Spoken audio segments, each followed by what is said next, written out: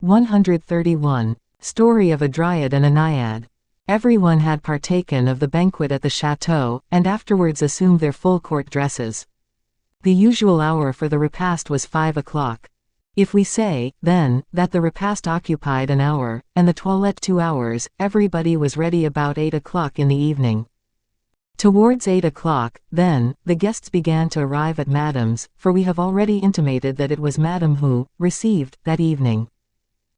And at Madame's soirees no one failed to be present, for the evenings passed in her apartments always had that perfect charm which the Queen, that pious and excellent princess, had not been able to confer upon her reunions. For, unfortunately, one of the advantages of goodness of disposition is that it is far less amusing than wit of an ill-natured character. And yet, let us hasten to add, that such a style of wit could not be assigned to Madame, for her disposition of mind, naturally of the very highest order, comprised too much true generosity, too many noble impulses and high-souled thoughts, to warrant her being termed ill-natured.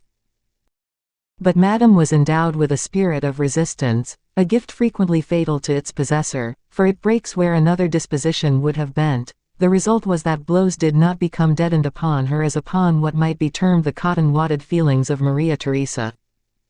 Her heart rebounded at each attack, and therefore, whenever she was attacked, even in a manner that almost stunned her, she returned blow for blow to anyone imprudent enough to tilt against her. Was this really maliciousness of disposition or simply waywardness of character?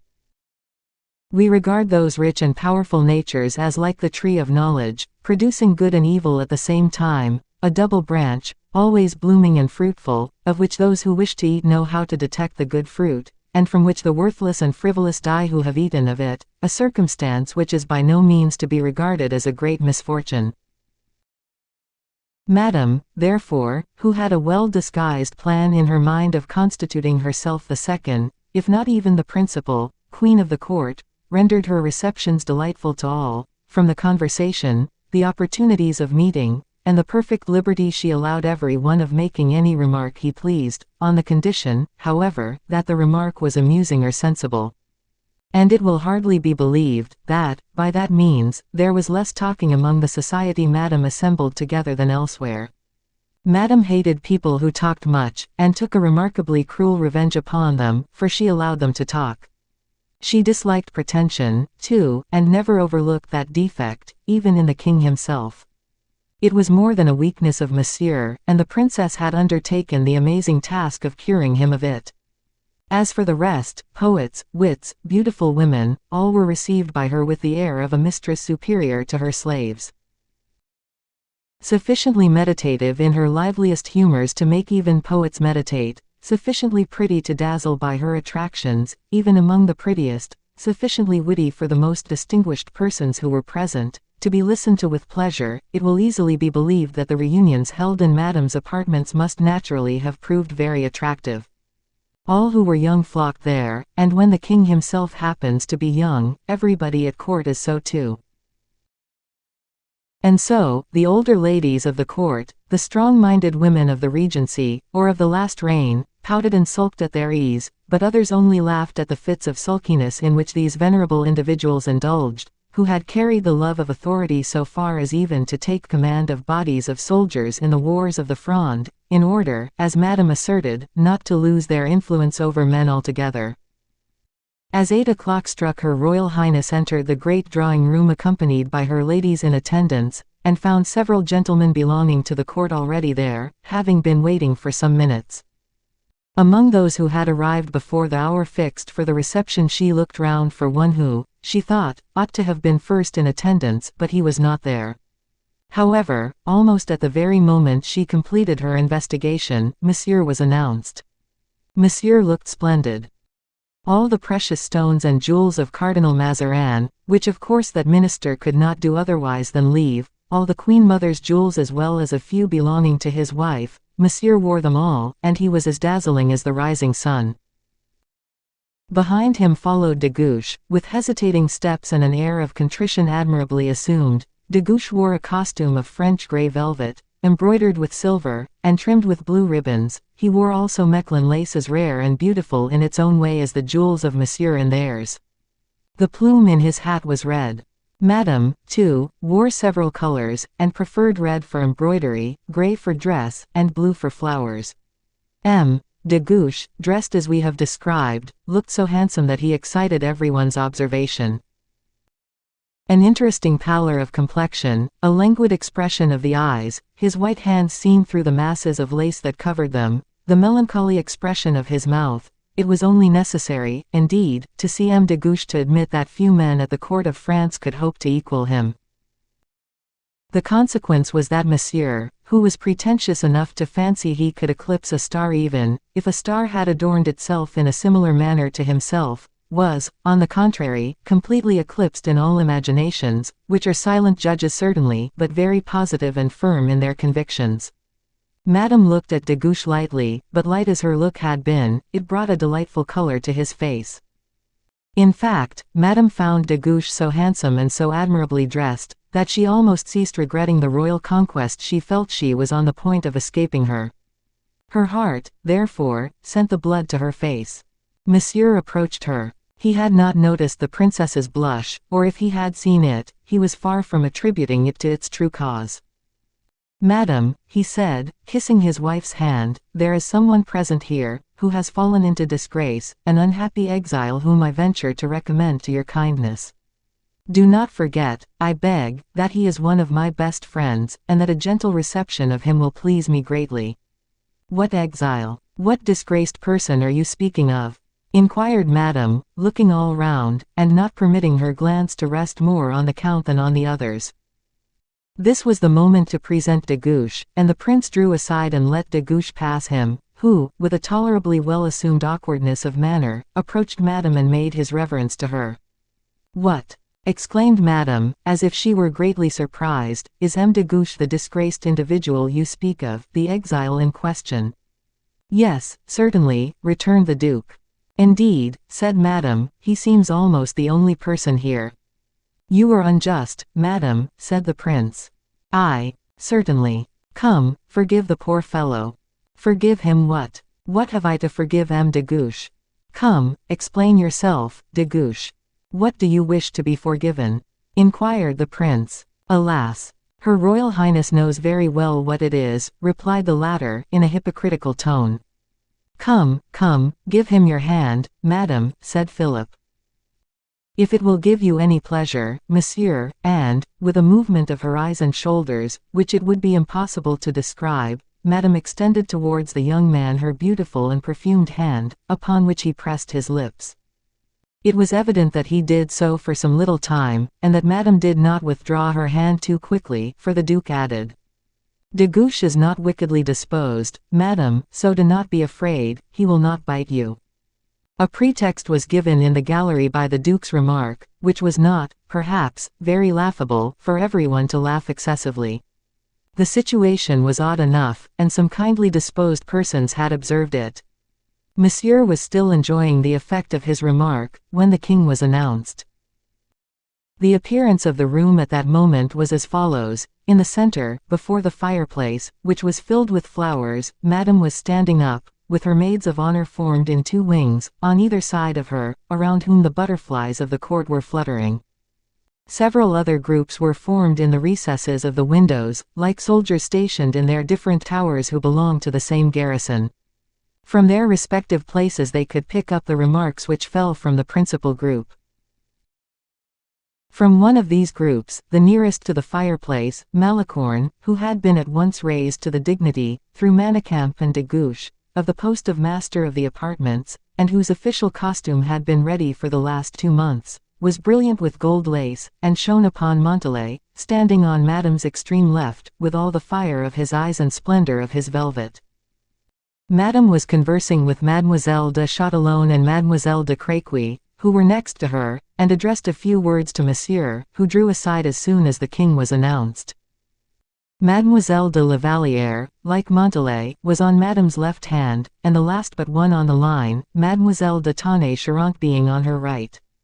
She was stationed as certain bodies of troops are, whose weakness is suspected, and who are placed between two experienced regiments. guarded in this manner by the companions who had shared her adventure, La Vallière, whether from regret at Raoul's departure, or still suffering from the emotion caused by recent events, which had begun to render her name familiar on the lips of the courtiers, La Vallière, we repeat, hid her eyes, red with weeping, behind her fan, and seemed to give the greatest attention to the remarks which Montalais and Athenais, alternately, whispered to her from time to time. As soon as the king's name was announced, a general movement took place in the apartment. Madame, in her character as hostess, rose to receive the royal visitor, but as she rose, notwithstanding her preoccupation of mind, she glanced hastily towards her right. Her glance, which the presumptuous de Guiche regarded as intended for himself, rested, as it swept over the whole circle, upon La Vallière, whose warm blush and restless emotion it instantly perceived. The king advanced to the middle of the group, which had now become a general one, by a movement which took place from the circumference to the center. Every head bowed low before his majesty, the ladies bending like frail, magnificent lilies before King Occulo. There was nothing very severe, we will even say, nothing very royal that evening about the king, except youth and good looks. He wore an air of animated joyousness and good humor which set all imaginations at work, and, thereupon, all present promised themselves a delightful evening, for no other reason than from having remarked the desire His Majesty had to amuse himself in Madame's apartments. If there was anyone in particular whose high spirits and good humor equaled the king's, it was de Saint-Aignan, who was dressed in a rose-colored costume, with face and ribbons of the same color, and, in addition, particularly rose-colored in his ideas, for that evening de Saint-Aignan was prolific in jests. The circumstance which had given a new expansion to the numerous ideas germinating in his fertile brain was, that he had just perceived that Mademoiselle de Tonnay-Charente was, like himself, dressed in rose color. We would not wish to say, however, that the wily courtier had not known beforehand that the beautiful Athenais was to wear that particular color, for he very well knew the art of unlocking the lips of a dressmaker or a lady's maid as to her mistress's intentions. He cast as many killing glances at Mademoiselle Athenais as he had bows of ribbons on his stockings and doublet, in other words he discharged a prodigious number. The king having paid Madame the customary compliments, and Madame having requested him to be seated, the circle was immediately formed. Louis inquired of Monsieur the particulars of the day's bathing, and stated, looking at the ladies present while he spoke, that certain poets were engaged turning into verse the enchanting diversion of the baths of the lanes, and that one of them particularly, Lauret, seemed to have been entrusted with the confidence of some water nymph, as he had in his verses recounted many circumstances that were actually true, at which remark more than one lady present felt herself bound to blush.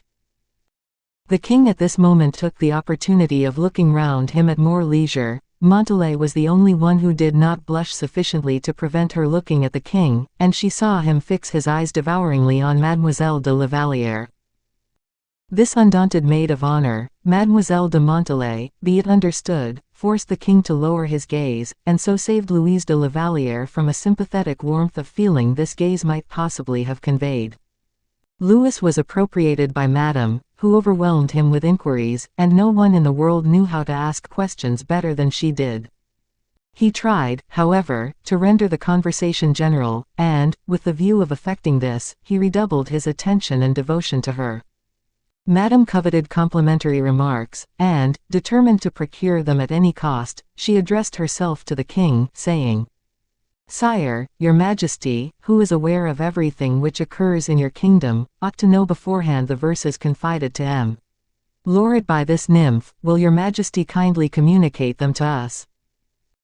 "Madam," replied the king, with perfect grace of manner, "I dare not. You, personally, might be in no little degree confused at having to listen to certain details, but Saint-Aignan tells a story well, and has a perfect recollection of the verses.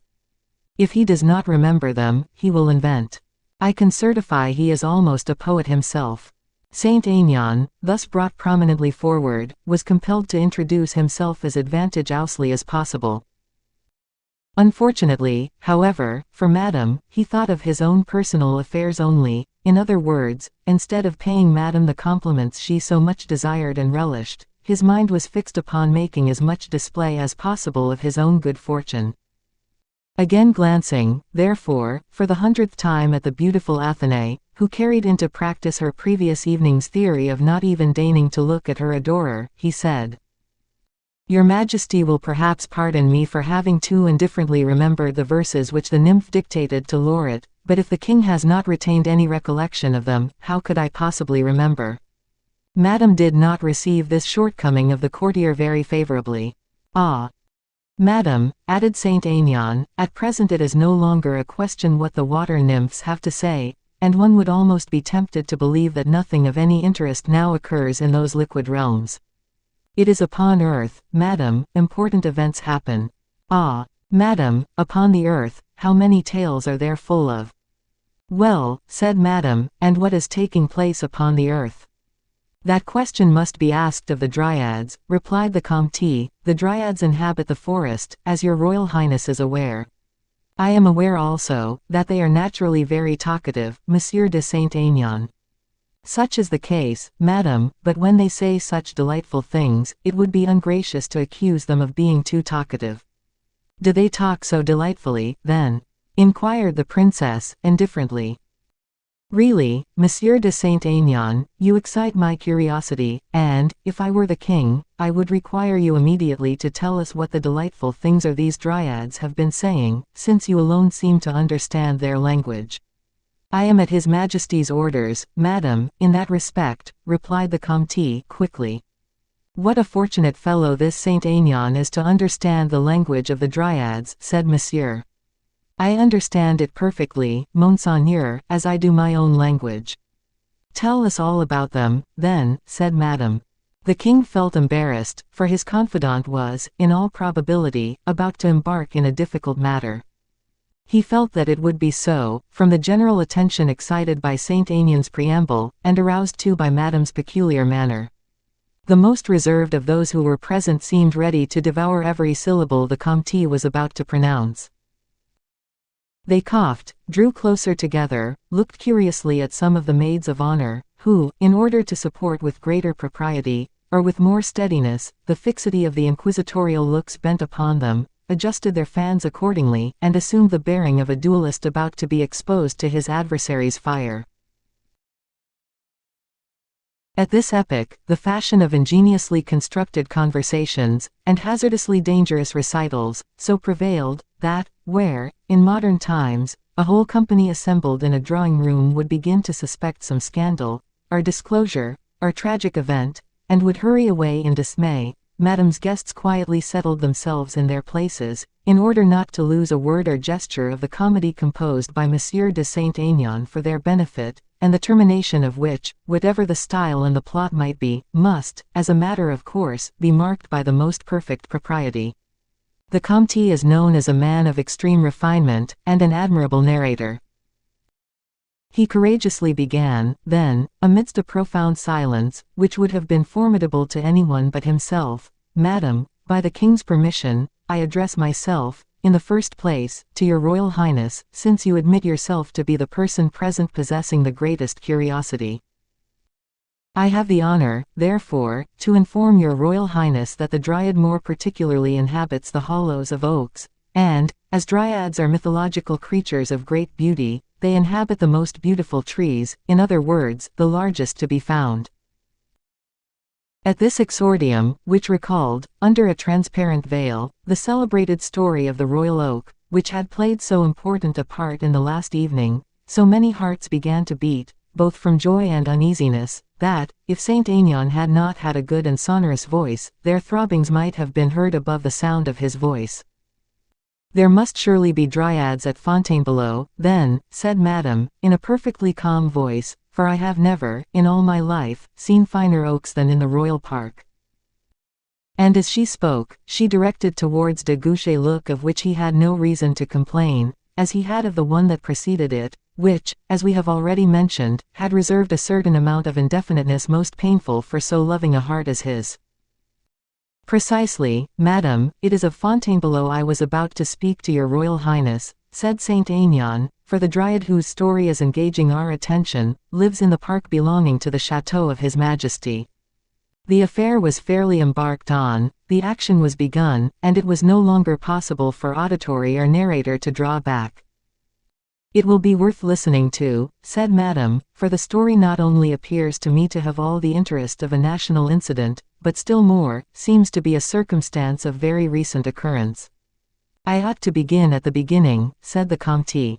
"In the first place, then, there lived at Fontainebleau, in a cottage of modest and unassuming appearance, 2 shepherds. The one was the shepherd Tircis, the owner of extensive domains transmitted to him from his parents, by right of inheritance. Tircis was young and handsome, and, from his many qualifications, he might be pronounced to be the first and foremost among the shepherds in the whole country. One might even boldly say he was the king of shepherds." A subdued murmur of approbation encouraged the narrator, who continued, "His strength equals his courage. No one displays greater address in hunting wild beasts, nor greater wisdom in matters where judgment is required. Whenever he mounts and exercises his horse in the beautiful plains of his inheritance, or whenever he joins with the shepherds who owe him allegiance, in different games of skill and strength, one might say that it is the god Mars hurling his lance on the plains of Thrace, or, even better, that it was Apollo himself, the god of day, radiant upon earth, bearing his flaming darts in his hand." Everyone understood that this allegorical portrait of the king was not the worst exordium the narrator could have chosen, and consequently it did not fail to produce its effect, either upon those who, from duty or inclination, applauded it to the very echo, or on the king himself, to whom flattery was very agreeable when delicately conveyed, and whom, indeed, it did not always displease, even when it was a little too broad. Saint Aignan then continued, "It is not in games of glory only, ladies, that the shepherd Tircis had acquired that reputation by which he was regarded as the king of the shepherds." "Of the shepherds of Fontainebleau," said the king, smilingly, to Madame. "Oh!" exclaimed Madame, "Fontainebleau is selected arbitrarily by the poet, but I should say, of the shepherds of the whole world." The king forgot his part of a passive auditor, and bowed. "It is," paused Saint Aignan, amidst a flattering murmur of applause, "it is with ladies fair especially that the qualities of this king of the shepherds are most prominently displayed. He is a shepherd with a mind as refined as his heart is pure. He can pay a compliment with a charm of manner whose fascination it is impossible to resist, and in his attachments he is so discreet, that beautiful and happy conquests may regard their lot as more than enviable. Never a syllable of disclosure, never a moment's forgetfulness. Whoever has seen and heard Tircis must love him. Whoever loves and is beloved by him, has indeed found happiness." Saint Aignan here paused. He was enjoying the pleasure of all these compliments, and the portrait he had drawn, however grotesquely inflated it might be, had found favor in certain ears, in which the perfections of the shepherd did not seem to have been exaggerated. Madame begged the orator to continue. "Tircis," said the Comte, "had a faithful companion, or rather a devoted servant, whose name was Amyntas." "Ah," said Madame, archly, "now for the portrait of Amyntas. You are such an excellent painter, Monsieur de Saint Aignan." Madame. "Oh, Comte, do not, I entreat you, sacrifice poor Amyntas. I should never forgive you." "Madame, Amyntas is of too humble a position, particularly beside Tircis, for his person to be honored by a parallel. There are certain friends who resemble those followers of ancient times, who cause themselves to be buried alive at their master's feet. Amyntas's place, too, is at the feet of Tircis. He cares for no other, and if, sometimes, the illustrious hero—" "Illustrious shepherd, you mean," said Madame, pretending to correct M. de Saint Aignan. "Your Royal Highness is right, I was mistaken," returned the courtier. "If, I say, the shepherd Tircis deigns occasionally to call Amyntas his friend, and to open his heart to him, it is an unparalleled favor, which the latter regards as the most unbounded felicity." "All that you say," interrupted Madame, "establishes the extreme devotion of Amyntas to Tircis, but does not furnish us with the portrait of Amyntas. Comte, do not flatter him, if you like, but describe him to us." "I will have Amyntas's portrait." Saint Aignan obeyed, after having bowed profoundly to His Majesty's sister-in-law. "Amyntas," he said, "is somewhat older than Tircis. he is not an ill-favored shepherd. It is even said that the Muses condescended to smile upon him at his birth, even as Hebe smiled upon youth. He is not ambitious of display, but he is ambitious of being loved, and he might not, perhaps, be found unworthy of it, if he were only sufficiently well known. This latter paragraph, strengthened by a killing glance, was directed straight to Mademoiselle de Tonnay-Charente, who received them both unmoved. But the modesty and tact of the allusion had produced a good effect. Amyntas reaped the benefit of it in the applause bestowed upon him. Tircis's head even gave the signal for it by a consenting bow, full of good feeling. One evening, continued Saint Aignan, Tircis and Amyntas were walking together in the forest, talking of their love disappointments. Do not forget, ladies, that the story of the Dryad is now beginning, otherwise it would be easy to tell you what Tircis and Amyntas, the two most discreet shepherds of the whole earth, were talking about. They reached the thickest part of the forest, for the purpose of being quite alone, and of confiding their troubles more freely to each other, when suddenly the sound of voices struck upon their ears.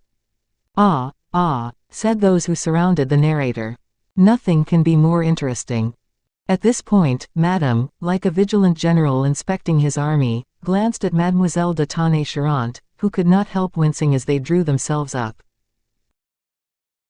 These harmonious voices, resumed Saint Aignan, were those of certain shepherdesses, who had been likewise desirous of enjoying the coolness of the shade, and who, knowing the isolated and almost unapproachable situation of the place, had betaken themselves there to interchange their ideas upon.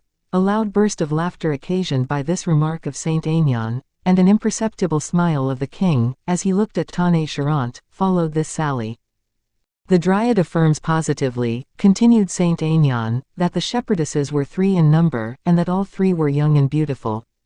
What were their names? Said Madame, quickly. Their names, said Saint Aignan, who hesitated from fear of committing an indiscretion. Of course, you call your shepherds Tircis and Amyntas, give your shepherdesses names in a similar manner. Oh, Madame, I am not an inventor, I relate simply what took place as the Dryad related it to me. What did your Dryad, then, call these shepherdesses? You have a very treacherous memory, I fear. This Dryad must have fallen out with the goddess Mnemosyne. These shepherdesses, Madame, pray remember that it is a crime to betray a woman's name. From which a woman absolves you, Comte, on the condition that you will reveal the names of the shepherdesses. Their names were Phyllis, Amaryllis, and Galatea. Exceedingly well, they have not lost by the delay, said Madame, and now we have 3 charming names. But now for their portraits. Saint Aignan again made a slight movement. Nay, Comte, let us proceed in due order, returned Madame. Ought we not, sire, to have the portraits of the shepherdesses? The king, who expected this determined perseverance, and who began to feel some uneasiness, did not think it safe to provoke so dangerous an interrogator. He thought, too, that Saint Aignan, in drawing the portraits, would find a means of insinuating some flattering allusions which would be agreeable to the ears of one His Majesty was interested in pleasing. It was with this hope and with this fear that Louis authorized Saint Aignan to sketch the portraits of the shepherdesses, Phyllis, Amaryllis, and Galatea. Very well, then, be it so, said Saint Aignan, like a man who has made up his mind, and he began. 132. Conclusion of the story of a Naiad and of a Dryad. Phyllis, said Saint Aignan, with a glance of defiance at Montalais, such as a fencing master would give who invites an antagonist worthy of him to place himself on guard, Phyllis is neither fair nor dark, neither tall nor short, neither too grave nor too gay. Though but a shepherdess, she is as witty as a princess and as coquettish as the most finished flirt that ever lived. Nothing can equal her excellent vision. Her heart yearns for everything her gaze embraces.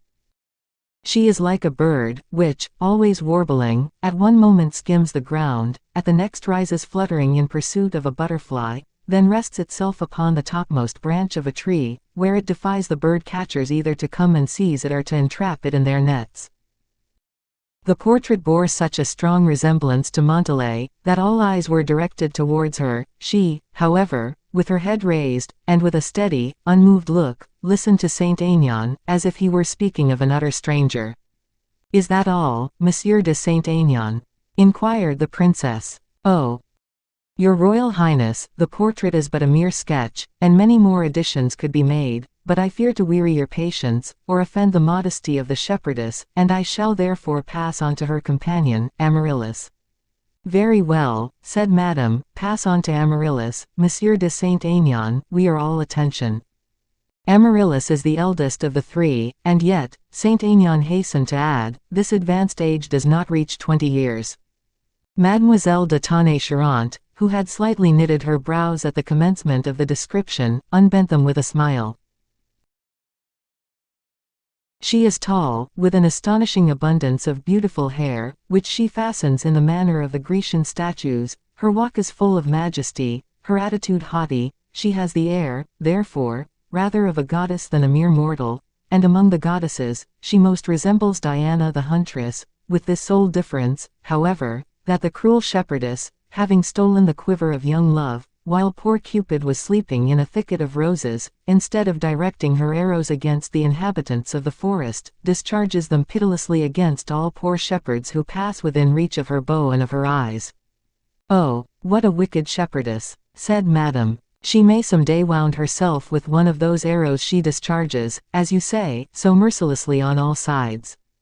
"It is the hope of shepherds, one and all," said Saint-Aignan. "And that of the shepherd Amintas in particular, I suppose," said Madame.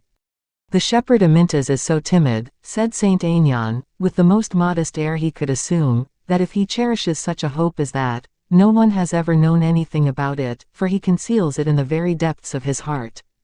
A flattering murmur of applause greeted this profession of faith on behalf of the shepherd. "And Galatea?" inquired Madame. "I am impatient to see a hand so skillful as yours continue the portrait where Virgil left it, and finish it before our eyes." "Madame," said Saint-Aignan, "I am indeed a poor dumb post beside the mighty Virgil. Still, encouraged by your desire, I will do my best."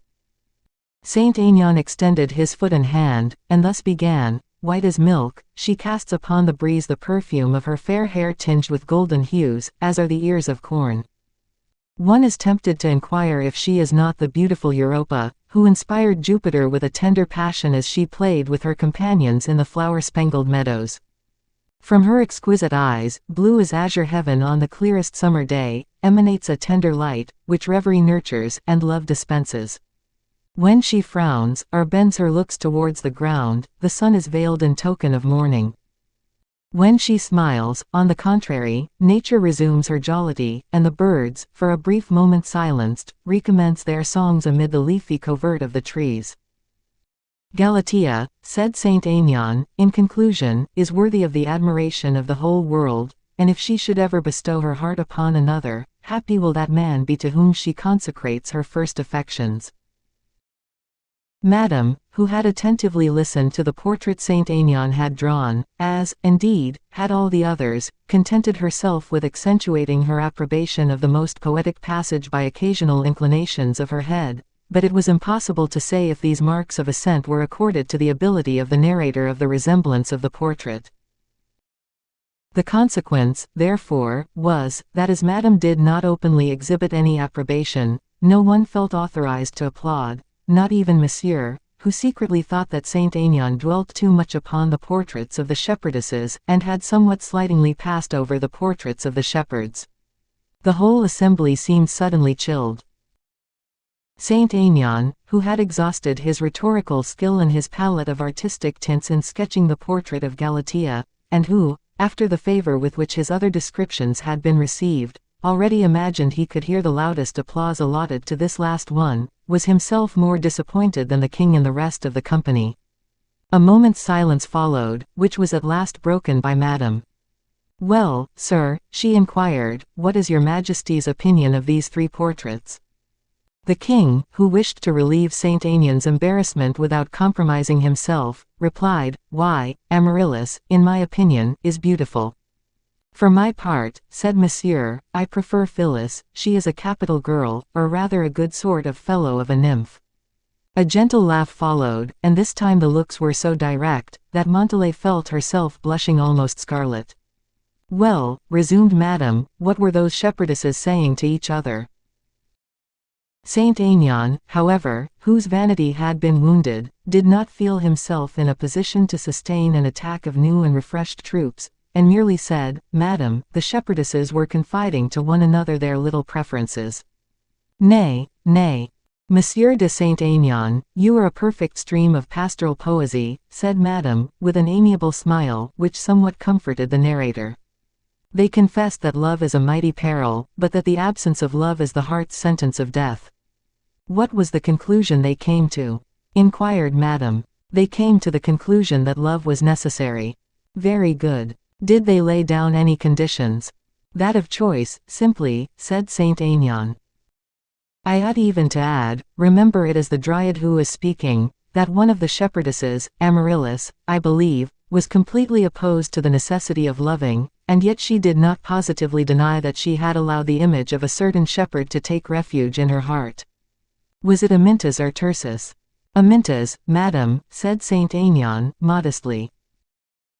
But Galatea, the gentle and soft-eyed Galatea, immediately replied, that neither Amyntas, nor Alphesibous, nor Tityrus, nor indeed any of the handsomest shepherds of the country, were to be compared to Tircis, that Tircis was as superior to all other men, as the oak to all other trees, as the lily in its majesty to all other flowers. She drew even such a portrait of Tircis that Tircis himself, who was listening, must have felt truly flattered at it, notwithstanding his rank as a shepherd. Thus Tircis and Amyntas had been distinguished by Phyllis and Galatea, and thus had the secrets of two hearts revealed beneath the shades of evening, and amid the recesses of the woods. Such, madam, is what the Dryad related to me, she who knows all that takes place in the hollows of oaks and grassy dells, she who knows the loves of the birds, and all they wish to convey by their songs, she who understands, in fact, the language of the wind among the branches, the humming of the insect with its gold and emerald wings in the corolla of the wildflowers. It was she who related the particulars to me, and I have repeated them. And now you have finished, Monsieur de Saint Aignan, have you not?"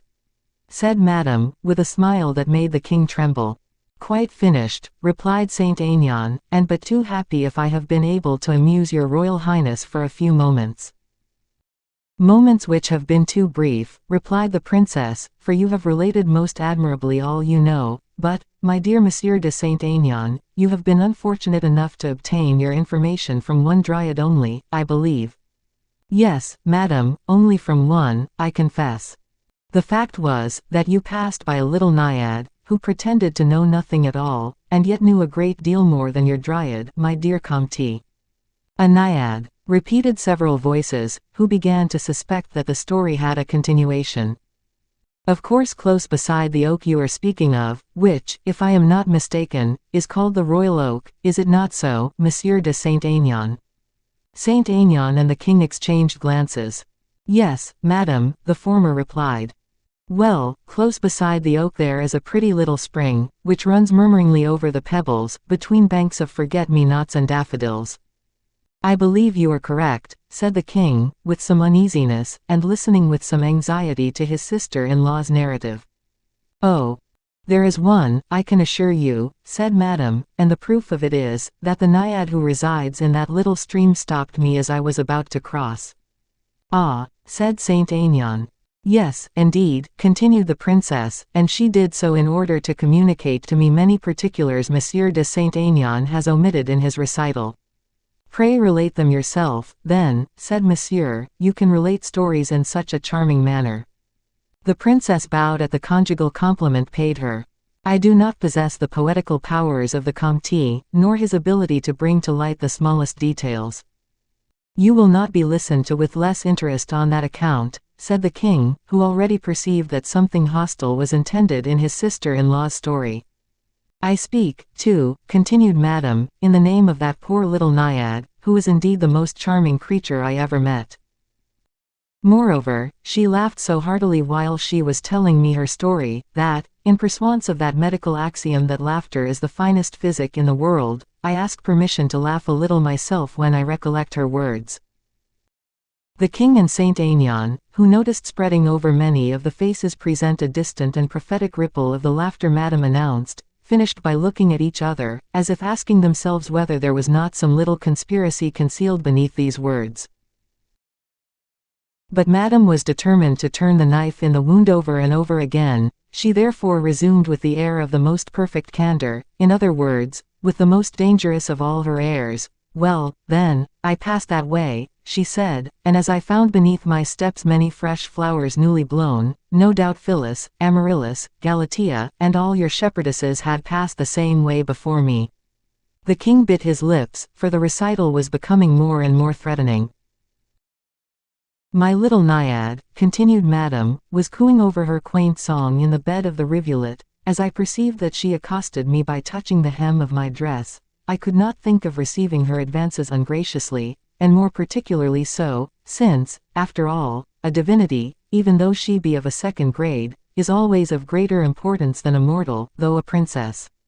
I thereupon accosted the Naiad, and bursting into laughter, this is what she said to me. Fancy, princess. You understand, sire, it is the Naiad who is speaking." The king bowed assentingly, and Madame continued, "Fancy, princess, the banks of my little stream have just witnessed a most amusing scene. Two shepherds, full of curiosity, even indiscreetly so, have allowed themselves to be mystified in a most amusing manner by three nymphs, or three shepherdesses. I beg your pardon, but I do not now remember if it was nymphs or shepherdesses she said, but it does not much matter, so we will continue." The king, at this opening, colored visibly, and Saint Aignan, completely losing countenance, began to open his eyes in the greatest possible anxiety. "The two shepherds," pursued my nymph, still laughing, "followed in the wake of the three young ladies, no, I mean, of the three nymphs, forgive me, I ought to say, of the three shepherdesses. It is not always wise to do that, for it may be awkward for those who are followed. I appeal to all the ladies present, and not one of them, I am sure, will contradict me." The king, who was much disturbed by what he suspected was about to follow, signified his assent by a gesture. "But," continued the Naiad, "the shepherdesses had noticed Tircis and Amyntas gliding into the wood, and, by the light of the moon, they had recognized them through the grove of the trees." "Ah, you laugh," interrupted Madame. Wait, you are not yet at the end." The king turned pale. Saint Aignan wiped his forehead, now dewed with perspiration. Among the groups of ladies present could be heard smothered laughter and stealthy whispers. The shepherdesses, I was saying, noticing how indiscreet the two shepherds were, proceeded to sit down at the foot of the royal oak, and, when they perceived that their overcurious listeners were sufficiently near, so that not a syllable of what they might say could be lost, they addressed towards them very innocently, in the most artless manner in the world indeed, a passionate declaration, which from the vanity natural to all men, and even to the most sentimental of shepherds, seemed to the two listeners as sweet as honey. The king, at these words, which the assembly was unable to hear without laughing, could not restrain a flash of anger darting from his eyes. As for Saint Aignan, he let his head fall upon his breast, and concealed, under a silly laugh, the extreme annoyance he felt. "Oh," said the king, drawing himself up to his full height, "upon my word, that is a most amusing jest, certainly, but, really and truly, are you sure you quite understood the language of the Naiads?" "The Comte, sire, pretends to have perfectly understood that of the Dryads," retorted Madame, icily. "No doubt," said the king, "but you know the Comte has the weakness to aspire to become a member of the Academy, so that, with this object in view, he has learnt all sorts of things of which very happily you are ignorant, and it might possibly happen that the language of the nymph of the waters might be among the number of things you have not studied."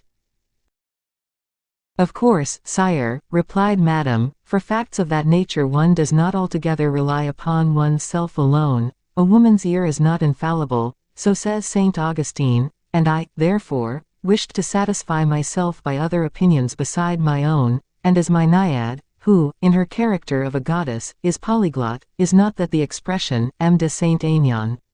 "I believe so," said the latter, quite out of countenance. "Well," continued the princess, "as my Naiad, who, in her character of a goddess, had at first spoken to me in English, I feared, as you suggest, that I might have misunderstood her, and I requested Mesdemoiselles de Montalais, de Tonnay-Charente, and de Lavalière, to come to me, begging my Naiad to repeat to me in the French language, the recital she had already communicated to me in English. "And did she do so?" inquired the king. "Oh, she is the most polite divinity it is possible to imagine." "Yes, sire, she did so that no doubt whatever remains on the subject." "Is it not so, young ladies?" said the princess, turning towards the left of her army. "Did not the naiad say precisely what I have related, and have I, in any one particular, exceeded the truth, Phyllis?" "I beg your pardon, I mean Mademoiselle or de Montalais." "Precisely as you have stated, madam," articulated Mademoiselle de Montalais, very distinctly. "Is it true, Mademoiselle de Tonnay-Charente?" "The perfect truth," replied Athenais, in a voice quite as firm, but not yet so distinct. "And you, La Vallière?" asked Madame. The poor girl felt the king's ardent look fixed upon her. She dared not deny, she dared not tell a falsehood, she merely bowed her head, and everybody took it for a token of assent. Her head, however, was not raised again, chilled as she was by a coldness more bitter than that of death. This triple testimony overwhelmed the king. As for Saint Aignan, he did not even attempt to dissemble his despair, and, hardly knowing what he said, he stammered out, "An excellent jest. Admirably played. A just punishment for curiosity," said the king, in a hoarse voice. "Oh! Who would think, after the chastisement that Tircis and Amyntas had suffered, of endeavoring to surprise what is passing in the heart of shepherdesses? Assuredly I shall not, for one, and, you, gentlemen." Nor I," repeated, in a chorus, the group of courtiers. Madame was filled with triumph at the king's annoyance, and was full of delight, thinking that her story had been, or was to be, the termination of the whole affair. As for Monsieur, who had laughed at the two stories without comprehending anything about them, he turned towards de Guiche, and said to him, "Well, Comte, you say nothing, can you not find something to say? Do you pity Tircis and Amyntas, for instance?" "I pity them with all my soul," replied de Guiche, "for, in very truth, love is so sweet a fancy, that to lose it, fancy though it may be, is to lose more than life itself. If, therefore, these two shepherds thought themselves beloved, if they were happy in that idea, and if, instead of that happiness, they meet not only that empty void which resembles death, but jeers and jests at love itself, which is worse than 1,000 deaths, in that case, I say that Tircis and Amyntas are the two most unhappy men I know." "And you are right, too, Monsieur de Guiche," said the king, "for, in fact, the injury in question is a very hard return for a little harmless curiosity." "That is as much to say, then, that the story of my naiad has displeased the king?" asked Madame, innocently.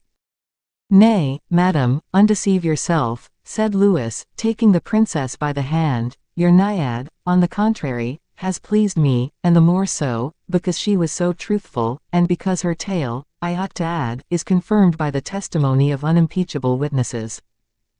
These words fell upon La Vallière, accompanied by a look that no one, from Socrates to Montaigne, could have exactly defined. The look and the king's remark succeeded in overpowering the unhappy girl, who, with her head upon Montalais's shoulder, seemed to have fainted away. The king rose, without remarking this circumstance, of which no one, moreover, took any notice, and, contrary to his usual custom, for generally he remained late in Madame's apartments, he took his leave, and retired to his own side of the palace. Saint Aignan followed him, leaving the rooms in as much despair as he had entered them with delight. Mademoiselle de Tonnay-Charente, less sensitive than La Vallière, was not much frightened, and did not faint. However, it may be that the last look of Saint Aignan had hardly been so majestic as the king's. 133. Royal Psychology. The king returned to his apartments with hurried steps. The reason he walked as fast as he did was probably to avoid tottering in his gait. He seemed to leave behind him as he went along a trace of a mysterious sorrow. That gaiety of manner, which everyone had remarked in him on his arrival, and which they had been delighted to perceive, had not perhaps been understood in its true sense, but his stormy departure, his disordered countenance, all knew, or at least thought they could tell the reason of. Madame's levity of manner, her somewhat bitter jests, bitter for persons of a sensitive disposition, and particularly for one of the king's character, the great resemblance which naturally existed between the king and an ordinary mortal, were among the reasons assigned for the precipitate and unexpected departure of His Majesty. Madame, keen-sighted enough in other respects, did not, however, at first see anything extraordinary in it. It was quite sufficient for her to have inflicted some slight wound upon the vanity or self-esteem of one who, so soon forgetting the engagements he had contracted, seemed to have undertaken to disdain, without cause, the noblest and highest prize in France. It was not an unimportant matter for Madame, in the present position of affairs, to let the king perceive the difference which existed between the bestowal of his affections on one in a high station, and the running after each passing fancy, like a youth fresh from the provinces. With regard to those higher-placed affections, recognizing their dignity and their illimitable influence, acknowledging in them a certain etiquette and display, a monarch not only did not act in a manner derogatory to his high position, but found even repose, security, mystery, and general respect therein. On the contrary, in the debasement of a common or humble attachment, he would encounter, even among his meanest subjects, carping and sarcastic remarks. He would forfeit his character of infallibility and inviolability. Having descended to the region of petty human miseries, he would be subjected to paltry contentions. In one word, to convert the royal divinity into a mere mortal by striking at his heart, or rather even at his face, like the meanest of his subjects, was to inflict a terrible blow upon the pride of that generous nature. Louis was more easily captivated by vanity than affection. Madame had wisely calculated her vengeance, and it has been seen, also, in what manner she carried it out. Let it not be supposed, however, that Madame possessed such terrible passions as the heroines of the Middle Ages, or that she regarded things from a pessimistic point of view. On the contrary, Madame, young, amiable, of cultivated intellect, coquettish, loving in her nature, but rather from fancy, or imagination, or ambition, than from her heart, Madame, we say, on the contrary, inaugurated that epoch of light and fleeting amusements, which distinguished the 120 years that intervened between the middle of the 17th century, and the last quarter of the 18th. Madame saw, therefore, or rather fancied she saw, things under their true aspect. She knew that the king, her august brother-in-law, had been the first to ridicule the humble Lavalier, and that, in accordance with his usual custom, it was hardly probable he would ever love the person who had excited his laughter, even had it been only for a moment. Moreover, was not her vanity ever present, that evil influence which plays so important a part in that comedy of dramatic incidents called the life of a woman? Did not her vanity tell her, aloud, in a subdued voice, in a whisper, in every variety of tone, that she could not, in reality, she a princess, young, beautiful, and rich, be compared to the poor Lavalier, as youthful as herself it is true, but far less pretty, certainly, and utterly without money, protectors, or position? And surprise need not be excited with respect to Madame, for it is known that the greatest characters are those who flatter themselves the most in the comparisons they draw between themselves and others, between others and themselves. It may perhaps be asked what was Madame's motive for an attack so skillfully conceived and executed. Why was there such a display of forces, if it were not seriously her intention to dislodge the king from a heart that had never been occupied before, in which he seemed disposed to take refuge? Was there any necessity, then, for Madame to attach so great an importance to Lavalier, if she did not fear her?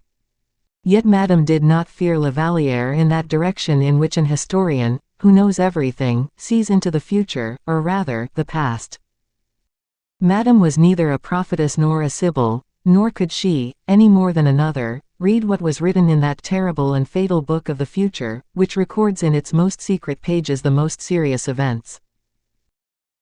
No, Madame desired simply to punish the king for having availed himself of secret means altogether feminine in their nature. She wished to prove to him that if he made use of offensive weapons of that nature, she, a woman of ready wit and high descent, would assuredly discover in the arsenal of her imagination defensive weapons proof even against the thrusts of a monarch. Moreover, she wished him to learn that, in a war of that description, kings are held of no account, or, at all events, that kings who fight on their own behalf, like ordinary individuals, may witness the fall of their crown in the first encounter, and that, in fact, if he had expected to be adored by all the ladies of the court from the very first, from a confident reliance on his mere appearance, it was a pretension which was most preposterous and insulting even, for certain persons who filled a higher position than others, and that a lesson taught in season to this royal personage, who assumed too high and haughty a carriage, would be rendering him a great service. Such, indeed, were Madame's reflections with respect to the king. The sequel itself was not thought of.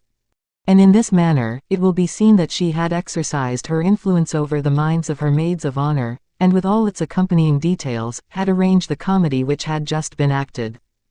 The king was completely bewildered by it. For the first time since he had escaped from the trammels of M. de Mazarin, he found himself treated as a man. Similar severity from any of his subjects would have been at once resisted by him. Strength comes with battle. But to match one's self with women, to be attacked by them, to have been imposed upon by mere girls from the country, who had come from Blois expressly for that purpose, it was the depth of dishonor for a young sovereign full of the pride his personal advantages and royal power inspired him with. There was nothing he could do, neither reproaches, nor exile, nor could he even show the annoyance he felt. To manifest vexation would have been to admit that he had been touched, like Hamlet, by a sword from which the button had been removed, the sword of ridicule. To show animosity against women, humiliation. Especially when the women in question have laughter on their side, as a means of vengeance. If, instead of leaving all the responsibility of the affair to these women, one of the courtiers had had anything to do with the intrigue, how delightedly would Louis have seized the opportunity of turning the Bastille to personal account. But there, again, the king's anger paused, checked by reason.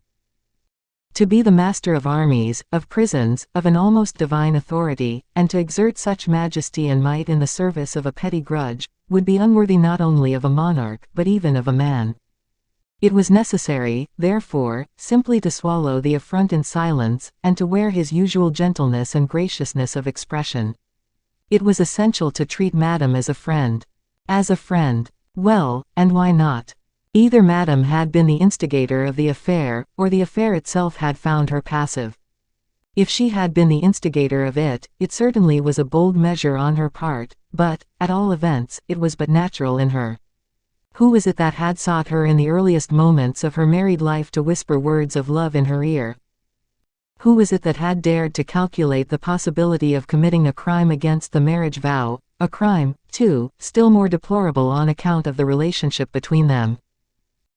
Who was it that, shielded behind his royal authority, had said to this young creature, "Be not afraid, love but the King of France, who is above all, and a movement of whose sceptred hand will protect you against all attacks, even from your own remorse"? And she had listened to and obeyed the royal voice, had been influenced by his ensnaring tones, and when, morally speaking, she had sacrificed her honor in listening to him, she saw herself repaid for her sacrifice by an infidelity the more humiliating, since it was occasioned by a woman far beneath her in the world. Had Madame, therefore, been the instigator of the revenge, she would have been right. If, on the contrary, she had remained passive in the whole affair, what grounds had the king to be angry with her on that account? Was it for her to restrain, or rather could she restrain, the chattering of a few country girls? And was it for her, by an excess of zeal that might have been misinterpreted, to check, at the risk of increasing it, the impertinence of their conduct? All these various reasonings were like so many actual stings to the king's pride, but when he had carefully, in his own mind, gone over all the various causes of complaint, Louis was surprised, upon due reflection, in other words, after the wound has been dressed, to find that there were other causes of suffering, secret, unendurable, and unrevealed. There was one circumstance he dared not confess, even to himself, namely, that the acute pain from which he was suffering had its seat in his heart. The fact is, he had permitted his heart to be gratified by La Valliere's innocent confusion. He had dreamed of a pure affection, of an affection for Louis the man, and not the sovereign, of an affection free from all self-interest, and his heart, simpler and more youthful than he had imagined it to be, had to meet that other heart that had revealed itself to him by its aspirations. The commonest thing in the complicated history of love, is the double inoculation of love to which any two hearts are subjected, The one loves nearly always before the other, in the same way that the latter finishes nearly always by loving after the other.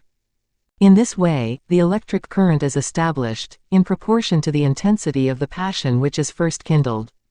The more Mademoiselle de la Vallière showed her affection, the more the king's affection had increased. And it was precisely that which had annoyed His Majesty. For it was now fairly demonstrated to him, that no sympathetic current had been the means of hurrying his heart away in its course, because there had been no confession of love in the case, because the confession was, in fact, an insult towards the man and towards the sovereign, and finally, because, and the word, too, burnt like a hot iron, because, in fact, it was nothing but a mystification after all. This girl, therefore, who, in strictness, could not lay claim to beauty, or birth, or great intelligence, who had been selected by Madame herself, on account of her unpretending position, had not only aroused the king's regard, but had, moreover, treated him with disdain. He, the king, a man who, like an Eastern potentate, had but to bestow a glance, to indicate with his finger, to throw his handkerchief. And, since the previous evening, his mind had been so absorbed with this girl that he could think and dream of nothing else. Since the previous evening his imagination had been occupied by clothing her image with charms to which she could not lay claim. In very truth, he whom such vast interest summoned, and whom so many women smiled upon invitingly, had, since the previous evening, consecrated every moment of his time, every throb of his heart, to this sole dream. It was, indeed, either too much, or not sufficient. The indignation of the king, making him forget everything, and, among others, that Saint Aignan was present, was poured out in the most violent imprecations. True it is, that Saint Aignan had taken refuge in a corner of the room, and from his corner, regarded the tempest passing over. His own personal disappointment seemed contemptible, in comparison with the anger of the king. He compared with his own petty vanity the prodigious pride of offended majesty, and, being well read in the hearts of kings in general, and in those of powerful kings in particular, he began to ask himself if this weight of anger, as yet held in suspense, would not soon terminate by falling upon his own head, for the very reason that others were guilty, and he innocent. In point of fact, the king, all at once, did arrest his hurried pace, and, fixing a look full of anger upon Saint Aignan, suddenly cried out, "And you, Saint Aignan?" Saint Aignan made a sign which was intended to signify, "Well, sire." "Yes, you have been as silly as myself, I think." "Sire," stammered out Saint Aignan, "you permitted us to be deceived by this shameless trick." "Sire," said Saint Aignan, whose agitation was such as to make him tremble in every limb, "let me entreat your majesty not to exasperate yourself.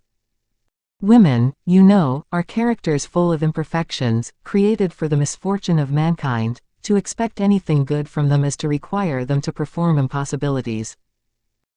The king, who had the greatest consideration for himself, and who had begun to acquire over his emotions that command which he preserved over them all his life, perceived that he was doing an outrage to his own dignity in displaying so much animosity about so trifling an object. "No," he said, hastily, "you are mistaken, Saint Aignan, I am not angry, I can only wonder that we should have been turned into ridicule so cleverly and with such audacity by these young girls. I am particularly surprised that, although we might have informed ourselves accurately on the subject, we were silly enough to leave the matter for our own hearts to decide. The heart, sire, is an organ which requires positively to be reduced to its material functions, but which, for the sake of humanity's peace of mind, should be deprived of all its metaphysical inclinations. For my own part, I confess, when I saw that your majesty's heart was so taken up by this little, my heart taken up, my mind might, perhaps, have been so, but as for my heart, it was." Louis again perceived that, in order to fill one gulf, he was about to dig another. "Besides," he added, "I have no fault to find with the girl. I was quite aware that she was in love with someone else. The Vicomte de Bragelonne. I informed your majesty of the circumstance. You did so, but you were not the first who told me. The Comte de la Fere had solicited from me Mademoiselle de la Vallière's hand for his son. And, on his return from England, the marriage shall be celebrated, since they love each other. I recognize your Majesty's great generosity of disposition in that act. So, Saint Aignan, we will cease to occupy ourselves with these matters any longer," said Louis. "Yes, we will digest the affront, sire," replied the courtier, with resignation. "Besides, it will be an easy matter to do so," said the king, checking a sigh. "And, by way of a beginning, I will set about the composition of an epigram upon all three of them. I will call it, the Naiad and Dryad, which will please madam." "Do so, Saint Aignan, do so," said the king, indifferently. "You shall read me your verses, they will amuse me." "Ah! It does not signify, Saint Aignan," added the king, like a man breathing with difficulty, "the blow requires more than human strength to support in a dignified manner." As the king thus spoke, assuming an air of the most angelic patience, one of the servants in attendance knocked gently at the door. Saint Aignan drew aside, out of respect. "Come in," said the king. The servant partially opened the door. "What is it?" inquired Louis. The servant held out a letter of a triangular shape. "For your Majesty," he said. "From whom?" "I do not know. One of the officers on duty gave it to me." The valet, in obedience to a gesture of the king, handed him the letter. The king advanced towards the candles, opened the note, read the signature, and uttered a loud cry. Saint Aignan was sufficiently respectful not to look on, but, without looking on, he saw and heard all, and ran towards the king, who with a gesture dismissed the servant. "Oh, heavens!" said the king, as he read the note. "Is your Majesty unwell?" inquired Saint Aignan, stretching forward his arms. "No, no, Saint Aignan, read." And he handed him the note. Saint Aignan's eyes fell upon the signature. "La Valliere," he exclaimed. "Oh, sire. Read, read." And Saint Aignan read. "Forgive my importunity, sire, and forgive, also, the absence of the formalities which may be wanting in this letter. A note seems to be more speedy and more urgent than a dispatch. I venture, therefore, to address this note to your Majesty. I have retired to my own room, overcome with grief and fatigue, sire, and I implore your Majesty to grant me the favor of an audience, which will enable me to confess the truth to my sovereign. Louise de la Valliere." "Well?" asked the king, taking the letter from Saint Aignan's hands, who was completely bewildered by what he had just read. "Well," repeated Saint Aignan. "What do you think of it?" "I hardly know. Still, what is your opinion?" "Sire, the young lady must have heard the muttering of the thunder, and has got frightened." "Frightened at what?" asked Louis with dignity. "Why, your Majesty has 1,000 reasons to be angry with the author or authors of so hazardous a joke, and, if your Majesty's memory were to be awakened in a disagreeable sense, it would be a perpetual menace hanging over the head of this imprudent girl. Saint Aignan, I do not think as you do. Your Majesty doubtless sees more clearly than myself. Well, I see affliction and restraint in these lines, more particularly since I recall some of the details of the scene which took place this evening in Madame's apartments." The king suddenly stopped, leaving his meaning unexpressed. "In fact," resumed Saint Aignan, "your Majesty will grant an audience, nothing is clearer than that." "I will do better, Saint Aignan." "What is that, sire?" "Put on your cloak." "But, sire, you know the suite of rooms where Madame's maids of honor are lodged?" "Certainly. You know some means of obtaining an entrance there?" "As far as that is concerned, I do not." "At all events, you must be acquainted with someone there." "Really, your Majesty is the source of every good idea." "You do know someone, then?" "Who is it?" "I know a certain gentleman, who is on very good terms with a certain young lady there." "One of the maids of honor?" "Yes, sire. With Mademoiselle de Tonnay-Charente, I suppose," said the king, laughing. "Fortunately, no, sire, with Montalais." "What is his name?" "Malicorne. And you can depend on him?" "I believe so, sire. He ought to have a key of some sort in his possession, and if he should happen to have one, as I have done him a service, why, he will let us have it."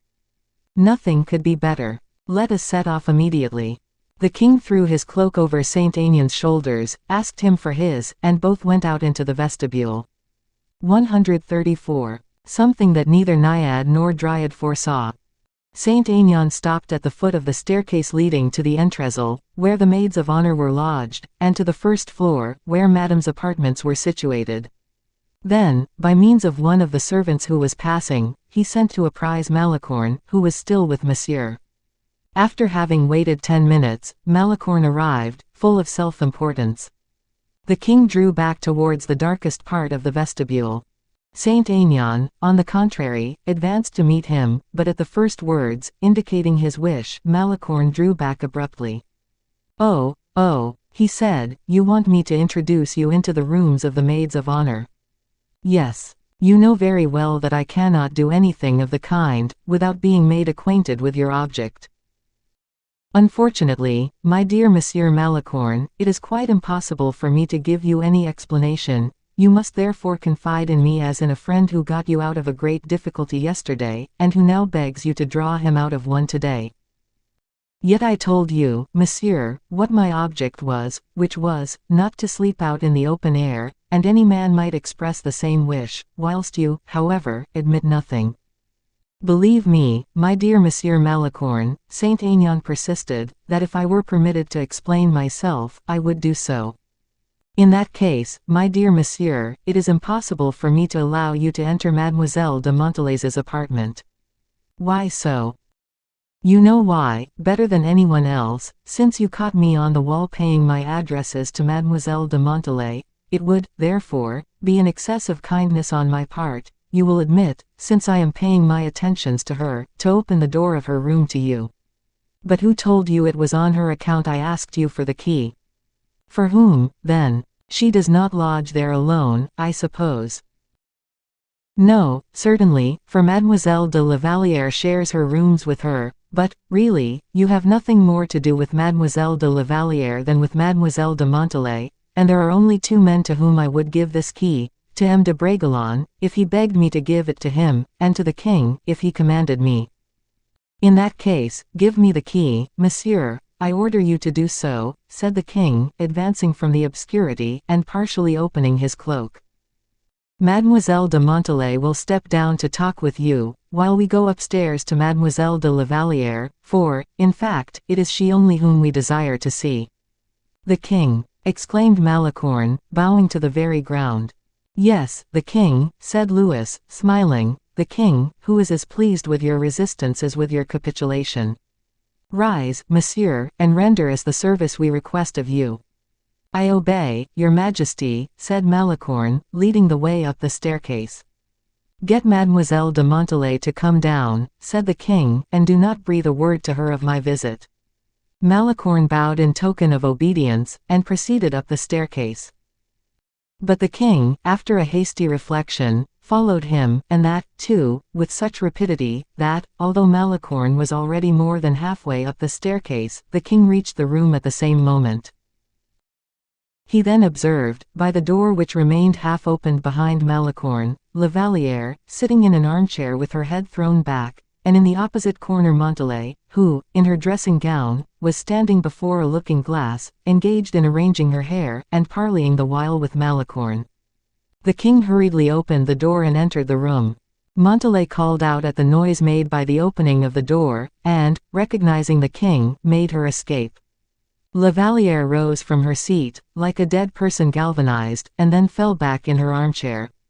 The king advanced slowly towards her. You wished for an audience, I believe, he said coldly. I am ready to hear you. Speak. Saint Aignan, faithful to his character of being deaf, blind, and dumb, had stationed himself in a corner of the door, upon a stool which by chance he found there. Concealed by the tapestry which covered the doorway, and leaning his back against the wall, he could thus listen without being seen, resigning himself to the post of a good watchdog, who patiently waits and watches without ever getting in his master's way. La Vallière, terror-stricken at the king's irritated aspect, rose a second time, and assuming a posture full of humility and entreaty, murmured, Forgive me, sire. What need is there for my forgiveness? Asked Louis. Sire, I have been guilty of a great fault, nay, more than a great fault, a great crime. You, sire, I have offended your Majesty. Not in the slightest degree in the world, replied Louis XIV. I implore you, sire, not to maintain towards me that terrible seriousness of manner which reveals your Majesty's just anger. I feel I have offended you, sire, but I wish to explain to you how it was that I have not offended you of my own accord. In the first place, said the king, in what way can you possibly have offended me? I cannot perceive how. Surely not on account of a young girl's harmless and very innocent jest. You turned the credulity of a young man into ridicule. It was very natural to do so, any other woman in your place would have done the same. Oh, your Majesty overwhelms me by your remark. Why so? Because, if I had been the author of the jest, it would not have been innocent. Well, is that all you had to say to me in soliciting an audience? Said the king, as though about to turn away. Thereupon La Vallière, in an abrupt and a broken voice, her eyes dried up by the fire of her tears, made a step towards the king, and said, Did your Majesty hear everything? Everything, what? Everything I said beneath the royal oak. I did not lose a syllable. And now, after your Majesty really heard all, are you able to think I abused your credibility? Credulity, yes, indeed, you have selected the very word. And your Majesty did not suppose that a poor girl like myself might possibly be compelled to submit to the will of others. Forgive me, returned the king, but I shall never be able to understand that she, who of her own free will could express herself so unreservedly beneath the royal oak, would allow herself to be influenced to such an extent by the direction of others. But the threat held out against me, sire. Threat? Who threatened you? Who dared to threaten you? Those who have the right to do so, sire. I do not recognize anyone as possessing the right to threaten the humblest of my subjects. Forgive me, sire, but near your Majesty, even, there are persons sufficiently high in position to have, or to believe that they possess, the right of injuring a young girl, without fortune, and possessing only her reputation. In what way injure her? In depriving her of her reputation, by disgracefully expelling her from the court. Oh, Mademoiselle de la Vallière, said the king bitterly, I prefer those persons who exculpate themselves without incriminating others. Sire. Yes, and I confess that I greatly regret to perceive, that an easy justification, as your own would have been, is now complicated in my presence by a tissue of reproaches and imputations against others. And which you do not believe, exclaimed La Vallière. The king remained silent. Nay, but tell me, repeated La Vallière, vehemently. I regret to confess it, repeated the king, bowing coldly. The young girl uttered a deep groan, striking her hands together in despair. You do not believe me, then, she said to the king, who still remained silent, while poor La Vallière's features became visibly changed at his continued silence. Therefore, you believe, she said, that I prearranged this ridiculous, this infamous plot, of trifling, in so shameless a manner, with your Majesty. Nay, said the king, it was neither ridiculous nor infamous, it was not even a plot, merely a jest, more or less amusing, and nothing more. Oh, murmured the young girl, the king does not, and will not believe me, then. No, indeed, I will not believe you, said the king. Besides, in point of fact, what can be more natural? The king, you argue, follows me, listens to me, watches me, the king wishes perhaps to amuse himself at my expense, I will amuse myself at his, and as the king is very tender-hearted, I will take his heart by storm. La Vallière hid her face in her hands, as she stifled her sobs. The king continued pitilessly, he was revenging himself upon the poor victim before him for all he had himself suffered. Let us invent, then, this story of my loving him and preferring him to others. The king is so simple and so conceited that he will believe me, and then we can go and tell others how credulous the king is, and can enjoy a laugh at his expense. Oh, exclaimed La Vallière, you think that, you believe that, it is frightful. And, pursued the king, that is not all. If this self-conceited prince take our jest seriously, if he should be imprudent enough to exhibit before others anything like delight at it, well, in that case, the king will be humiliated before the whole court, and what a delightful story it will be, too, for him to whom I am really attached, in fact part of my dowry for my husband, to have the adventure to relate of the monarch who was so amusingly deceived by a young girl. Sire, exclaimed La Valliere, her mind bewildered, almost wandering. Indeed, not another word, I implore you, do you not see that you are killing me? A jest, nothing but a jest, murmured the king, who, however, began to be somewhat affected. La Valliere fell upon her knees, and that so violently, that the sound could be heard upon the hard floor. Sire, she said, I prefer shame to disloyalty. What do you mean? Inquired the king, without moving a step to raise the young girl from her knees. Sire, when I shall have sacrificed my honor and my reason both to you, you will perhaps believe in my loyalty. The tale which was related to you in Madame's apartments, and by Madame herself, is utterly false, and that which I said beneath the great oak. Well, that is the only truth. What? Exclaimed the king. Sire, exclaimed La Valliere, hurried away by the violence of her emotions, were I to die of shame on the very spot where my knees are fixed, I would repeat it until my latest breath. I said that I loved you, and it is true, I do love you. You. I have loved you, sire, from the very first day I ever saw you, from the moment when at Blois, where I was pining away my existence, your royal looks, full of light and life, were first bent upon me. I love you still, sire. It is a crime of high treason, I know, that a poor girl like myself should love her sovereign, and should presume to tell him so. Punish me for my audacity, despise me for my shameless immodesty, but do not ever say, do not ever think, that I have jested with or deceived you.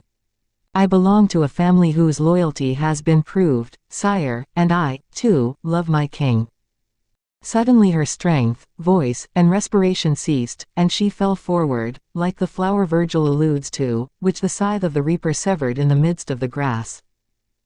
The king, at these words, at this vehement entreaty, no longer retained any ill will or doubt in his mind. His whole heart seemed to expand at the glowing breath of an affection which proclaimed itself in such noble and courageous language. When, therefore, he heard the passionate confession, his strength seemed to fail him, and he hid his face in his hands. But when he felt La Valliere's hands clinging to his own, when their warm pressure fired his blood, he bent forward, and passing his arm round La Valliere's waist, he raised her from the ground and pressed her against his heart. But she, her drooping head fallen forward on her bosom, seemed to have ceased to live. The king, terrified, called out for Saint Aignan. Saint Aignan, who had carried his discretion so far as to remain without stirring in his corner, pretending to wipe away a tear, ran forward at the king's summons. He then assisted Louis to seat the young girl upon a couch, slapped her hands, sprinkled some Hungary water over her face, calling out all the while, "Come, come, it is all over, the king believes you, and forgives you. There now, take care, or you will agitate His Majesty too much, His Majesty is so sensitive, so tender-hearted. Now, really, Mademoiselle de la Valliere, you must pay attention, for the king is very pale." The fact was, the king was visibly losing color. But La Valliere did not move. "Do pray recover," continued Saint Aignan.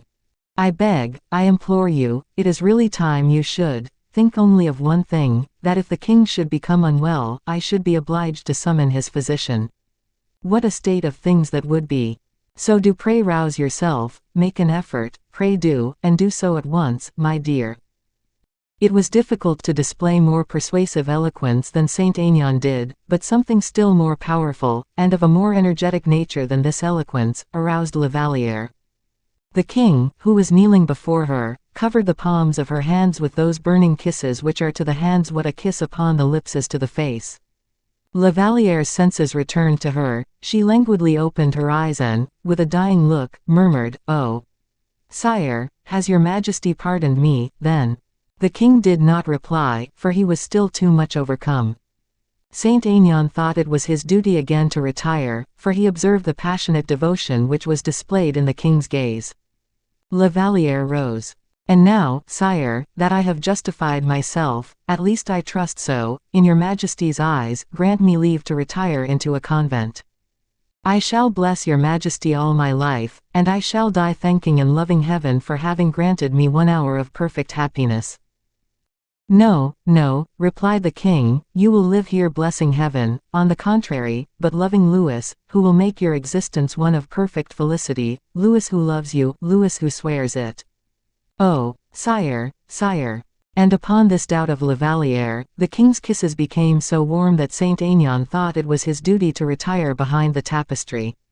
These kisses, however, which she had not the strength at first to resist, began to intimidate the young girl. "Oh, sire," she exclaimed, "do not make me repeat my loyalty, for this would show me that your majesty despises me still." "Mademoiselle de la Vallière," said the king, suddenly, drawing back with an air full of respect, "there is nothing in the world that I love and honor more than yourself, and nothing in my court, I call heaven to witness, shall be so highly regarded as you shall be henceforward. I entreat your forgiveness for my transport, it arose from an excess of affection, but I can prove to you that I love you more than ever by respecting you as much as you can possibly desire or deserve." Then, bending before her, and taking her by the hand, he said to her, "Will you honor me by accepting the kiss I press upon your hand?" And the king's lips were pressed respectfully and lightly upon the young girl's trembling hand. "Henceforth," added Louis, rising and bending his glance upon La Vallière, "henceforth you are under my safeguard. Do not speak to anyone of the injury I have done you, forgive others that which they may have attempted. For the future, you shall be so far above all those, that, far from inspiring you with fear, they shall be even beneath your pity." And he bowed as reverently as though he were leaving a place of worship. Then calling to Saint Aignan, who approached with great humility, he said, "I hope, Comte, that Mademoiselle de la Vallière will kindly confer a little of her friendship upon you, in return for that which I have vowed to her eternally." Saint Aignan bent his knee before La Vallière, saying, "How happy, indeed, would such an honor make me." "I will send your companion back to you," said the king. "Farewell. Or, rather, adieu till we meet again, do not forget me in your prayers, I entreat." "Oh," cried La Vallière, "be assured that you and heaven are in my heart together." These words of Louise elated the king, who, full of happiness, hurried Saint Aignan down the stairs. Madame had not anticipated this denouement, and neither the naiad nor the dryad had breathed a word about it. 135. The new general of the Jesuits. While La Vallière and the king were mingling, in their first confession of love, all the bitterness of the past, the happiness of the present, and hopes of the future, Fouquet had retired to the apartments which had been assigned to him in the château, and was conversing with Aramis precisely upon the very subjects which the king at that moment was forgetting.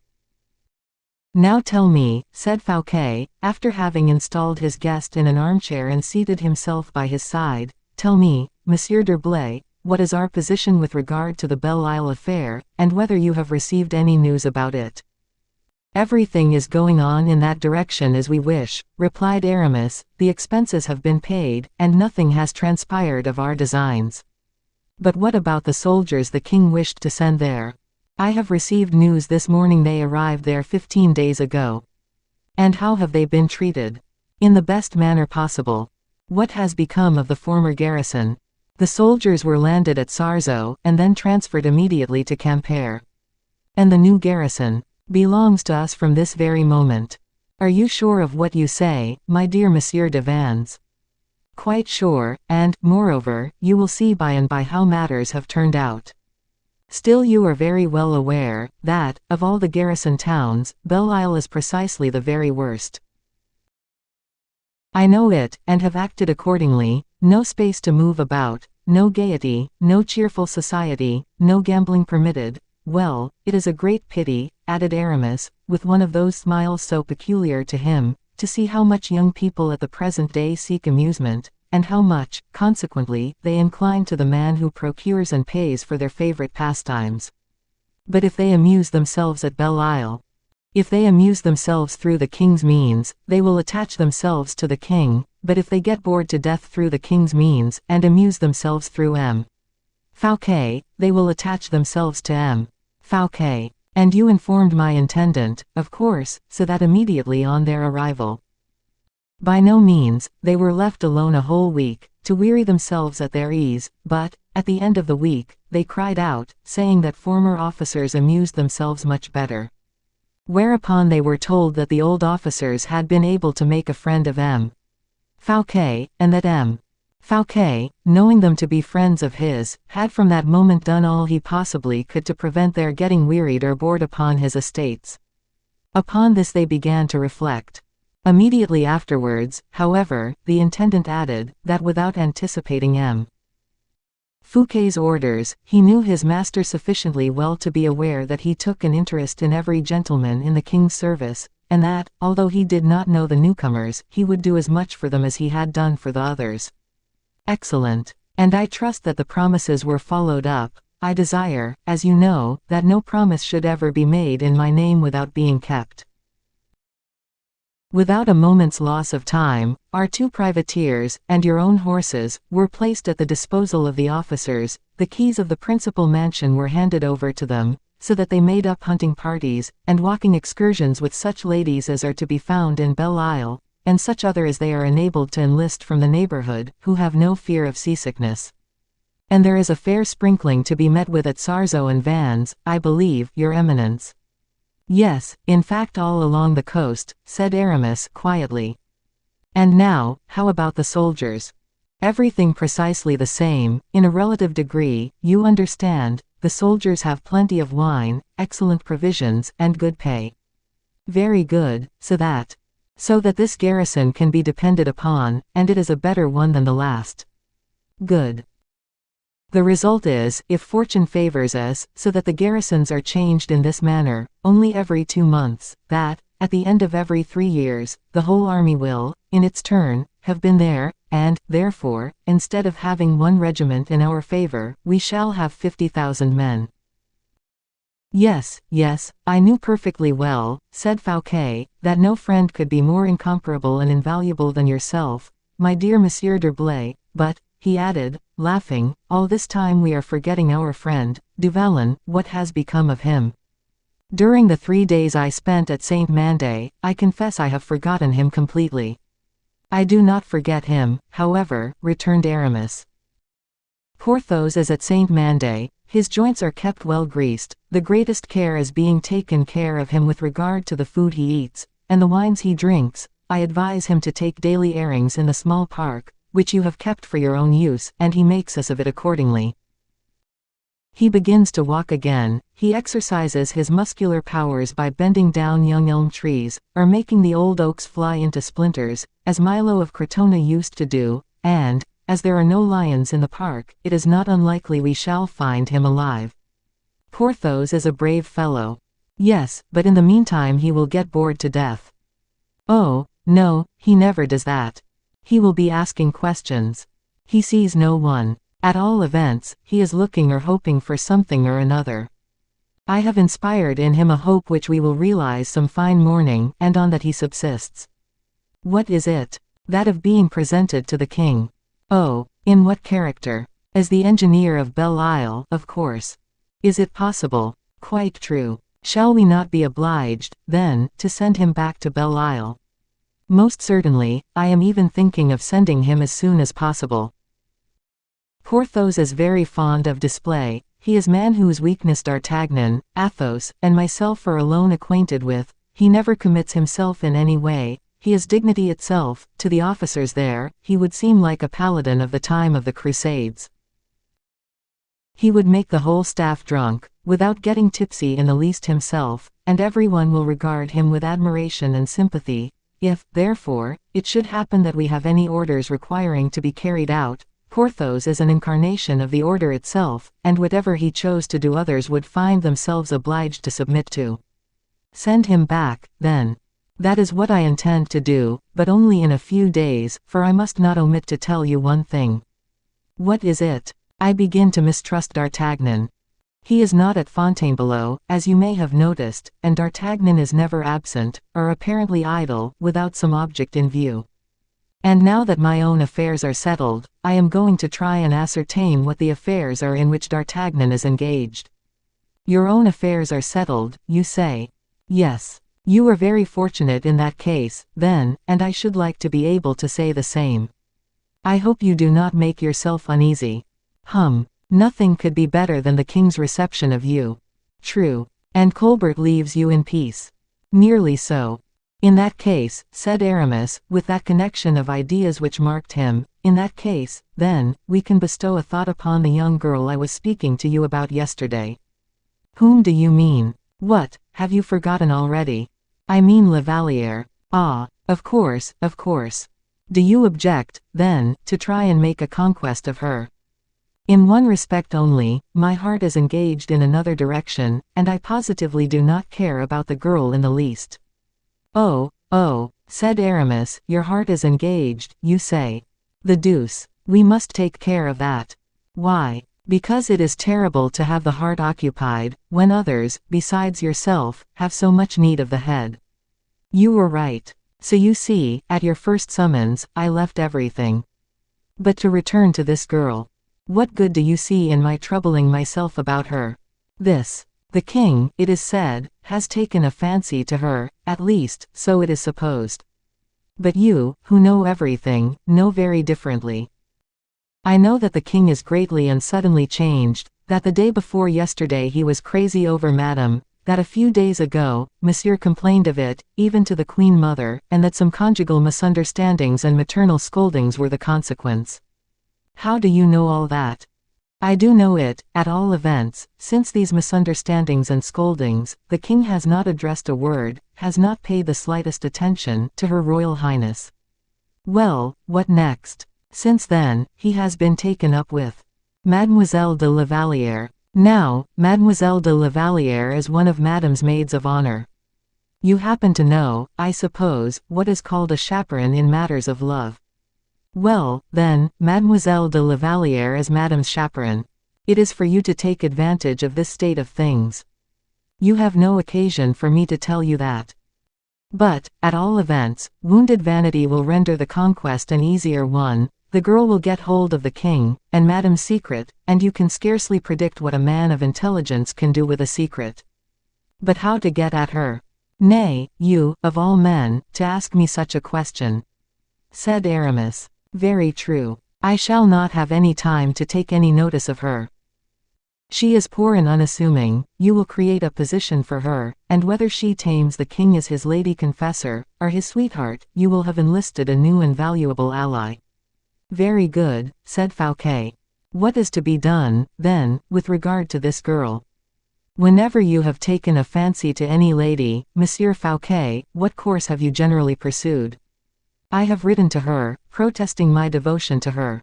I have added, how happy I should be to render her any service in my power, and have signed, Fouquet, at the end of the letter. And has anyone offered resistance? One person only, replied Fouquet. But, 4 days ago, she yielded, as the others had done. Will you take the trouble to write? Said Aramis, holding a pen towards him, which Fouquet took, saying, I will write at your dictation. My head is so taken up in another direction, that I should not be able to write a couple lines. Very well, said Aramis, write. And he dictated, as follows, Mademoiselle, I have seen you, and you will not be surprised to learn, I think you very beautiful. But, for want of the position you merit at court, your presence there is a waste of time. The devotion of a man of honor, should ambition of any kind inspire you, might possibly serve as a means of display for your talent and beauty.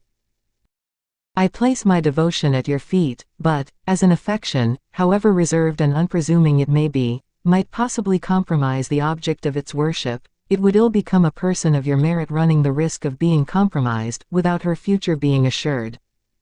If you would deign to accept, and reply to my affection shall prove its gratitude to you in making you free and independent forever. Having finished writing, Fouquet looked at Aramis. Sign it, said the latter. Is it absolutely necessary? Your signature at the foot of that letter is worth 1,000,000, you forget that. Fouquet signed. Now, by whom do you intend to send this letter? Asked Aramis. By an excellent servant of mine.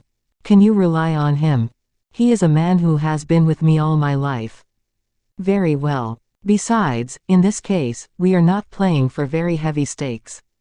How so? For if what you say be true of the accommodating disposition of this girl for the king and Madame, the king will give her all the money she can ask for.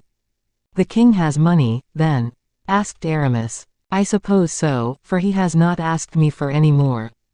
Be easy, he will ask for some, soon. Nay, more than that, I had thought he would have spoken to me about the fête at Vaux, but he never said a word about it. He will be sure to do so, though. You must think the king's disposition a very cruel one, Monsieur d'Herblay. It is not he who is so. He is young, and therefore his disposition is a kind one. He is young, and either he is weak, or his passions are strong, and Monsieur Colbert holds his weakness and his passions in his villainous grasp. You admit that you fear him. I do not deny it. That case I am lost. Why so? My only influence with the king has been through the money I commanded, and now I am a ruined man. Not so. What do you mean by, not so? Do you know my affairs better than myself? That is not unlikely. If he were to request this fête to be given, you would give it, of course. But where is the money to come from? Have you ever been in want of any? Oh, if you only knew at what a cost I procured the last supply. The next shall cost you nothing. But who will give it me? I will. What, give me 6 millions? 10, if necessary. Upon my word, d'Herblay, said Fouquet, your confidence alarms me more than the king's displeasure.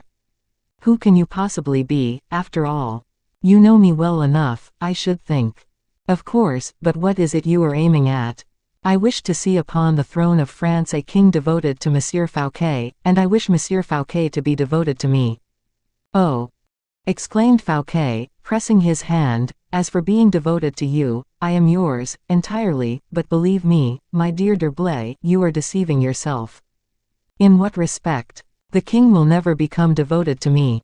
I do not remember to have said that King Louis would ever become devoted to you. Why, on the contrary, you have this moment said so. I did not say the king, I said a king. Is it not all the same?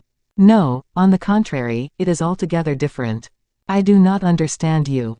You will do so, shortly, then, suppose, for instance, the king in question were to be a very different person to Louis XIV. Another person. Yes, who is indebted for everything to you. Impossible. His very throne, even. You are mad, d'Herblay. There is no man living besides Louis XIV who can sit on the throne of France. I know of none, not one. But I know one. Unless it be Monsieur, said Fouquet, looking at Aramis uneasily, yet Monsieur. It is not Monsieur. But how can it be, that a prince not of the royal line, that a prince without any right? My king, or rather your king, will be everything that is necessary, be assured of that. Be careful, Monsieur d'Herblay, you make my blood run cold, and my head swim. Aramis smiled. There is but little occasion for that, he replied.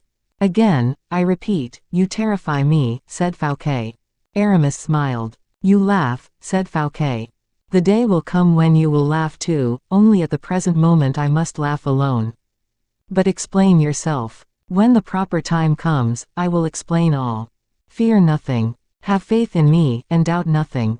The fact is, I cannot but doubt, because I do not see clearly, or even at all. That is because of your blindness, but a day will come when you will be enlightened. Oh, said Fouquet, how willingly would I believe. You, without belief.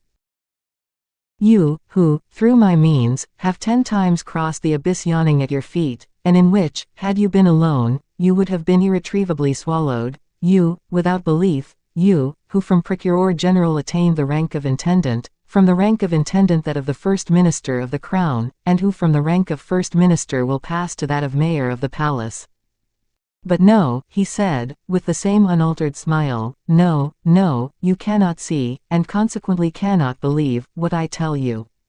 And Aramis rose to withdraw.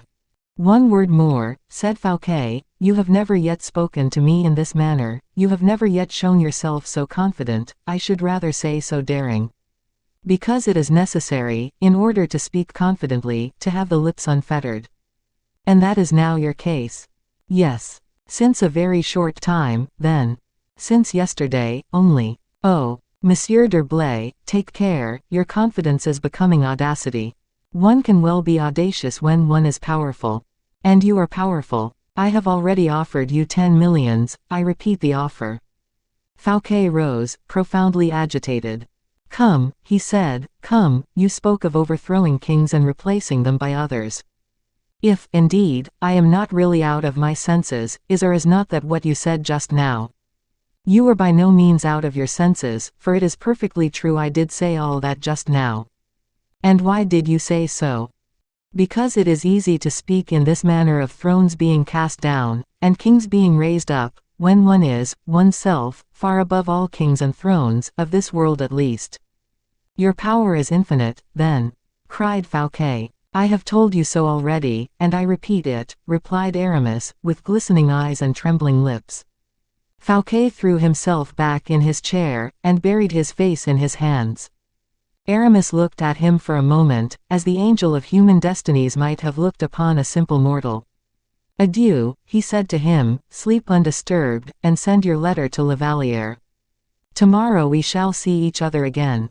Yes, tomorrow, said Fouquet, shaking his head like a man returning to his senses. But where shall we see each other? At the King's Promenade, if you like. Agreed. And they separated. 136. The storm. The dawn of the following day was dark and gloomy, and as everyone knew that the promenade was down in the royal programme, everyone's gaze, as his eyes were opened, was directed towards the sky. Just above the tops of the trees a thick, suffocating vapor seemed to remain suspended, with barely sufficient power to rise 30 feet above the ground under the influence of the sun's rays, which was scarcely visible as a faint spot of lesser darkness through the veil of heavy mist. No dew had fallen in the morning, the turf was dried up for want of moisture, the flowers withered. The birds sang less inspiringly than usual upon the boughs, which remained motionless as the limbs of corpses. The strange confused and animated murmurs, which seemed born and to exist in virtue of the sun, that respiration of nature which is unceasingly heard amidst all other sounds, could not be heard now, and never had the silence been so profound. The king had noticed the cheerless aspect of the heavens as he approached the window immediately upon rising.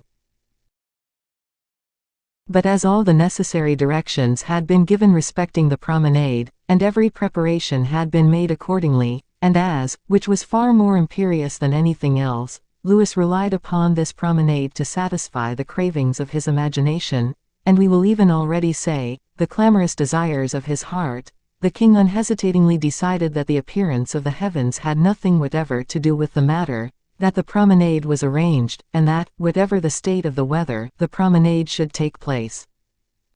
Besides, there are certain terrestrial sovereigns who seem to have accorded them privileged existences, and there are certain times when it might almost be supposed that the expressed wish of an earthly monarch has its influence over the divine will. It was Virgil who observed of Augustus, nocte plut tota redunt spectacula main. 9. Louis attended Mass as usual, but it was evident that his attention was somewhat distracted from the presence of the Creator by the remembrance of the creature. His mind was occupied during the service in reckoning more than once the number of minutes, then of seconds, which separated him from the blissful moment when the promenade would begin, that is to say, the moment when Madame would set out with her maids of honor. Besides, as a matter of course, everybody at the château was ignorant of the interview which had taken place between La Valliere and the king. Montalais, perhaps, with her usual chattering propensity, might have been disposed to talk about it, but Montalais on this occasion was held in check by Malicorne, who had securely fastened on her pretty lips the golden padlock of mutual interest. As for Louis XIV, his happiness was so extreme that he had forgiven Madame, or nearly so, her little piece of malice of the previous evening. In fact, he had occasion to congratulate himself rather than to complain of it. Had it not been for her ill-natured action, he would not have received the letter from La Valliere. Had it not been for the letter, he would have had no interview, and had it not been for the interview he would have remained undecided. His heart was filled with too much happiness for any ill feeling to remain in it, at that moment at least. Instead, therefore, of knitting his brows into a frown when he perceived his sister-in-law, Louis resolved to receive her in a more friendly and gracious manner than usual. But on one condition only, that she would be ready to set out early.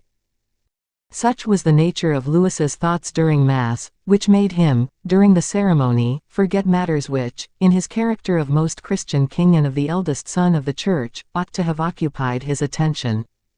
He returned to the château, and as the promenade was fixed for midday, and it was at present just 10 o'clock, he set to work desperately with Colbert and Léon.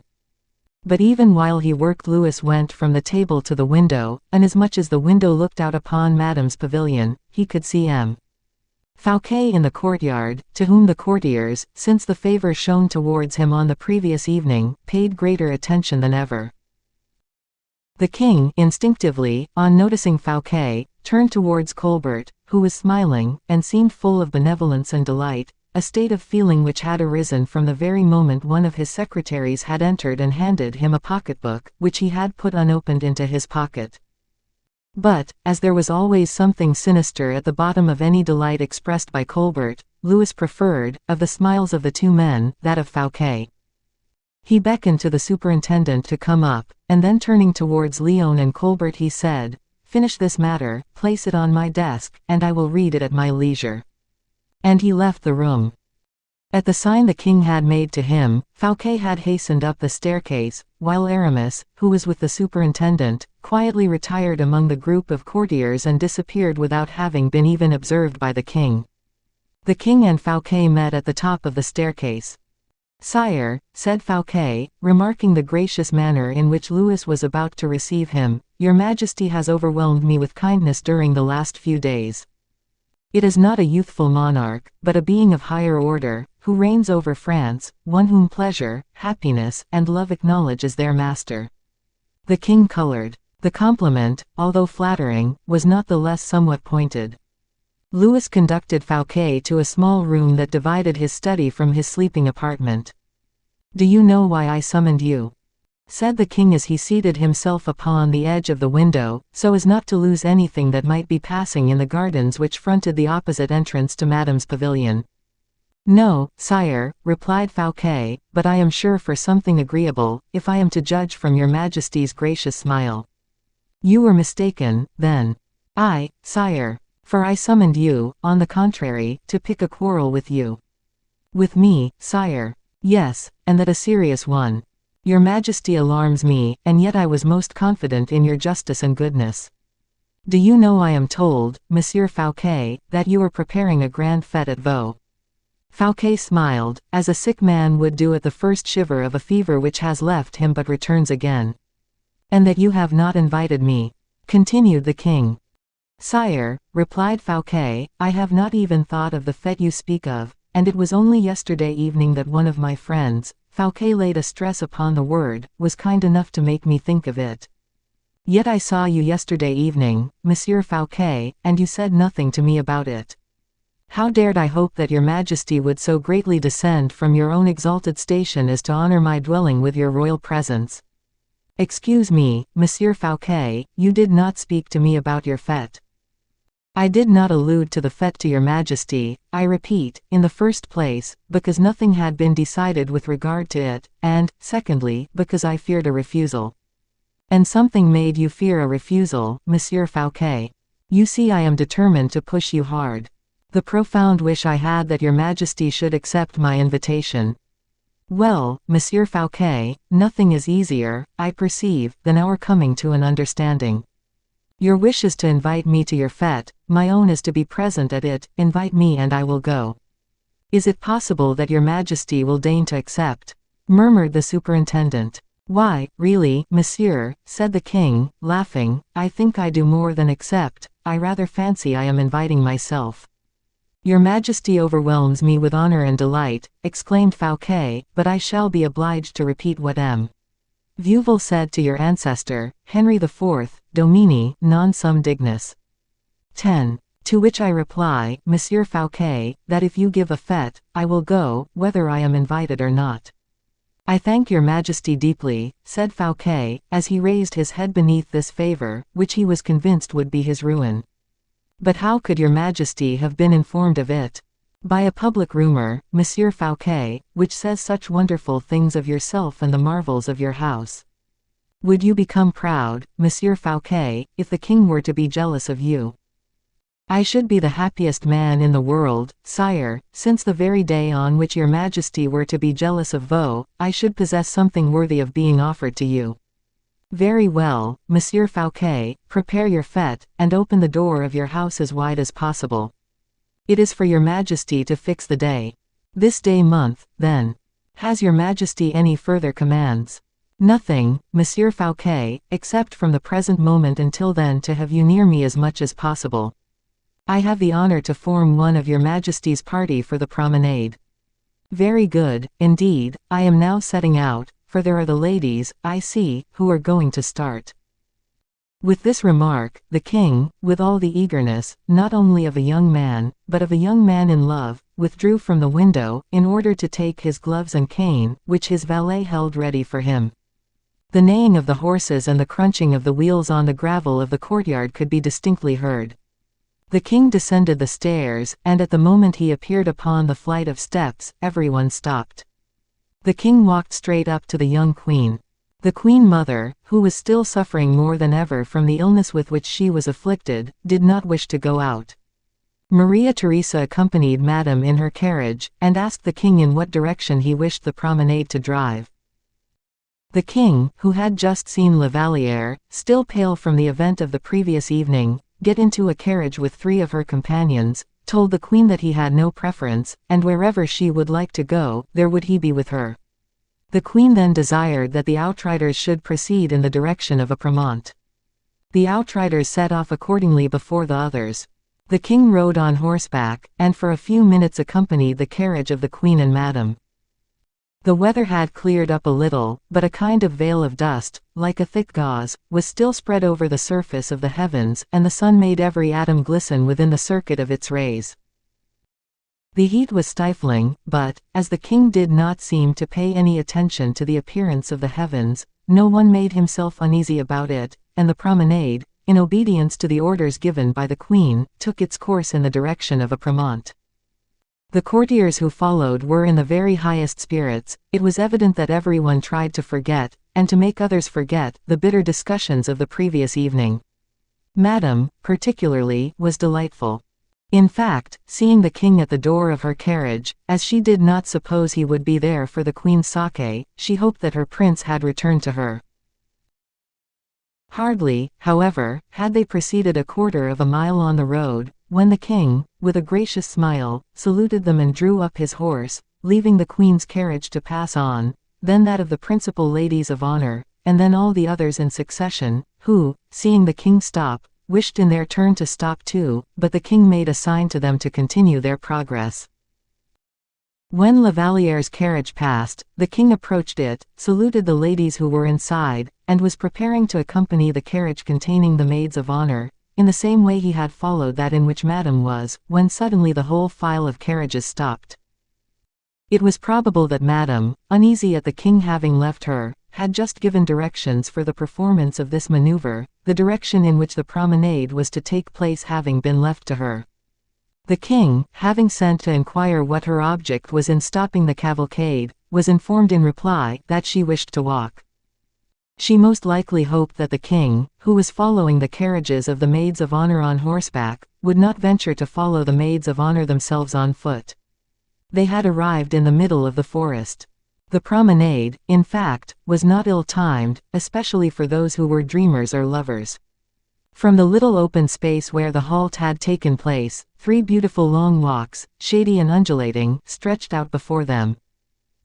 These walks were covered with moss or with leaves that formed a carpet from the loom of nature, and each walk had its horizon in the distance, consisting of about a handbreadth of sky, apparent through the interlacing of the branches of the trees. At the end of almost every walk, evidently in great tribulation and uneasiness, the startled deer were seen hurrying to and fro, first stopping for a moment in the middle of the path, and then raising their heads they fled with the speed of an arrow or bounded into the depths of the forest, where they disappeared from view. Now and then a rabbit, of philosophical mien, might be noticed quietly sitting upright, rubbing his muzzle with his 4 paws, and looking about inquiringly, as though wondering whether all these people, who were approaching in his direction, and who had just disturbed him in his meditations and his meal, were not followed by their dogs, or had not their guns under their arms. All alighted from their carriages as soon as they observed that the queen was doing so. Maria-Theresa took the arm of one of her ladies of honor, and, with a side glance towards the king, who did not perceive that he was in the slightest degree the object of the queen's attention, entered the forest by the first path before her. Two of the outriders preceded Her Majesty with long poles, which they used for the purpose of putting the branches of the trees aside, or removing the bushes that might impede her progress. As soon as Madame alighted, she found the Comte de Gouche at her side, who bowed and placed himself at her disposal. Monsieur, delighted with his bath of the 2 previous days, had announced his preference for the river, and, having given de Gouche leave of absence, remained at the château with the Chevalier de Lorraine and Manicamp. He was not in the slightest degree jealous. He had been looked for to no purpose among those present, but as Monsieur was a man who thought a great deal of himself, and usually added very little to the general pleasure, his absence was rather a subject of satisfaction than regret. Everyone had followed the example which the Queen and Madame had set, doing just as they pleased, according as chance or fancy influenced them. The king, we have already observed, remained near La Vallière, and, throwing himself off his horse at the moment the door of her carriage was opened, he offered her his hand to alight. Montalais and Tonnay-Charente immediately drew back and kept at a distance, the former from calculated, the latter from natural motives. There was this difference, however, between the two, that the one had withdrawn from a wish to please the king, the other for a very opposite reason. During the last half-hour the weather also had undergone a change. The veil which had been spread over the sky, as if driven by a blast of heated air, had become massed together in the western part of the heavens, and afterwards, as if driven by a current of air from the opposite direction, was now advancing slowly and heavily towards them. The approach of the storm could be felt, but as the king did not perceive it, no one thought it proper to do so. The promenade was therefore continued. Some of the company, with minds ill at ease on the subject, raised their eyes from time to time towards the sky. Others, even more timid still, walked about without wandering too far from the carriages, where they relied upon taking shelter in case the storm burst. The greater number of these, however, observing that the king fearlessly entered the wood with La Vallière, followed his majesty. The king, noticing this, took La Vallière's hand, and led her to a lateral forest alley, where no one this time ventured to follow him. 137. The shower of rain. At this moment, and in the same direction, too, that the king and La Vallière had taken, except that they were in the wood itself instead of following the path, 2 men were walking together, utterly indifferent to the appearance of the heavens. Their heads were bent down in the manner of people occupied with matters of great moment. They had not observed either de Gouche or Madame, the king or La Vallière. Suddenly something fell through the air like a colossal sheet of flame, followed by a loud but distant rumbling noise.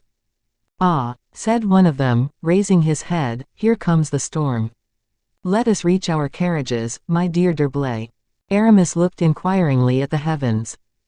"There is no occasion to hurry yet," he said, and then resuming the conversation where it had doubtless been interrupted, he said, "You were observing that the letter we wrote last evening must by this time have reached its destination." "I was saying that she certainly has it."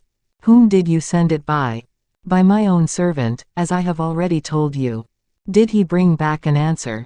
"I have not seen him since. The young girl was probably in attendance on Madame, or was in her own room dressing, and he may have had to wait. Our time for leaving arrived, and we set off. Of course, I cannot, therefore, know what is going on yonder." "Did you see the king before leaving?" "Yes." "How did he seem?" "Nothing could have passed off better, or worse, according as he be sincere or hypocritical." "And the fête?" "Will take place in a month." "He invited himself, you say?" "With a pertinacity in which I detected Colbert's influence." "But has not last night removed your illusions?" "What illusions?" "With respect to the assistance you may be able to give me under these circumstances." "No, I have passed the night writing, and all my orders are given." "Do not conceal it from yourself, D'Herblay, but the fête will cost some millions." "I will supply 6, do you on your side get 2 or 3? "You are a wonderful man, my dear D'Herblay." Aramis smiled. "But," inquired Fouquet, with some remaining uneasiness, "how is it that while you are now squandering millions in this manner, a few days ago you did not pay the 50,000 francs to Baisemeaux out of your own pocket?" Because a few days ago I was as poor as Job. And today I am wealthier than the king himself." "Very well," said Fouquet, "I understand men pretty well. I know you are incapable of forfeiting your word. I do not wish to wrest your secret from you, and so let us talk no more about it." At this moment a dull, heavy rumbling was heard, which suddenly developed into a violent clap of thunder. Oh, said Fouquet, "I was quite right in what I said." "Come," said Aramis, "let us rejoin the carriages." "We shall not have time," said Fouquet, "for here comes the rain." In fact, as he spoke, and as if the heavens were opened, a shower of large drops of rain was suddenly heard pattering on the leaves about them. "We shall have time," said Aramis, "to reach the carriages before the foliage becomes saturated." "It will be better," said Fouquet, "to take shelter somewhere, in a grotto, for instance." "Yes, but where are we to find a grotto?" inquired Aramis. "I know one," said Fouquet, smiling, "not 10 paces from here." Then looking round him, he added, "Yes, we are quite right." "You are very fortunate to have so good a memory," said Aramis, smiling in his turn, "but are you not afraid that your coachman, finding we do not return, will suppose we have taken another road back, and that he will not follow the carriages belonging to the court?" "Oh, there is no fear of that," said Fouquet. "Whenever I place my coachman and my carriage in any particular spot, nothing but an express order from the king could stir them. And more than that, too, it seems that we are not the only ones who have come so far, for I hear footsteps and the sound of voices." As he spoke, Fouquet turned round, and opened with his cane a mass of foliage which hid the path from his view. Aramis's glance as well as his own plunged at the same moment through the aperture he had made. "A woman," said Aramis. "And a man," said Fouquet. "It is La Valliere and the king," they both exclaimed together. Oh, said Aramis, "is his Majesty aware of your cavern as well?"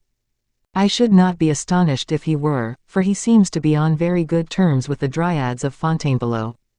"Never mind," said Fouquet, "let us get there. If he is not aware of it, we shall see what he will do if he should know it, as it has 2 entrances, so that whilst he enters by one, we can leave by the other."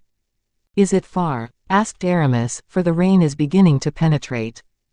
"We are there now," said Fouquet, as he pushed aside a few branches, and an excavation in the solid rock could be observed, hitherto concealed by heaths, ivy, and a thick covert of small shrubs. Fouquet led the way, followed by Aramis, but as the latter entered the grotto, he turned round, saying, "Yes, they are entering the wood, and, see, they are bending their steps this way." "Very well, let us make room for them," said Fouquet, smiling and pulling Aramis by his cloak, "but I do not think the king knows of my grotto." "Yes," said Aramis, "they are looking about them, but it is only for a thicker tree." Aramis was not mistaken, the king's looks were directed upward, and not around him. He held La Valliere's arm within his own, and held her hand in his. La Valliere's feet began to sleep on the damp grass. Louis again looked round him with greater attention than before, and perceiving an enormous oak with wide-spreading branches, he hurriedly drew La Valliere beneath its protecting shelter. The poor girl looked round her on all sides, and seemed half afraid, half desirous of being followed. The king made her lean back against the trunk of the tree, whose vast circumference, protected by the thickness of the foliage, was as dry as if at that moment the rain had not been falling in torrents. He himself remained standing before her with his head uncovered. After a few minutes, however, some drops of rain penetrated through the branches of the tree and fell on the king's forehead, who did not pay any attention to them. "Oh, sire," murmured La Valliere, pushing the king's hat towards him. But the king simply bowed, and determinedly refused to cover his head. "Now or never is the time to offer your place," said Fouquet in Aramis's ear. "Now or never is the time to listen, and not lose a syllable of what they may have to say to each other," replied Aramis in Fouquet's ear. In fact they both remained perfectly silent, and the king's voice reached them where they were. "Believe me," said the king, "I perceive, or rather I can imagine your uneasiness. Believe me, I sincerely regret having isolated you from the rest of the company, and brought you, also, to a spot where you will be inconvenienced by the rain. You are wet already, and perhaps cold too." "No, sire," And yet you tremble. I am afraid, sire, that my absence may be misinterpreted, at a moment, too, when all the others are reunited. I would not hesitate to propose returning to the carriages, Mademoiselle de la Vallière, but pray look and listen, and tell me if it be possible to attempt to make the slightest progress at present." In fact, the thunder was still rolling, and the rain continued to fall in torrents. "Besides," continued the king, "no possible interpretation can be made which would be to your discredit. Are you not with the King of France, in other words, with the first gentleman of the kingdom?" "Certainly, sire," replied La Vallière, "and it is a very distinguished honor for me. It is not, therefore, for myself that I fear any interpretations that may be made." "For whom, then?" "For you, sire." "For me," said the king, smiling, "I do not understand you. Has your Majesty already forgotten what took place yesterday evening in Her Royal Highness's apartments?" "Oh, forget that, I beg, or allow me to remember it for no other purpose than to thank you once more for your letter, and—" "Sire," interrupted La Vallière, "the rain is falling, and your Majesty's head is uncovered. I entreat you not to think of anything but yourself." "Oh, I," said La Vallière, smiling, "I am a country girl, accustomed to roaming through the meadows of the Loire and the gardens of Blois, whatever the weather may be. And, as for my clothes," she added, looking at her simple muslin dress, "your Majesty sees there is but little room for injury. Indeed, I have already noticed, more than once, that you owed nearly everything to yourself and nothing to your toilette.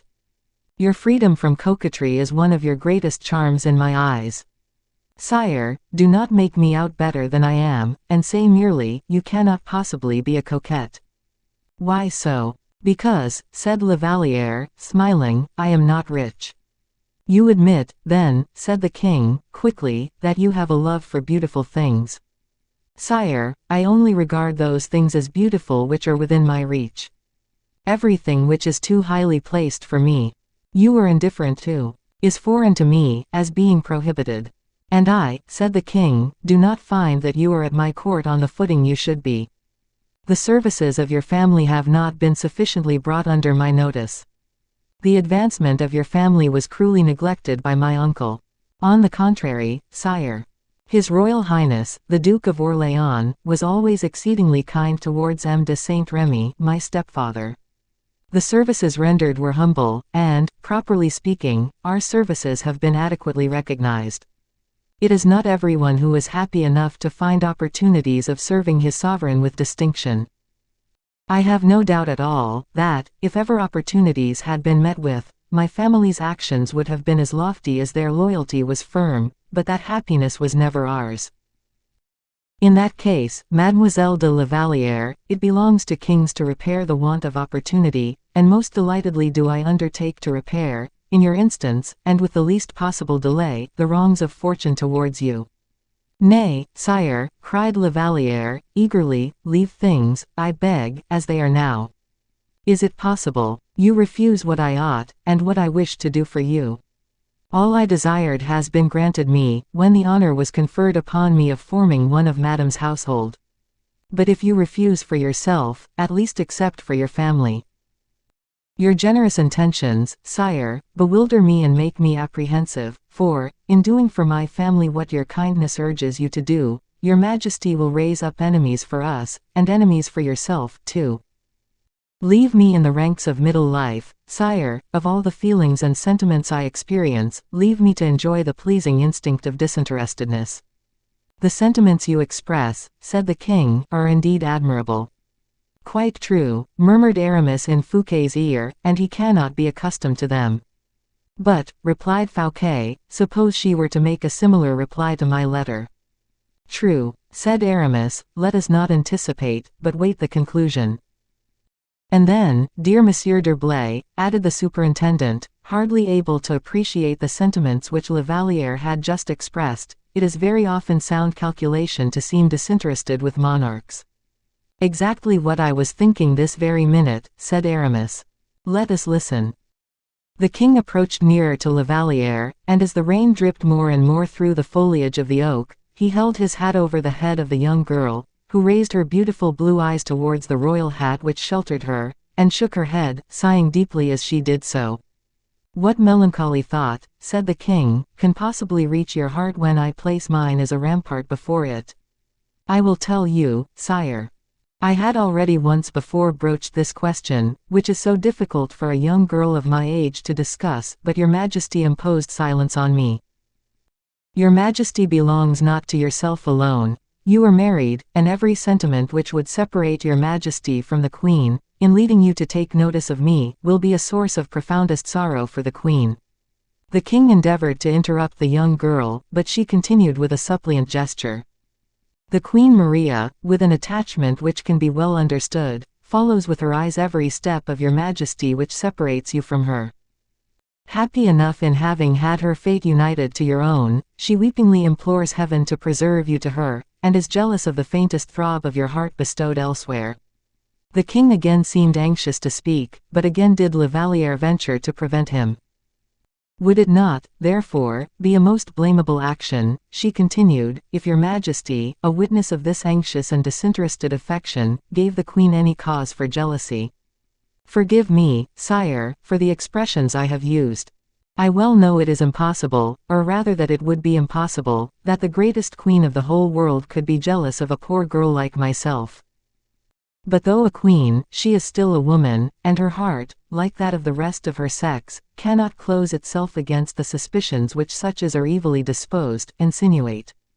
For heaven's sake, sire, think no more of me, I am unworthy of your regard. Do you not know that in speaking as you have done, you change my esteem for you into the profoundest admiration? Sire, you assume my words to be contrary to the truth, you suppose me to be better than I really am, and attach a greater merit to me than God ever intended should be the case. Spare me, sire, for, did I not know that your majesty was the most generous man in your kingdom, I should believe you were jesting. You do not, I know, fear such a thing, I am quite sure of that, exclaimed Louis. I shall be obliged to believe it, if your majesty continues to hold such language towards me. I am most unhappy, then, said the king, in a tone of regret which was not assumed, I am the unhappiest prince in the Christian world, since I am powerless to induce belief in my words, in one whom I love the best in the wide world, and who almost breaks my heart by refusing to credit my regard for her. Oh, sire, said La Vallière, gently putting the king aside, who had approached nearer to her, I think the storm has passed away now, and the rain has ceased. At the very moment, however, as the poor girl, fleeing as it were from her own heart, which doubtless throbbed but too well in unison with the king's, uttered these words, the storm undertook to contradict her. A dead white flash of lightning illumined the forest with a weird glare, and a peal of thunder, like a discharge of artillery, burst over their heads, as if the height of the oak that sheltered them had attracted the storm. The young girl could not repress a cry of terror. The king with one hand drew her towards his heart, and stretched the other above her head, as though to shield her from the lightning. A moment's silence ensued, as the group, delightful as everything young and loving is delightful, remained motionless, while Fouquet and Aramis contemplated it in attitudes as motionless as La Vallière and the king. Oh, sire, murmured La Vallière, do you hear? And her head fell upon his shoulder. Yes, said the king. You see, the storm has not passed away. It is a warning, sire. The king smiled. Sire, it is the voice of heaven in anger. Be it so, said the king. I agree to accept that peal of thunder is a warning, and even as a menace, if, in 5 minutes from the present moment, it is renewed with equal violence, but if not, permit me to think that the storm is a storm simply, and nothing more. And the king, at the same moment, raised his head, as if to interrogate the heavens. But, as if the remark had been heard and accepted, during the 5 minutes which elapsed after the burst of thunder which had alarmed them, no renewed peal was heard, and, when the thunder was again heard, it was passing as plainly as if, during those same 5 minutes, the storm, put to flight, had traversed the heavens with the wings of the wind. Well, Louise, said the king, in a low tone of voice, do you still threaten me with the anger of heaven? And, since you wished to regard the storm as a warning, do you still believe it bodes misfortune? The young girl looked up, and saw that while they had been talking, the rain had penetrated the foliage above them, and was trickling down the king's face. Oh, sire, sire! she exclaimed, in accents of eager apprehensions, which greatly agitated the king. Is it for me, she murmured, that the king remains thus uncovered, and exposed to the rain? What am I, then? You are, you perceive, said the king, the divinity who dissipates the storm, and brings back fine weather. In fact, even as the king spoke, a ray of sunlight streamed through the forest, and caused the raindrops which rested upon the leaves, or fell vertically among the openings in the branches of the trees, to glisten like diamonds. Sire, said La Vallière, almost overcome, but making a powerful effort over herself, think of the anxieties your majesty will have to submit to on my account. At this very moment, they are seeking you in every direction. The queen must be full of uneasiness, and madam, oh, madam, the young girl exclaimed, with an expression almost resembling terror. This name had a certain effect upon the king. He started, and disengaged himself from La Vallière, whom he had, till that moment, held pressed against his heart. He then advanced towards the path, in order to look round, and returned, somewhat thoughtfully, to La Vallière. Madam, did you say? He remarked. Yes, madam, she, too, is jealous, said La Vallière, with a marked tone of voice, and her eyes, so timorous in their expression, and so modestly fugitive in their glance, for a moment, ventured to look inquiringly into the king's. Still, returned Louis, making an effort over himself, it seems to me that madam has no reason, no right to be jealous of me. Alas! Murmured La Vallière. Are you, too, said the king, almost in a tone of reproach, are you among those who think the sister has a right to be jealous of the brother? It is not for me, sire, to seek to penetrate your majesty's secrets. You do believe it, then? Exclaimed the king. I believe madam is jealous, sire, La Vallière replied, firmly. Is it possible, said the king with some anxiety, that you have perceived it, then, from her conduct towards you? Have her manners in any way been such towards you that you can attribute them to the jealousy you speak of? Not at all, sire, I am of so little importance. Oh, if it were really the case, exclaimed Louis, violently. Sire, interrupted the young girl, it has ceased raining, someone is coming, I think. And, forgetful of all etiquette, she had seized the king by the arm. Well, replied the king, let them come. Who is there who would venture to think I had done wrong in remaining alone with Mademoiselle de la Vallière? For pity's sake, sire. They will think it strange to see you wet through, in this manner, and that you should have run such risk for me. I have simply done my duty as a gentleman, said Louis, and woe to him who may fail in his, in criticizing his sovereign's conduct. In fact, at this moment a few eager and curious faces were seen in the walk, as if engaged in a search. Catching glimpses at last of the king and La Vallière, they seemed to have found what they were seeking. They were some of the courtiers who had been sent by the queen and madam, and uncovered themselves, in token of having perceived his majesty. But Louis, notwithstanding La Vallière's confusion, did not quit his respectful and tender attitude. Then, when all the courtiers were assembled in the walk, when everyone had been able to perceive the extraordinary mark of deference with which he had treated the young girl, by remaining standing and bareheaded during the storm, he offered her his arm, led her towards the group who were waiting, recognized by an inclination of the head the respectful salutations which were paid him on all sides, and, still holding his hat in his hand, he conducted her to her carriage. And, as a few sparse drops of rain continued to fall, a last adieu of the vanishing storm, the other ladies, whom respect had prevented from getting into their carriages before the king, remained altogether unprotected by hood or cloak, exposed to the rain from which the king was protecting, as well as he was able, the humblest among them. The queen and madam must, like the others, have witnessed this exaggerated courtesy of the king. Madam was so disconcerted at it, that she touched the queen with her elbow, saying at the same time, look there, look there. The queen closed her eyes as if she had been suddenly seized with a fainting spell. She lifted her hands to her face and entered her carriage, madam following her. The king again mounted his horse, and without showing a preference for any particular carriage door, he returned to Fontainebleau, the reins hanging over his horse's neck, absorbed in thought. As soon as the crowd had disappeared, and the sound of the horses and carriages grew fainter in the distance, and when they were certain, in fact, that no one could see them, Aramis and Fouquet came out of their grotto, and both of them in silence passed slowly on towards the walk. Aramis looked most narrowly not only at the whole extent of the open space stretching out before and behind him, but even into the very depth of the wood. "Monsieur Fouquet," he said, when he had quite satisfied himself that they were alone, "we must get back, at any cost, that letter you wrote to Lavalière."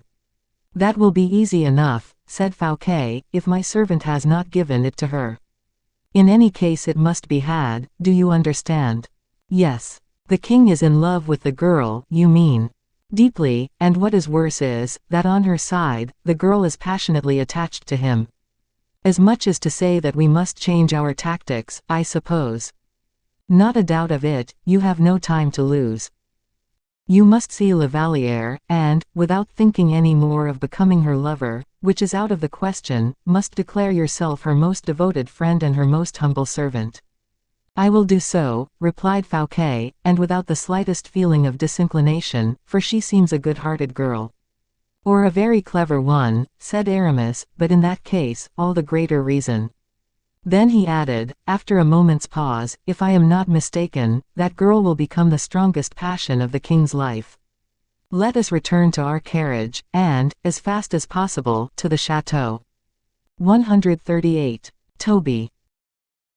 2 hours after the superintendent's carriage had set off by Aramis's directions, conveying them both towards Fontainebleau with the fleetness of the clouds the last breath of the tempest was hurrying across the face of heaven, Lavalière was closeted in her own apartment, with a simple muslin wrapper round her, having just finished a slight repast, which was placed upon a marble table.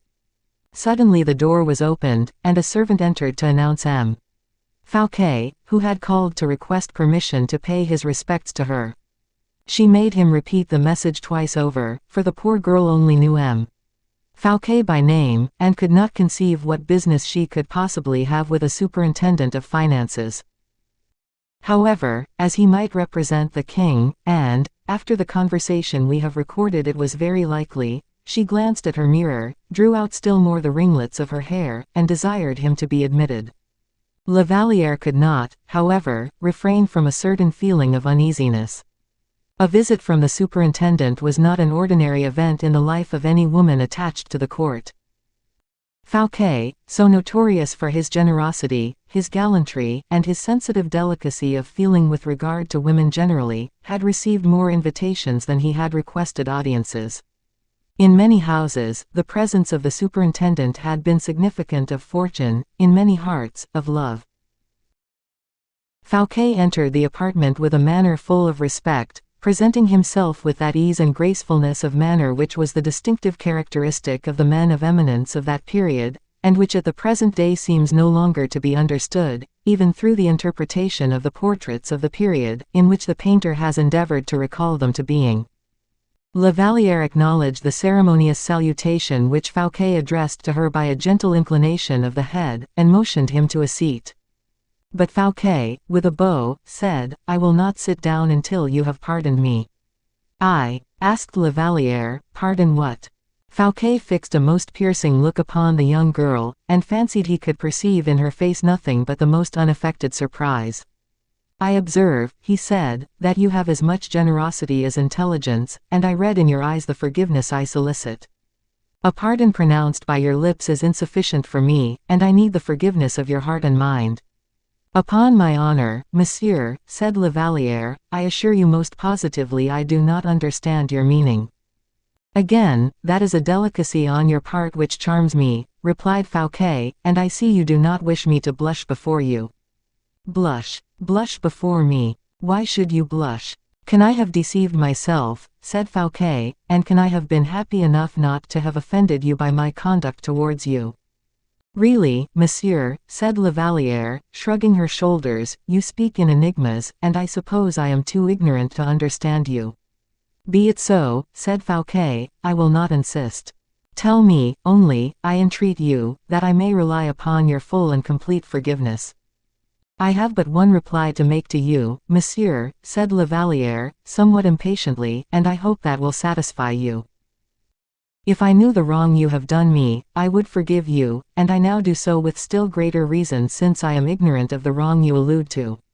Fouquet bit his lips, as Aramis would have done. "In that case," he said, "I may hope, that, notwithstanding what has happened, our good understanding will remain undisturbed, and that you will kindly confer the favor upon me of believing in my respectful friendship."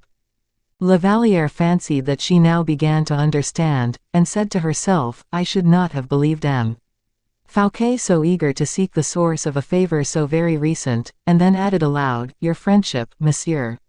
You offer me your friendship. The honor, on the contrary, is mine, and I feel overpowered by it." "I am aware," replied Fouquet, "that the friendship of the master may appear more brilliant and desirable than that of the servant, but I assure you the latter will be quite as devoted, quite as faithful, and altogether disinterested." La Vallière bowed, for, in fact, the voice of the superintendent seemed to convey both conviction and real devotion in its tone, and she held out her hand to him, saying, "I believe you." Fouquet eagerly took hold of the young girl's hand. "You see no difficulty, therefore," he added, "in restoring me that unhappy letter." "What letter?" inquired La Vallière.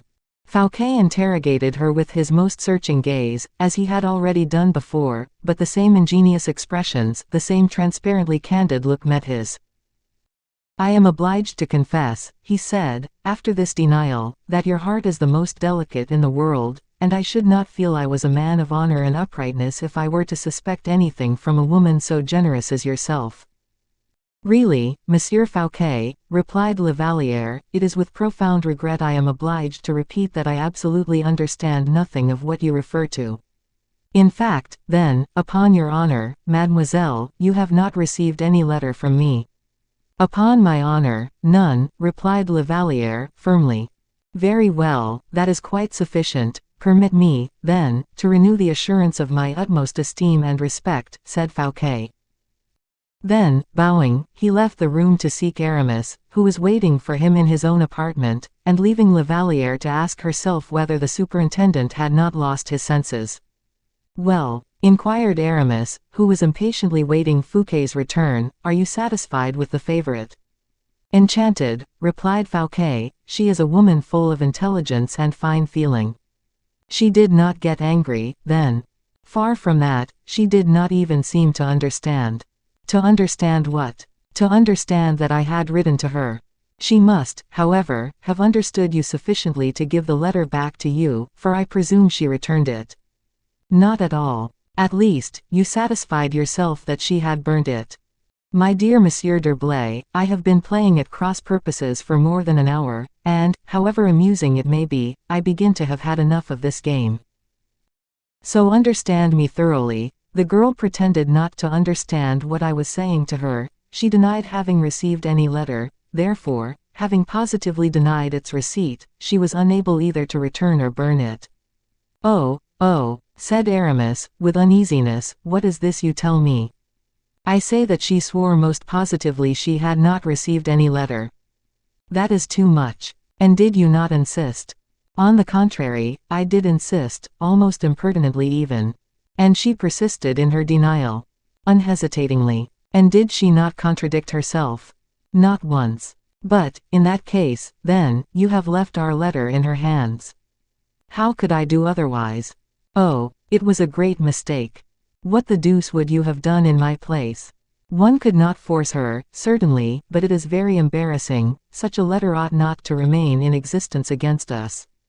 "Oh, the young girl's disposition is generosity itself. I looked at her eyes, and I can read eyes well." "You think she can be relied upon?" "From my heart I do." "Well, I think we are mistaken."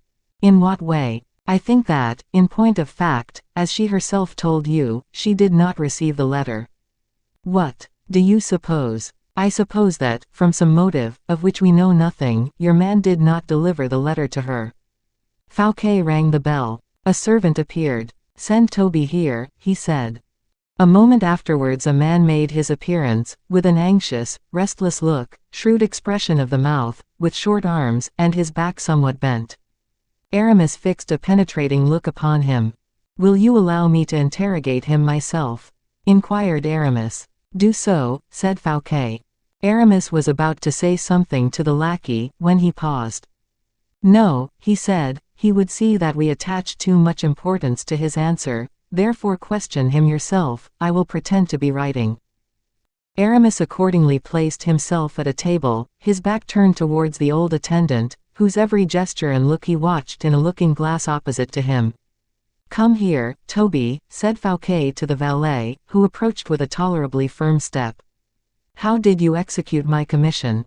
Inquired Fouquet. In the usual way, Monseigneur, replied the man. But how, tell me.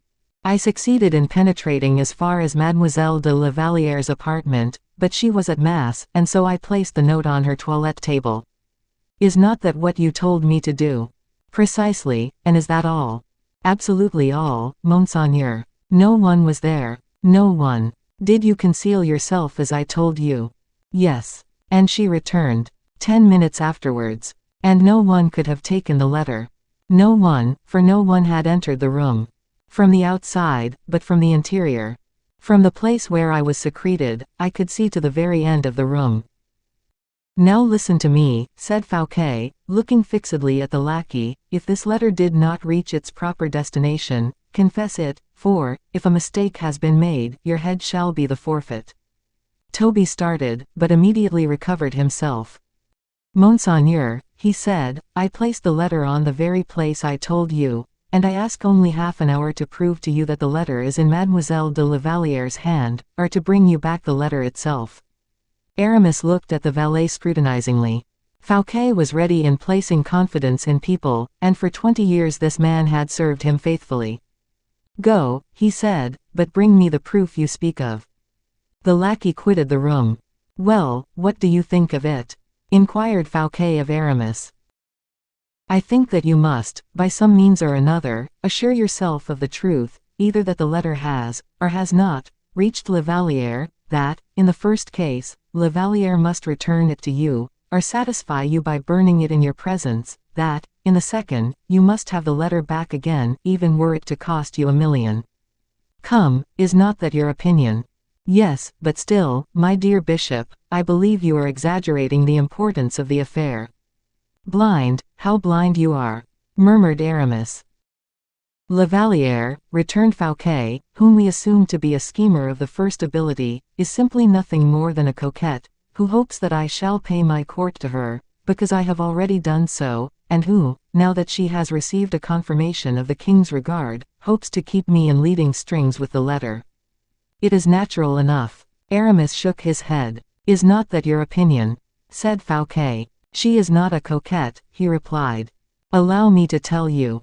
Oh, I am well enough acquainted with women who are coquettes, said Aramis. My dear friend, it is a long time ago since I finished my education, you mean. But women are the same, throughout the centuries. True, but men change, and you at the present day are far more suspicious than you formerly were. And then, beginning to laugh, he added, Come, if La Valliere is willing to love me only to the extent of 1/3, and the king 2/3, do you think the condition acceptable? Aramis rose impatiently. La Valliere, he said, has never loved, and never will love, anyone but the king. At all events, said Fouquet, what would you do? Ask me rather what I would have done. Well, what would you have done? In the first place, I should not have allowed that man to depart. Toby. Yes, Toby is a traitor. Nay, I am sure of it, and I would not have let him go until he had told me the truth. There is still time. I will recall him, and do you question him in your turn. Agreed. But I assure you it is useless. He has been with me for 20 years, and has never made the slightest mistake, and yet, added Fouquet, laughing, it would have been easy enough for him to have done so. Still, call him back. This morning I fancy I saw that face, in earnest conversation with one of M. Colbert's men. Where was that? Opposite the stables. Bah, all my people are at daggers drawn with that fellow. I saw him, I tell you, and his face, which should have been unknown to me when he entered just now, struck me as disagreeably familiar. Why did you not say something, then, while he was here? Because it is only at this very minute that my memory is clear upon the subject. Really, said Fouquet, you alarm me. And he again rang the bell. Provided that it is not already too late, said Aramis. Fouquet once more rang impatiently. The valet usually in attendance appeared. Toby, said Fouquet, send Toby. The valet again shut the door. You leave me at perfect liberty, I suppose. Entirely so. I may employ all means, then, to ascertain the truth. All. Intimidation, even. I constitute you public prosecutor in my place. They waited 10 minutes longer, but uselessly, and Fouquet, thoroughly out of patience, again rang loudly. Toby, he exclaimed. Monseigneur, said the valet, they are looking for him. He cannot be far distant, I have not given him any commission to execute. I will go and see, Monseigneur, replied the valet, as he closed the door. Aramis, during the interview, walked impatiently, but without a syllable, up and down the cabinet. They waited a further 10 minutes. Fouquet rang in a manner to alarm the very dead. The valet again presented himself, trembling in a way to induce a belief that he was the bearer of bad news. Monseigneur is mistaken, he said, before even Fouquet could interrogate him, you must have given Toby some commission, for he has been to the stables and taken your lordship's swiftest horse, and saddled it himself. Well, and he has gone off. Gone, exclaimed Fouquet. Let him be pursued, let him be captured. Nay, nay, whispered Aramis, taking him by the hand, be calm, the evil is done. The valet quietly went out. The evil is done, you say. No doubt, I was sure of it. And now, let us give no cause for suspicion, we must calculate the result of the blow, and ward it off, if possible. After all, said Fouquet, the evil is not great. You think so, said Aramis. Of course. Surely a man is allowed to write a love letter to a woman. A man, certainly, a subject, no, especially, too, when the woman in question is one with whom the king is in love.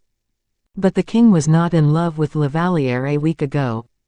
He was not in love with her yesterday, and the letter is dated yesterday. I could not guess the king was in love, when the king's affection was not even yet in existence. As you please, replied Aramis, but unfortunately the letter is not dated, and it is that circumstance particularly which annoys me. If it had only been dated yesterday, I should not have the slightest shadow of uneasiness on your account. Fouquet shrugged his shoulders. Am I not my own master, he said, and is the king, then, king of my brain and of my flesh? You are right, replied Aramis, do not let us attach greater importance to matters than is necessary, and besides. Well, if we are menaced, we have means of defense. Oh, menaced, said Fouquet, you do not place this gnat bite, as it were, among the number of menaces which may compromise my fortune and my life, do you? Do not forget, Monsieur Fouquet, that the bit of an insect can kill a giant, if the insect be venomous. But has this sovereign power you were speaking of already vanished? I am all-powerful, it is true, but I am not immortal. Come, then, the most pressing matter is to find Toby again, I suppose. Is not that your opinion? Oh, as for that, you will not find him again, said Aramis, and if he were of any great value to you, you must give him up for lost. At all events he is somewhere or another in the world, said Fouquet. You're right, let me act, replied Aramis. 139. Madame's four chances. Anne of Austria had begged the young queen to pay her a visit. For some time past suffering most acutely, and losing both her youth and beauty with that rapidity which signalizes the decline of women for whom life has been one long contest, Anne of Austria had, in addition to her physical sufferings, to experience the bitterness of being no longer held in any esteem, except as a surviving remembrance of the past, amidst the youthful beauties, wits, and influential forces of her court. Her physician's opinions, her mirror also, grieved her far less than the inexorable warnings which the society of the courtiers afforded, who, like rats in a ship, abandon the hold into which on the very next voyage the water will infallibly penetrate, owing to the ravages of decay. Anne of Austria did not feel satisfied with the time her eldest son devoted to her. The king, a good son, more from affectation than from affection, had at first been in the habit of passing an hour in the morning and one in the evening with his mother, but, since he had himself undertaken the conduct of state affairs, the duration of the morning and evening's visit had been reduced by 1/2, and then, by degrees, the morning visit had been suppressed altogether. They met at Mass. The evening visit was replaced by a meeting, either at the King's Assembly or at Madame's, which the Queen attended obligingly enough, out of regard to her 2 sons. The result of this was, that Madame gradually acquired an immense influence over the court, which made her apartments the true royal place of meeting. This, Anne of Austria perceived, knowing herself to be very ill, and condemned by her sufferings to frequent retirement. She was distressed at the idea that the greater part of her future days and evenings would pass away solitary, useless, and in despondency. She recalled with terror the isolation in which Cardinal Richelieu had formerly left her, those dreaded and insupportable evenings, during which, however, she had both youth and beauty, which are ever accompanied by hope, to console her. She next formed the project of transporting the court to her own apartments, and of attracting Madame, with her brilliant escort, to her gloomy and already sorrowful abode, where the widow of a king of France, and the mother of a king of France, was reduced to console, in her artificial widowhood, the weeping wife of a king of France. Anne began to reflect. She had intrigued a good deal in her life. In the good times past, when her youthful mind nursed projects that were, ultimately, invariably successful, she had by her side, to stimulate her ambition and her love, a friend of her own sex, more eager, more ambitious than herself, a friend who had loved her, a rare circumstance at court, and whom some petty considerations had removed from her forever. But for many years past, except Madame de Motteville, and La Molina, her Spanish nurse, a confidant in her character of countrywoman and woman too, who could boast of having given good advice to the Queen. Who, too, among all the youthful heads there, could recall the past for her, that past in which alone she lived. Anne of Austria remembered Madame de Chevreuse, in the first place exiled rather by her wish than the King's, and then dying in exile, the wife of a gentleman of obscure birth and position. She asked herself what Madame de Chevreuse would have advised her to do in similar circumstances, in their mutual difficulties arising from their intrigues, and after serious reflection, it seemed as if the clever, subtle mind of her friend, full of experience and sound judgment, answered her in the well-remembered ironical tones, "All the insignificant young people are poor and greedy of gain. They require gold and incomes to supply means of amusement, it is by interest you must gain them over." And Anne of Austria adopted this plan. Her purse was well filled, and she had at her disposal a considerable sum of money, which had been amassed by Mazarin for her, and lodged in a place of safety. She possessed the most magnificent jewels in France, and especially pearls of a size so large that they made the king sigh every time he saw them, because the pearls of his crown were like millet seed compared to them. Anne of Austria had neither beauty nor charms any longer at her disposal. She gave out, therefore, that her wealth was great, and as an inducement for others to visit her apartments she let it be known that there were good gold crowns to be won at play, or that handsome presents were likely to be made on days when all went well with her, or windfalls, in the shape of annuities which she had wrung from the king by entreaty, and thus she determined to maintain her credit. In the first place, she tried these means upon Madame, because to gain her consent was of more importance than anything else. Madame, notwithstanding the bold confidence which her wit and beauty inspired her, blindly ran head foremost into the net thus stretched out to catch her. Enriched by degrees by these presents and transfers of property, she took a fancy to inheritances by anticipation. Anne of Austria adopted the same means towards Monsieur, and even towards the king himself. She instituted lotteries in her apartments. The day on which the present chapter opens, invitations had been issued for a late supper in the Queen Mother's apartments, as she intended that 2 beautiful diamond bracelets of exquisite workmanship should be put into a lottery. The medallions were antique cameos of the greatest value. The diamonds, in point of intrinsic value, did not represent a very considerable amount, but the originality and rarity of the workmanship were such, that everyone at court not only wished to possess the bracelets, but even to see the Queen herself wear them, for, on the days she wore them, it was considered as a favor to be admitted to admire them in kissing her hands. The courtiers had, even with regard to this subject, adopted various expressions of gallantry to establish the aphorism, that the bracelets would have been priceless in value if they had not been unfortunate enough to be placed in contact with arms as beautiful as the Queen's. This compliment had been honored by a translation into all the languages of Europe, and numerous verses in Latin and French had been circulated on the subject. The day that Anne of Austria had selected for the lottery was a decisive moment. The king had not been near his mother for a couple of days. Madame, after the great scene of the dryads and naiads, was sulking by herself. It is true, the king's fit of resentment was over, but his mind was absorbingly occupied by a circumstance that raised him above the stormy disputes and giddy pleasures of the court. Anne of Austria effected a diversion by the announcement of the famous lottery to take place in her apartments on the following evening. With this object in view she saw the young queen, whom, as we have already seen, she had invited to pay her a visit in the morning. "I have good news to tell you," she said to her. "The king has been saying the most tender things about you. He is young, you know, and easily drawn away, but so long as you keep near me, he will not venture to keep away from you, to whom, besides, he is most warmly and affectionately attached. I intend to have a lottery this evening and shall expect to see you."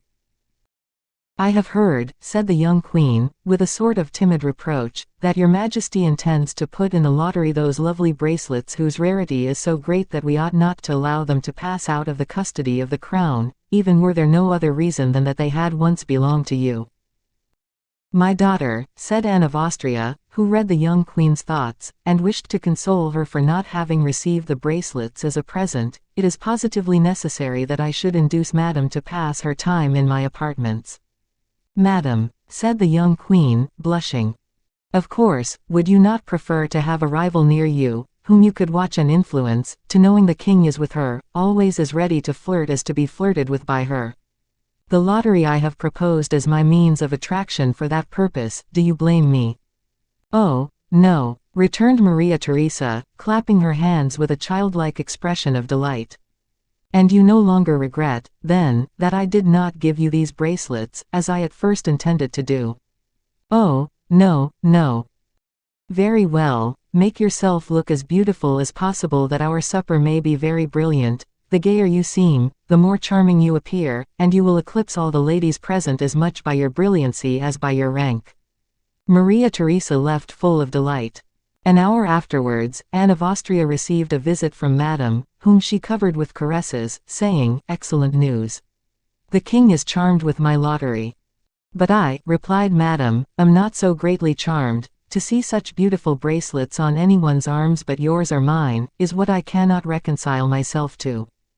"Well, well," said Anne of Austria, concealing by a smile a violent pang she had just experienced, "do not look at things in the worst light immediately. Ah, Madame, fortune is blind, and I am told there are 200 tickets. Quite as many as that, but you cannot surely forget that there can only be one winner." "No doubt. But who will that be?" "Can you tell?" said Madame, in despair. "You remind me that I had a dream last night. My dreams are always good, I sleep so little." "What was your dream? But are you suffering?"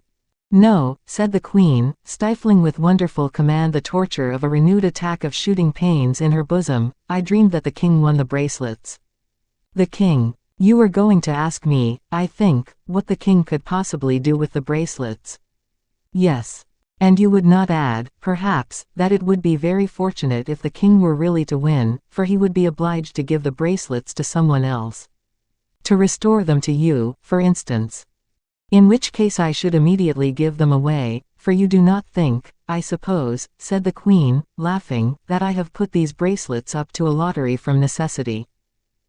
My object was to give them without arousing anyone's jealousy, but if fortune will not get me out of my difficulty, well, I will teach fortune a lesson, and I know very well to whom I intend to offer the bracelets." These words were accompanied by so expressive a smile, that Madame could not resist paying her by a grateful kiss. "But," added Anne of Austria, "do you not know, as well as I do, that if the king were to win the bracelets, he would not restore them to me?" "You mean he would give them to the queen?" "No, and for the very same reason that he would not give them back again to me, since, if I had wished to make the queen a present of them, I had no need of him for that purpose." Madame cast a side glance upon the bracelets, which, in their casket, were dazzlingly exposed to view upon a table close beside her. "How beautiful they are," she said, sighing. "But stay," Madame continued, "we are quite forgetting that your Majesty's dream was nothing but a dream." "I should be very much surprised," returned Anne of Austria, "if my dream were to deceive me. That has happened to me very seldom." "We may look upon you as a prophetess, then. I have already said, that I dream but very rarely, but the coincidence of my dream about this matter, with my own ideas, is extraordinary. It agrees so wonderfully with my own views and arrangements." "What arrangements do you allude to?" "That you will get the bracelets, for instance." "In that case, it will not be the king." "Oh," said Anne of Austria, "there is not such a very great distance between His Majesty's heart and your own, for, are you not his sister, for whom he has a great regard? There is not, I repeat, so very wide a distance, that my dream can be pronounced false on that account. Come, let us reckon up the chances in its favor. I will count them. In the first place, we will begin with the dream. If the king wins, he is sure to give you the bracelets. I admit that is one. If you win them, they are yours. Naturally, that may be admitted also. Lastly, if Monsieur were to win them. Oh, said Madame, laughing heartily, he would give them to the Chevalier de Lorraine. Anne of Austria laughed as heartily as her daughter-in-law, so much so, indeed, that her sufferings again returned, and made her turn suddenly pale in the very midst of her enjoyment. "What is the matter?" inquired Madame, terrified. Nothing, nothing, a pain in my side. I have been laughing too much. We were at the fourth chance, I think. I cannot see a fourth. I beg your pardon, I am not excluded from the chance of winning, and if I be the winner, you are sure of me." "Oh, thank you, exclaimed Madame. "I hope that you look upon yourself as one whose chances are good, and that my dream now begins to assume the solid outlines of reality." "Yes, indeed, you give me both hope and confidence," said Madame, "and the bracelets, won in this manner, will be 100 times more precious to me. Well, then, goodbye, until this evening." And the two princesses separated.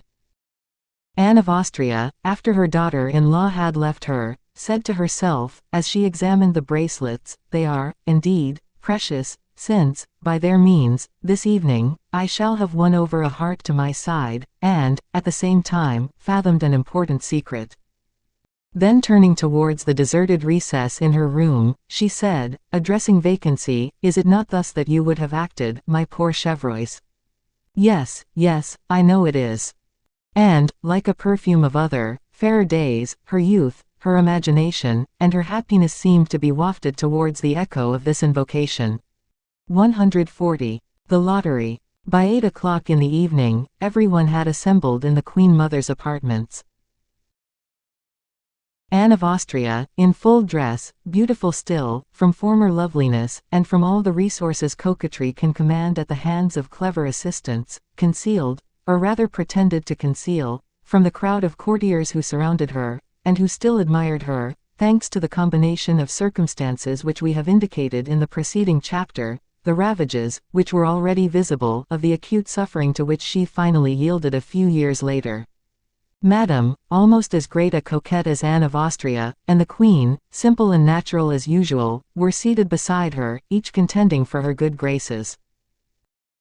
The ladies of honor, united in a body, in order to resist with greater effect, and consequently with more success, the witty and lively conversations which the young men held about them, were enabled, like a battalion formed in a square, to offer each other the means of attack and defense which were thus at their command. Montalais, learned in that species of warfare which consists of sustained skirmishing, protected the whole line by a sort of rolling fire she directed against the enemy. Saint Aignan, in utter despair at the rigor, which became almost insulting from the very fact of her persisting in it, Mademoiselle de Tonnay-Charente displayed, tried to turn his back upon her, but, overcome by the irresistible brilliancy of her eyes, he, every moment, returned to consecrate his defeat by new submissions, to which Mademoiselle de Tonnay-Charente did not fail to reply by fresh acts of impertinence. Saint Aignan did not know which way to turn. La Vallière had about her, not exactly a court, but sprinklings of courtiers. Saint Aignan, hoping by this maneuver to attract Athanas's attention towards him, approached the young girl, and saluted her with a respect that induced some to believe that he wished to balance Athanae by Louise. But these were persons who had neither been witnesses of the scene during the shower, nor had heard it spoken of. As the majority was already informed, and well informed, too, on the matter, the acknowledged favor with which she was regarded had attracted to her side some of the most astute, as well as the least sensible, members of the court. The former, because they said with Montaigne, "How do I know?" And the latter, who said with Rabelais, "Perhaps." The greatest number had followed in the wake of the latter, just as in hunting 5 or 6 of the best hounds alone follow the scent of the animal hunted, whilst the remainder of the pack follow only the scent of the hounds. The two queens and Madame examined with particular attention the toilettes of their ladies and maids of honor, and they condescended to forget they were queens in recollecting that they were women. In other words, they pitilessly picked to pieces every person present who wore a petticoat. The looks of both princesses simultaneously fell upon La Vallière, who, as we have just said, was completely surrounded at that moment. Madame knew not what pity was, and said to the Queen Mother, as she turned towards her, if fortune were just, she would favor that poor La Vallière. "That is not possible," said the Queen Mother, smiling. "Why not? There are only 200 tickets, so that it was not possible to inscribe everyone's name on the list." "And hers is not there, then?" "No. What a pity. She might have won them, and then sold them." "Sold them!" exclaimed the Queen. "Yes, it would have been a dowry for her, and she would not have been obliged to marry without her trousseau, as will probably be the case." "Really," answered the Queen Mother, "poor little thing, has she no dresses, then?" And she pronounced these words like a woman who has never been able to understand the inconveniences of a slenderly filled purse. "Stay, look at her. Heaven forgive me, if she is not wearing the very same petticoat this evening that she had on this morning during the promenade, and which she managed to keep clean, thanks to the care the king took of her, in sheltering her from the rain." At the very moment Madame uttered these words the king entered the room.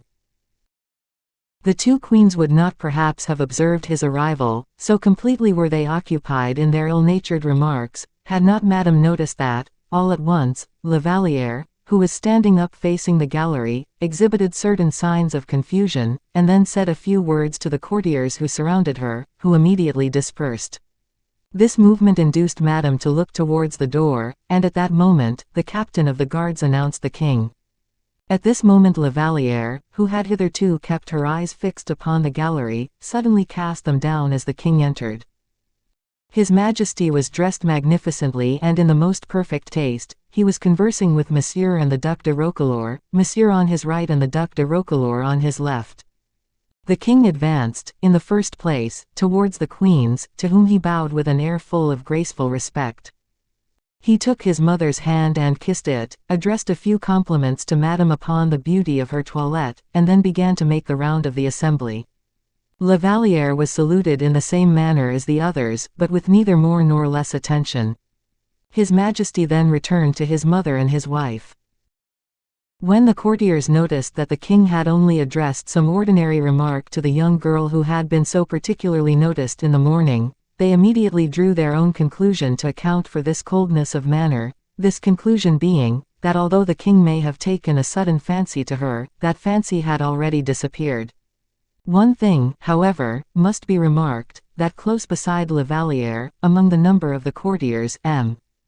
Fouquet was to be seen, and his respectfully attentive manner served to sustain the young girl in the midst of the varied emotions that visibly agitated her. M. Fouquet was just on the point, moreover, of speaking in a more friendly manner with Mademoiselle de La Vallière when M.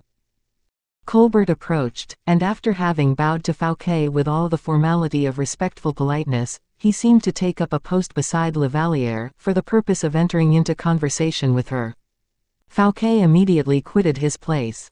These proceedings were eagerly devoured by the eyes of Montalais and Malicorne, who mutually exchanged their observations on the subject. De Guiche, standing within the embrasure of one of the windows, saw no one but Madame. But as Madame, on her side, frequently glanced at La Vallière, de Guiche's eyes, following Madame's, were from time to time cast upon the young girl. La Vallière instinctively felt herself sinking beneath the weight of all these different looks, inspired, some by interest, others by envy. She had nothing to compensate her for her sufferings, not a kind word from her companions, nor a look of affection from the king. No one could possibly express the misery the poor girl was suffering. The Queen Mother next directed the small table to be brought forward, on which the lottery tickets were placed, 200 in number, and begged Madame de Motteville to read the list of the names. It was a matter of course that this list had been drawn out in strict accordance with the laws of etiquette. The king's name was first on the list, next the Queen Mother, then the Queen, Monsieur, Madame, and so on. All hearts throbbed anxiously as the list was read out. More than 300 persons had been invited, and each of them was anxious to learn whether his or her name was to be found in the number of privileged names. The king listened with as much attention as the others, and when the last name had been pronounced, he noticed that La Vallière had been omitted from the list. Everyone, of course, remarked this omission. The king flushed as if much annoyed, but La Vallière, gentle and resigned, as usual, exhibited nothing of the sort. While the list was being read, the king had not taken his eyes off the young girl, who seemed to expand, as it were, beneath the happy influence she felt was shed around her, and who was delighted and too pure in spirit for any other thought than that of love to find an entrance either to her mind or her heart. Acknowledging this touching self-denial by the fixity of his attention, the king showed La Vallière how much he appreciated its delicacy. When the list was finished, the different faces of those who had been omitted or forgotten fully expressed their disappointment. Malicorne was also left out from amongst the men, and the grimace he made plainly said to Montalais, who was also forgotten, "Cannot we contrive to arrange matters with fortune in such a manner that she shall not forget us?" To which a smile full of intelligence from Mademoiselle Or replied, "Certainly we can." The tickets were distributed to each according to the number listed. The king received his first, next the Queen Mother, then Monsieur, then the Queen and Madame, and so on.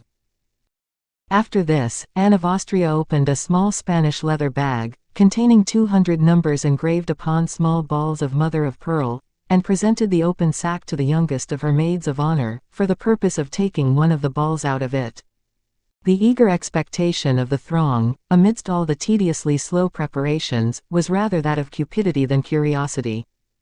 Saint Aignan bent towards Mademoiselle de Tonnay-Charente to whisper to her, "Since we have each a number, let us unite our 2 chances. The bracelet shall be yours if I win, and if you are successful, deign to give me but one look of your beautiful eyes." "No," said Athenais, "if you win the bracelet, keep it, everyone for himself." "You are without any pity," said Saint Aignan, "and I will punish you by a quatrain. Beautiful Iris, to my vow. You are too opposed." "Silence," said Athenais, "you will prevent me hearing the winning number." "Number 1, said the young girl who had drawn the mother of pearl from the Spanish leather bag. "The king!" exclaimed the Queen Mother. "The king has won," repeated the Queen, delightedly. "Oh, the king! Your dream," said Madame, joyously, in the ear of Anne of Austria. The king was the only one who did not exhibit any satisfaction. He merely thanked fortune for what she had done for him, in addressing a slight salutation to the young girl who had been chosen as her proxy. Then receiving from the hands of Anne of Austria, amid the eager desire of the whole assembly, the casket enclosing the bracelets, he said, "Are these bracelets really beautiful, then?" "Look at them," said Anne of Austria, "and judge for yourself." The king looked at them, and said, "Yes, indeed, an admirable medallion." "What perfect finish! What perfect finish!" repeated Madame. Queen Maria-Theresa easily saw, and that, too at the very first glance, that the king would not offer the bracelets to her, but, as he did not seem the least degree in the world disposed to offer them to Madame, she felt almost satisfied, or nearly so. The king sat down. The most intimate among the courtiers approached, one by one, for the purpose of admiring more closely the beautiful piece of workmanship, which soon, with the king's permission, was handed about from person to person. Immediately, everyone, connoisseurs or not, uttered various exclamations of surprise, and overwhelmed the king with congratulations. There was, in fact, something for everybody to admire, the brilliance for some, and the cutting for others. The ladies present visibly displayed their impatience to see such a treasure monopolized by the gentlemen. "Gentlemen, gentlemen," said the king, whom nothing escaped, "one would almost think that you wore bracelets as the Sabines used to do, hand them round for a while for the inspection of the ladies, who seem to have, and with far greater right, an excuse for understanding such matters." These words appeared to Madame the commencement of a decision she expected. She gathered, besides, this happy belief from the glances of the Queen Mother. The courtier who held them at the moment the king made this remark, amidst the general agitation, hastened to place the bracelets in the hands of the Queen, Maria-Theresa, who, knowing too well, poor woman, that they were not designed for her, hardly looked at them, and almost immediately passed them on to Madame. The latter, and even more minutely, Monsieur, gave the bracelets a long look of anxious and almost covetous desire. She then handed the jewels to those ladies who were near her, pronouncing this single word, but with an accent which was worth a long phrase, "Magnificent." The ladies who had received the bracelets from Madame's hands looked at them as long as they chose to examine them, and then made them circulate by passing them on towards the right. During this time the king was tranquilly conversing with de Guiche and Fouquet, rather passively letting them talk than himself listening. Accustomed to the set form of ordinary phrases, his ear, like that of all men who exercise an incontestable superiority over others, merely selected from the conversations held in various directions the indispensable word which requires reply. His attention, however, was now elsewhere, for it wandered as his eyes did. Mademoiselle de Tonnay-Charente was the last of the ladies inscribed for tickets, and, as if she had ranked according to her name upon the list, she had only Montalais and Lavalière near her. When the bracelets reached these two latter, no one appeared to take any further notice of them. The humble hands which for a moment touched these jewels, deprived them, for the time, of their importance, a circumstance which did not, however, prevent Montalais from starting with joy, envy, and covetous desire, at the sight of the beautiful stones still more than at their magnificent workmanship. It is evident that if she were compelled to decide between the pecuniary value and the artistic beauty, Montalais would unhesitatingly have preferred diamonds to cameos, and her disinclination, therefore, to pass them on to her companion, Lavalière, was very great. Lavalière fixed a look almost of indifference upon the jewels. "Oh, how beautiful, how magnificent these bracelets are!" exclaimed Montalais, "and yet you do not go into ecstasies about them, Louise. You are no true woman, I am sure."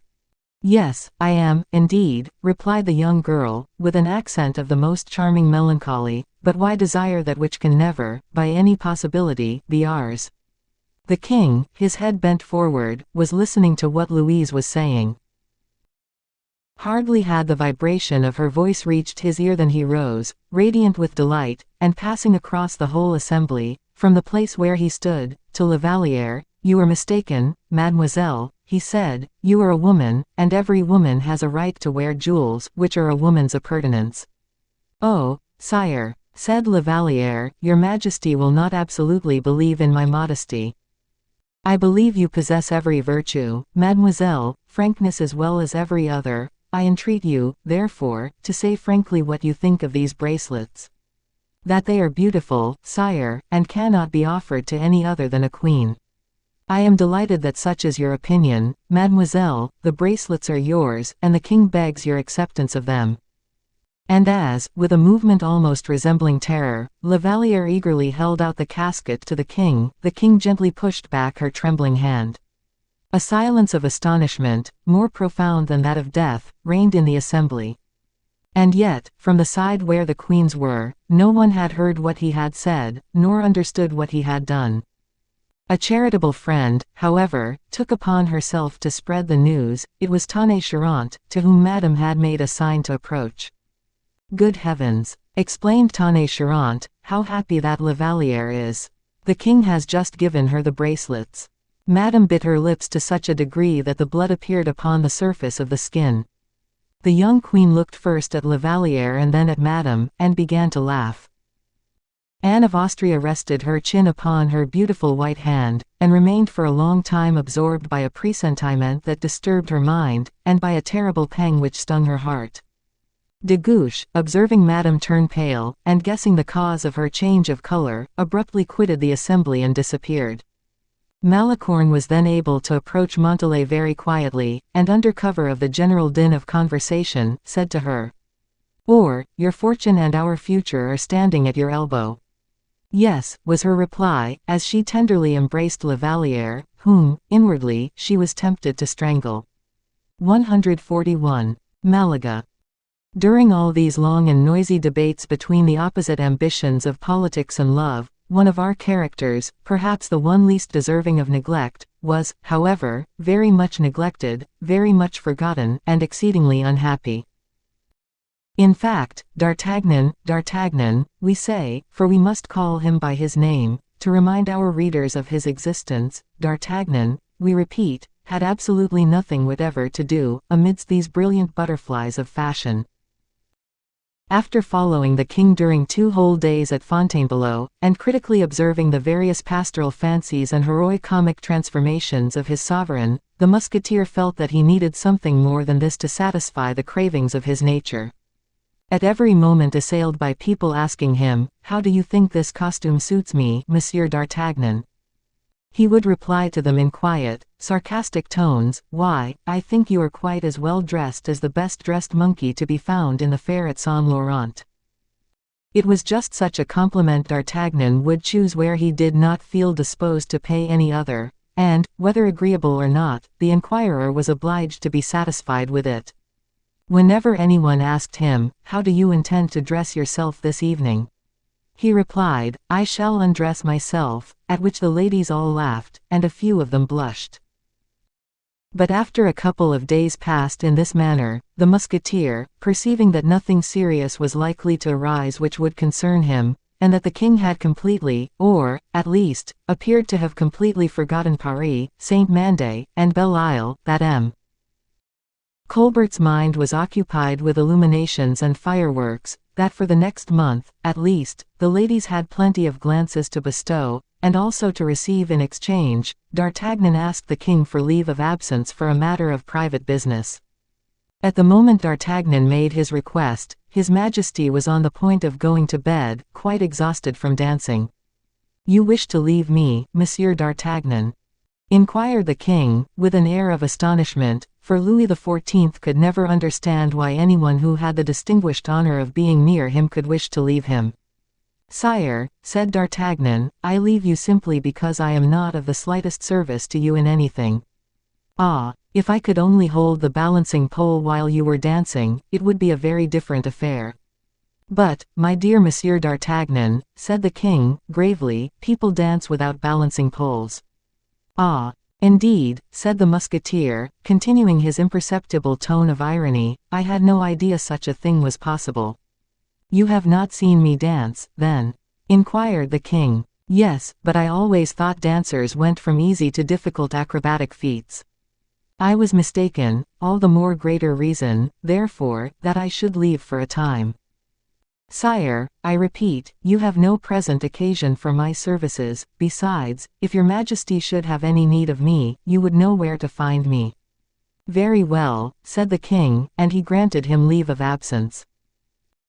We shall not look for D'Artagnan, therefore, at Fontainebleau, for to do so would be useless, but, with the permission of our readers, follow him to the Rue des Lombards, where he was located at the sign of the Pilon d'Or, in the house of our old friend Planchet. It was about 8 o'clock in the evening, and the weather was exceedingly warm. There was only one window open, and that one belonging to a room on the entresol. A perfume of spices, mingled with another perfume less exotic, but more penetrating, namely, that which arose from the street, ascended to salute the nostrils of the musketeer. D'Artagnan, reclining in an immense straight-backed chair, with his legs not stretched out, but simply placed upon a stool, formed an angle of the most obtuse form that could possibly be seen. Both his arms were crossed over his head reclining upon his left shoulder, like Alexander the Great.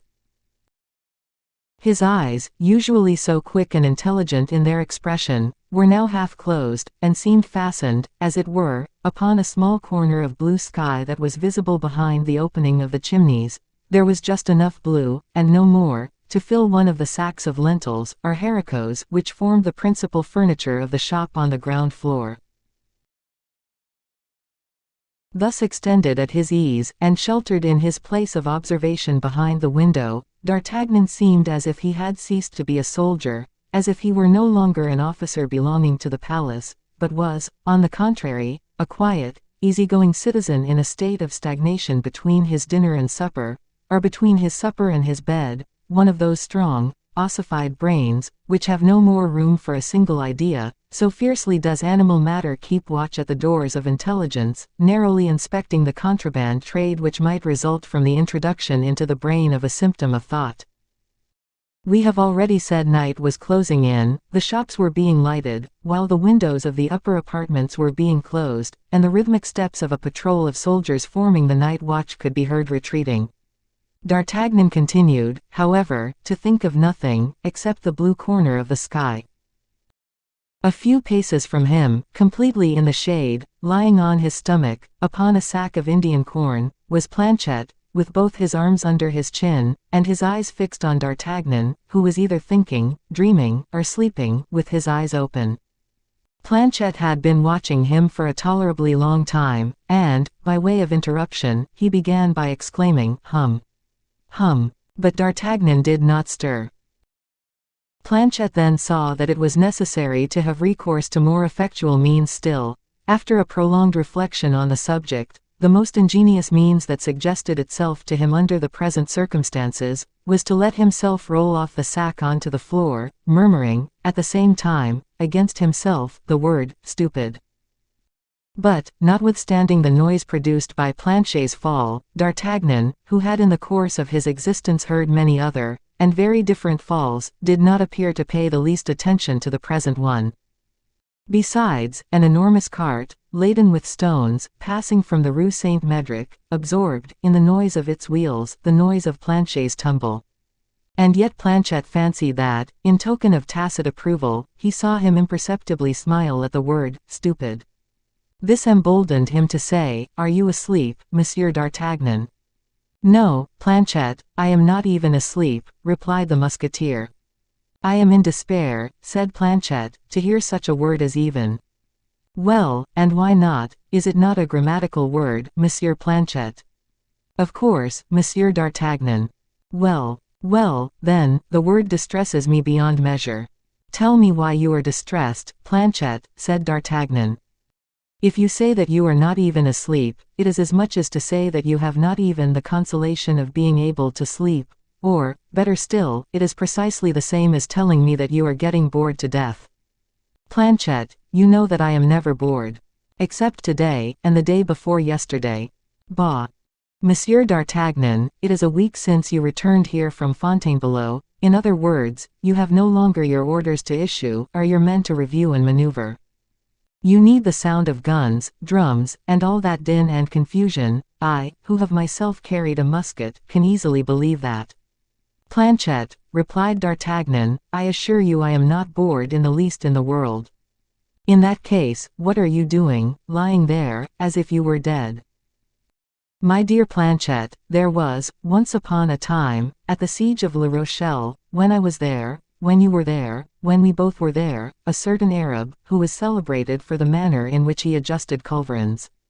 He was a clever fellow, although of a very odd complexion, which was the same color as your olives. Well, this Arab, whenever he had done eating or working, used to sit down to rest himself, as I am resting myself now, and smoked I cannot tell you what sort of magical leaves, in a large amber-mouthed tube, and if any officers, happening to pass, reproached him for being always asleep, he used quietly to reply, 'Better to sit down than to stand up, to lie down than to sit down, to be dead than to lie down.' He was an acutely melancholy Arab, and I remember him perfectly well, from the color of his skin and the style of his conversation.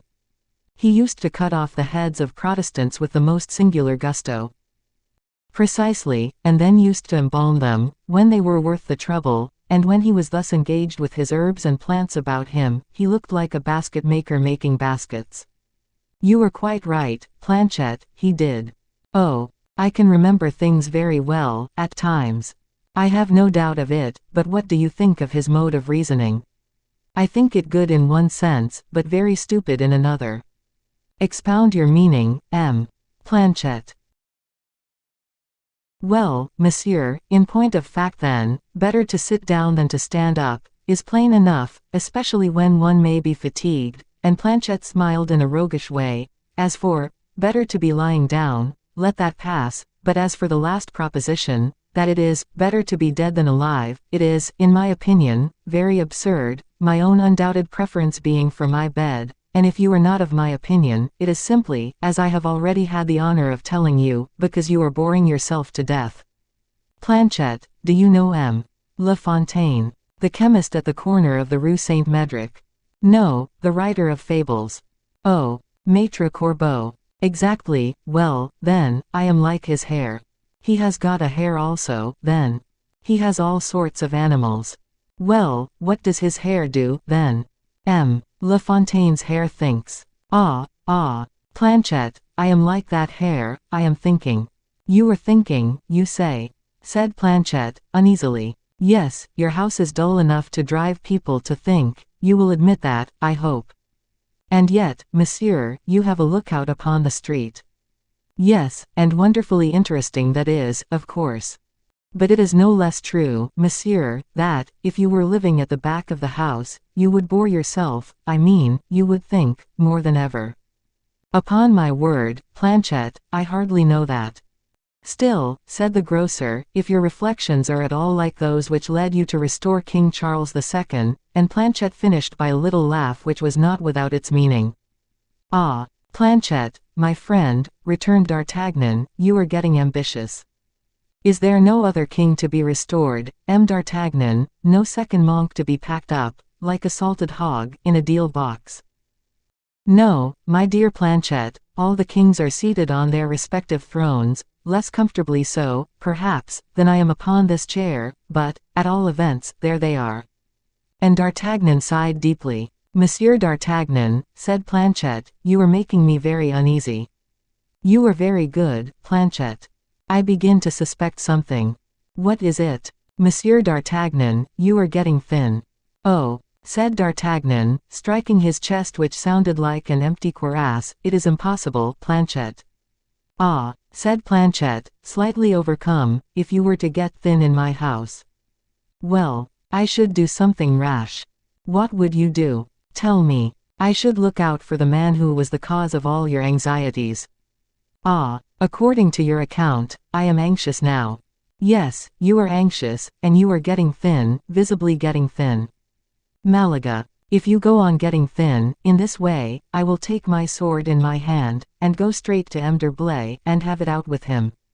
What? Said M. d'Artagnan, starting in his chair, what's that you say? And what has M. d'Herblay's name to do with your groceries?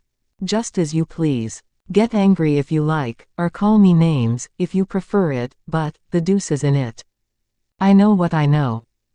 D'Artagnan had, during this second outburst of Planchet's, so placed himself as not to lose a single look of his face, that is, he sat with both his hands resting on both his knees, and his head stretched out towards the grocer. Come, explain yourself, he said, and tell me how you could possibly utter such a blasphemy. M. d'Herblay, your old master, my friend, an ecclesiastic, a musketeer turned bishop, do you mean to say you would raise your sword against him, Planchet? I could raise my sword against my own father, when I see you in such a state as you are now. M. d'Herblay, a gentleman. It's all the same to me whether he's a gentleman or not. He gives you the blue devils, that is all I know. And the blue devils make people get thin. Malaga, I have no notion of M. d'Artagnan leaving my house thinner than when he entered it. How does he give me the blue devils, as you call it? Come, explain, explain. You have had the nightmare during the last 3 nights. Yes, you, and in your nightmare you called out, several times, Aramis, deceitful Aramis. Ah, I said that, did I? Murmured D'Artagnan, uneasily. Yes, those very words, upon my honor. Well, what else? You know the saying, Planchet, dreams go by contraries. Quote. Not so, for every time, during the last 3 days, when you went out, you have not once failed to ask me, on your return, have you seen M. d'Herblay? Or else, have you received any letters for me from M. d'Herblay? Well, it is very natural I should take an interest in my old friend, said D'Artagnan. Of course, but not to such an extent as to get thin on that account. Planchet, I'll get fatter, I give you my word of honor I will. Very well, monsieur, I accept it, for I know that when you give your word of honor, it is sacred. I will not dream of Aramis any more, and I will never ask you again if there are any letters from M. d'Herblay, but on condition that you explain one thing to me. Tell me what it is, monsieur. I am a great observer, and just now you made use of a very singular oath, which is unusual for you. You mean Malaga, I suppose. Precisely. It is the oath I have used ever since I have been a grocer. Very proper, too, it is the name of a dried grape, or raisin, I believe. It is my most ferocious oath, when I have once said Malaga. I am a man no longer. Still, I never knew you use that oath before. Very likely not, monsieur. I had a present made me of it, said Planchet, and, as he pronounced these words, he winked his eye with a cunning expression, which thoroughly awakened D'Artagnan's attention. Come, M.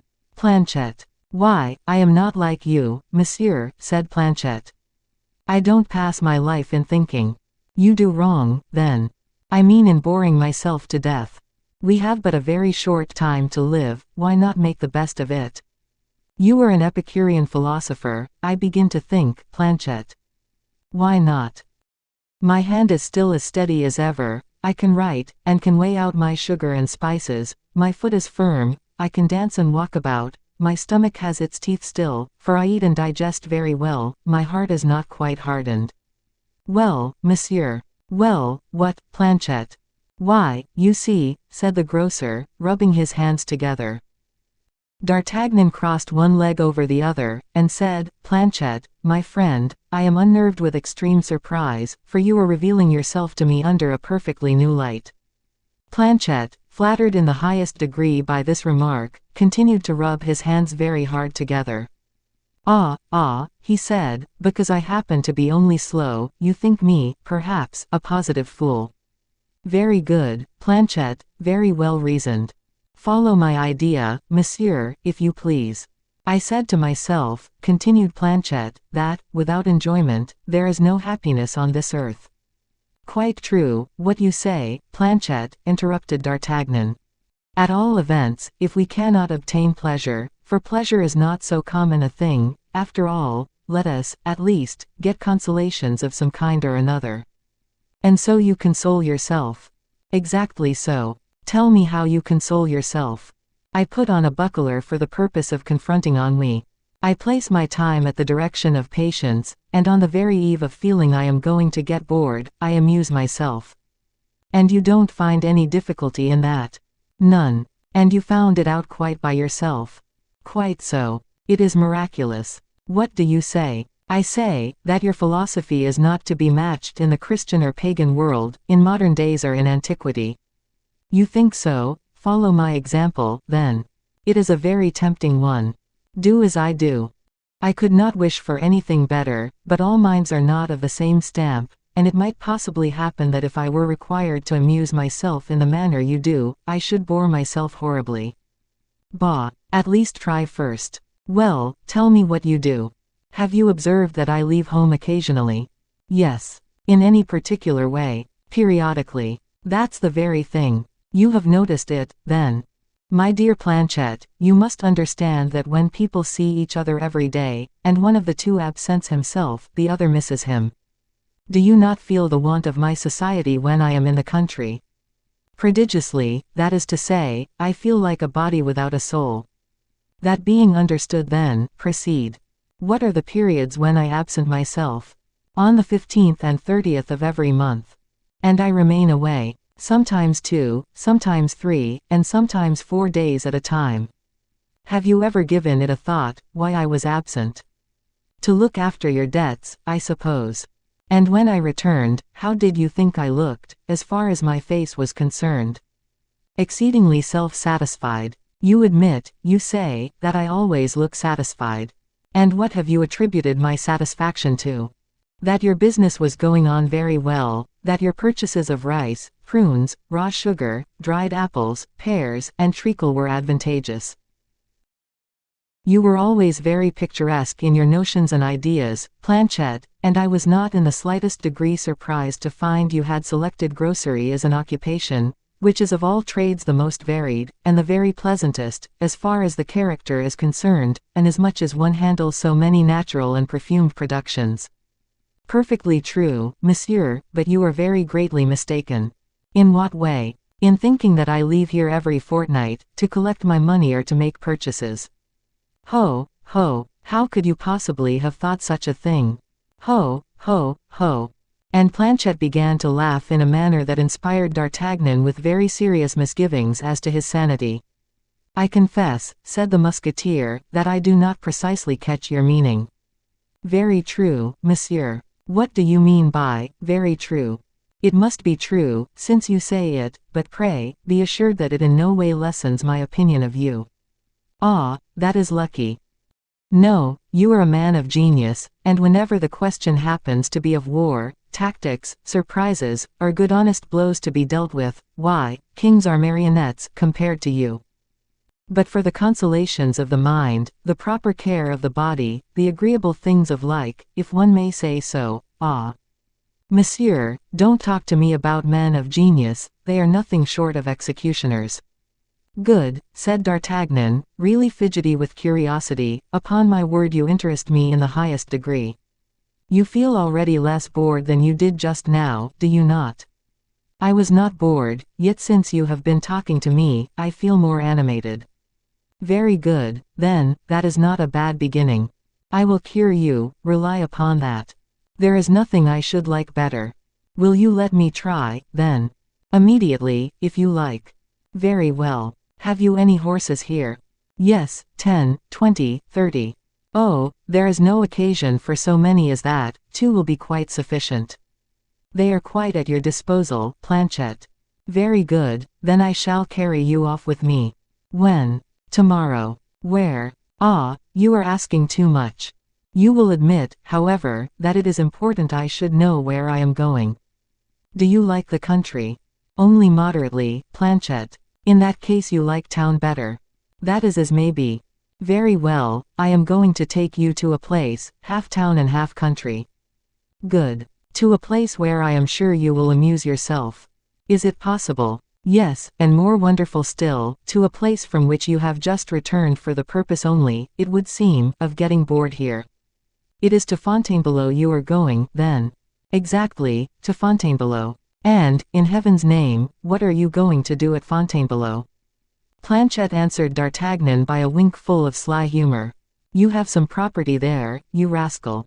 Oh, a very paltry affair, a little bit of a house, nothing more. I understand you. But it is tolerable enough, after all. I am going to Planchet's country seat, exclaimed D'Artagnan. Whenever you like. Did we not fix tomorrow? Let us say tomorrow, if you like, and then, besides, tomorrow is the 14th, that is to say, the day before the one when I am afraid of getting bored, so we will look upon it as an understood thing. Agreed, by all means. You will lend me one of your horses. The best I have. No, I prefer the gentlest of all. I never was a very good rider, as you know, and in my grocery business I have got more awkward than ever, besides. Besides what? Why, added Planchet, I do not wish to fatigue myself. Why so? D'Artagnan ventured to ask. Because I should lose half the pleasure I expect to enjoy, replied Planchet. And thereupon he rose from his sack of Indian corn, stretching himself, and making all his bones crack, one after the other, with a sort of harmony. Planchet! Planchet! Exclaimed D'Artagnan, I do declare that there is no sybarite upon the face of the globe who can for a moment be compared to you. Oh, Planchet, it is very clear that we have never yet eaten a ton of salt together. Why so, monsieur? Because, even now I can scarcely say I know you, said D'Artagnan, and because, in point of fact, I return to the opinion which, for a moment, I had formed of you that day at Boulogne, when you strangled, or did so as nearly as possible, M. de Wardes's valet, Lubin, in plain language, Planchet, that you are a man of great resources. Planchet began to laugh with a laugh full of self-conceit, bade the musketeer good night, and went down to his back shop, which he used as a bedroom. D'Artagnan resumed his original position upon his chair, and his brow, which had been unruffled for a moment, became more pensive than ever. He had already forgotten the whims and dreams of Planchet. "Yes," said he, taking up again the thread of his thoughts, which had been broken by the whimsical conversation in which we have just permitted our readers to participate. "Yes, those 3 points include everything. First, to ascertain what Baisemeaux wanted with Aramis, secondly, to learn why Aramis does not let me hear from him, and thirdly, to ascertain where Porthos is. The whole mystery lies in these 3 points. Since, therefore," continued D'Artagnan, "our friends tell us nothing, we must have recourse to our own poor intelligence. I must do what I can, mordio, or rather Malaga, as Planchet would say." 142. A letter from M. Baisemeaux. D'Artagnan, faithful to his plan, went the very next morning to pay a visit to M. de Baisemeaux. It was cleaning up or tidying day at the Bastille, the cannons were furbished up, the staircases scraped and cleaned, and the jailers seemed to be carefully engaged in polishing the very keys. As for the soldiers belonging to the garrison, they were walking about in different courtyards, under the pretence that they were clean enough.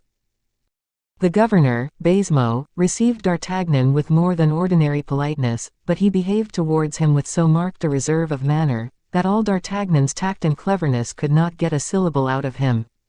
The more he kept himself within bounds, the more D'Artagnan's suspicion increased. The latter even fancied he remarked that the governor was acting under the influence of a recent recommendation.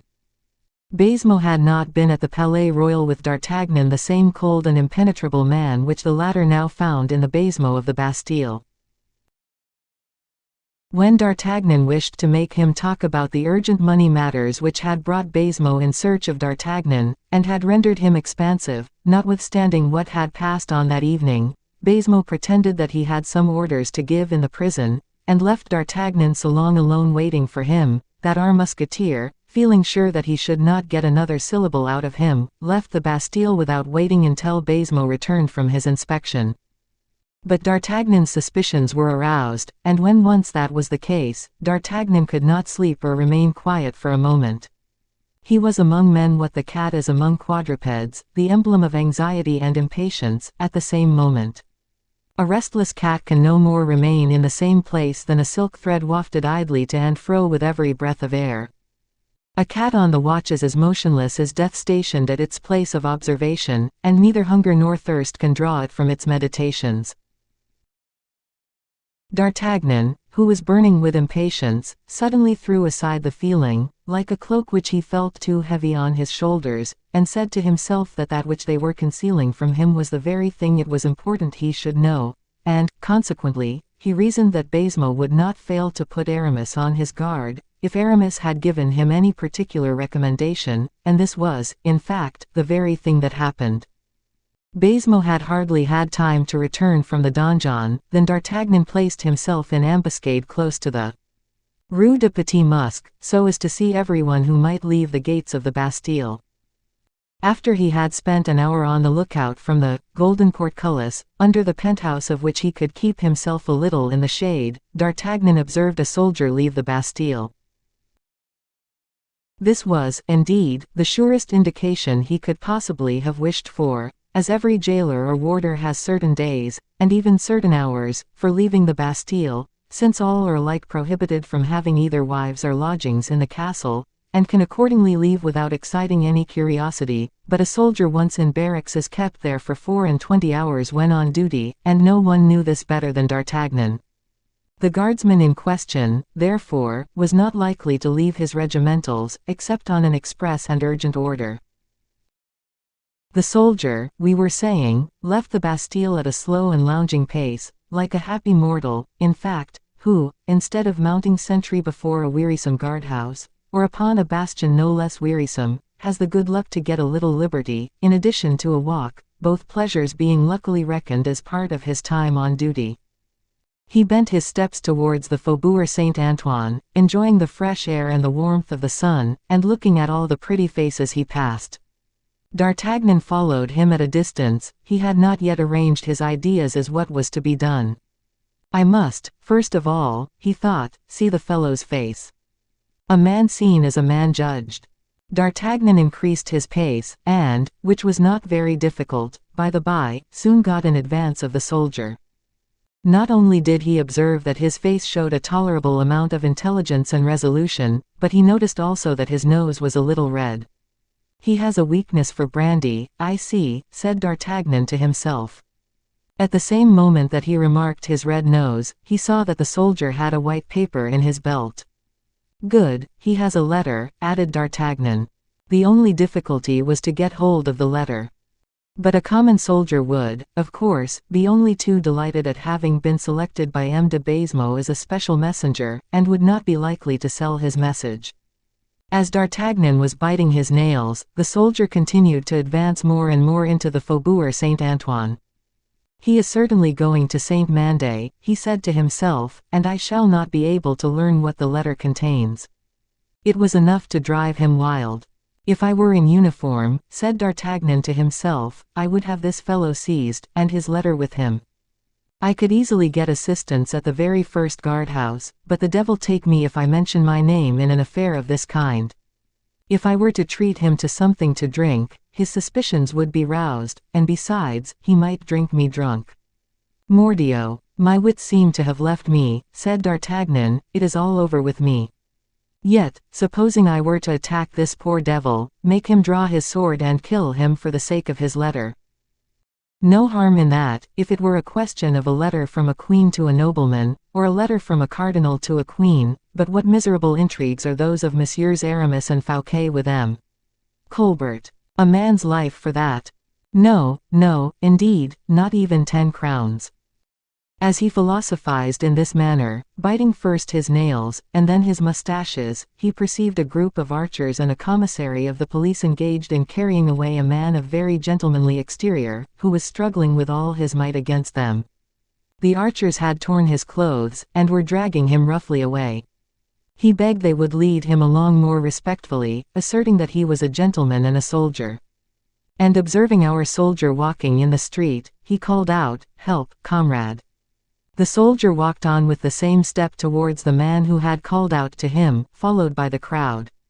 An idea suddenly occurred to D'Artagnan. It was his first one, and we shall find it was not a bad one either. During the time the gentleman was relating to the soldier that he had just been seized in a house as a thief, when the truth was he was only there as a lover, and while the soldier was pitying him, and offering him consolation and advice with that gravity which a French soldier has always ready whenever his vanity or his esprit de corps is concerned, D'Artagnan glided behind the soldier, who was closely hemmed in by the crowd, and with a rapid sweep, like a saber slash, snatched the letter from his belt. As at this moment the gentleman with the torn clothes was pulling about the soldier, to show how the commissary of police had pulled him about, D'Artagnan effected his pillage of the letter without the slightest interference. He stationed himself about 10 paces distant, behind the pillar of an adjoining house, and read on the address, to Monsieur du Vallon, at Monsieur Fouquet's, Saint-Mandé. Good, he said, and then he unsealed, without tearing the letter, drew out the paper, which was folded in 4, from the inside, which contained only these words. Dear Monsieur du Vallon, will you be good enough to tell Monsieur d'Herblay that he has been to the Bastille, and has been making inquiries. Your devoted de Baisemeaux. Very good. All right, exclaimed D'Artagnan, it is clear enough now. Porthos is engaged in it. Being now satisfied of what he wished to know, Mordioux, thought the musketeer, what is to be done with that poor devil of a soldier? That hot-headed, cunning fellow, de Baisemeaux, will make him pay dearly for my trick. If he returns without the letter, what will they do to him?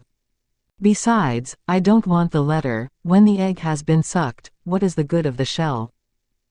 D'Artagnan perceived that the commissary and the archers had succeeded in convincing the soldier, and went on their way with the prisoner, the latter being still surrounded by the crowd, and continuing his complaints. D'Artagnan advanced into the very middle of the crowd, let the letter fall, without anyone having observed him, and then retreated rapidly. The soldier resumed his route towards Saint Mandé, his mind occupied with the gentleman who had implored his protection. Suddenly he thought of his letter, and, looking at his belt, saw that it was no longer there. D'Artagnan derived no little satisfaction from his sudden, terrified cry. The poor soldier in the greatest anguish of mind looked round him on every side, and at last, about 20 paces behind him, he perceived the lucky envelope. He pounced on it like a falcon on its prey. The envelope was certainly a little dirty, and rather crumpled, but at all events the letter itself was found. D'Artagnan observed that the broken seal attracted the soldier's attention a good deal, but he finished apparently by consoling himself, and returned the letter to his belt. "Go on," said D'Artagnan, "I have plenty of time before me, so you may precede me. It appears that Aramis is not in Paris, since Baisemeaux writes to Porthos. Dear Porthos, how delighted I shall be to see him again, and to have some conversation with him," said the Gascon. And, regulating his pace according to that of the soldier, he promised himself to arrive a quarter of an hour after him at M. Fouquet's. 143. In which the reader will be delighted to find that Porthos has lost nothing of his strength. D'Artagnan had, according to his usual style, calculated that every hour is worth 60 minutes, and every minute worth 60 seconds. Thanks to this perfectly exact calculation of minutes and seconds, he reached the superintendent's door at the very moment the soldier was leaving it with his belt empty. D'Artagnan presented himself at the door, which a porter with a profusely embroidered livery held half open for him. D'Artagnan would very much have liked to enter without giving his name, but this was impossible, and so he gave it. Notwithstanding this concession, which ought to have removed every difficulty in the way, at least D'Artagnan thought so, the concierge hesitated, however, at the second repetition of the title, Captain of the King's Guards. The concierge, without quite leaving the passage clear for him, ceased to bar it completely. D'Artagnan understood that orders of the most positive character had been given. He decided, therefore, to tell a falsehood, a circumstance, moreover, which did not seriously affect his peace of mind, when he saw that beyond the falsehood the safety of the state itself, or even purely and simply his own individual personal interest, might be at stake. He moreover added to the declarations he had already made, that the soldier sent to M. du Vallon was his own messenger, and that the only object that letter had in view was to announce his intended arrival. From that moment, no one opposed D'Artagnan's entrance any further, and he entered accordingly. A valet wished to accompany him, but he answered that it was useless to take that trouble on his account, inasmuch as he knew perfectly well where M. du Vallon was. There was nothing, of course, to say to a man so thoroughly and completely informed on all points, and D'Artagnan was permitted, therefore, to do as he liked. The terraces, the magnificent apartments, the gardens, were all reviewed and narrowly inspected by the musketeer. He walked for a quarter of an hour in this more than royal residence, which included as many wonders as articles of furniture, and as many servants as there were columns and doors. Decidedly, he said to himself, this mansion has no other limits than the pillars of the habitable world. Is it probable Porthos has taken it into his head to go back to Pierrefonds without even leaving M. Fouquet's house? He finally reached a remote part of the château enclosed by a stone wall, which was covered with a profusion of thick plants, luxuriant in blossoms as large and solid as fruit. At equal distances on the top of this wall were placed various statues in timid or mysterious attitudes. These were vestals hidden beneath the long Greek peplum, with its thick, sinuous folds, agile nymphs, covered with their marble veils, and guarding the palace with their fugitive glances. A statue of Hermes, with his finger on his lips, one of Iris, with extended wings, another of Night, sprinkled all over with poppies, dominated the gardens and outbuildings, which could be seen through the trees. All these statues threw in white relief their profiles upon the dark ground of the tall cypresses, which darted their somber summits towards the sky. Around these cypresses were entwined climbing roses, whose flowering rings were fastened to every fork of the branches, and spread over the lower boughs and the various statues, showers of flowers of the rarest fragrance. These enchantments seemed to the musketeer the result of the greatest efforts of the human mind. He felt in a dreamy, almost poetical, frame of mind. The idea that Porthos was living in so perfect an Eden gave him a higher idea of Porthos, showing how tremendously true it is, that even the very highest orders of minds are not quite exempt from the influence of surroundings. D'Artagnan found the door, and on, or rather in the door, a kind of spring which he detected. Having touched it, the door flew open. D'Artagnan entered, closed the door behind him, and advanced into a pavilion built in a circular form, in which no other sound could be heard but cascades and the songs of birds. At the door of the pavilion he met a lackey. "It is here, I believe," said D'Artagnan, without hesitation, "that M. le Baron du Vallon is staying." "Yes, monsieur," answered the lackey. "Have the goodness to tell him that M. le Chevalier d'Artagnan, captain of the King's Musketeers, is waiting to see him."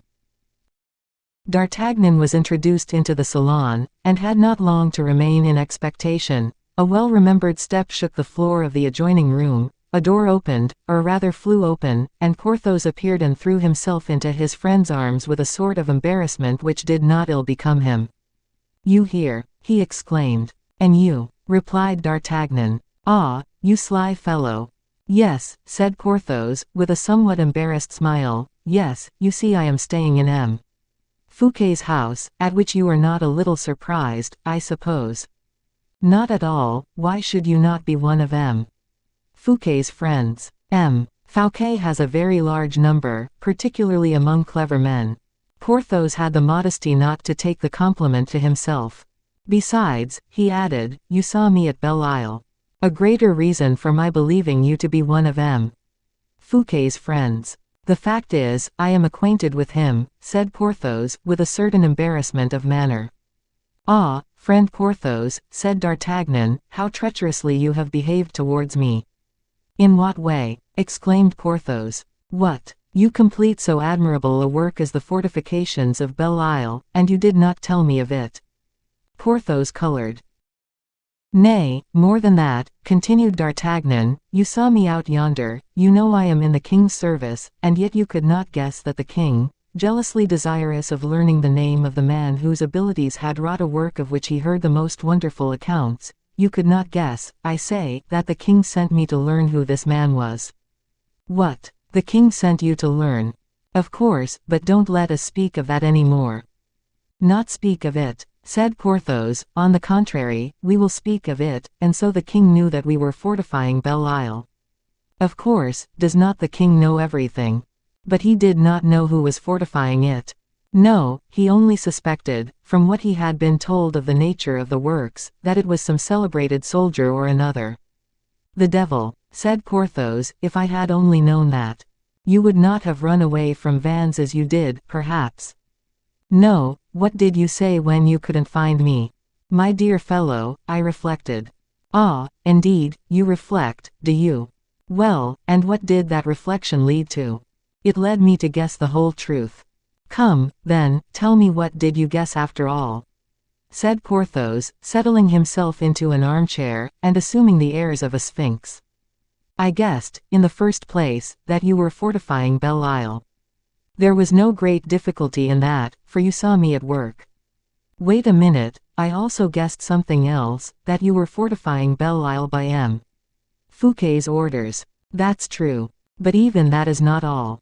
Whenever I feel myself in trim for guessing, I do not stop on my road, and so I guessed that M.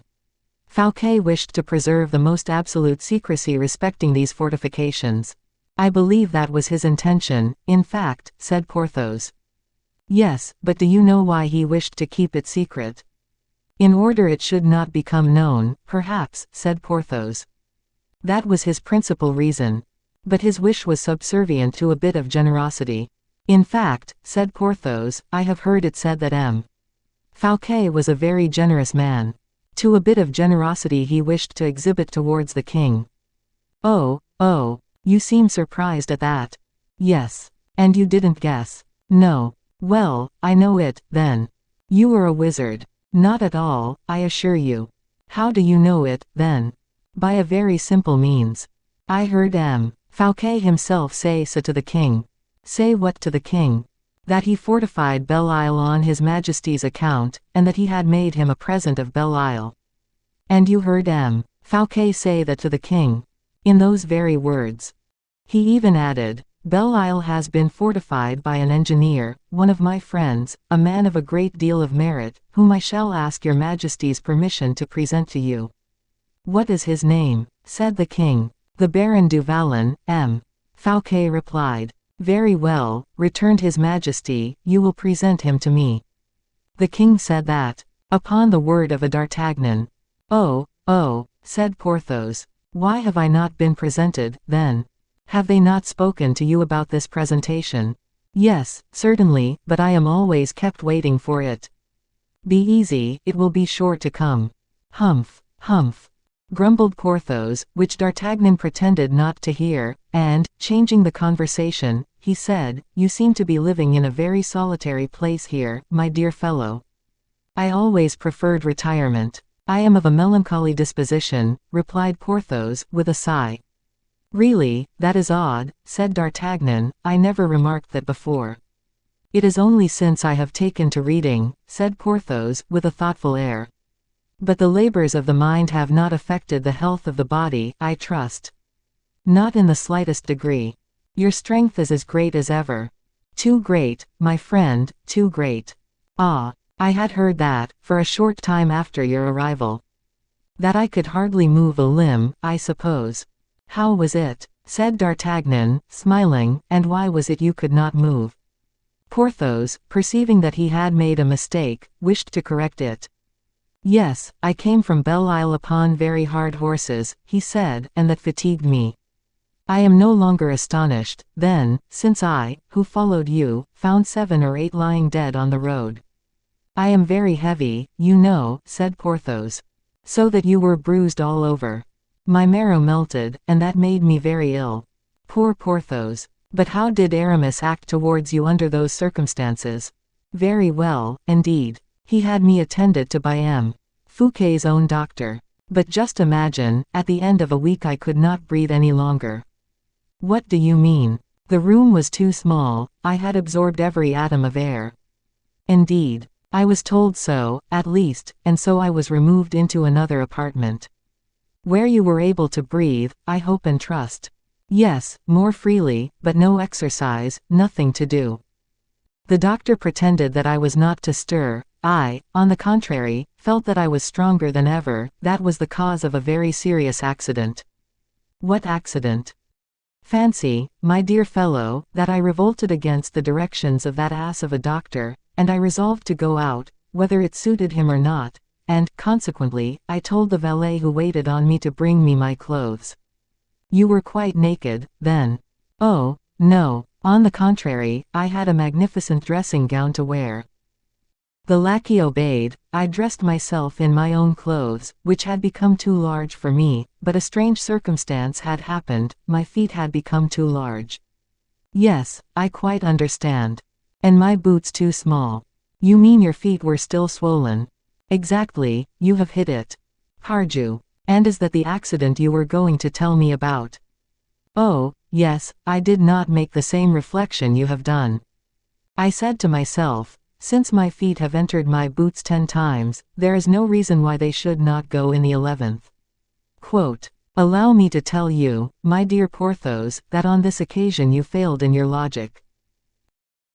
In short, then, they placed me opposite to a part of the room which was partitioned. I tried to get my boot on. I pulled it with my hands. I pushed with all the strength of the muscles of my leg, making the most unheard of efforts, when suddenly the 2 tags of my boot remained in my hands, and my foot struck out like a ballista. How learned you are in fortification, dear Porthos. My foot darted out like a ballista, and came against the partition, which it broke in. I really thought that, like Samson, I had demolished the temple. And the number of pictures, the quantity of china, vases of flowers, carpets, and window panes that fell down were really wonderful. Indeed, without reckoning that on the other side of the partition was a small table laden with porcelain. Which you knocked over. Which I dashed to the other side of the room, said Porthos, laughing. Upon my word, it is, as you say, astonishing, replied D'Artagnan, beginning to laugh also, whereupon Porthos laughed louder than ever. I broke, said Porthos, in a voice half-choked from his increasing mirth, more than 3,000 francs worth of china, ha, ha, ha. Good, said D'Artagnan. I smashed more than 4,000 francs worth of glass, ho, ho, ho. Excellent. Without counting a lustre, which fell on my head and was broken into 1,000 pieces, ha, ha, ha.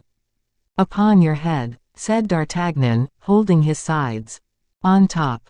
But your head was broken, I suppose. No, since I tell you, on the contrary, my dear fellow, that it was the lustre which was broken, like glass, which, in point of fact, it was. Ah, the lustre was glass, you say. Venetian glass. A perfect curiosity, quite matchless, indeed, and weighed 200 pounds. And it fell upon your head. Upon my head. Just imagine, a globe of crystal, gilded all over, the lower part beautifully encrusted, perfumes burning at the top, with jets from which flame issued when they were lighted. I quite understand, but they were not lighted at the time, I suppose. Happily not, or I should have been grilled prematurely. And you were only knocked down flat, instead. Not at all. How, not at all? Why, the lustre fell on my skull. It appears that we have upon the top of our heads an exceedingly thick crust. Who told you that, Porthos? The doctor. A sort of dome which would bear Notre Dame. Bah! Yes, it seems that our skulls are made in that manner. Speak for yourself, my dear fellow, it is your own skull that is made in that manner, and not the skulls of other people. Well, that may be so, said Porthos, conceitedly, so much, however, was that the case, in my instance, that no sooner did the lustre fall upon the dome which we have at the top of our head, than there was a report like a cannon, the crystal was broken to pieces, and I fell, covered from head to foot. With blood, poor Porthos. Not at all, with perfumes, which smelt like rich creams, it was delicious, but the odor was too strong, and I felt quite giddy from it. Perhaps you have experienced it sometimes yourself, D'Artagnan. Yes, in inhaling the scent of the lily of the valley, so that, my poor friend, you were knocked over by the shock and overpowered by the perfumes. Yes, but what is very remarkable, for the doctor told me he had never seen anything like it. You had a bump on your head, I suppose? Interrupted D'Artagnan. I had 5. Why 5? I will tell you, the lustre had, at its lower extremity, 5 gilt ornaments, excessively sharp. Oh, well, these 5 ornaments penetrated my hair, which, as you see, I wear very thick. Fortunately so. And they made a mark on my skin. But just notice the singularity of it, these things seem really only to happen to me. Instead of making indentations, they made bumps. The doctor could never succeed in explaining that to me satisfactorily. Well, then, I will explain it to you. You will do me a great service if you will, said Porthos, winking his eyes, which, with him, was sign of the profoundest attention. Since you have been employing your brain in studies of an exalted character, in important calculations, and so on, the head has gained a certain advantage, so that your head is now too full of science. Do you think so? I am sure of it.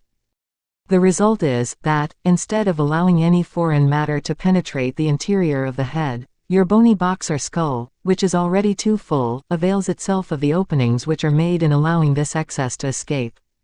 Ah, said Porthos, to whom this explanation appeared clearer than that of the doctor. The 5 protuberances, caused by the 5 ornaments of the lustre, must certainly have been scientific globules, brought to the surface by the force of circumstances. In fact, said Porthos, the real truth is, that I felt far worse outside my head than inside. I will even confess, that when I put my hat upon my head, clapping it on my head with that graceful energy which we gentlemen of the sword possess, if my fist was not very gently applied, I experienced the most painful sensations. I quite believe you, Porthos.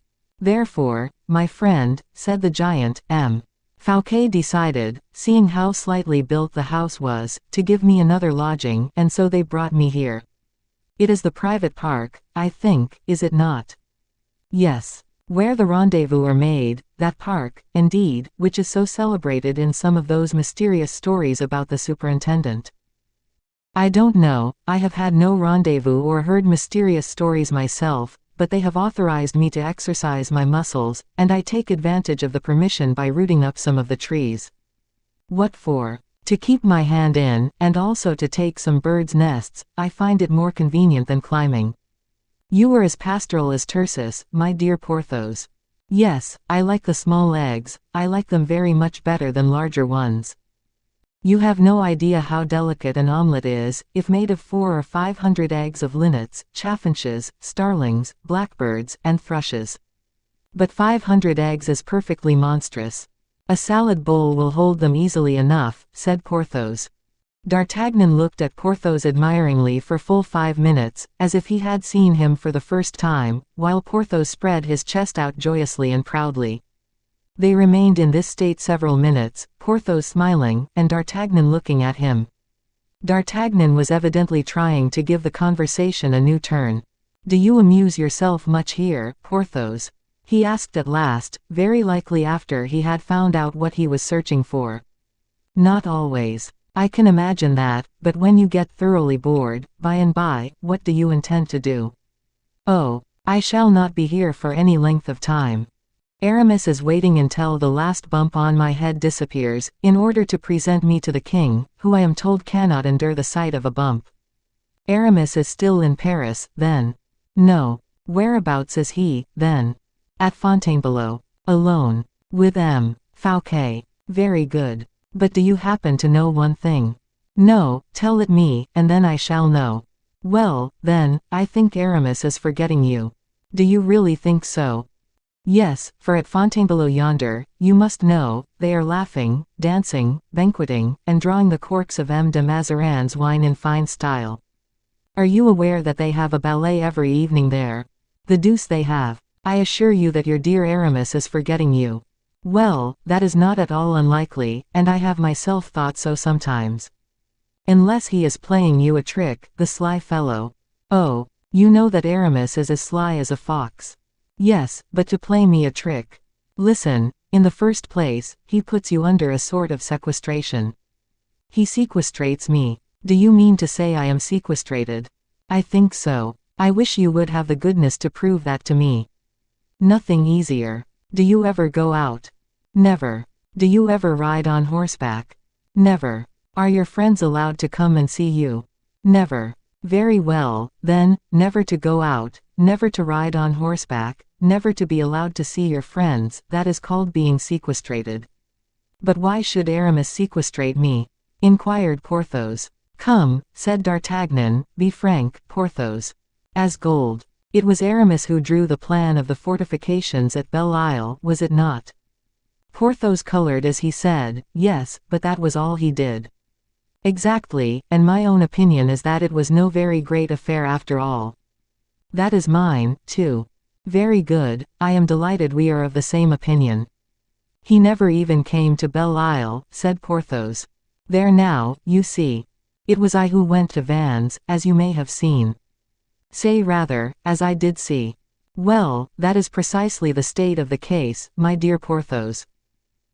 Aramis, who only drew the plans, wishes to pass himself off as the engineer, whilst you, who, stone by stone, built the wall, the citadel, and the bastions, he wishes to reduce to the rank of a mere builder." "By builder, you mean mason, perhaps?" "Mason, the very word." "Plasterer, in fact." "Hodman." "Exactly." Oh, my dear Aramis, you seem to think you are only 25 years of age still." "Yes, and that is not all, for he believes you are 50. I should have amazingly liked to have seen him at work." "Yes, indeed. A fellow who has got the gout." "Yes. Who has lost 3 of his teeth." "4. While I, look at mine." And Porthos, opening his large mouth very wide, displayed 2 rows of teeth not quite as white as snow, but even, hard, and sound as ivory. "You can hardly believe, Porthos," said D'Artagnan, "what a fancy the king has for good teeth. Yours decide me, I will present you to the king myself." "You? Why not? Do you think I have less credit at court than Aramis?" "Oh, no. Do you think I have the slightest pretensions upon the fortifications at Belle Isle?" "Certainly not. It is your own interest alone which would induce me to do it." "I don't doubt it in the least." Well, I am the intimate friend of the king, and a proof of that is, that whenever there is anything disagreeable to tell him, it is I who have to do it. But, dear D'Artagnan, if you present me, well, Aramis will be angry. With me. No, with me. Bah, whether he or I present you, since you are to be presented, what does it matter? They were going to get me some clothes made. Your own are splendid. Oh, those I had ordered were far more beautiful. Take care, the king likes simplicity. In that case, I will be simple. But what will M. Fouquet say, when he learns that I have left? Are you a prisoner, then, on parole? No, not quite that. But I promised him I would not leave without letting him know. Wait a minute, we shall return to that presently. Have you anything to do here? Nothing of any importance, at least. Unless, indeed, you are Aramis's representative for something of importance. By no means. What I tell you, pray, understand that, is out of interest for you. I suppose, for instance, that you are commissioned to send messages and letters to him. Ah, letters, yes. I send certain letters to him. Where? To Fontainebleau. Have you any letters, then? But, nay, let me speak. Have you any letters, I say? I have just received one for him. Interesting. I suppose so. You do not read them, then? I am not at all curious, said Porthos, as he drew out of his pocket the soldier's letter which Porthos had not read, but D'Artagnan had. Do you know what to do with it? Said D'Artagnan. Of course, do as I always do, send it to him. Not so. Why not? Keep it, then. Did they not tell you that this letter was important? Very important. Well, you must take it yourself to Fontainebleau. To Aramis. Yes. Very good. And since the king is there, you will profit by that. I shall profit by the opportunity to present you to the king. Ah, D'Artagnan, there is no one like you for expedients. Therefore, instead of forwarding to our friend any messages, which may or may not be faithfully delivered, we will ourselves be the bearers of the letter. I had never even thought of that, and yet it is simple enough. And therefore, because it is urgent, Porthos, we ought to set off at once. In fact, said Porthos, the sooner we set off the less chance there is of Aramis's letter being delayed. Porthos, your reasoning is always accurate, and, in your case, logic seems to serve as an auxiliary to the imagination. Do you think so? Said Porthos. It is the result of your hard reading, replied D'Artagnan. So come along, let us be off. But, said Porthos, my promise to M. Fouquet. Which? Not to leave Saint-Mandé without telling him of it. Ah, Porthos, said D'Artagnan, how very young you still are. In what way? You are going to Fontainebleau, are you not, where you will find M. Fouquet. Yes. Probably in the king's palace. Yes, repeated Porthos, with an air full of majesty. Well, you will accost him with these words, M. Fouquet, I have the honor to inform you that I have just left Saint-Mandé. And, said Porthos, with the same majestic mien, seeing me at Fontainebleau at the king's, M. Fouquet will not be able to tell me I am not speaking the truth. My dear Porthos, I was just on the point of opening my lips to make the same remark, but you anticipate me in everything. Oh, Porthos, how fortunately you are gifted. Years have made not the slightest impression on you. Not overmuch, certainly. Then there is nothing more to say. I think not. All your scruples are removed. Quite so. In that case I shall carry you off with me. Exactly, and I will go and get my horse saddled. You have horses here, then? I have 5. You had them sent from Pierrefonds, I suppose. No, M. Fouquet gave them to me. My dear Porthos, we shall not want 5 horses for 2 persons, besides, I have already 3 in Paris, which would make 8, and that will be too many. It would not be too many if I had some of my servants here, but, alas, I have not got them. Do you regret them, then? I regret Mousqueton, I miss Mousqueton. What a good-hearted fellow you are, Porthos, said D'Artagnan, but the best thing you can do is to leave your horses here, as you have left Mousqueton out yonder. Why so? Because, by and by, it might turn out a very good thing if M. Fouquet had never given you anything at all. I don't understand you, said Porthos. It is not necessary you should understand. But yet, I will explain to you later, Porthos. I'll wager it is some piece of policy or other. And of the most subtle character, returned D'Artagnan. Porthos nodded his head at this word policy, then, after a moment's reflection, he added, I confess, D'Artagnan, that I am no politician. I know that well. Oh, no one knows what you told me yourself, you, the bravest of the brave. What did I tell you, Porthos? That every man has his day. You told me so, and I have experienced it myself. There are certain days when one feels less pleasure than others in exposing one's self to a bullet or a sword thrust. Exactly my own idea. And mine, too, although I can hardly believe in blows or thrusts that kill outright. The deuce. And yet you have killed a few in your time. Yes, but I have never been killed. Your reason is a very good one. Therefore, I do not believe I shall ever die from a thrust of a sword or a gunshot. In that case, then, you are afraid of nothing. Ah, water, perhaps. Oh, I swim like an otter. Of a quartan fever, then. I have never had one yet, and I don't believe I ever shall, but there is one thing I will admit, and Porthos dropped his voice. What is that? Asked D'Artagnan, adopting the same tone of voice as Porthos. I must confess, repeated Porthos, that I am horribly afraid of politics. Ah, bah, exclaimed D'Artagnan. Upon my word, it's true, said Porthos, in a stentorian voice. I have seen His Eminence Monsieur le Cardinal de Richelieu, and His Eminence Monsieur le Cardinal de Mazarin. The one was a red politician, the other a black politician. I never felt very much more satisfied with the one than with the other. The first struck off the heads of M. de Marillac, M. de Thou, M. de Cinq-Mars, M. Chalais, M. de Bouteville, and M. de Montmorency. The second got a whole crowd of Frondeurs cut in pieces, and we belonged to them. On the contrary, we did not belong to them, said D'Artagnan. Oh, indeed, yes, for if I unsheathed my sword for the cardinal, I struck it for the king. My good Porthos. Well, I have done. My dread of politics is such, that if there is any question of politics in the matter, I should greatly prefer to return to Pierrefonds. You would be quite right, if that were the case.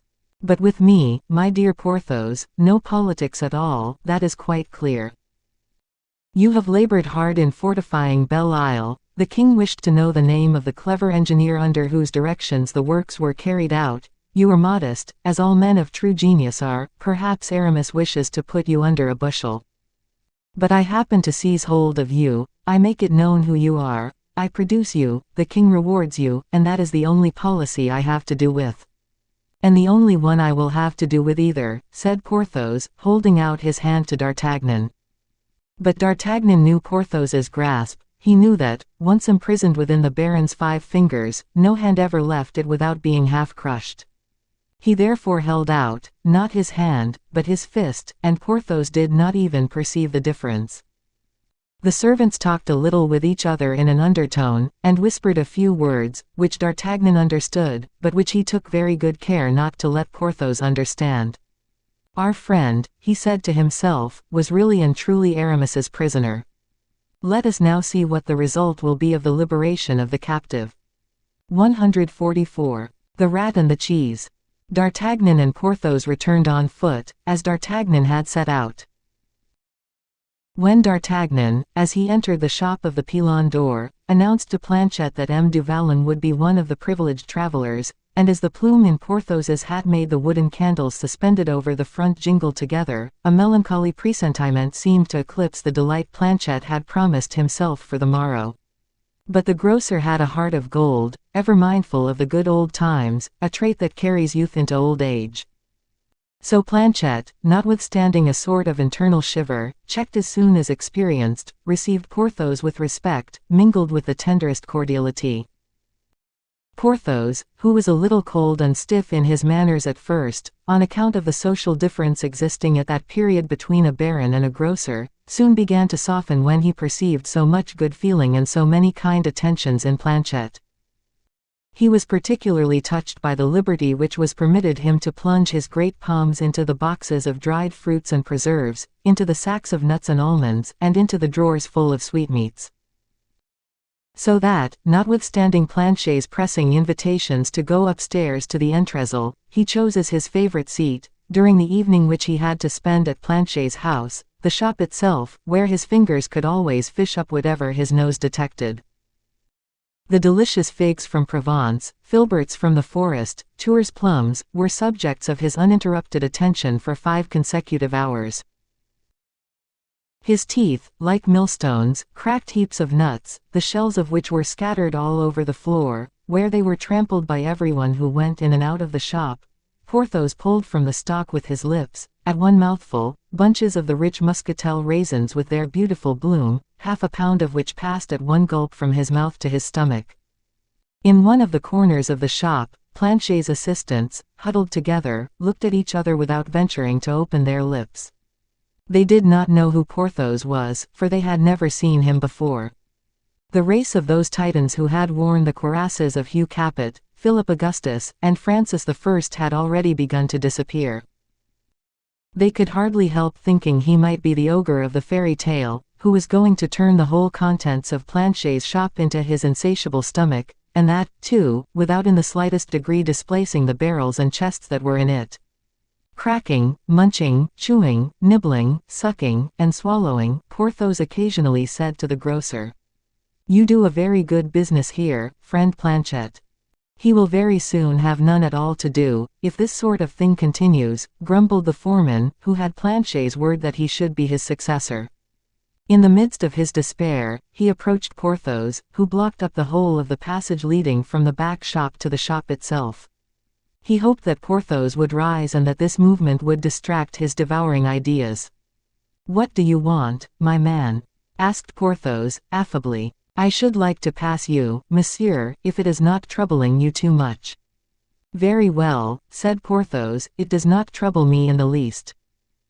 At the same moment he took hold of the young fellow by the waistband, lifted him off the ground, and placed him very gently on the other side, smiling all the while with the same affable expression. As soon as Porthos had placed him on the ground, the lad's legs so shook under him that he fell back upon some sacks of corks. But noticing the giant's gentleness of manner, he ventured again, and said, "Ah, monsieur, pray be careful." "What about?" inquired Porthos. "You are positively putting a fiery furnace into your body." "How is that, my good fellow? All those things are very heating to the system." "Which? Raisins, nuts, and almonds?" "Yes, but if raisins, nuts, and almonds are heating." "There is no doubt at all of it, monsieur."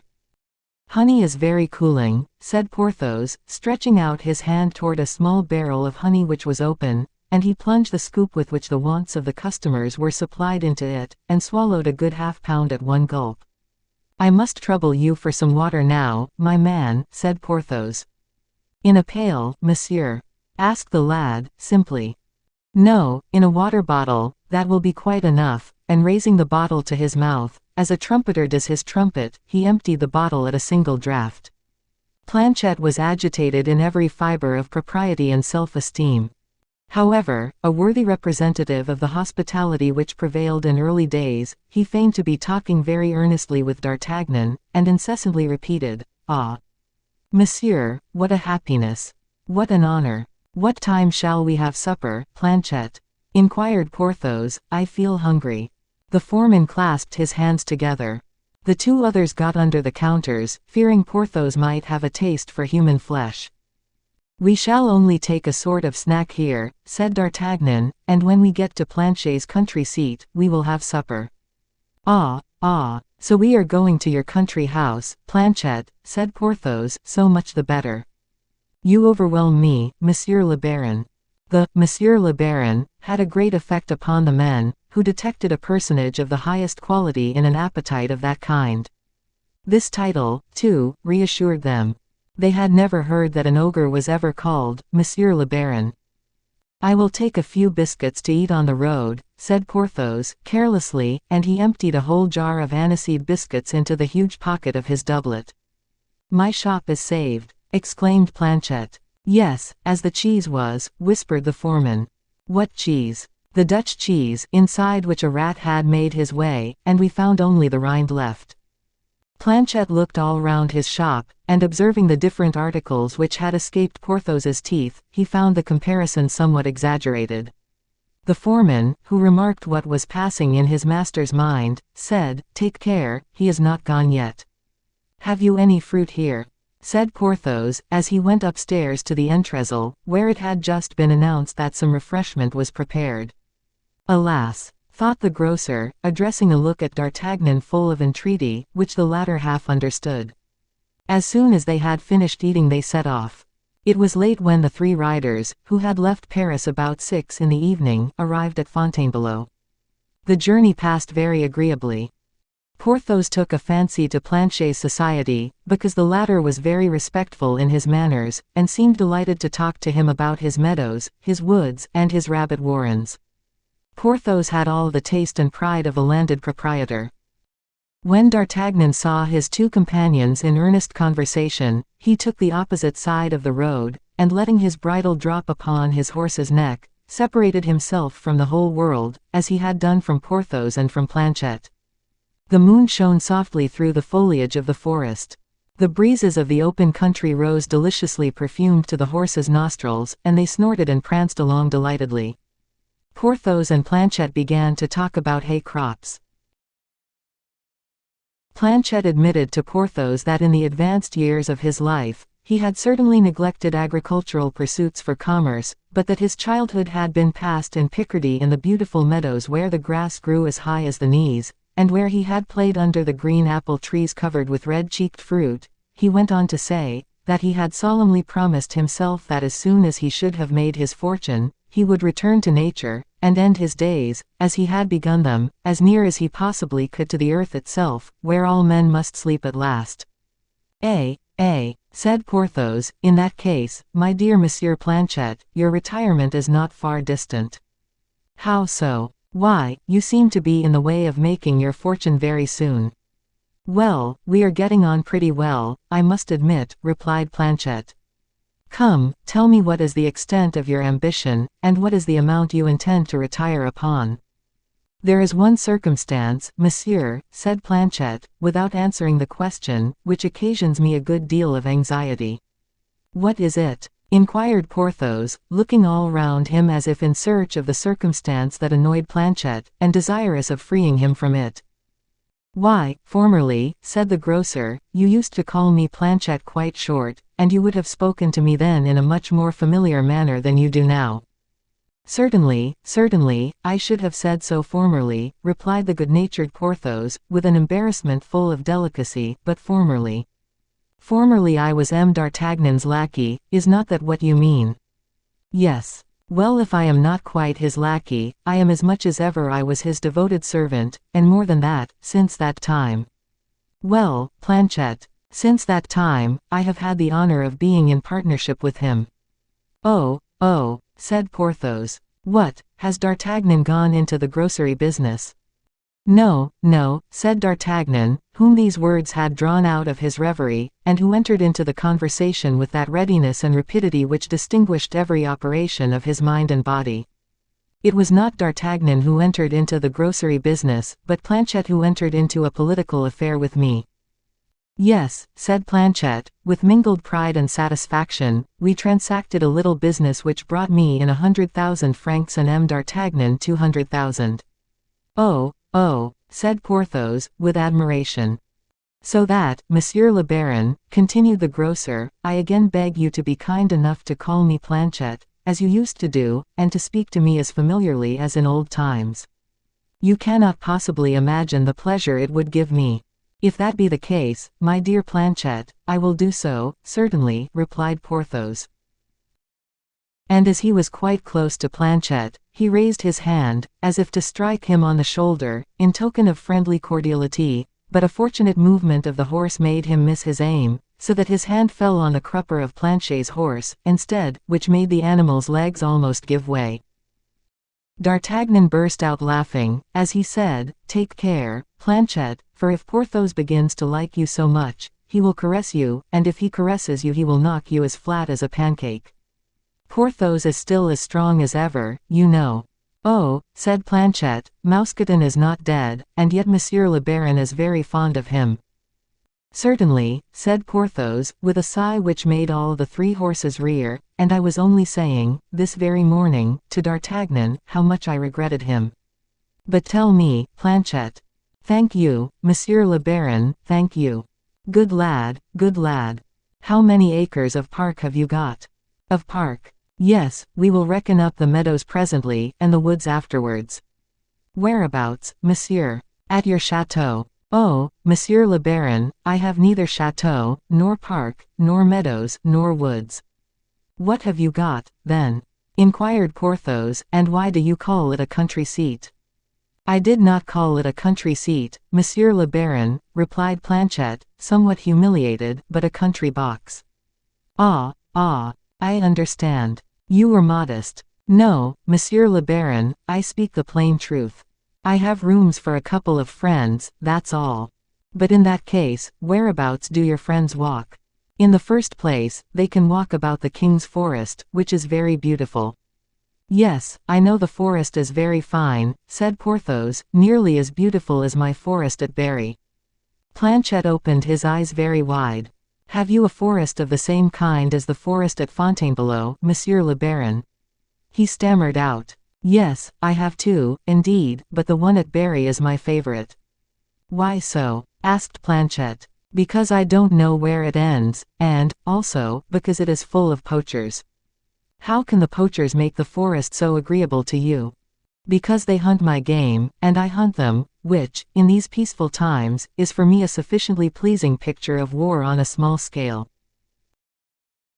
They had reached this turn of conversation, when Planchet, looking up, perceived the houses at the commencement of Fontainebleau, the lofty outlines of which stood out strongly against the misty visage of the heavens, whilst, rising above the compact and irregularly formed mass of buildings, the pointed roofs of the chateau were clearly visible, the slates of which glistened beneath the light of the moon, like the scales of an immense fish.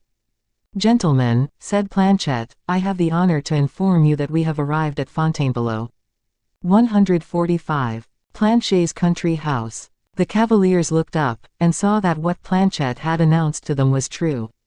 10 minutes afterwards they were in the street called the Rue de Lyon, on the opposite side of the hostelry of the Beau Paon. A high hedge of bushy elders, hawthorn, and wild hops formed an impenetrable fence, behind which rose a white house, with a high tiled roof. Two of the windows, which were quite dark, looked upon the street. Between the two, a small door, with a porch supported by a couple of pillars, formed the entrance to the house. The door was gained by a step raised a little from the ground. Planchet got off his horse, as if he intended to knock at the door, but, on second thoughts, he took hold of his horse by the bridle, and led it about 30 paces further on, his two companions following him. He then advanced about another 30 paces, until he arrived at the door of a cart house, lighted by an iron grating, and, lifting up a wooden latch, pushed open one of the folding doors. He entered first, leading his horse after him by the bridle, into a small courtyard, where an odor met them which revealed their close vicinity to a stable. That smells all right, said Porthos, loudly, getting off his horse, and I almost begin to think I am near my own cows at Pierrefonds. I have only one cow, Planchet hastened to say modestly. And I have 30, said Porthos, or rather, I don't exactly know how many I have. When the two cavaliers had entered, Planchet fastened the door behind them. In the meantime, D'Artagnan, who had dismounted with his usual agility, inhaled the fresh perfumed air with the delight a Parisian feels at the sight of green fields and fresh foliage, plucked a piece of honeysuckle with one hand, and of sweetbriar with the other. Porthos clawed hold of some peas which were twined round poles stuck into the ground, and ate, or rather browsed upon them, shells and all, and Planchet was busily engaged trying to wake up an old and infirm peasant, who was fast asleep in a shed, lying on a bed of moss, and dressed in an old stable suit of clothes. The peasant, recognizing Planchet, called him, the master, to the grocer's great satisfaction. "Stable the horses well, old fellow, and you shall have something good for yourself," said Planchet. "Yes, yes, fine animals they are too," said the peasant. "Oh, they shall have as much as they like." "Gently, gently, my man," said D'Artagnan, "we are getting on a little too fast." A few oats and a good bed, nothing more. Some bran and water for my horse, said Porthos, for it is very warm, I think. Don't be afraid, gentlemen, replied Planchet. Daddy Celestin is an old gendarme, who fought at Ivry. He knows all about horses, so come into the house. And he led the way along a well-sheltered walk, which crossed a kitchen garden, then a small paddock, and came out into a little garden behind the house, the principal front of which, as we have already noticed, faced the street. As they approached, they could see, through two open windows on the ground floor, which led into a sitting room, the interior of Planchet's residence. This room, softly lighted by a lamp placed on the table, seemed, from the end of the garden, like a smiling image of repose, comfort, and happiness.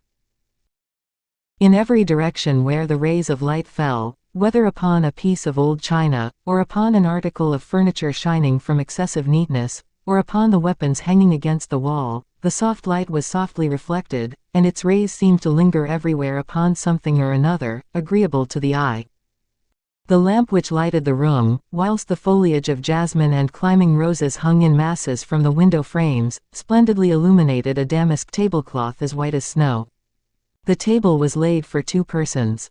Amber-colored wine sparkled in a long-cut glass bottle, and a large jug of blue china, with a silver lid, was filled with foaming cider.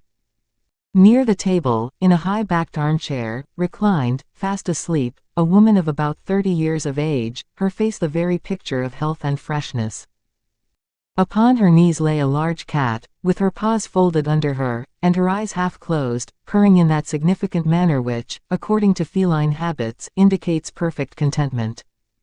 The 2 friends paused before the window in complete amazement, while Planchet, perceiving their astonishment, was in no little degree secretly delighted at it. "Ah, Planchet, you rascal," said D'Artagnan, "I now understand your absences." "Oh, there is some white linen," said Porthos, in his turn, in a voice of thunder.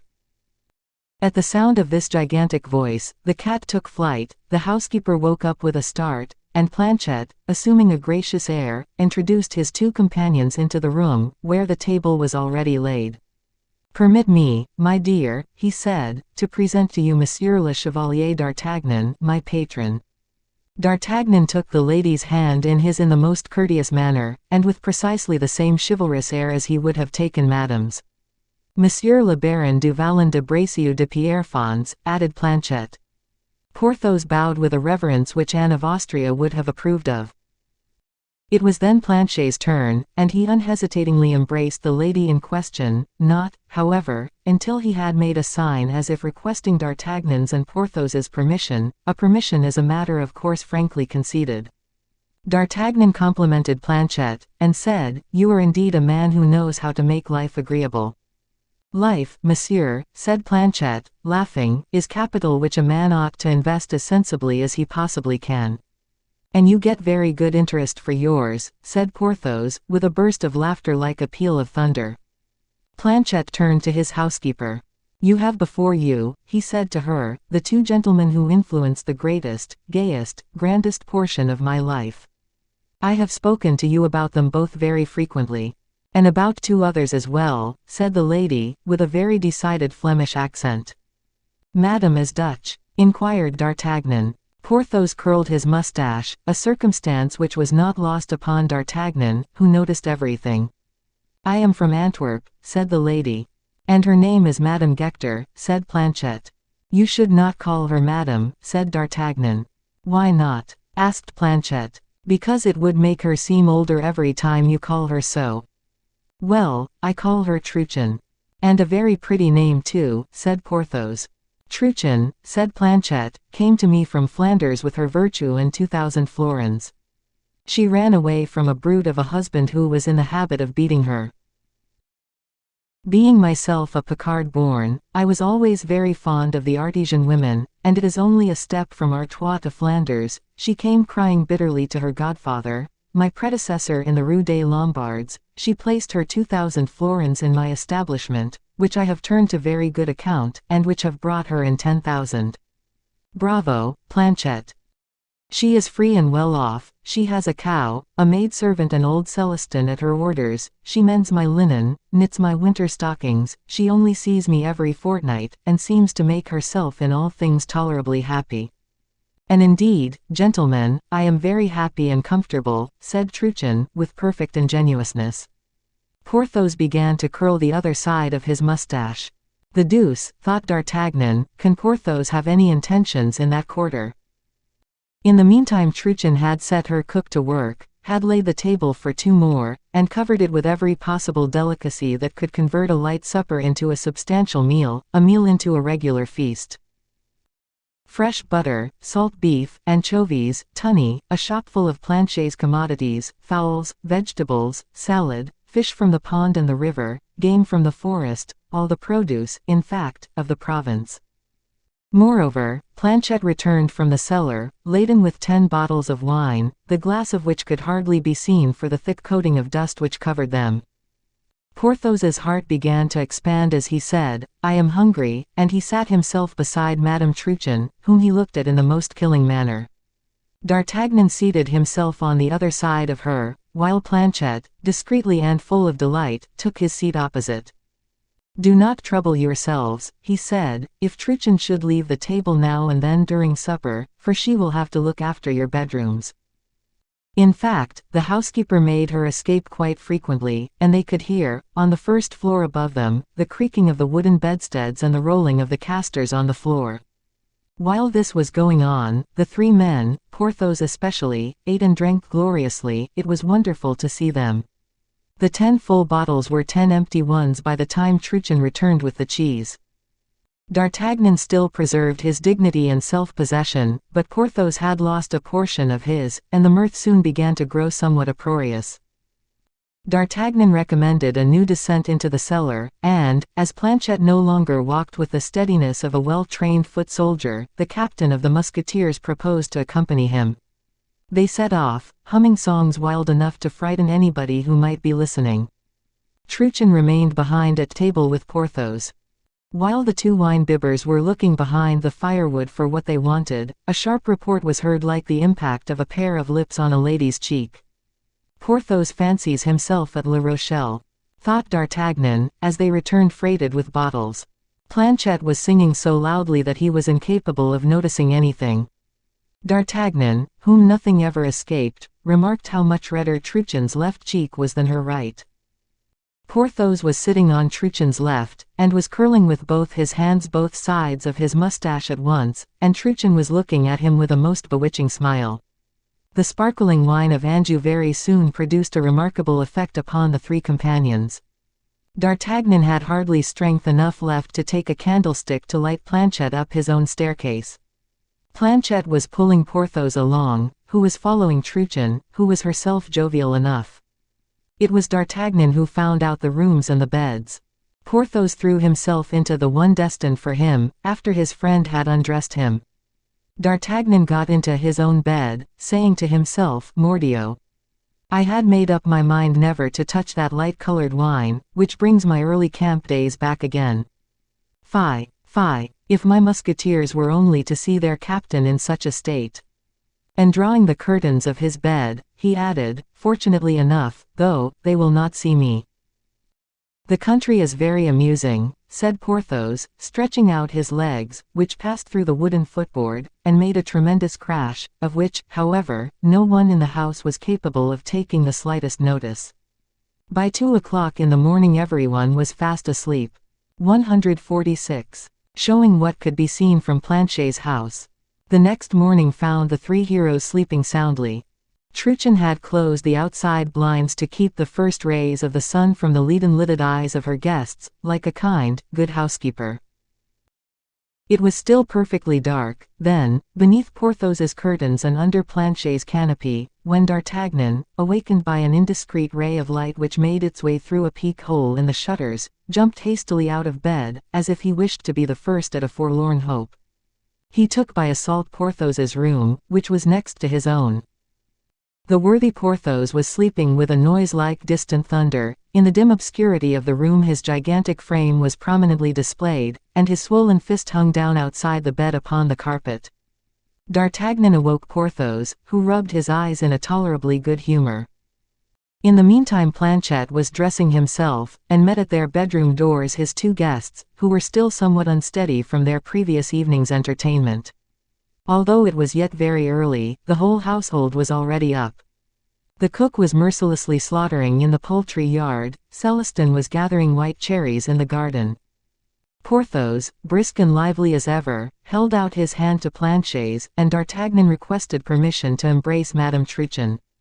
The latter, to show that she bore no ill will, approached Porthos, upon whom she conferred the same favor.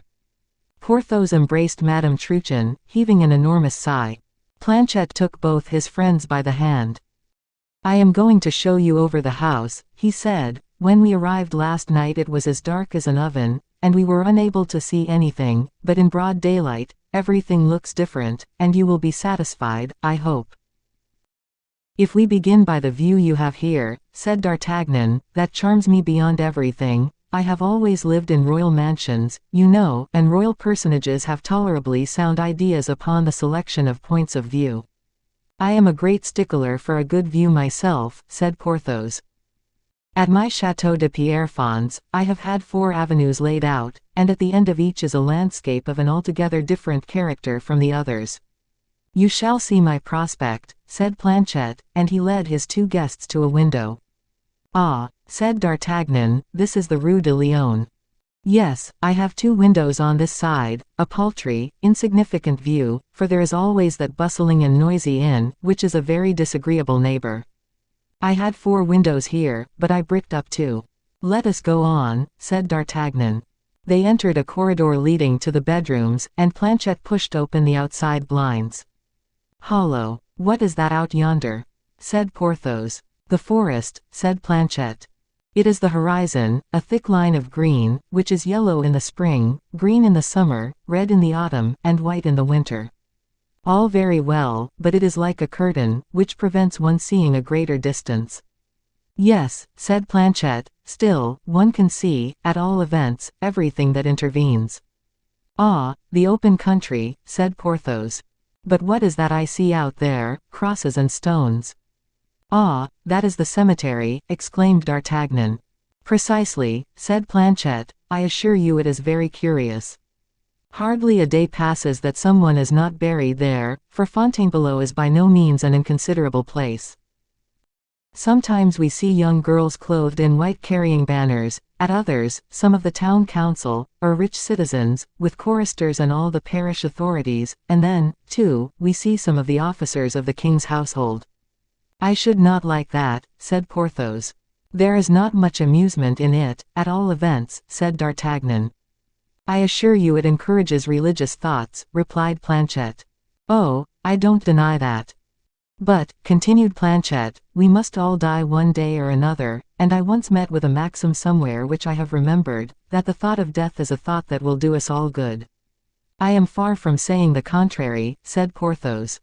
"But," objected D'Artagnan, "the thought of green fields, flowers, rivers, blue horizons, extensive and boundless plains, is no less likely to do us good.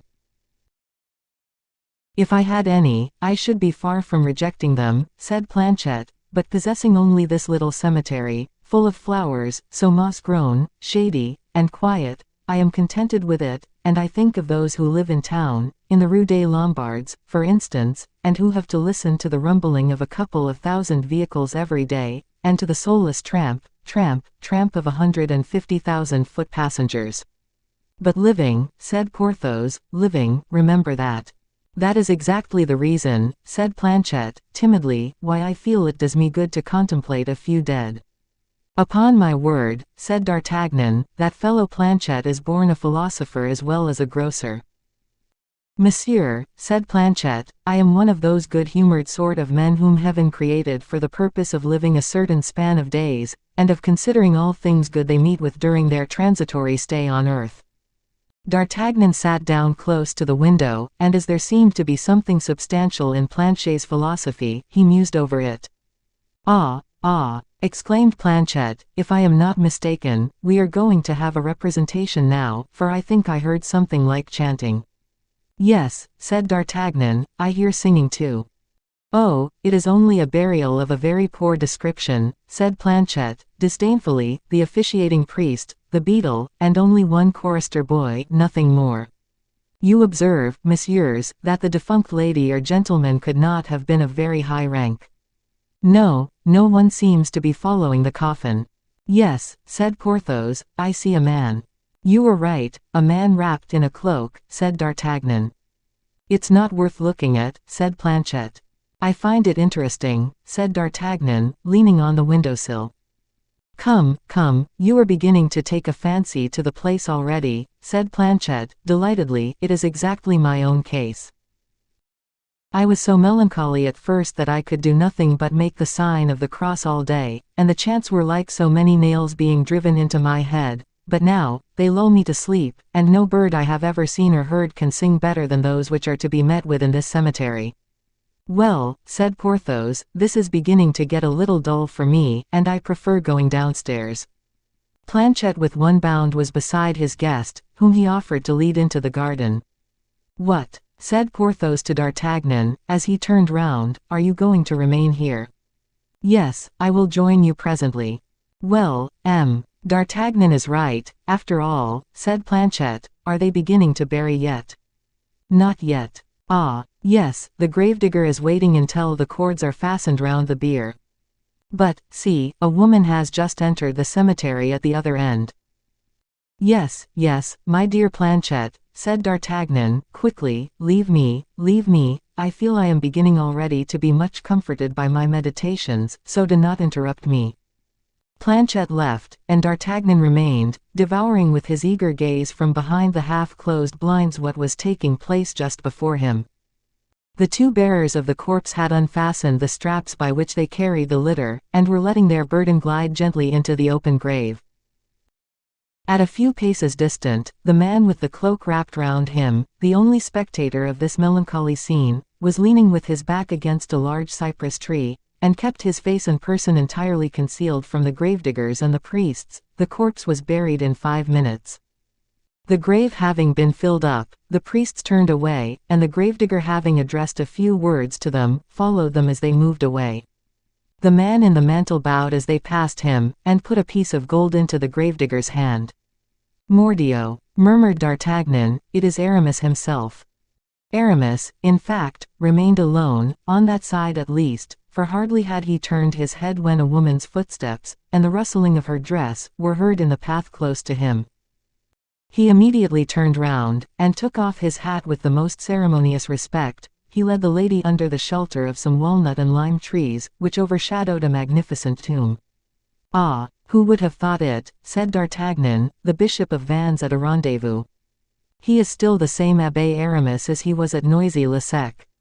Yes," he added, after a pause, "but as it is in a cemetery, the rendezvous is sacred."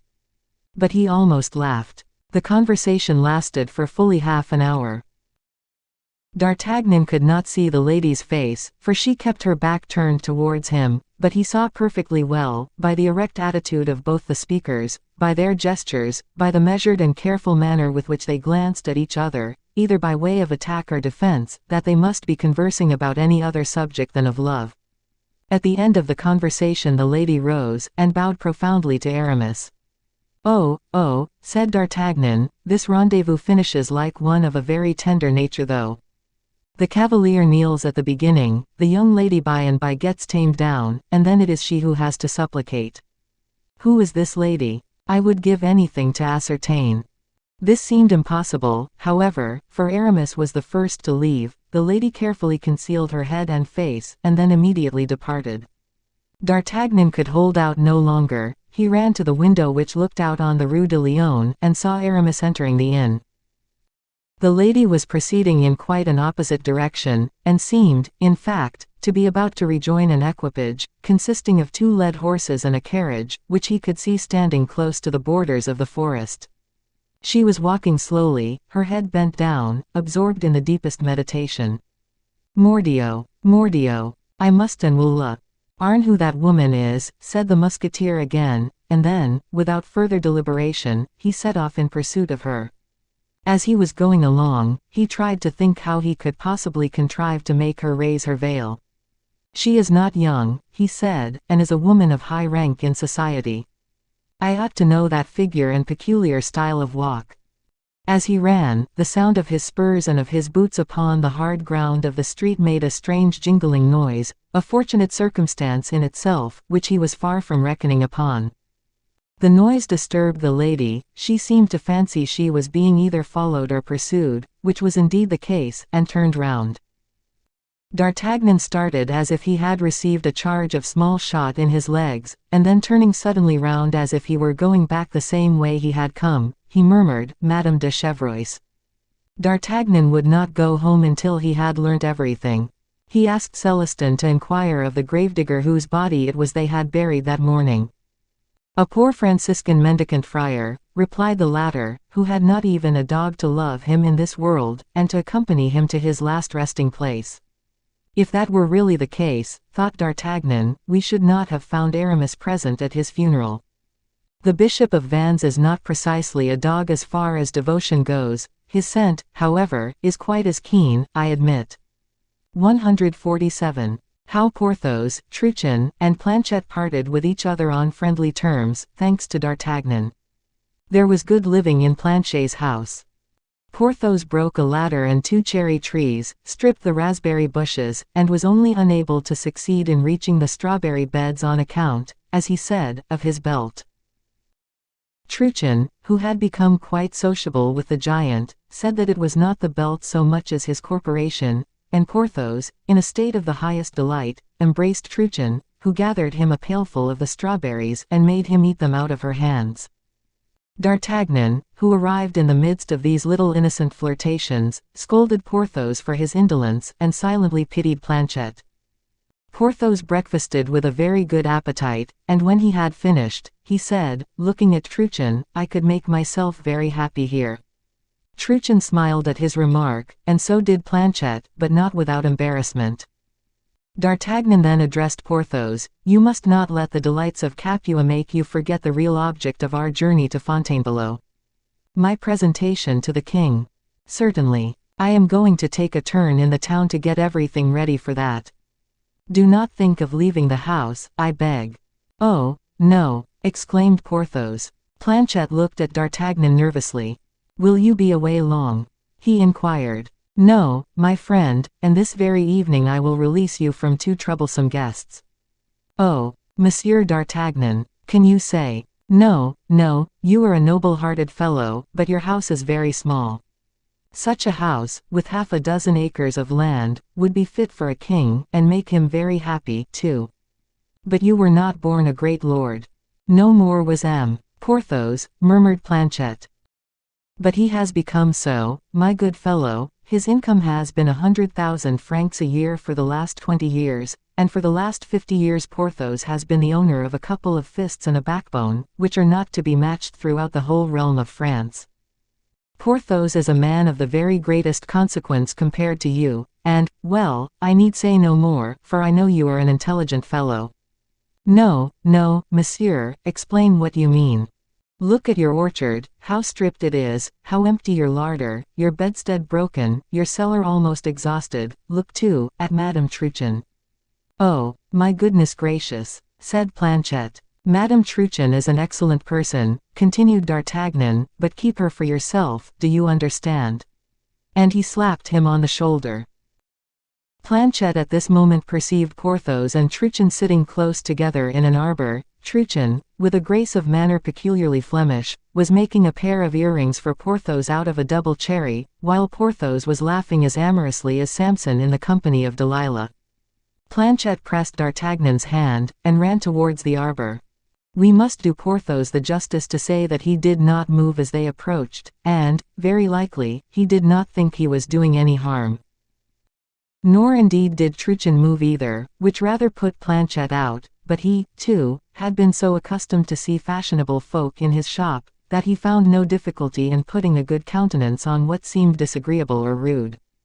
Planchet seized Porthos by the arm, and proposed to go and look at the horses, but Porthos pretended he was tired. Planchet then suggested that the Baron du Vallon should taste some noyeau of his own manufacture, which was not to be equalled anywhere, an offer the Baron immediately accepted. and, in this way, Planchet managed to engage his enemy's attention during the whole of the day, by dint of sacrificing his cellar in preference to his amour propre. 2 hours afterwards D'Artagnan returned. "Everything is arranged," he said. "I saw His Majesty at the very moment he was setting off for the chase. The king expects us this evening." "The king expects me," cried Porthos, drawing himself up. It is a sad thing to have to confess, but a man's heart is like an ocean billow, for, from that very moment Porthos ceased to look at Madame Truchen in that touching manner which had so softened her heart. Planchet encouraged these ambitious leanings as best he could. He talked over, or rather gave exaggerated accounts of all the splendors of the last reign, its battles, sieges, and grand court ceremonies. He spoke of the luxurious display which the English made, the prizes the 3 brave companions carried off, and how D'Artagnan, who at the beginning had been the humblest of the 4, finished by becoming the leader. He fired Porthos with a generous feeling of enthusiasm by reminding him of his early youth now passed away. He boasted as much as he could of the moral life this great lord had led, and how religiously he respected the ties of friendship. He was eloquent and skillful in his choice of subjects. He tickled Porthos, frightened Truchen, and made D'Artagnan think. At 6 o'clock, the musketeer ordered the horses to be brought round, and told Porthos to get ready. He thanked Planchet for his kind hospitality, whispered a few words about a post he might succeed in obtaining for him at court, which immediately raised Planchet in Truchen's estimation, where the poor grocer, so good, so generous, so devoted, had become much lowered ever since the appearance and comparison with him of the 2 great gentlemen. Such, however, is a woman's nature. They are anxious to possess what they have not got, and disdain it as soon as it is acquired. After having rendered this service to his friend Planchet, D'Artagnan said in a low tone of voice to Porthos, "That is a very beautiful ring you have on your finger." "It is worth 300 pistoles," said Porthos. "Madame Truchen will remember you better if you leave her that ring," replied D'Artagnan, a suggestion which Porthos seemed to hesitate to adopt. "You think it is not beautiful enough, perhaps," said the musketeer.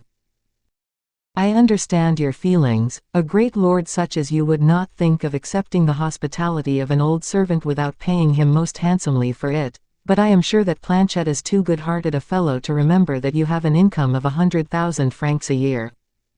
"I have more than half a mind," said Porthos, flattered by the remark, "to make Madame Truchen a present of my little farm at Bracieux. It has 12 acres. It is too much, my good Porthos, too much just at present. Keep it for a future occasion."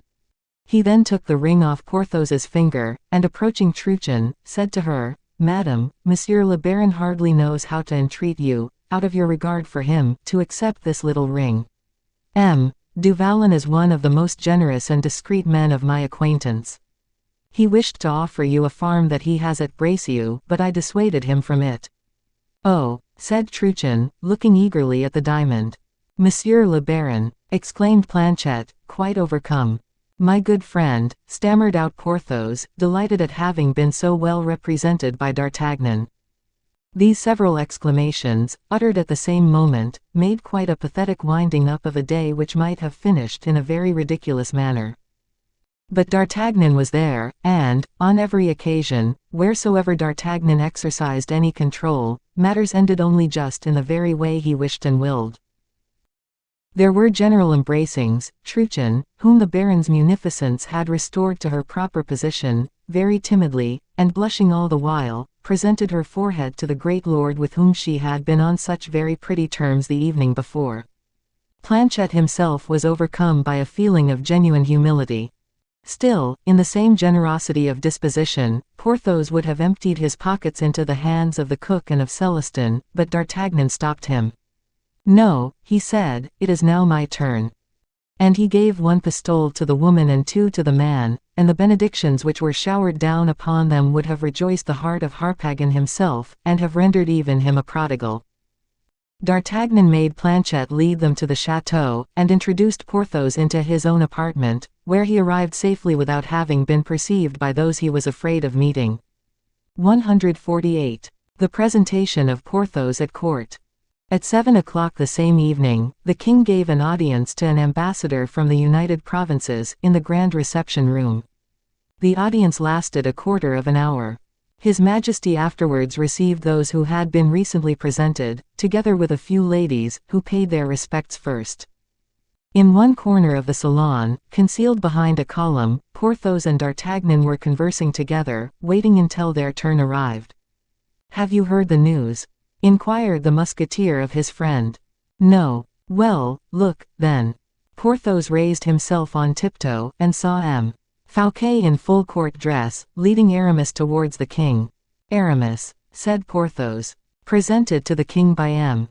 Fouquet." "Ah!" ejaculated Porthos. "For having fortified Belle Isle," continued D'Artagnan.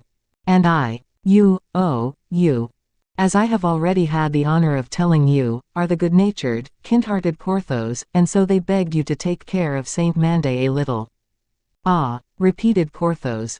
"But, happily, I was there," said D'Artagnan, "and presently it will be my turn." At this moment Fouquet addressed the king. "Sire," he said, "I have a favor to solicit of your Majesty. M. d'Herblay is not ambitious, but he knows when he can be of service. Your Majesty needs a representative at Rome, who would be able to exercise a powerful influence there. May I request a cardinal's hat for M. d'Herblay?" The king started. "I do not often solicit anything of your Majesty," said Fouquet. "That is a reason, certainly," replied the king, who always expressed any hesitation he might have in that manner, and to which remark there was nothing to say in reply. Fouquet and Aramis looked at each other. The king resumed, "M. d'Herblay can serve us equally well in France, an archbishopric, for instance." "Sire," objected Fouquet, with a grace of manner peculiarly his own, "your Majesty overwhelms M. d'Herblay. The archbishopric may, in your Majesty's extreme kindness, be conferred in addition to the hat. The one does not exclude the other." The king admired the readiness which he displayed, and smiled, saying, "D'Artagnan himself could not have answered better." He had no sooner pronounced the name than D'Artagnan appeared. "Did your Majesty call me?" he said. Aramis and Fouquet drew back a step, as if they were about to retire. "Will your Majesty allow me," said D'Artagnan quickly, as he led forward Porthos, "to present to your Majesty M. le Baron du Vallon, one of the bravest gentlemen of France?" As soon as Aramis saw Porthos, he turned as pale as death, while Fouquet clenched his hands under his ruffles. D'Artagnan smiled blandly at both of them, while Porthos bowed, visibly overcome before the royal presence. "Porthos here," murmured Fouquet in Aramis's ear.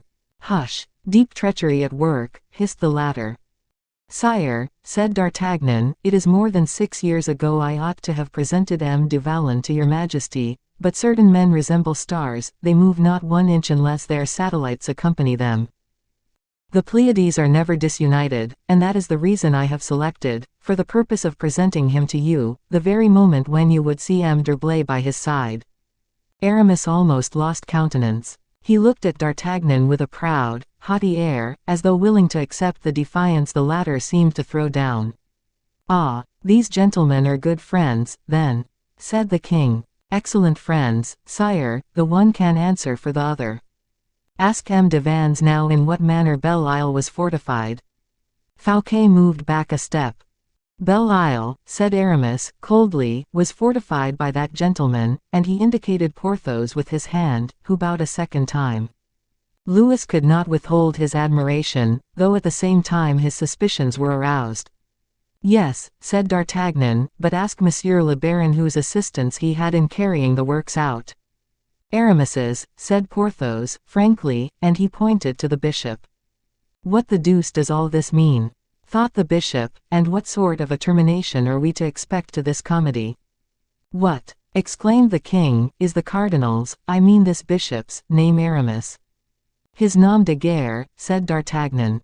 "My nickname," said Aramis. "A truce to modesty," exclaimed D'Artagnan. "Beneath the priest's robe, sire, is concealed the most brilliant officer, a gentleman of the most unparalleled intrepidity, and the wisest theologian in your kingdom."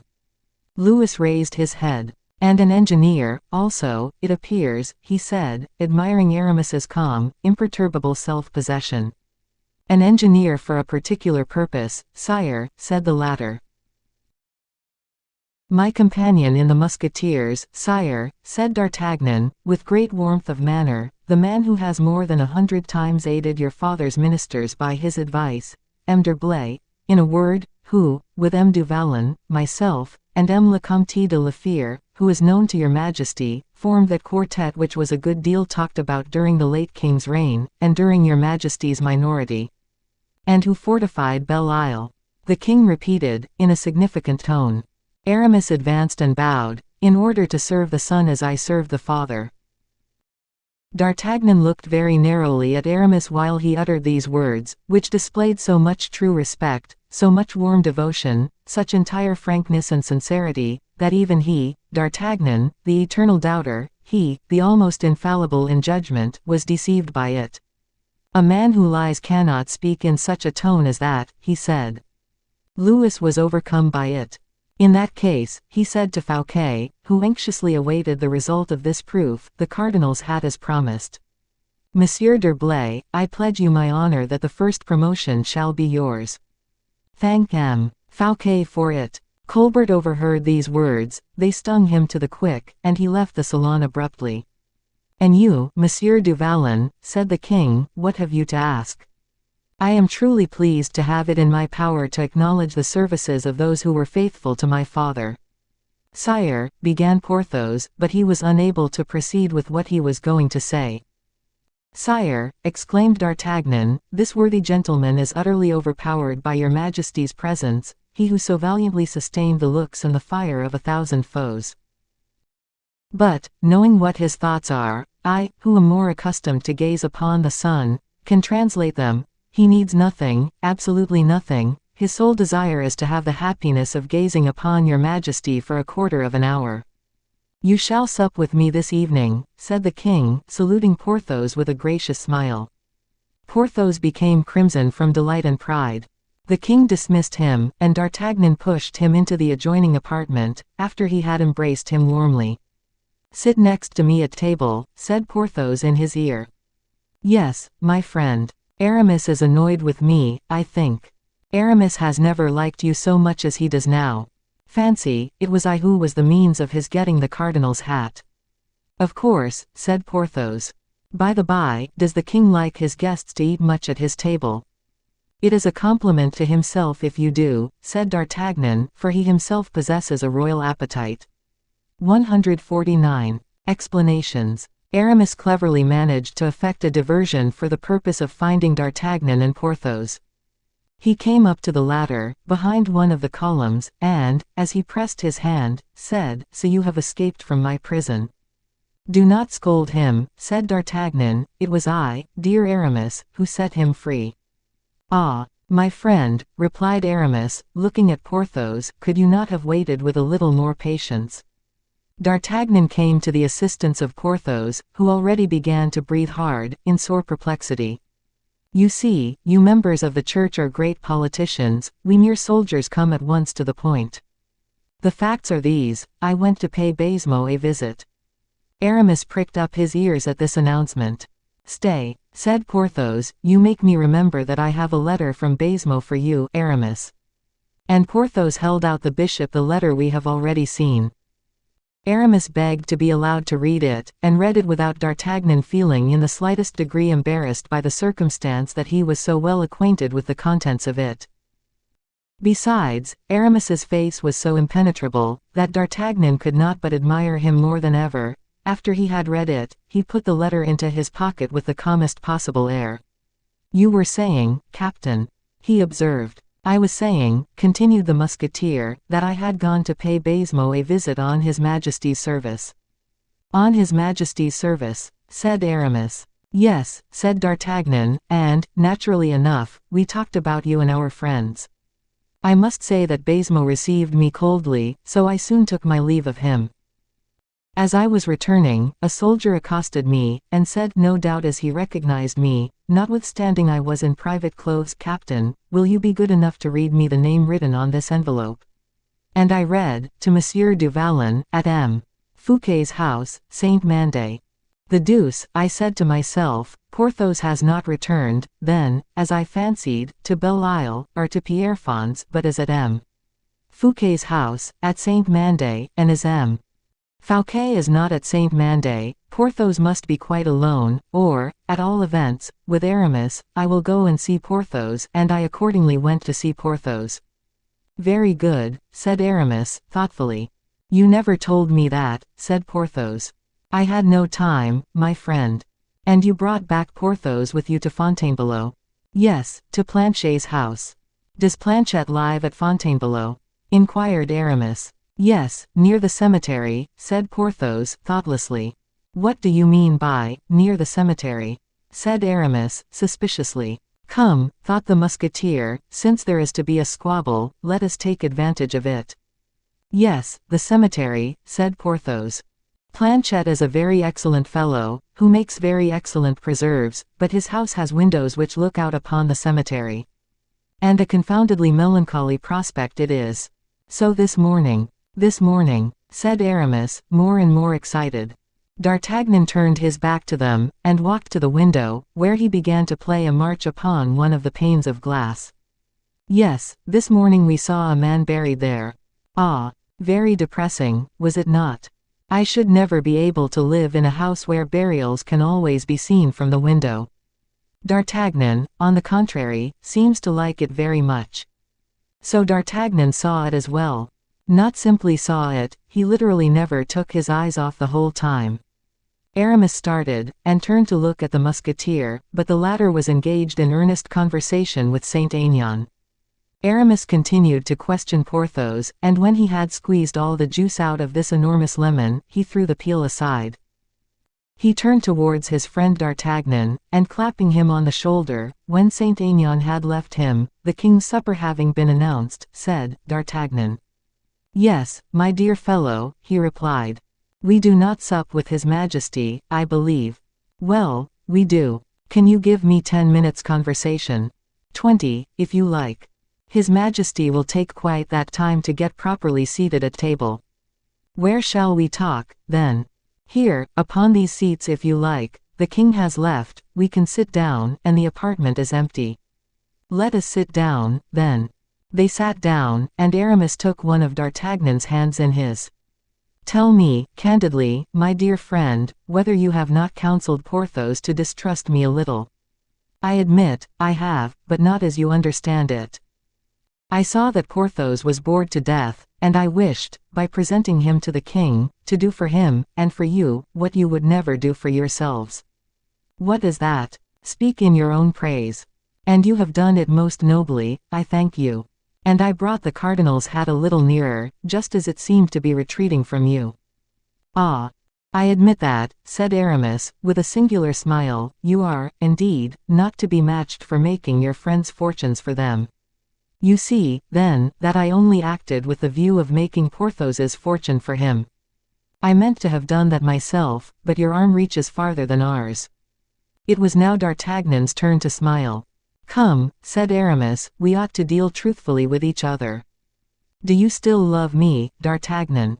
The same as I used to do, replied D'Artagnan, without compromising himself too much by this reply. In that case, thanks, and now, for the most perfect frankness, said Aramis, you visited Belle-Isle on behalf of the king. Pardieu. You wished to deprive us of the pleasure of offering Belle-Isle completely fortified to the king. But before I could deprive you of that pleasure, I ought to have been made acquainted with your intention of doing so. You came to Belle-Isle without knowing anything. Of you, yes.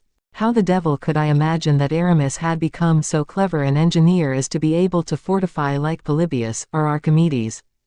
True. And yet you smelt me out over yonder.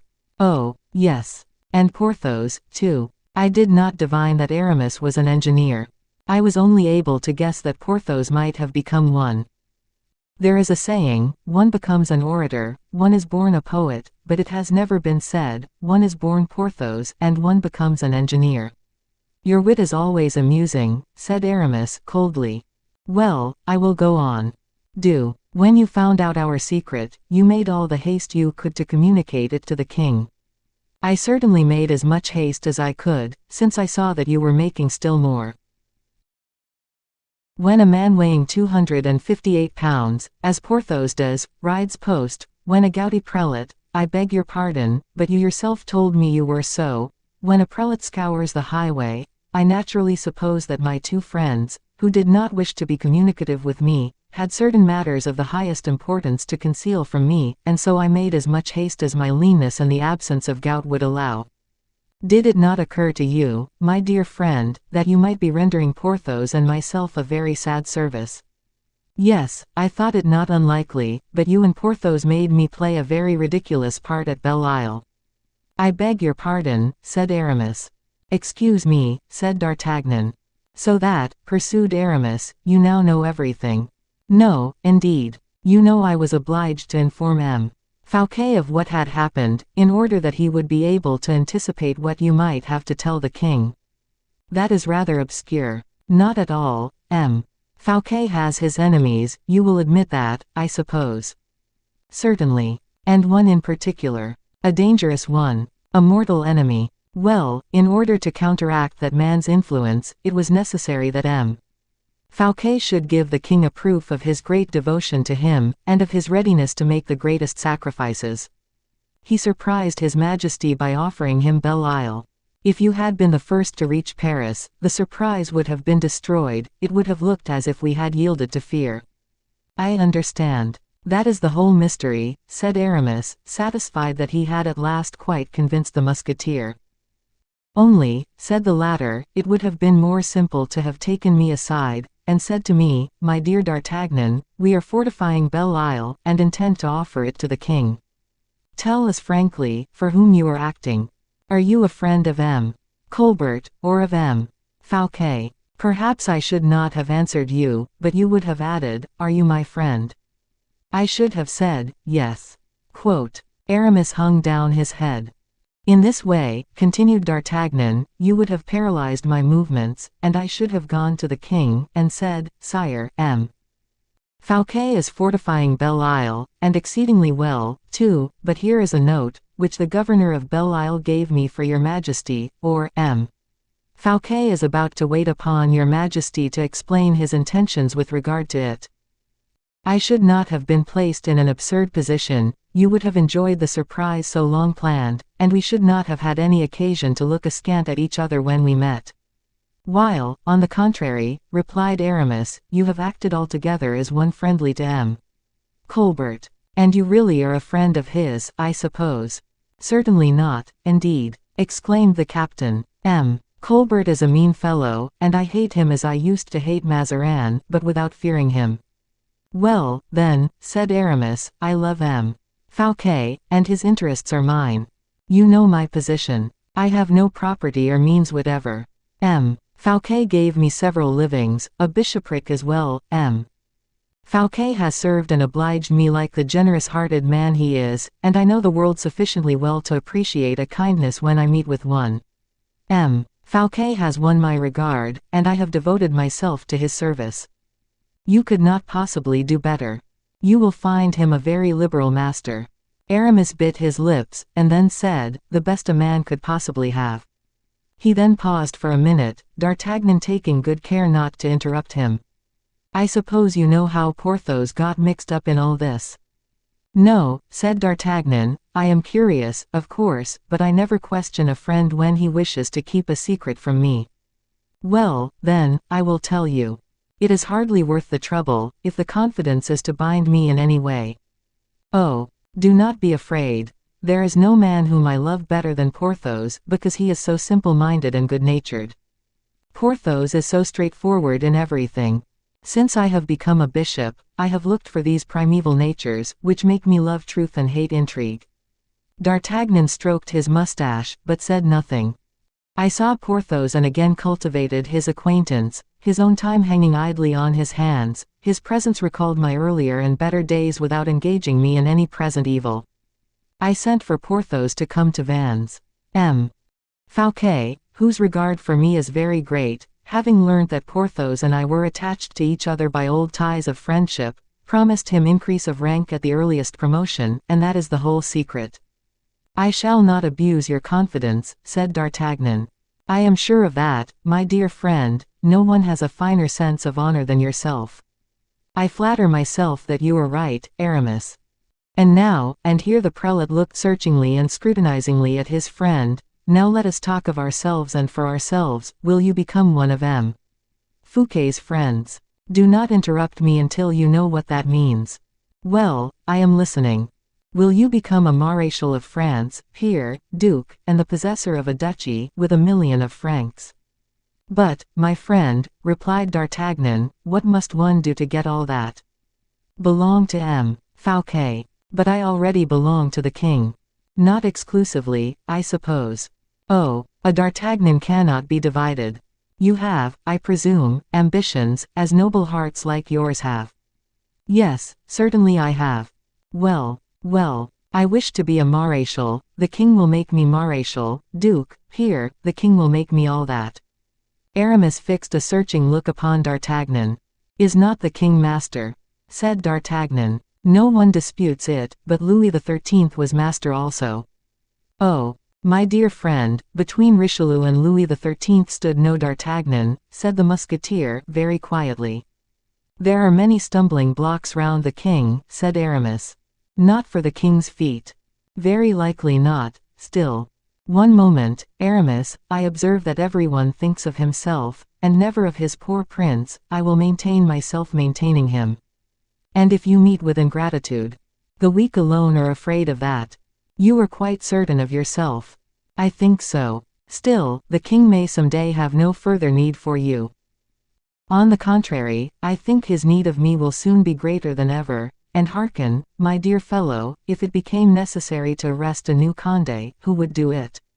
This alone in France." And D'Artagnan struck his sword, which clanked sullenly on the tessellated floor. "You were right," said Aramis, turning very pale, and then he rose and pressed D'Artagnan's hand. "That is the last summons for supper," said the captain of the musketeers. "Will you excuse me?" Aramis threw his arm round the musketeer's neck, and said, "A friend like you is the brightest jewel in the royal crown." And they immediately separated. "I was right," mused D'Artagnan, "there is, indeed, something strangely serious stirring. We must hasten the explosion," breathed the coming cardinal, "for D'Artagnan has discovered the existence of a plot." 150. Madame and de Guiche. It will not be forgotten how Comte de Guiche left the Queen Mother's apartments on the day when Louis XIV presented La Valliere with the beautiful bracelets he had won in the lottery. The Comte walked to and fro for some time outside the palace, in the greatest distress, from 1,000 suspicions and anxieties with which his mind was beset.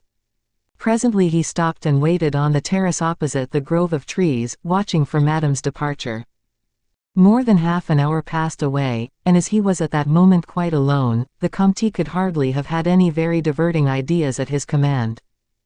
He drew his tablets from his pocket, and, after hesitating over and over again, determined to write these words: "Madame, I implore you to grant me one moment's conversation. Do not be alarmed at this request, which contains nothing in any way opposed to the profound respect with which I subscribe myself," etc., etc. He had signed and folded this singular love letter, when he suddenly observed several ladies leaving the château, and afterwards several courtiers too, in fact, almost everyone that formed the Queen's circle. He saw La Valliere herself, then Montalais talking with Malicorne. He watched the departure of the very last of the numerous guests that had a short time before thronged the Queen Mother's cabinet. Madame herself had not yet passed. She would be obliged, however, to cross the courtyard in order to enter her own apartments, and, from the terrace where he was standing, de Guiche could see all that was going on in the courtyard. At last he saw Madame leave, attended by a couple of pages, who were carrying torches before her. She was walking very quickly. As soon as she reached the door, she said, "Let someone go and look for de Guiche. He has to render an account of a mission he had to discharge for me. If he should be disengaged, request him to be good enough to come to my apartment." De Guiche remained silent, hidden in the shade, but as soon as Madame had withdrawn, he darted from the terrace down the steps and assumed a most indifferent air, so that the pages who were hurrying towards his rooms might meet him. "Ah, it is Madame, then, who is seeking me," he said to himself, quite overcome, and he crushed in his hand the now worse than useless letter. Le Comte, said one of the pages, approaching him, we are indeed most fortunate in meeting you.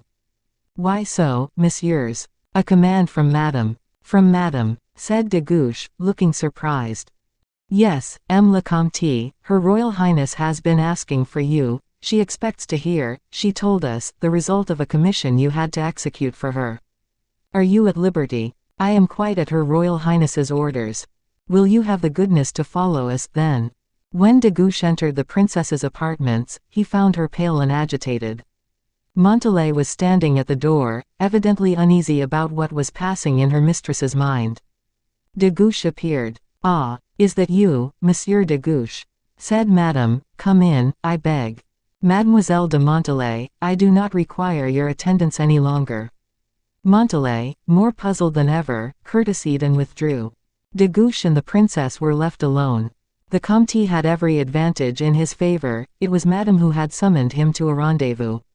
But how was it possible for the Comte to make use of this advantage? Madame was so whimsical, and her disposition so changeable.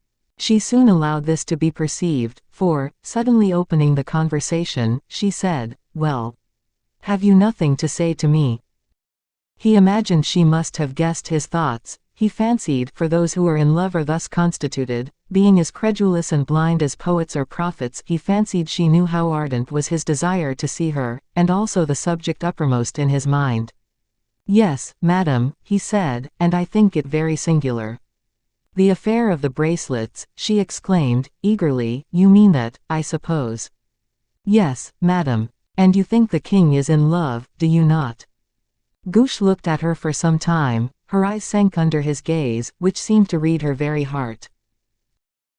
I think, he said, that the king may possibly have had an idea of annoying someone. Were it not for that, the king would hardly show himself so earnest in his attentions as he is. He would not run the risk of compromising, from mere thoughtlessness of disposition, a young girl against whom no one has been hitherto able to say a word.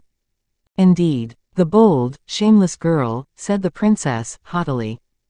I can positively assure your Royal Highness, said de Guiche, with a firmness marked by great respect, that Mademoiselle de la Vallière is beloved by a man who merits every respect, for he is a brave and honorable gentleman. Bragelonne. My friend, yes, madam. Well, and though he is your friend, what does that matter to the king? The king knows that Bragelonne is affianced to Mademoiselle de la Vallière, and as Raoul has served the king most valiantly, the king will not inflict an irreparable injury upon him. Madame began to laugh in a manner that produced a sinister impression upon de Guiche. I repeat, madam, I do not believe the king is in love with Mademoiselle de la Vallière, and the proof that I do not believe it is, that I was about to ask you whose amour propre it is likely the king is desirous of wounding. You, who are well acquainted with the whole court, can perhaps assist me in ascertaining that, and assuredly, with greater certainty, since it is everywhere said that your Royal Highness is on very friendly terms with the king. Madame bit her lips, and, unable to assign any good and sufficient reasons, changed the conversation. Prove to me, she said, fixing on him one of those looks in which the whole soul seems to pass into the eyes, prove to me, I say, that you intended to interrogate me at the very moment I sent for you. De Guiche gravely drew from his pocket the now crumpled note that he had written, and showed it to her. Sympathy, she said. Yes, said the Comte, with an indescribable tenderness of tone, sympathy. I have explained to you how and why I sought you. You, however, have yet to tell me, madam, why you sent for me. True, replied the princess. She hesitated, and then suddenly exclaimed, those bracelets will drive me mad. You expected the king would offer them to you, replied de Guiche. Why not? But before you, madam, before you, his sister-in-law, was there not the queen herself to whom the king should have offered them? Before La Vallière, cried the princess, wounded to the quick, could he not have presented them to me? Was there not the whole court, indeed, to choose from? I assure you, madam, said the Comte, respectfully, that if anyone heard you speak in this manner, if anyone were to see how red your eyes are, and, heaven forgive me, to see, too, that tear trembling on your eyelids, it would be said that your royal highness was jealous. Jealous, said the princess, haughtily, jealous of La Valliere. She expected to see de Guiche yield beneath her scornful gesture and her proud tone, but he simply and boldly replied, jealous of La Valliere, yes, madame. Am I to suppose, monsieur, she stammered out, that your object is to insult me? It is not possible, madame, replied the Comte, slightly agitated, but resolved to master that fiery nature. Leave the room, said the princess, thoroughly exasperated, de Guiche's coolness and silent respect having made her completely lose her temper. De Guiche fell back a step, bowed slowly, but with great respect, drew himself up, looking as white as his lace cuffs, and, in a voice slightly trembling, said, it was hardly worthwhile to have hurried here to be subjected to this unmerited disgrace. And he turned away with hasty steps. He had scarcely gone half a dozen paces when Madame darted like a tigress after him, seized him by the cuff, and making him turn round again, said, trembling with passion as she did so, the respect you pretend to have is more insulting than the insult itself. Insult me, if you please, but at least speak. Madame, said the Comte, gently, as he drew his sword, thrust this blade into my heart, rather than kill me by degrees. At the look he fixed upon her, a look full of love, resolution, and despair, even, she knew how readily the Comte, so outwardly calm in appearance, would pass his sword through his own breast if she added another word. She tore the blade from his hands, and, pressing his arm with a feverish impatience, which might pass for tenderness, said, do not be too hard upon me, Comte. You see how I am suffering, and yet you have no pity for me. Tears, the cries of this strange attack, stifled her voice. As soon as de Guiche saw her weep, he took her in his arms and carried her to an armchair. In another moment she would have been suffocated. Oh, why, he murmured, as he knelt by her side, why do you conceal your troubles from me? Do you love anyone? Tell me.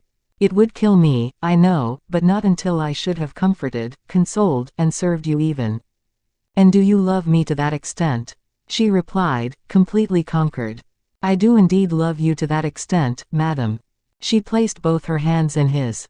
My heart is indeed another's, she murmured in so low a tone that her voice could hardly be heard, but he heard it, and said, is it the king you love? She gently shook her head, and her smile was like a clear bright streak in the clouds, through which after the tempest has passed one almost fancies paradise is opening. But, she added, there are other passions in a high-born heart. Love is poetry, but the real life of the heart is pride. Comte, I was born on a throne, I am proud and jealous of my rank. Why does the king gather such unworthy objects round him? Once more, I repeat, said the Comte, you are acting unjustly towards that poor girl, who will one day be my friend's wife. Are you simple enough to believe that, Comte? If I did not believe it, he said, turning very pale, Bragelonne should be informed of it tomorrow. Indeed he should, if I thought that poor La Valliere had forgotten the vows she had exchanged with Raoul. But no, it would be cowardly to betray a woman's secret, it would be criminal to disturb a friend's peace of mind. You think, then, said the princess, with a wild burst of laughter, that ignorance is happiness. I believe it, he replied. Prove it to me, then, she said, hurriedly. It is easily done, madame. It is reported through the whole court that the king loves you, and that you return his affection. Well, she said, breathing with difficulty. Well, admit for a moment that Raoul, my friend, had come and said to me, yes, the king loves madame, and has made an impression upon her heart, I possibly should have slain Raoul. It would have been necessary, said the princess, with the obstinacy of a woman who feels herself not easily overcome, for M. de Bragelonne to have had proofs before he ventured to speak to you in that manner. Such, however, is the case, replied de Guiche, with a deep sigh, that, not having been warned, I have never examined into the matter seriously, and I now find that my ignorance has saved my life. So, then, you drive selfishness and coldness to that extent, said madame, that you would let this unhappy young man continue to love La Valliere. I would, until La Valliere's guilt were revealed. But the bracelets. Well, madame, since you yourself expected to receive them from the king, what can I possibly say? The argument was a telling one, and the princess was overwhelmed by it, and from that moment her defeat was assured. But as her heart and mind were instinct with noble and generous feelings, she understood de Guiche's extreme delicacy. She saw that in his heart he really suspected that the king was in love with La Vallière, and that he did not wish to resort to the common expedient of ruining a rival in the mind of a woman, by giving the latter the assurance and certainty that this rival's affections were transferred to another woman. She guessed that his suspicions of La Vallière were aroused, and that, in order to leave himself time for his convictions to undergo a change, so as not to ruin Louise utterly, he was determined to pursue a certain straightforward line of conduct. She could read so much real greatness of character, and such true generosity of disposition in her lover, that her heart really warmed with affection towards him, whose passion for her was so pure and delicate. Despite his fear of incurring her displeasure, de Guiche, by retaining his position as a man of proud independence of feeling and deep devotion, became almost a hero in her estimation, and reduced her to the state of a jealous and little-minded woman. She loved him for this so tenderly, that she could not refuse to give him a proof of her affection. "See how many words we have wasted," she said, taking his hand. "Suspicions, anxieties, mistrust, sufferings, I think we have enumerated all those words." "Alas, madam, yes. Efface them from your heart as I drive them from mine. Whether La Vallière does or does not love the king, and whether the king does or does not love La Vallière, from this moment you and I will draw a distinction in the two characters I have to perform. You open your eyes so wide that I am sure you hardly understand me. You are so impetuous, madam, that I always tremble at the fear of displeasing you.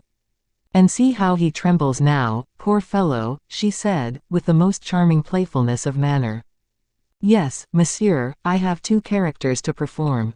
I am the sister of the king, the sister-in-law of the king's wife. In this character ought I not to take an interest in these domestic intrigues? Come, tell me what you think." "As little as possible, madam." "Agreed, monsieur, but it is a question of dignity, and then, you know, I am the wife of the king's brother." De Guiche sighed. "A circumstance," she added, with an expression of great tenderness, "which will remind you that I am always to be treated with the profoundest respect."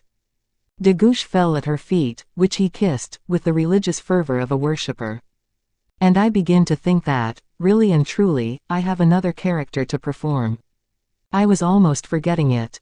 "Name it, oh, name it," said de Guiche. "I am a woman," she said, in a voice lower than ever, "and I love."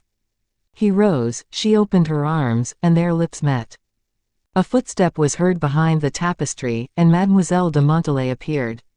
"What do you want?" said Madame. "M. de Guiche is wanted," replied Montalais, who was just in time to see the agitation of the actors of these four characters, for de Guiche had consistently carried out his part with heroism. 151. Montalais and Malicorne. Montalais was right. M. de Guiche, thus summoned in every direction, was very much exposed, from such a multiplication of business, to the risk of not attending to any. It so happened that, considering the awkwardness of the interruption, Madame, notwithstanding her wounded pride, and secret anger, could not, for the moment at least, reproach Montalais for having violated, in so bold a manner, the semi-royal order with which she had been dismissed on de Guiche's entrance.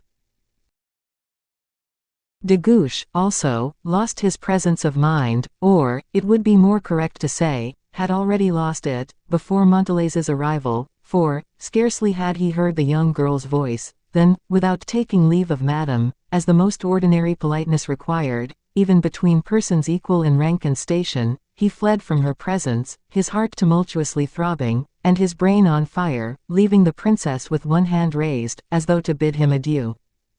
Montalais was at no loss, therefore, to perceive the agitation of the two lovers. The one who fled was agitated, and the one who remained was equally so.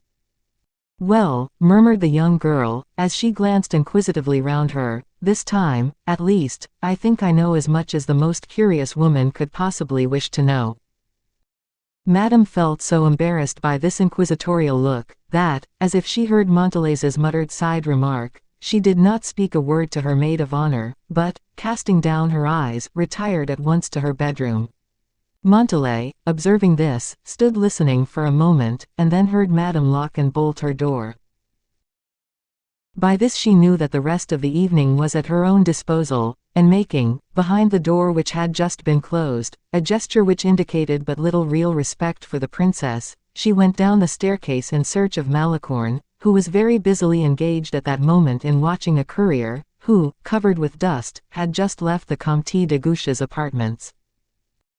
Montalais knew that Malicorne was engaged in a matter of some importance, she therefore allowed him to look and stretch out his neck as much as he pleased, and it was only when Malicorne had resumed his natural position, that she touched him on the shoulder. "Well," said Montalais, "what is the latest intelligence you have?" "M. de Guiche is in love with Madame." "Fine news, truly. I know something more recent than that." "Well, what do you know?" "That Madame is in love with M. de Guiche. The one is the consequence of the other." "Not always, my good monsieur." "Is that remark intended for me?" "Present company always excepted." "Thank you," said Malicorne. "Well, and in the other direction, what is stirring?"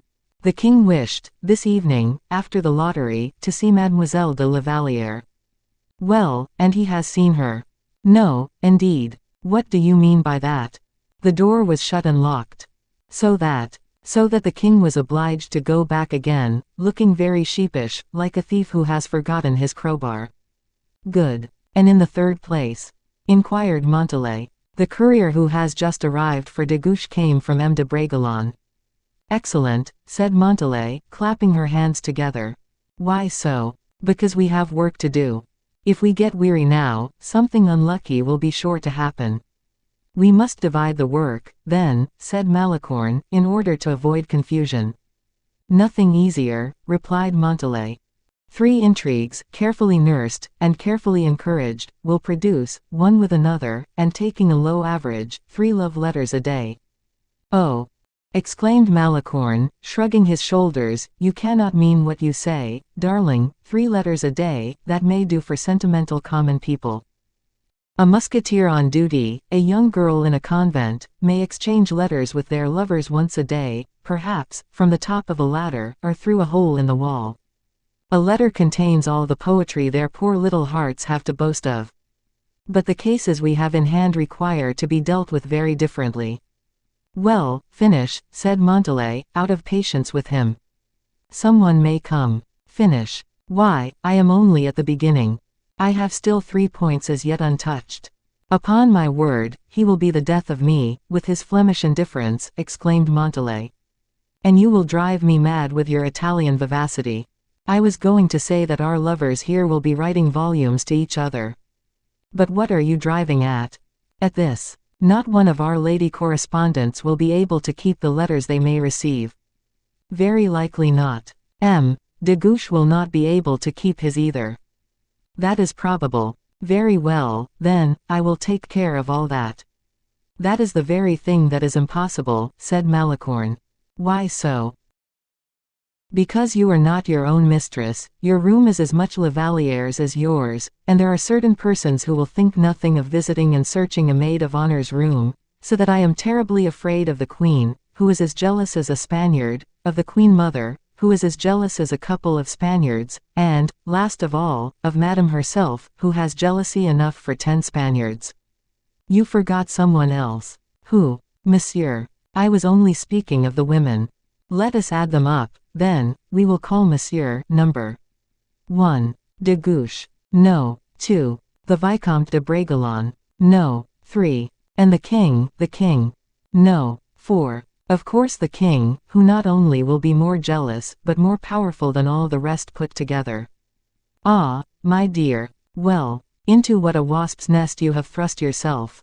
And as yet not quite far enough, if you will follow me into it." "Most certainly I will follow you where you like. Yet, while we have time, I think it will be prudent to turn back.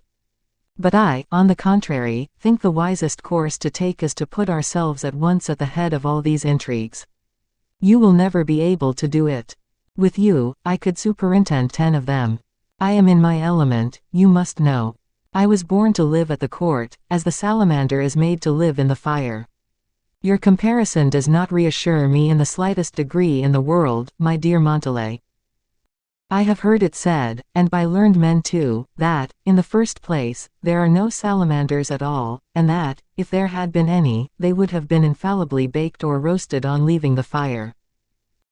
Your learned men may be very wise as far as salamanders are concerned, but they would never tell you what I can tell you, namely, that Or de Montalais is destined, before a month is over, to become the first diplomatist in the court of France. Be it so, but on condition that I shall be the second. Agreed, an offensive and defensive alliance, of course. Only be very careful of any letters.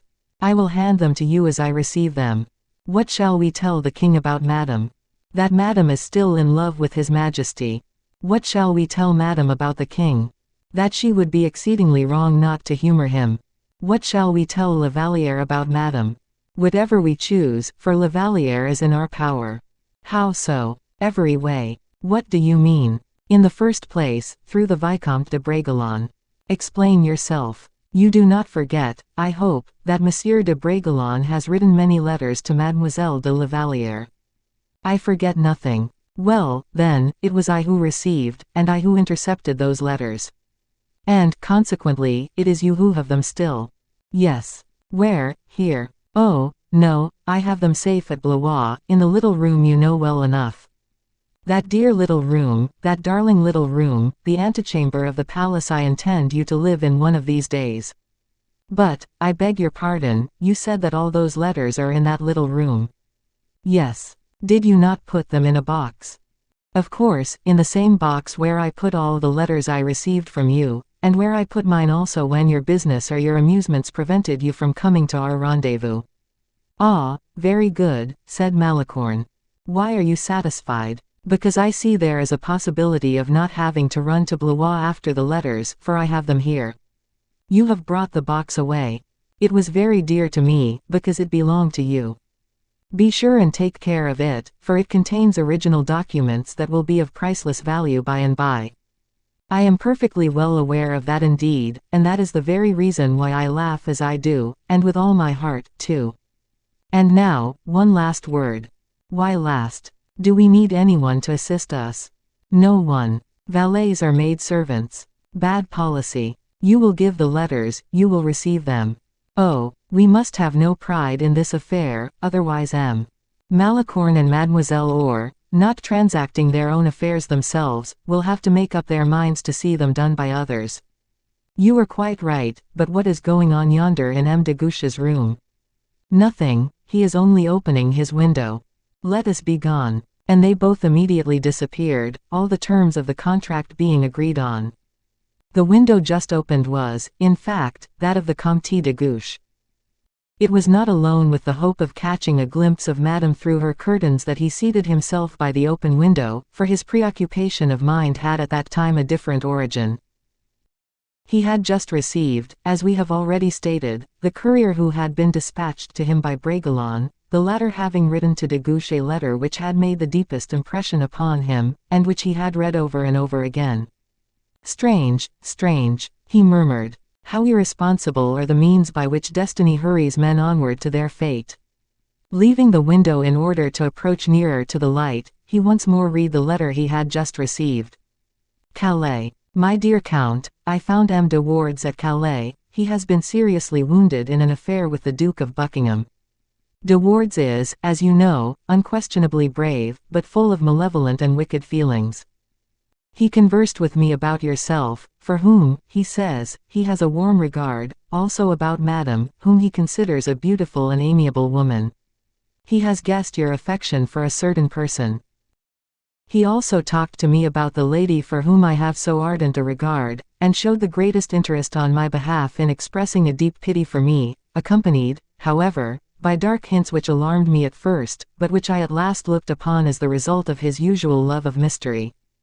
These are the facts. He had received news of the court. You will understand, however, that it was only through M. de Lorraine. The report goes, so says the news, that a change has taken place in the king's affections. You know whom that concerns.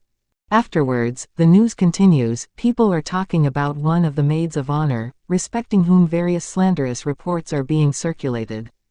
These vague phrases have not allowed me to sleep.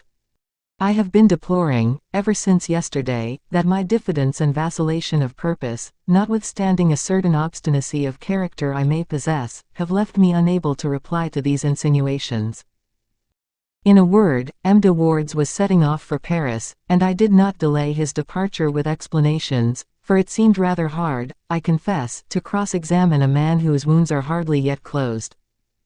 In short, he travelled by short stages, as he was anxious to leave, he said, in order to be present at a curious spectacle the court cannot fail to offer within a short time.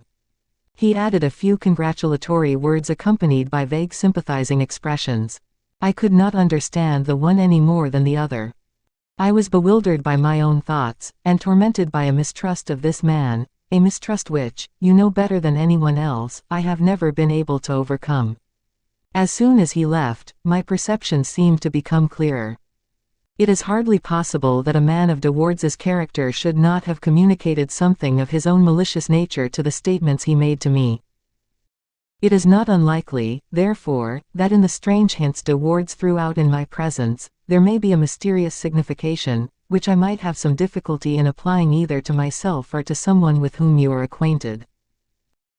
Being compelled to leave as soon as possible, in obedience to the king's commands, the idea did not occur to me of running after de Wardes in order to ask him to explain his reserve, but I have dispatched a courier to you with this letter, which will explain in detail my various doubts. I regard you as myself, you have reflected and observed, it will be for you to act. M. de Wardes will arrive very shortly, endeavor to learn what he meant, if you do not already know. M. de Wardes, moreover, pretended that the Duke of Buckingham left Paris on the very best of terms with Madame. This was an affair which would have unhesitatingly made me draw my sword, had I not felt that I was under the necessity of dispatching the king's mission before undertaking any quarrel whatsoever. Burn this letter, which Olivain will hand you. Whatever Olivain says, you may confidently rely on. Will you have the goodness, my dear Comte, to recall me to the remembrance of Mademoiselle de la Vallière, whose hands I kiss with the greatest respect. Your devoted, de Bragelonne. P.S. If anything serious should happen, we should be prepared for everything. Dispatch a courier to me with this one single word, come, and I will be in Paris within 36 hours after the receipt of your letter. De Guiche sighed, folded up the letter a third time, and, instead of burning it, as Raoul had recommended him to do, placed it in his pocket. He felt it needed reading over and over again. How much distress of mind, yet what sublime confidence, he shows. Murmured the Comte, he has poured out his whole soul in this letter. He says nothing of the Comte de la Fère, and speaks of his respect for Louise. He cautions me on my own account, and entreats me on his. Ah, continued de Guiche, with a threatening gesture, you interfere in my affairs, Monsieur de Wardes, do you? Very well, then, I will shortly occupy myself with yours. As for you, poor Raoul, you who entrust your heart to my keeping, be assured I will watch over it. With this promise, de Guiche begged Malicorne to come immediately to his apartments, if possible. Malicorne acknowledged the invitation with an activity which was the first result of his conversation with Montalais. And while de Guiche, who thought that his motive was undiscovered, cross-examined Malicorne, the latter, who appeared to be working in the dark, soon guessed his questioner's motives. The consequence was, that, after a quarter of an hour's conversation, during which de Guiche thought he had ascertained the whole truth with regard to La Vallière and the king, he had learned absolutely nothing more than his own eyes had already acquainted him with, while Malicorne learned, or guessed, that Raoul, who was absent, was fast becoming suspicious, and that de Guiche intended to watch over the treasure of the Hesperides. Malicorne accepted the office of dragon. De Guiche fancied he had done everything for his friend, and soon began to think of nothing but his personal affairs. The next evening, de Wardes's return and first appearance at the king's reception were announced. When that visit had been paid, the convalescent waited on Monsieur, de Guiche taking care, however, to be at Monsieur's apartments before the visit took place. 152. How de Wardes was received at court. Monsieur had received awards with that marked favor light and frivolous minds bestow on every novelty that comes in their way. De Wardes, who had been absent for a month, was like fresh fruit to him. To treat him with marked kindness was an infidelity to old friends, and there is always something fascinating in that. Moreover, it was a sort of reparation to De Wardes himself. Nothing, consequently, could exceed the favorable notice Monsieur took of him. The Chevalier de Lorraine, who feared this rival but a little, but who respected a character and disposition only too parallel to his own in every particular, with the addition of a bulldog courage he did not himself possess, received awards with a greater display of regard and affection than even Monsieur had done. De Guiche, as we have said, was there also, but kept in the background, waiting very patiently until all these interchanges were over. De Wardes, while talking to the others, and even to Monsieur himself, had not for a moment lost sight of De Guiche, who, he instinctively felt, was there on his account. As soon as he had finished with the others, he went up to De Guiche. They exchanged the most courteous compliments, after which De Wardes returned to Monsieur and the other gentlemen. In the midst of these congratulations Madame was announced. She had been informed of De Wardes's arrival, and knowing all the details of his voyage and duel, she was not sorry to be present at the remarks she knew would be made, without delay, by one who, she felt assured, was her personal enemy. 2 or 3 of her ladies accompanied her. De Wardes saluted Madame in the most graceful and respectful manner, and, as a commencement of hostilities, announced, in the first place, that he could furnish the Duke of Buckingham's friends with the latest news about him. This was a direct answer to the coldness with which Madame had received him. The attack was a vigorous one, and Madame felt the blow, but without appearing to have even noticed it. He rapidly cast a glance at Monsieur and at De Guiche. The former colored, and the latter turned very pale. Madame alone preserved an unmoved countenance, but, as she knew how many unpleasant thoughts and feelings her enemy could awaken in the 2 persons who were listening to him, she smilingly bent forward towards the traveler, as if to listen to the news he had brought, but he was speaking of other matters. Madame was brave, even to imprudence. If she were to retreat, it would be inviting an attack. So, after the first disagreeable impression had passed away, she returned to the charge. "Have you suffered much from your wounds, Monsieur de Wardes?" she inquired, "for we have been told that you had the misfortune to get wounded." It was now De Wardes's turn to wince. He bit his lips, and replied, "No, Madame, hardly at all." "Indeed. And yet in this terribly hot weather." "The sea breezes were very fresh and cool, Madame, and then I had one consolation." "Indeed. What was it?" "The knowledge that my adversary's sufferings were still greater than my own." "Ah. You mean he was more seriously wounded than you were? I was not aware of that," said the princess, with utter indifference. "Oh, Madame, you were mistaken, or rather you pretend to misunderstand my remark. I did not say that he was a greater sufferer in body than myself, but his heart was very seriously affected." De Guiche comprehended instinctively from what direction the struggle was approaching. He ventured to make a sign to Madame, as if entreating her to retire from the contest. But she, without acknowledging De Guiche's gesture, without pretending to have noticed it even, and still smiling, continued. "Is it possible," she said, "that the Duke of Buckingham's heart was touched? I had no idea, until now, that a heart wound could be cured." "Alas! Madame," replied De Wardes, politely, "every woman believes that, and it is this belief that gives them that superiority to man which confidence begets." "You misunderstand altogether, dearest," said the prince, impatiently. De Wardes means that the Duke of Buckingham's heart had been touched, not by the sword, but by something sharper." "Ah, very good, exclaimed Madame. "It is a jest of De Wardes's." "Very good, but I should like to know if the Duke of Buckingham would appreciate the jest. It is, indeed, a very great pity he is not here, De Wardes." The young man's eyes seemed to flash fire. "Oh," he said, as he clenched his teeth, "there is nothing I should like better." De Guiche did not move. Madame seemed to expect that he would come to her assistance. Monsieur hesitated. The Chevalier de Lorraine advanced and continued the conversation. "Madame," he said, "De Wardes knows perfectly well that for a Buckingham's heart to be touched is nothing new, and what he has said has already taken place. Instead of an ally, I have two enemies, murmured Madame, two determined enemies, and in league with each other. And she changed the conversation. To change the conversation is, as everyone knows, a right possessed by princes which etiquette requires all to respect. The remainder of the conversation was moderate enough in tone, the principal actors had rehearsed their parts. Madame withdrew easily, and Monsieur, who wished to question her on several matters, offered her his hand on leaving. The Chevalier was seriously afraid that an understanding might be established between the husband and wife if he were to leave them quietly together. He therefore made his way to Monsieur's apartments, in order to surprise him on his return, and to destroy with a few words all the good impressions Madame might have been able to sow in his heart.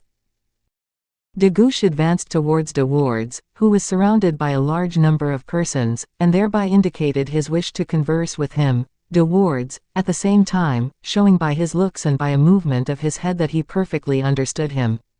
There was nothing in these signs to enable strangers to suppose they were otherwise than upon the most friendly footing. De Guiche could therefore turn away from him, and wait until he was at liberty. He had not long to wait, for De Wardes, freed from his questioners, approached De Guiche, and after a fresh salutation, they walked side by side together. "You have made a good impression since your return, my dear De Wardes," said the Comte. "Excellent, as you see. And your spirits are just as lively as ever. Better. And a very great happiness, too. Why not? Everything is so ridiculous in this world, everything so absurd around us." "You were right. You were of my opinion, then." "I should think so. And what news do you bring us from yonder?" "I? None at all. I have come to look for news here. But, tell me, you surely must have seen some people at Boulogne, one of our friends, for instance, it is no great time ago." "Some people, one of our friends. Your memory is short." "Ah, true, Bragelonne, you mean." "Exactly so. Who was on his way to fulfill a mission, with which he was entrusted to King Charles II. "Precisely. Well, then, did he not tell you, or did not you tell him?" "I do not precisely know what I told him, I must confess, but I do know what I did not tell him." De Wardes was finesse itself. He perfectly well knew from de Guiche's tone and manner, which was cold and dignified, that the conversation was about to assume a disagreeable turn. He resolved to let it take what course it pleased, and to keep strictly on his guard. "May I ask you what you did not tell him?" inquired de Guiche. "All about La Vallière." "La Vallière? What is it? And what was that strange circumstance you seem to have known over yonder, which Bragelonne, who was here on the spot, was not acquainted with?" "Do you really ask me that in a serious manner?" "Nothing more so." "What? You, a member of the court, living in Madame's household, a friend of Monsieur's, a guest at their table, the favorite of our lovely princess." Guiche colored violently from anger. "What princess are you alluding to?" he said. "I am only acquainted with one, my dear fellow. I am speaking of Madame herself." "Are you devoted to another princess, then? Come, tell me." De Guiche was on the point of launching out, but he saw the drift of the remark. A quarrel was imminent between the two young men. De Wardes wished the quarrel to be only in Madame's name, while de Guiche would not accept it except on La Vallière's account. From this moment, it became a series of feigned attacks, which would have continued until one of the two had been touched home. De Guiche therefore resumed all the self-possession he could command. "There is not the slightest question in the world of Madame in this matter, my dear De Wardes," said Guiche, "but simply of what you were talking about just now." "What was I saying?" "That you had concealed certain things from Bragelonne." "Certain things which you know as well as I do," replied De Wardes. "No, upon my honor." "Nonsense. If you tell me what they are, I shall know, but not otherwise, I swear." "What?" "I who have just arrived from a distance of 60 leagues, and you who have not stirred from this place, who have witnessed with your own eyes that which rumor informed me of at Calais. Do you now tell me seriously that you do not know what it is about?" "Oh, Comte, this is hardly charitable of you." "As you like, De Wardes, but I again repeat, I know nothing." "You are truly discreet. Well, perhaps it is very prudent of you. And so you will not tell me anything, will not tell me any more than you told Bragelonne. You were pretending to be deaf, I see." I am convinced that Madame could not possibly have more command over herself than you have."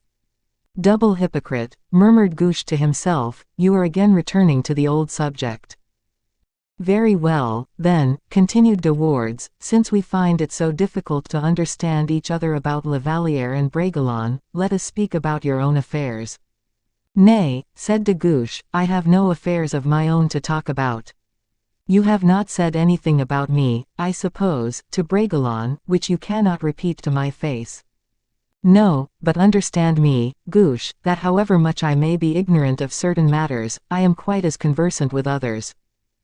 If, for instance, we were conversing about the intimacies of the Duke of Buckingham at Paris, as I did during my journey with the Duke, I could tell you a great many interesting circumstances. Would you like me to mention them?" De Guiche passed his hand across his forehead, which was covered in perspiration. "No, no," he said, 100 times no. "I have no curiosity for matters which do not concern me. The Duke of Buckingham is for me nothing more than a simple acquaintance, whilst Raoul is an intimate friend. I have not the slightest curiosity to learn what happened to the Duke, while I have, on the contrary, the greatest interest in all that happened to Raoul." "In Paris?" "Yes, in Paris, or Boulogne.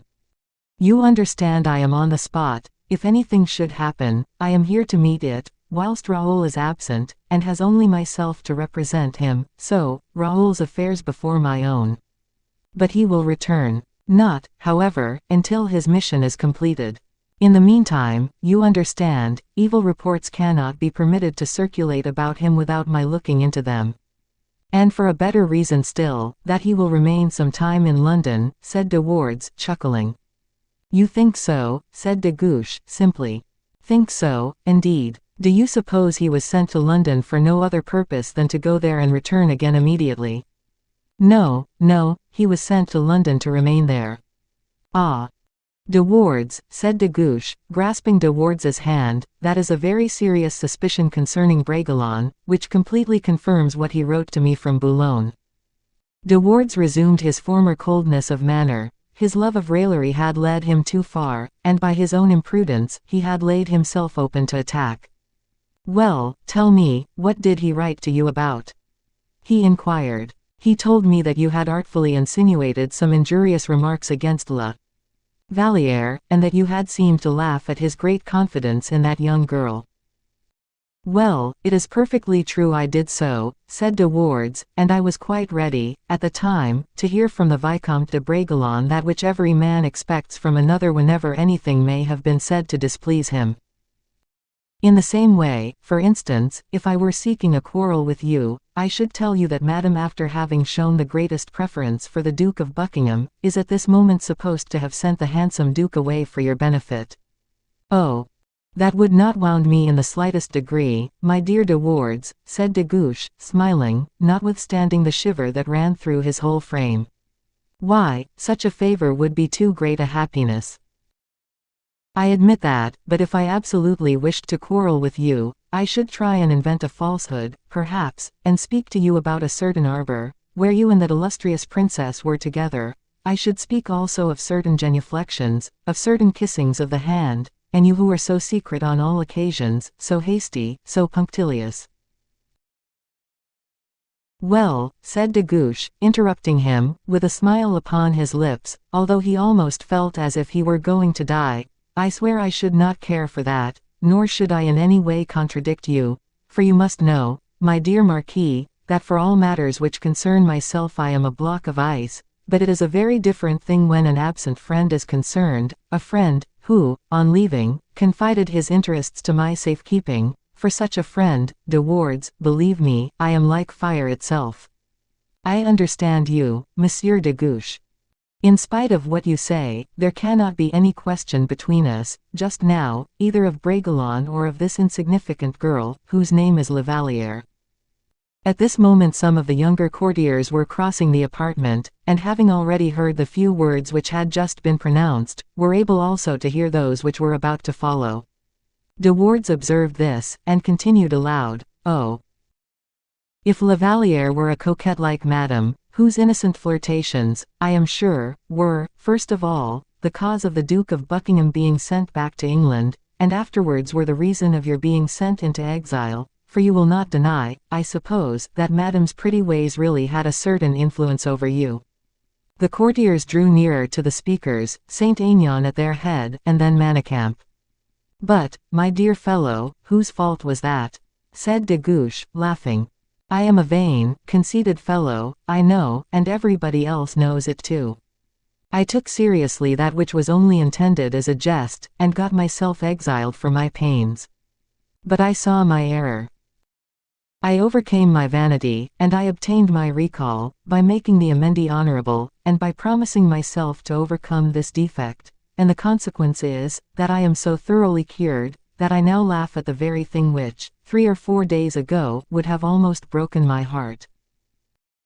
But Raoul is in love, and is loved in return. He cannot laugh at the reports which disturb his happiness, reports which you seem to have undertaken to interpret, when you know, Marquis, as I do, as these gentlemen do, as everyone does in fact, that all such reports are pure calumny." "Calumny!" exclaimed de Wardes, furious at seeing himself caught in the snare by de Guiche's coolness of temper. "Certainly, calumny. Look at this letter from him, in which he tells me you have spoken ill of Mademoiselle de la Vallière, and where he asks me, if what you reported about this young girl is true or not. Do you wish me to appeal to these gentlemen, de Wardes, to decide?" And with admirable coolness, de Guiche read aloud the paragraph of the letter which referred to la Vallière. "And now," continued de Guiche, "there is no doubt in the world, as far as I am concerned, that you wished to disturb Bragelonne's peace of mind, and that your remarks were maliciously intended." De Wardes looked round him, to see if he could find support from anyone, but, at the idea that de Wardes had insulted, either directly or indirectly, the idol of the day, everyone shook his head, and de Wardes saw that he was in the wrong. "Messieurs," said de Guiche, intuitively divining the general feeling, "my discussion with Monsieur de Wardes refers to a subject so delicate in its nature, that it is most important no one should hear more than you have already heard. Close the doors, then, I beg you, and let us finish our conversation in the manner which becomes 2 gentlemen, one of whom has given the other the lie." "Messieurs, messieurs," exclaimed those who were present. "Is it your opinion, then, that I was wrong in defending Mademoiselle de la Vallière?" said de Guiche. "In that case, I pass judgment upon myself, and am ready to withdraw the offensive words I may have used to Monsieur de Wardes." "The deuce! Certainly not," said Saint Aignan. "Mademoiselle de la Vallière is an angel. Virtue and purity itself," said Manicamp. "You see, Monsieur de Wardes," said de Guiche, "I am not the only one who undertakes the defense of that poor girl. I entreat you, therefore, messieurs, a second time, to leave us. You see, it is impossible we could be more calm and composed than we are." It was the very thing the courtiers wished. Some went out at one door, and the rest at the other, and the 2 young men were left alone. "Well played," said de Wardes, to the Comte. "Was it not?" replied the latter.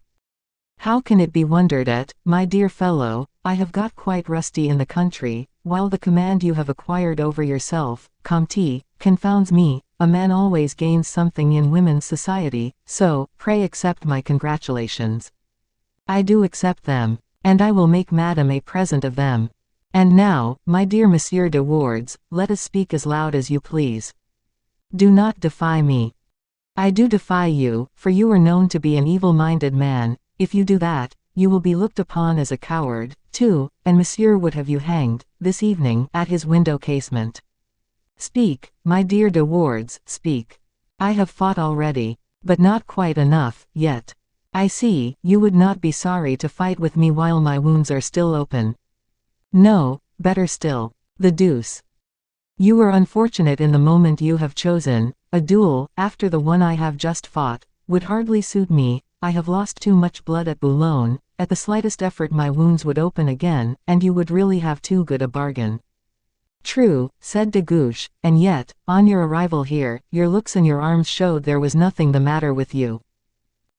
"Yes, my arms are all right, but my legs are weak, and then, I have not had a foil in my hand since that devil of a duel, and you, I am sure, have been fencing every day, in order to carry your little conspiracy against me to a successful issue." Upon my honor, monsieur, replied de Guiche, it is 6 months since I last practiced. No, Comte, after due reflection, I will not fight, at least, with you. I will await Bragelonne's return, since you say it is Bragelonne who finds fault with me. Oh no, indeed. You shall not wait until Bragelonne's return, exclaimed the Comte, losing all command over himself, for you have said that Bragelonne might, possibly, be some time before he returns, and, in the meanwhile, your wicked insinuations would have had their effect. Yet, I shall have my excuse. So take care. I will give you a week to finish your recovery. That is better. We will wait a week. Yes, yes, I understand, a week will give time to my adversary to make his escape. No, no, I will not give you 1 day, even. You were mad, monsieur, said de Wardes, retreating a step. And you are a coward, if you do not fight willingly. Nay, what is more, I will denounce you to the king, as having refused to fight, after having insulted La Vallière. Ah, said de Wardes, you are dangerously treacherous, though you pass for a man of honor. There is nothing more dangerous than the treachery, as you term it, of the man whose conduct is always loyal and upright. Restore me the use of my legs, then, or get yourself bled, till you are as white as I am, so as to equalize our chances. No, no, I have something better than that to propose. What is it? We will fight on horseback, and will exchange 3 pistol shots each. You are a first-rate marksman. I have seen you bring down swallows with single balls, and at full gallop. Do not deny it, for I have seen you myself. I believe you are right, said de Wardes, and as that is the case, it is not unlikely I might kill you. You would be rendering me a very great service, if you did. I will do my best. Is it agreed? Give me your hand upon it. There it is, but on one condition, however. Name it. That not a word shall be said about it to the king. Not a word, I swear. I will go and get my horse, then. And I, mine. Where shall we meet? In the plain, I know an admirable place. Shall we go together? Why not? And both of them, on their way to the stables, passed beneath Madame's windows, which were faintly lighted. A shadow could be seen behind the lace curtains. There is a woman, said de Wardes, smiling, who does not suspect that we are going to fight, to die, perhaps, on her account. 153. The combat. De Wardes and de Guiche selected their horses, and saddled them with their own hands, with holster saddles. De Guiche, having 2 pairs of pistols, went to his apartments to get them, and after having loaded them, gave the choice to de Wardes, who selected the pair he had made use of 20 times before, the same, indeed, with which de Guiche had seen him kill swallows flying. You will not be surprised, he said, if I take every precaution. You know the weapons well, and, consequently, I am only making the chances equal. Your remark was quite useless, replied de Guiche, and you have done no more than you are entitled to do. Now, said de Wardes, I beg you to have the goodness to help me to mount, for I still experience a little difficulty in doing so. In that case, we had better settle the matter on foot. No, once in the saddle, I shall be all right. Very good, then, we will not speak of it again, said de Guiche, as he assisted de Wardes to mount his horse. And now, continued the young man, in our eagerness to murder one another, we have neglected one circumstance. What is that? That it is quite dark, and we shall almost be obliged to grope about, in order to kill. Oh, said de Guiche, you are as anxious as I am that everything should be done in proper order. Yes, but I do not wish people to say that you have assassinated me, any more than, supposing I were to kill you, I should myself like to be accused of such a crime. Did anyone make a similar remark about your duel with the Duke of Buckingham? Said de Guiche, it took place precisely under the same conditions as ours. Very true, but there was still light enough to see by, and we were up to our middles almost, in the water. Besides, there were a good number of spectators on shore, looking at us. De Guiche reflected for a moment, and the thought which had already presented itself to him became more confirmed, that de Wardes wished to have witnesses present, in order to bring back the conversation about Madame, and to give a new turn to the combat. He avoided saying a word in reply, therefore, and, as De Wardes once more looked at him interrogatively, he replied, by a movement of the head, that it would be best to let things remain as they were. The two adversaries consequently set off, and left the château by the same gate, close to which we may remember to have seen Montalais and Malicorne together. The night, as if to counteract the extreme heat of the day, had gathered the clouds together in masses which were moving slowly along from the west to the east. The vault above, without a clear spot anywhere visible, or without the faintest indication of thunder, seemed to hang heavily over the earth, and soon began, by the force of the wind, to split into streamers, like a huge sheet torn to shreds. Large and warm drops of rain began to fall heavily, and gathered the dust into globules, which rolled along the ground. At the same time, the hedges, which seemed conscious of the approaching storm, the thirsty plants, the drooping branches of the trees, exhaled 1,000 aromatic odors, which revived in the mind tender recollections, thoughts of youth, endless life, happiness, and love.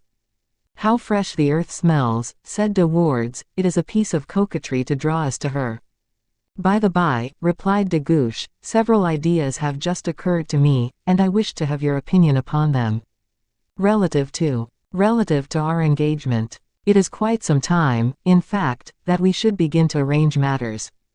Is it to be an ordinary combat, and conducted according to established custom? Let me first know what your established custom is.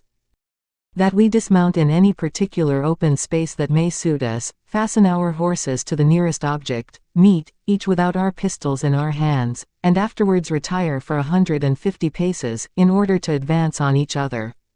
Very good, that is precisely the way in which I killed poor Follivant, 3 weeks ago, at Saint Denis. I beg your pardon, but you forgot one circumstance. What is that? That in your duel with Follivant you advanced towards each other on foot, your swords between your teeth, and your pistols in your hands. True. While now, on the contrary, as you cannot walk, you yourself admit that we shall have to mount our horses again, and charge, and the first who wishes to fire will do so. That is the best course, no doubt, but it is quite dark, we must make allowances for more missed shots than would be the case in the daytime. Very well, each will fire 3 times, the pair of pistols already loaded, and 1 reload. Excellent. Where shall our engagement take place? Have you any preference? No. You see that small wood which lies before us? The wood which is called Rochen. Exactly. You know it. Perfectly. You know that there is an open glade in the center. Yes. Well, this glade is admirably adapted for such a purpose, with a variety of roads, by places, paths, ditches, windings, and avenues. We could not find a better spot. I am perfectly satisfied, if you are so. We are at our destination, if I am not mistaken. Yes. Look at the beautiful open space in the center.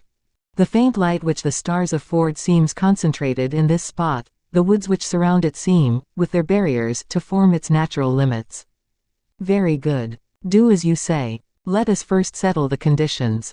These are mine, if you have any objection to make you will state it. I am listening. If the horse be killed, its rider will be obliged to fight on foot. That is a matter of course, since we have no change of horses here. But that does not oblige his adversary to dismount. His adversary will, in fact, be free to act as he likes. The adversaries, having once met in close contact, cannot quit each other under any circumstances, and may, consequently, fire muzzle to muzzle. Agreed. 3 shots and no more will do, I suppose. Quite sufficient, I think. Here are powder and balls for your pistols, measure out 3 charges, take 3 balls, I will do the same, then we will throw the rest of the powder and balls away. And we will solemnly swear, said De Wardes, that we have neither balls nor powder about us. Agreed, and I swear it, said de Guiche, holding his hand towards heaven, a gesture which De Wardes imitated. And now, my dear Comte, said De Wardes, allow me to tell you that I am in no way your dupe. You already are, or soon will be, the accepted lover of Madame. I have detected your secret, and you are afraid I shall tell others of it. You wish to kill me, to ensure my silence, that is very clear, and in your place, I should do the same. De Guiche hung down his head. Only, continued de Wardes, triumphantly, was it really worthwhile, tell me, to throw this affair of Bragelonne's on my shoulders? But, take care, my dear fellow, in bringing the wild boar to bay, you enrage him to madness, in running down the fox, you endow him with the ferocity of the jaguar. The consequence is, that brought to bay by you, I shall defend myself to the very last. You will be quite right to do so. Yes, but take care, I shall work more harm than you think. In the first place, as a beginning, you will readily suppose that I have not been absurd enough to lock up my secret, or your secret rather, in my own breast. There is a friend of mine, who resembles me in every way, a man whom you know very well, who shares my secret with me, so, pray understand, that if you kill me, my death will not have been of much service to you, whilst, on the contrary, if I kill you, and everything is possible, you know, you understand. De Guiche shuddered. If I kill you, continued de Wardes, you will have secured two mortal enemies to Madame, who will do their very utmost to ruin her. Oh, monsieur, exclaimed de Guiche, furiously, do not reckon upon my death so easily. Of the two enemies you speak of, I trust most heartily to dispose of one immediately, and the other at the earliest opportunity. The only reply de Wardes made was a burst of laughter, so diabolical in its sound, that a superstitious man would have been terrified. But de Guiche was not so impressionable as that. I think, he said, that everything is now settled, Monsieur de Wardes, so have the goodness to take your place first, unless you would prefer me to do so. By no means, said de Wardes. I shall be delighted to save you the slightest trouble. And spurring his horse to a gallop, he crossed the wide open space, and took his stand at that point of the circumference of the crossroad immediately opposite to where de Guiche was stationed. De Guiche remained motionless. At this distance of 100 paces, the two adversaries were absolutely invisible to each other, being completely concealed by the thick shade of elms and chestnuts. A minute elapsed amidst the profoundest silence. At the end of the minute, each of them, in the deep shade in which he was concealed, heard the double click of the trigger, as they put the pistols on full cock. De Guiche, adopting the usual tactics, put his horse to a gallop, persuaded that he should render his safety doubly sure by the movement, as well as by the speed of the animal. He directed his course in a straight line towards the point where, in his opinion, de Wardes would be stationed, and he expected to meet de Wardes about halfway, but in this he was mistaken. He continued his course, presuming that his adversary was impatiently awaiting his approach. When, however, he had gone about 2/3 of the distance, he beheld the trees suddenly illuminated and a ball flew by, cutting the plume of his hat in two. Nearly at the same moment, and as if the flash of the first shot had served to indicate the direction of the other, a second report was heard, and a second ball passed through the head of de Guiche's horse, a little below the ear. The animal fell. These two reports, proceeding from the very opposite direction in which he expected to find de Wardes, surprised him a great deal, but as he was a man of amazing self-possession, he prepared himself for his horse falling, but not so completely, however, that the toe of his boot escaped being caught under the animal as it fell. Very fortunately the horse in its dying agonies moved so as to enable him to release the leg which was less entangled than the other. De Guiche rose, felt himself all over, and found that he was not wounded. At the very moment he had felt the horse tottering under him, he placed his pistols in the holsters, afraid that the force of the fall might explode one at least, if not both of them, by which he would have been disarmed, and left utterly without defense. Once on his feet, he took the pistols out of the holsters, and advanced towards the spot where, by the light of the flash, he had seen de Wardes appear. De Wardes had, at the first shot, accounted for the maneuver, than which nothing could have been simpler. Instead of advancing to meet de Guiche, or remaining in his place to await his approach, de Wardes had, for about 15 paces, followed the circle of the shadow which hid him from his adversary's observation, and at the very moment when the latter presented his flank in his career, he had fired from the place where he stood, carefully taking aim, and assisted instead of being inconvenienced by the horse's gallop. It has been seen that, notwithstanding the darkness, the first ball passed hardly more than an inch above de Guiche's head. De Wardes had so confidently relied upon his aim, that he thought he had seen de Guiche fall, his astonishment was extreme when he saw he still remained erect in his saddle. He hastened to fire his second shot, but his hand trembled, and he killed the horse instead. It would be a most fortunate chance for him if de Guiche were to remain held fast under the animal. Before he could have freed himself, de Wardes would have loaded his pistol and had de Guiche at his mercy. But de Guiche, on the contrary, was up, and had 3 shots to fire. De Guiche immediately understood the position of affairs. It would be necessary to exceed de Wardes in rapidity of execution. He advanced, therefore, so as to reach him before he should have had time to reload his pistol. De Wardes saw him approaching like a tempest. The ball was rather tight, and offered some resistance to the ramrod. To load carelessly would be simply to lose his last chance. To take the proper care in loading meant fatal loss of time, or rather, throwing away his life. He made his horse bound on one side. De Guiche turned round also, and, at the moment the horse was quiet again, fired, and the ball carried off de Wardes's hat from his head. De Wardes now knew that he had a moment's time at his own disposal. He availed himself of it in order to finish loading his pistol. De Guiche, noticing that his adversary did not fall, threw the pistol he had just discharged aside, and walked straight towards de Wardes, elevating the second pistol as he did so. He had hardly proceeded more than 2 or 3 paces, when de Wardes took aim at him as he was walking, and fired. An exclamation of anger was de Guiche's answer. The Comte's arm contracted and dropped motionless by his side, and the pistol fell from his grasp. His anxiety was excessive. "I am lost," murmured de Wardes, "he is not mortally wounded." At the very moment, however, de Guiche was about to raise his pistol against de Wardes, the head, shoulders, and limbs of the Comte seemed to collapse. He heaved a deep-drawn sigh, tottered, and fell at the feet of de Wardes's horse. "That is all right," said de Wardes, and gathering up the reins, he struck his spurs into the horse's sides. The horse cleared the Comte's motionless body, and bore de Wardes rapidly back to the château. When he arrived there, he remained a quarter of an hour deliberating within himself as to the proper course to be adopted. In his impatience to leave the field of battle, he had omitted to ascertain whether de Guiche were dead or not.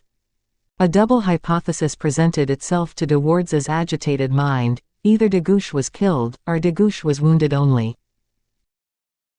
If he were killed, why should he leave his body in that manner to the tender mercies of the wolves? It was a perfectly useless piece of cruelty, for if de Guiche were dead, he certainly could not breathe a syllable of what had passed. If he were not killed, why should he, de Wardes, in leaving him there uncared for, allow himself to be regarded as a savage, incapable of one generous feeling?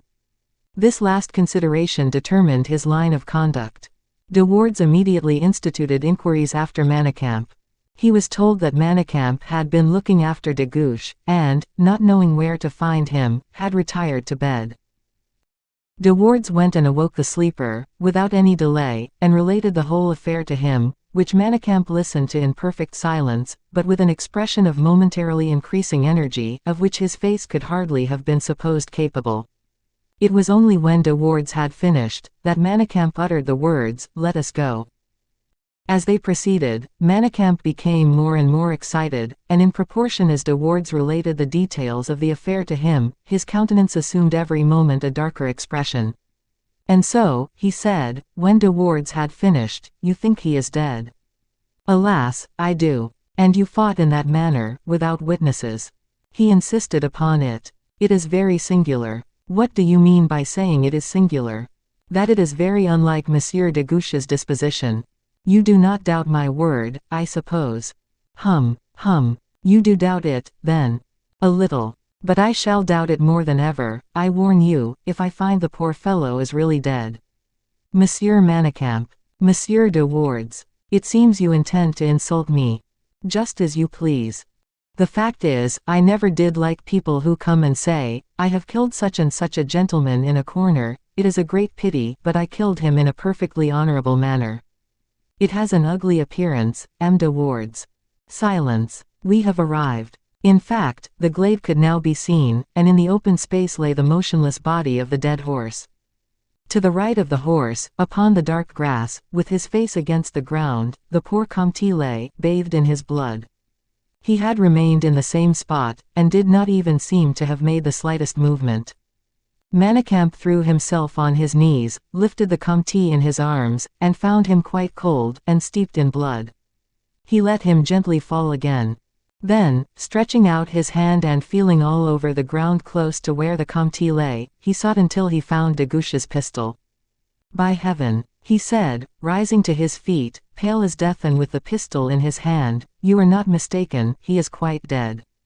"Dead," repeated de Wardes. "Yes, and his pistol is still loaded," added Manicamp, looking into the pan. "But I told you that I took aim as he was walking towards me, and fired at him at the very moment he was going to fire at me." "Are you quite sure that you fought with him, Monsieur de Wardes?" "I confess that I am very much afraid it has been a foul assassination." "Nay, nay, no exclamations. You have had your 3 shots, and his pistol is still loaded. You have killed his horse, and he, de Guiche, one of the best marksmen in France, has not touched even either your horse or yourself.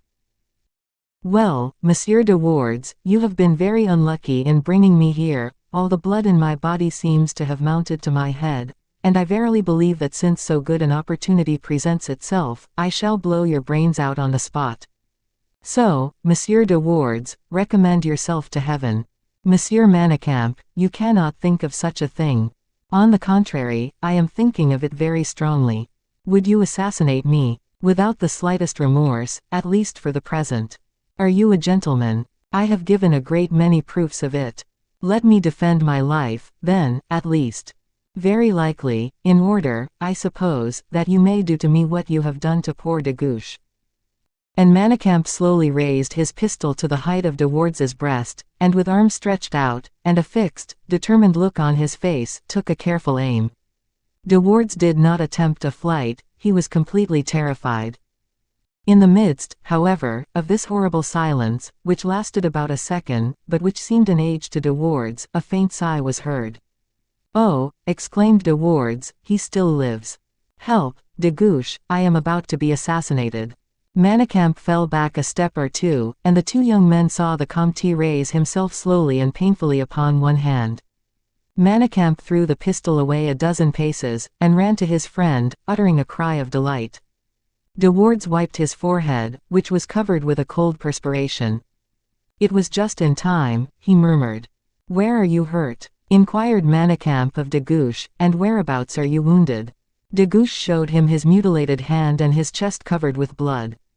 "Comte," exclaimed de Wardes, "I am accused of having assassinated you. Speak, I implore you, and say that I fought loyally."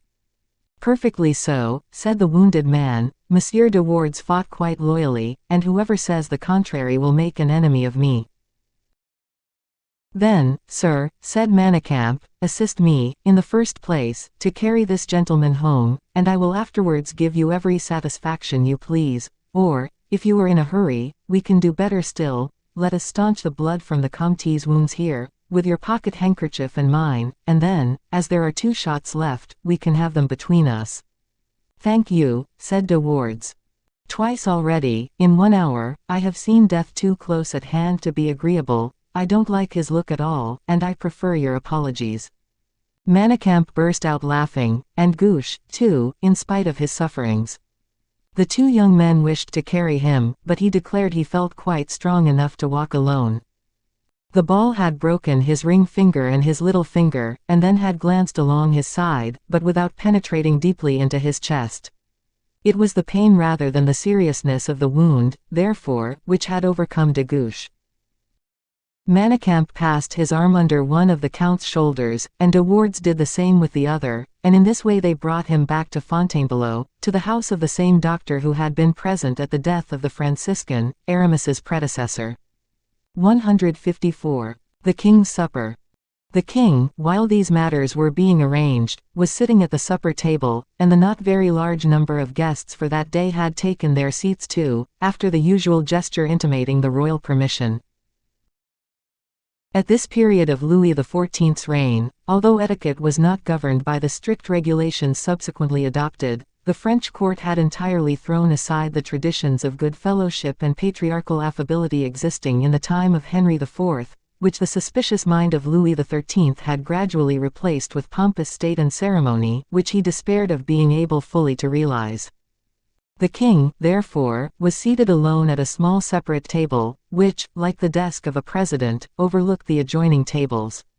Although we say a small table, we must not omit to add that this small table was the largest one there. Moreover, it was the one on which were placed the greatest number and quantity of dishes, consisting of fish, game, meat, fruit, vegetables, and preserves. The king was young and full of vigor and energy, very fond of hunting, addicted to all violent exercises of the body, possessing, besides, like all the members of the Bourbon family, a rapid digestion and an appetite speedily renewed. Louis XIV was a formidable table companion. He delighted in criticizing his cooks, but when he honored them by praise and commendation, the honor was overwhelming. The king began by eating several kinds of soup, either mixed together or taken separately. He intermixed, or rather separated, each of the soups by a glass of old wine. He ate quickly and somewhat greedily. Porthos, who from the beginning had, out of respect, been waiting for a jog of D'Artagnan's arm, seeing the king make such rapid progress, turned to the musketeer and said in a low voice, "It seems as if one might go on now. His Majesty is very encouraging, from the example he sets. Look. The king eats," said D'Artagnan, "but he talks at the same time. Try and manage matters in such a manner that, if he should happen to address a remark to you, he will not find you with your mouth full, which would be very disrespectful." "The best way in that case," said Porthos, "is to eat no supper at all, and yet I am very hungry, I admit, and everything looks and smells most invitingly, as if appealing to all my senses at once." "Don't think of not eating for a moment," said D'Artagnan, "that would put His Majesty out terribly. The king has a saying, that he who works well, eats well, and he does not like people to eat indifferently at his table." "How can I avoid having my mouth full if I eat?" said Porthos. "All you have to do," replied the captain of the musketeers, "is simply to swallow what you have in it, whenever the king does you the honor to address a remark to you." "Very good," said Porthos, and from that moment he began to eat with a certain well-bred enthusiasm. The king occasionally looked at the different persons who were at table with him, and, en connoisseur, could appreciate the different dispositions of his guests. "Monsieur du Vallon," he said. Porthos was enjoying a salmi de lièvre, and swallowed half of the back. His name, pronounced in such a manner, made him start, and by a vigorous effort of his gullet he absorbed the whole mouthful. "Sire," replied Porthos, in a stifled voice, but sufficiently intelligible, nevertheless.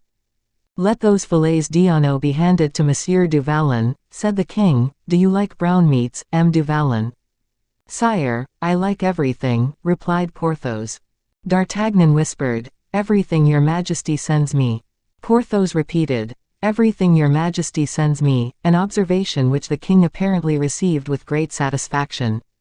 "People eat well who work well," replied the king, delighted to have en tête-à-tête a guest who could eat as Porthos did.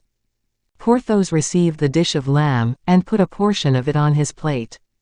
"Well," said the king. "Exquisite," said Porthos, calmly. "Have you as good mutton in your part of the country, Monsieur du Vallon?" continued the king. "Sire, I believe that from my own province, as everywhere else, the best of everything is sent to Paris for your Majesty's use, but, on the other hand, I do not eat lamb in the same way your Majesty does." "Ah, and how do you eat it?" "Generally, I have a lamb dressed whole." "Whole?" "Yes, sire." "In what manner, Monsieur du Vallon?" "In this, sire. My cook, who is a German, first stuffs the lamb in question with small sausages he procures from Strasbourg, forcemeat balls from Troyes, and larks from Pithiviers, by some means or other, which I am not acquainted with. He bones the lamb as he would do a fowl, leaving the skin on, however, which forms a brown crust all over the animal. When it is cut in beautiful slices, in the same way as an enormous sausage, a rose-colored gravy pours forth, which is as agreeable to the eye as it is exquisite to the palate." And Porthos finished by smacking his lips. The king opened his eyes with delight, and, while cutting some of the hasten endowed, which was being handed to him, he said, "That is a dish I should very much like to taste, Monsieur du Vallon." Is it possible? A whole lamb? Absolutely an entire lamb, sire. Pass those pheasants to M. du Vallon, I perceive he is an amateur. The order was immediately obeyed. Then, continuing the conversation, he said, and you do not find the lamb too fat? No, sire, the fat falls down at the same time as the gravy does, and swims on the surface. Then the servant who carves removes the fat with a spoon, which I have had expressly made for that purpose. Where do you reside? Inquired the king. At Pierrefonds, sire. At Pierrefonds, where is that, M. du Vallon? Near Belle Isle. Oh, no, sire. Pierrefonds is in the Soissonnais. I thought you alluded to the lamb on account of the salt marshes. No, sire, I have marshes which are not salt, it is true, but which are not the less valuable on that account. The king had now arrived at the entrements, but without losing sight of Porthos, who continued to play his part in the best manner. You have an excellent appetite, M. du Vallon, said the king, and you make an admirable guest at table. Ah! Sire, if your majesty were ever to pay a visit to Pierrefonds, we would both of us eat our lamb together, for your appetite is not an indifferent one by any means. D'Artagnan gave Porthos a severe kick under the table, which made Porthos color up. At your majesty's present happy age, said Porthos, in order to repair the mistake he had made, I was in the Musketeers, and nothing could ever satisfy me then. Your majesty has an excellent appetite, as I have already had the honor of mentioning, but you select what you eat with quite too much refinement to be called for one moment a great eater. The king seemed charmed at his guest's politeness. Will you try some of these creams? He said to Porthos. Sire, your majesty treats me with far too much kindness to prevent me speaking the whole truth. Pray do so, M. du Vallon. Will, sire, with regard to sweet dishes I only recognize pastry, and even that should be rather solid. All these frothy substances swell the stomach, and occupy a space which seems to me to be too precious to be so badly tenanted. Ah, gentlemen, said the king, indicating Porthos by a gesture, here is indeed a model of gastronomy. It was in such a manner that our fathers, who so well knew what good living was, used to eat, while we, added his majesty, do nothing but tantalize with our stomachs. And as he spoke, he took the breast of a chicken with ham, while Porthos attacked a dish of partridges and quails. The cupbearer filled his majesty's glass. Give M. du Vallon some of my wine, said the king. This was one of the greatest honors of the royal table. D'Artagnan pressed his friend's knee. If you could only manage to swallow the half of that boar's head I see yonder, said he to Porthos, I shall believe you will be a duke and peer within the next 12 months. Presently, said Porthos, phlegmatically, I shall come to that by and by. In fact it was not long before it came to the boar's turn, for the king seemed to take pleasure in urging on his guest. He did not pass any of the dishes to Porthos until he had tasted them himself, and he accordingly took some of the boar's head. Porthos showed that he could keep pace with his sovereign, and, instead of eating the half, as D'Artagnan had told him, he ate 3/4 of it.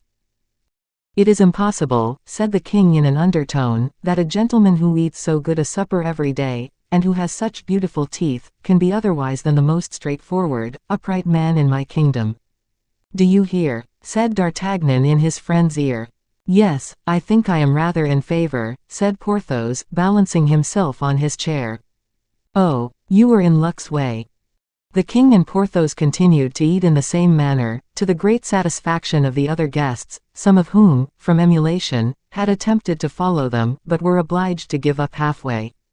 The king soon began to get flushed, and the reaction of the blood to his face announced that the moment of repletion had arrived. It was then that Louis XIV, instead of becoming gay and cheerful, as most good livers generally do, became dull, melancholy, and taciturn. Porthos, on the contrary, was lively and communicative. D'Artagnan's foot had more than once to remind him of this peculiarity of the king. The dessert now made its appearance.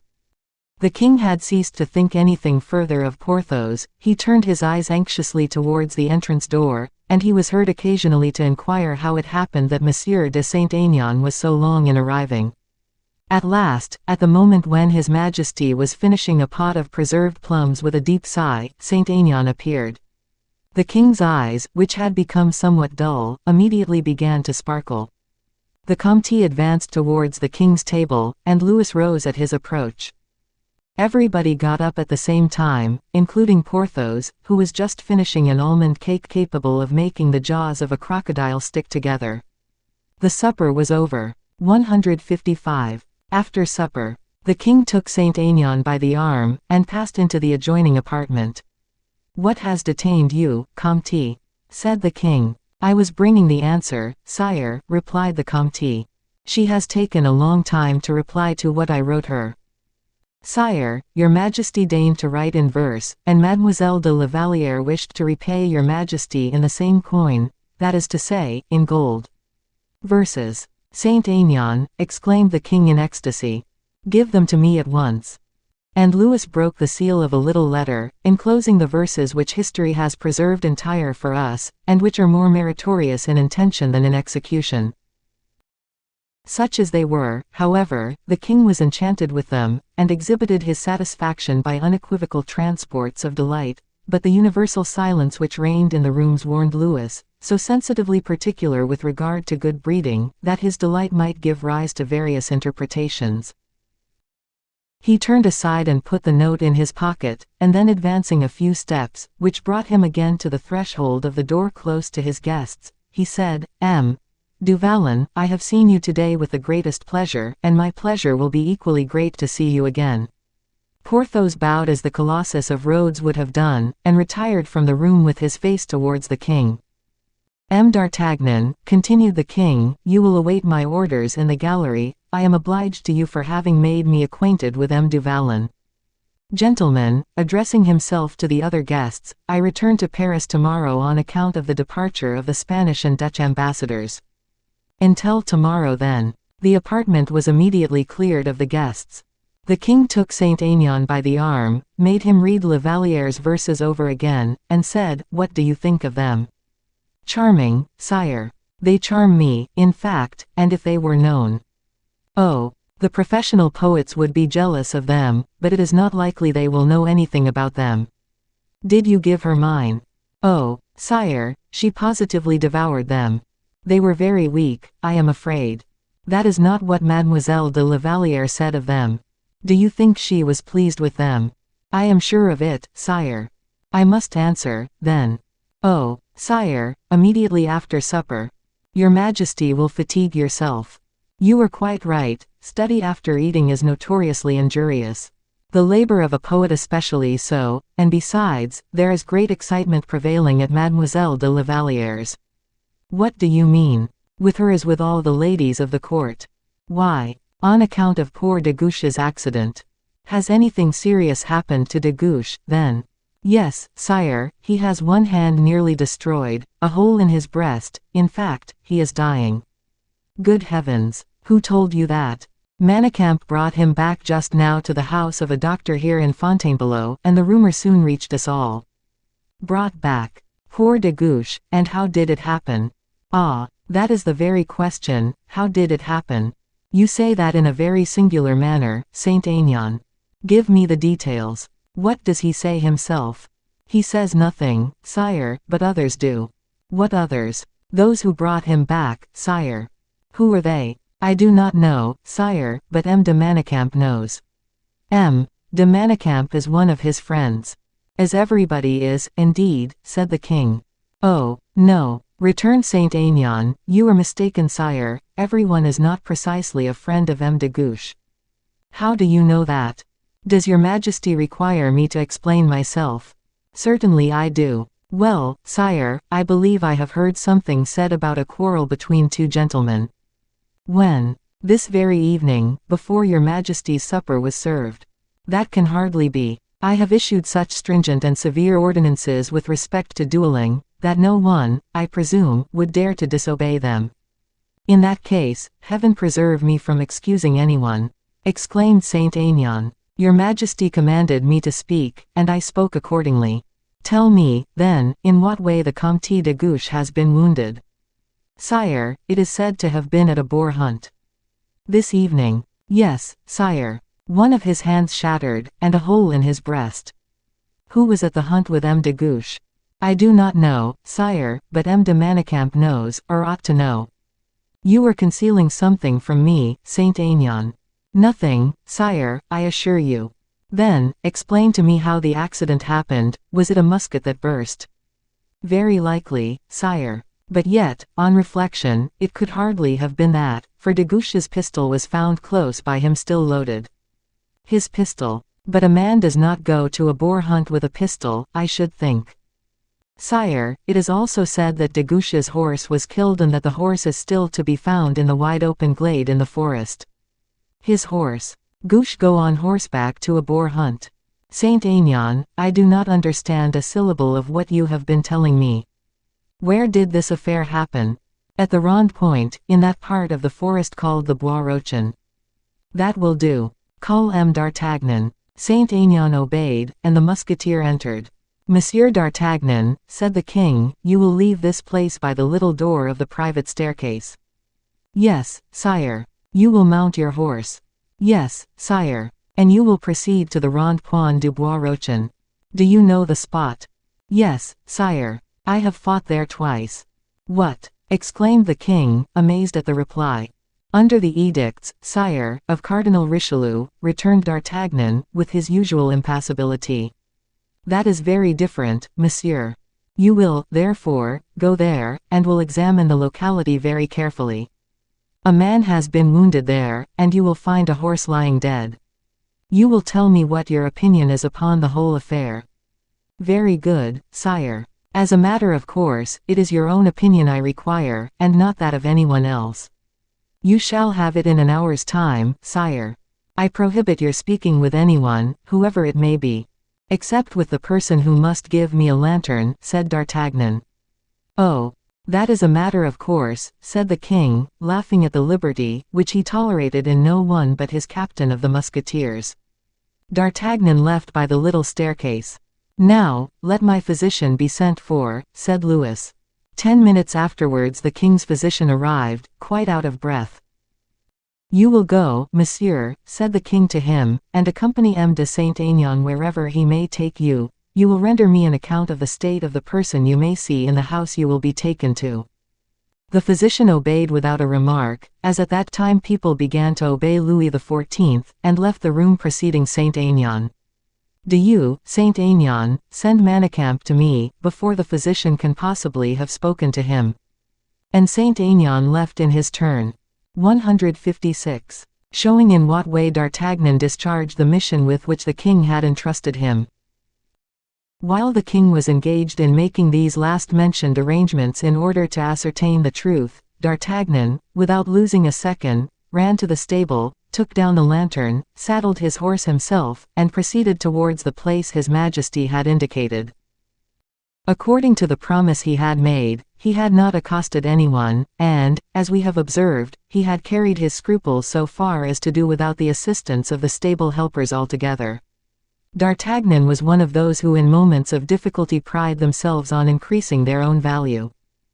By dint of hard galloping, he in less than 5 minutes reached the wood, fastened his horse to the first tree he came to, and penetrated to the broad open space on foot. He then began to inspect most carefully, on foot and with his lantern in his hand, the whole surface of the Rond Point, went forward, turned back again, measured, examined, and after half an hour's minute inspection, he returned silently to where he had left his horse, and pursued his way in deep reflection and at a foot pace to Fontainebleau.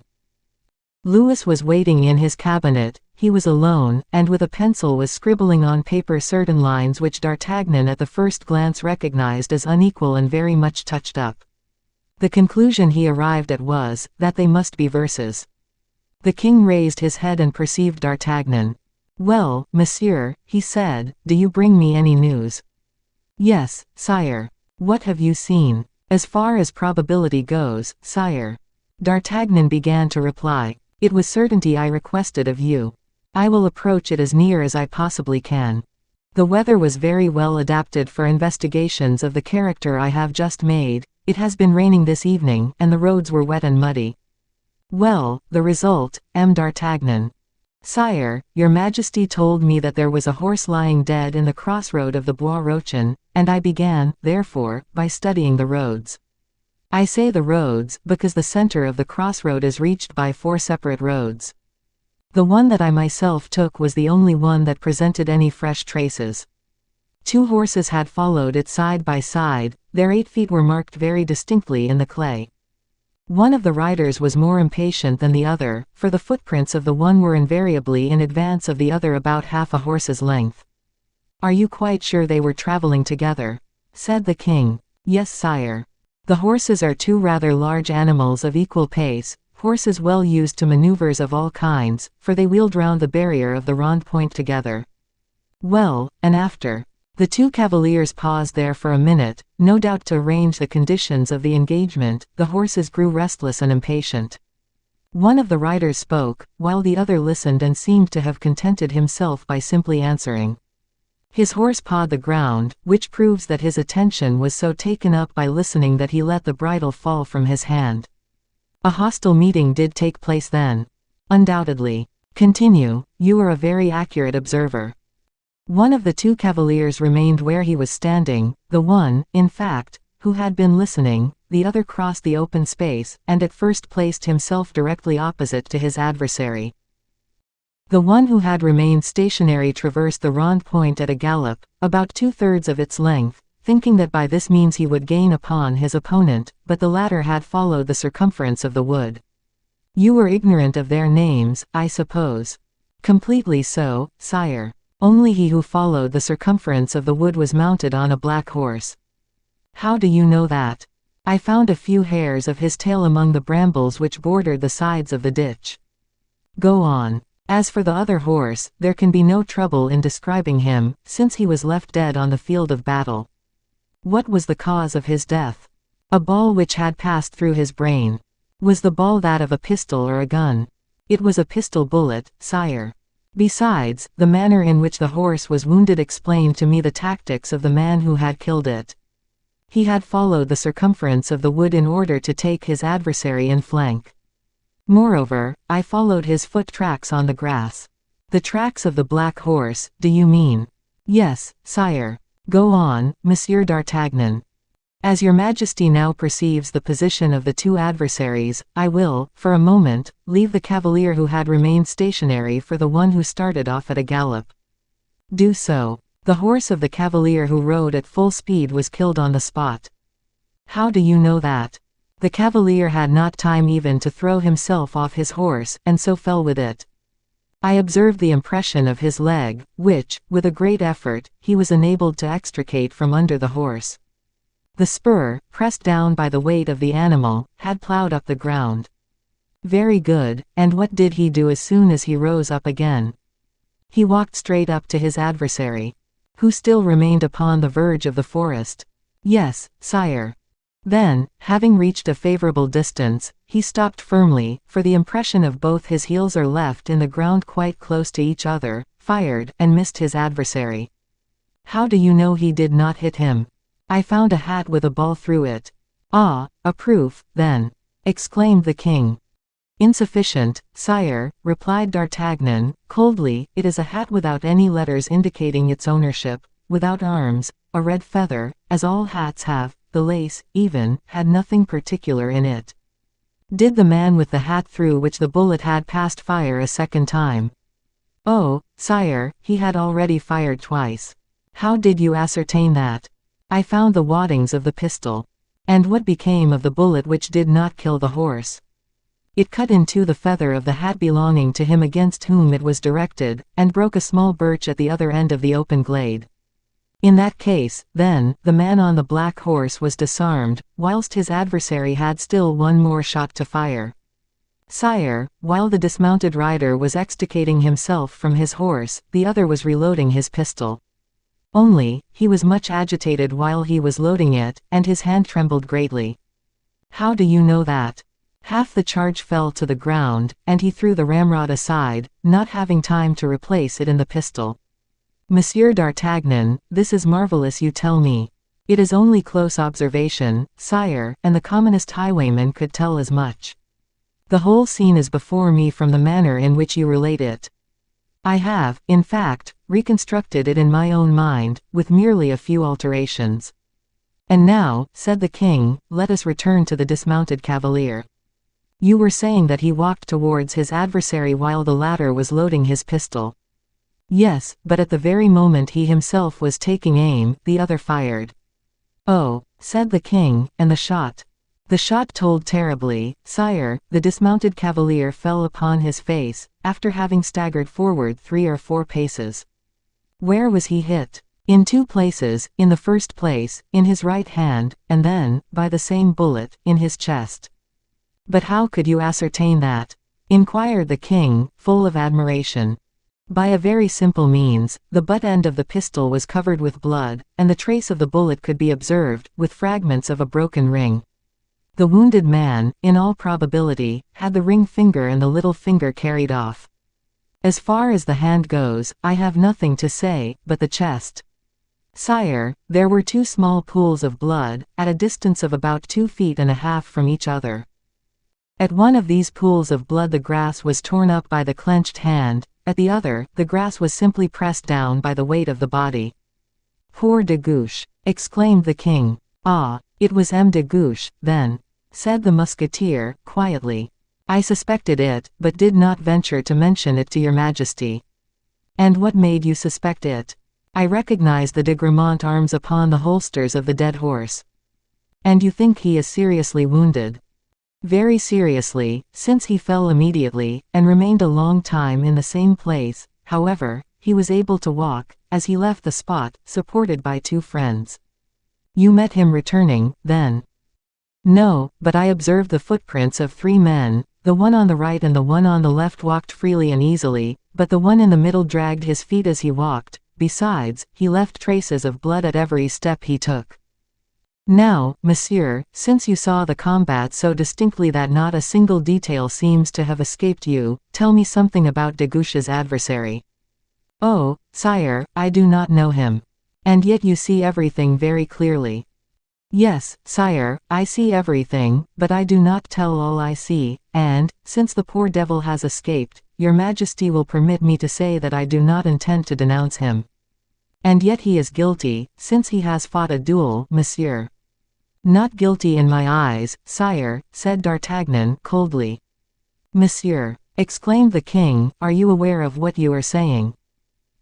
Perfectly, sire, but, according to my notions, a man who fights a duel is a brave man. Such, at least, is my own opinion, but your majesty may have another. It is but natural, for you are master here. Monsieur d'Artagnan, I ordered you, however. D'Artagnan interrupted the king by a respectful gesture. You ordered me, sire, to gather what particulars I could, respecting a hostile meeting that had taken place. Those particulars you have. If you order me to arrest M. de Guiche's adversary, I will do so, but do not order me to denounce him to you, for in that case I will not obey. Very well. Arrest him, then. Give me his name, sire. The king stamped his foot angrily, but after a moment's reflection, he said, You were right, 10 times, 20 times, 100 times right. That is my opinion, sire. I am happy that, this time, it accords with your majesty's. One word more. Who assisted Guiche? I do not know, sire. But you speak of 2 men. There was a person present, then, as second. There was no second, sire. Nay, more than that, when M. de Guiche fell, his adversary fled without giving him any assistance. The miserable coward! Exclaimed the king. The consequence of your ordinances, sire. If a man has fought well, and fairly, and has already escaped 1 chance of death, he naturally wishes to escape a second. M. de Bouteville cannot be forgotten very easily. And so, men turn cowards. No, they become prudent. And he has fled, then, you say. Yes, and as fast as his horse could possibly carry him. In what direction? In the direction of the château. Well, and after that? Afterwards, as I have had the honor of telling your majesty, 2 men on foot arrived, who carried M. de Guiche back with them. What proof have you that these men arrived after the combat? A very evident proof, sire. At the moment the encounter took place, the rain had just ceased, the ground had not had time to imbibe the moisture, and was, consequently, soaked. The footsteps sank in the ground, but while M. de Guiche was lying there in a fainting condition, the ground became firm again, and the footsteps made a less sensible impression. Louis clapped his hands together in sign of admiration.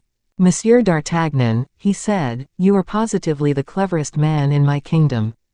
The identical thing M. de Richelieu thought, and M. de Mazarin said, "Sire. And now, it remains for us to see if your sagacity is at fault." "Oh, sire, a man may be mistaken, humanum est errare." 11. Said the musketeer, philosophically. "In that case, you are not human, Monsieur d'Artagnan, for I believe you are never mistaken. Your Majesty said that we were going to see whether such was the case, or not." "Yes. In what way, may I venture to ask?" "I have sent for M. de Manicamp, and M. de Manicamp is coming."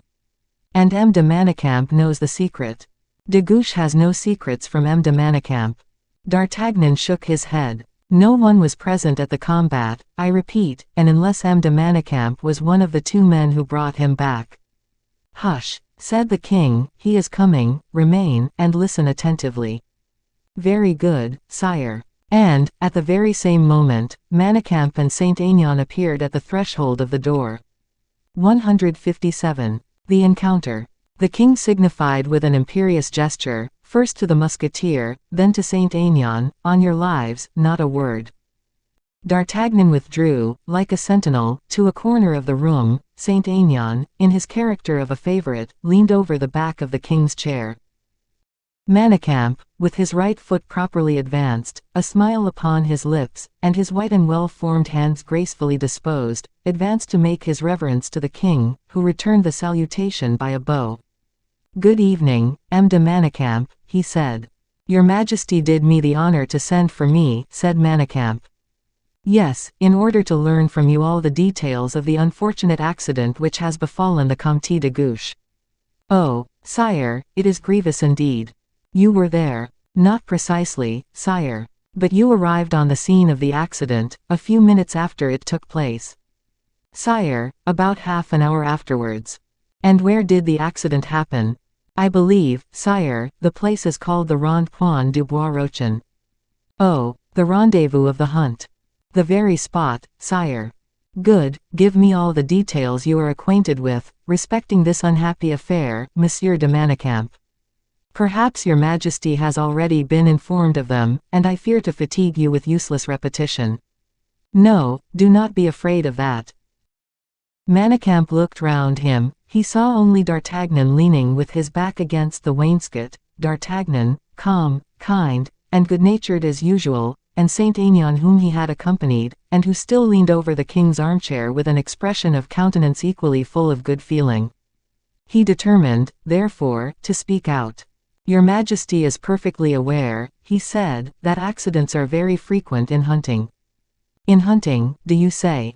"I mean, sire, when an animal is brought to bay." "Ah, said the king, "it was when the animal was brought to bay, then, that the accident happened." "Alas, sire, unhappily it was." The king paused for a moment before he said, "What animal was being hunted?" "A wild boar, sire." "And what could possibly have possessed de Guiche to go to a wild boar hunt by himself? That is but a clownish idea of sport, only fit for that class of people who, unlike the Maréchal de Gramont, have no dogs and huntsmen to hunt as gentlemen should do." Manicamp shrugged his shoulders. "Youth is very rash," he said, sententiously. "Well, go on," said the king. "At all events," continued Manicamp, not venturing to be too precipitate and hasty, and letting his words fall very slowly one by one, "at all events, sire, poor de Guiche went hunting, all alone." "Quite alone, indeed. What a sportsman! And is not M. de Guiche aware that the wild boar always stands at bay?" "That is the very thing that really happened, sire." "He had some idea, then, of the beast being there?"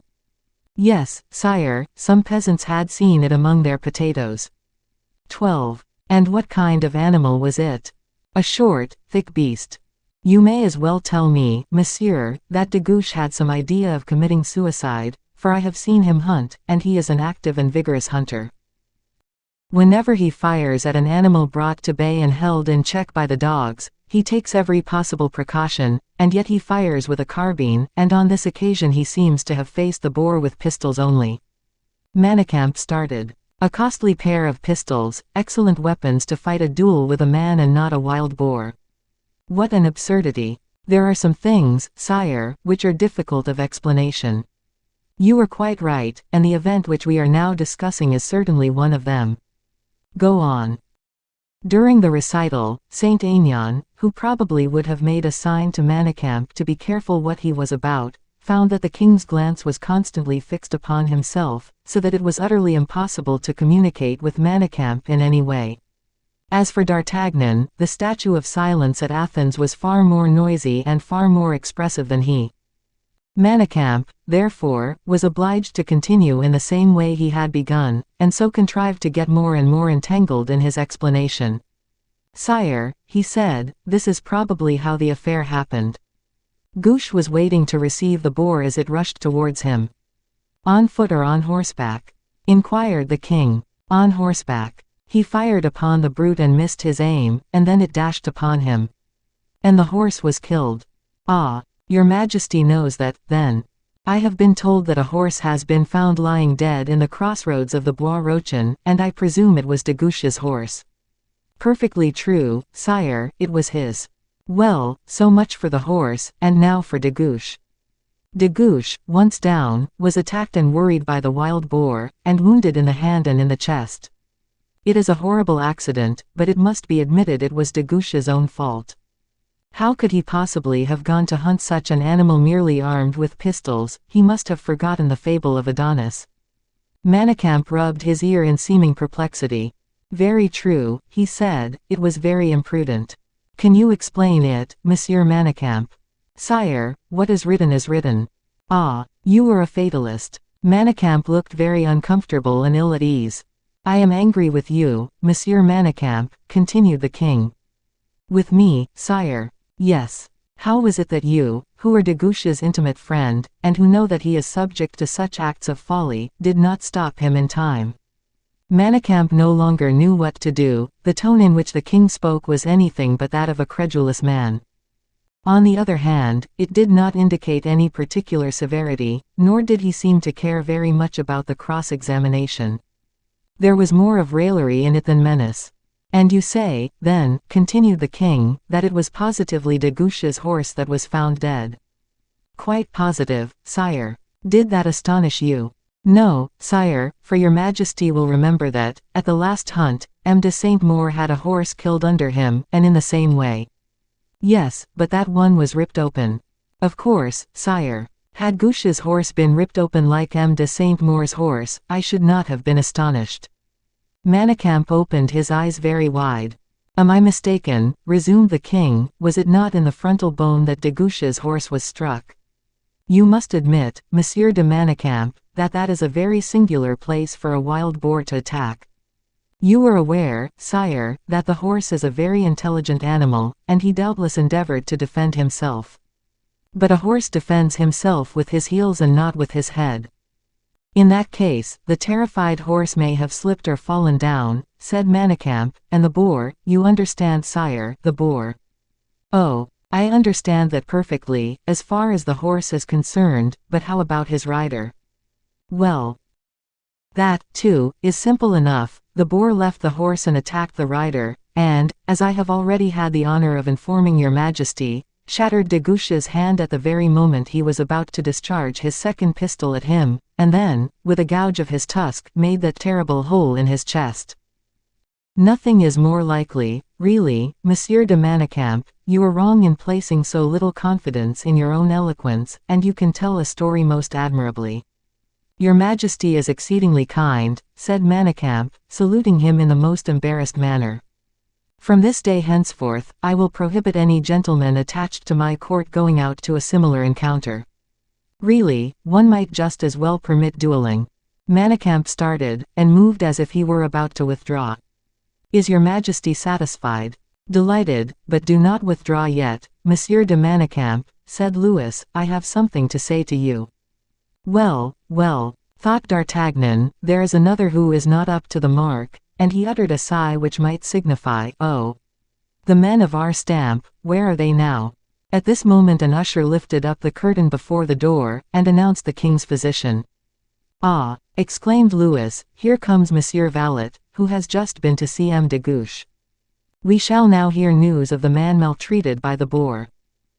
Manicamp felt more uncomfortable than ever.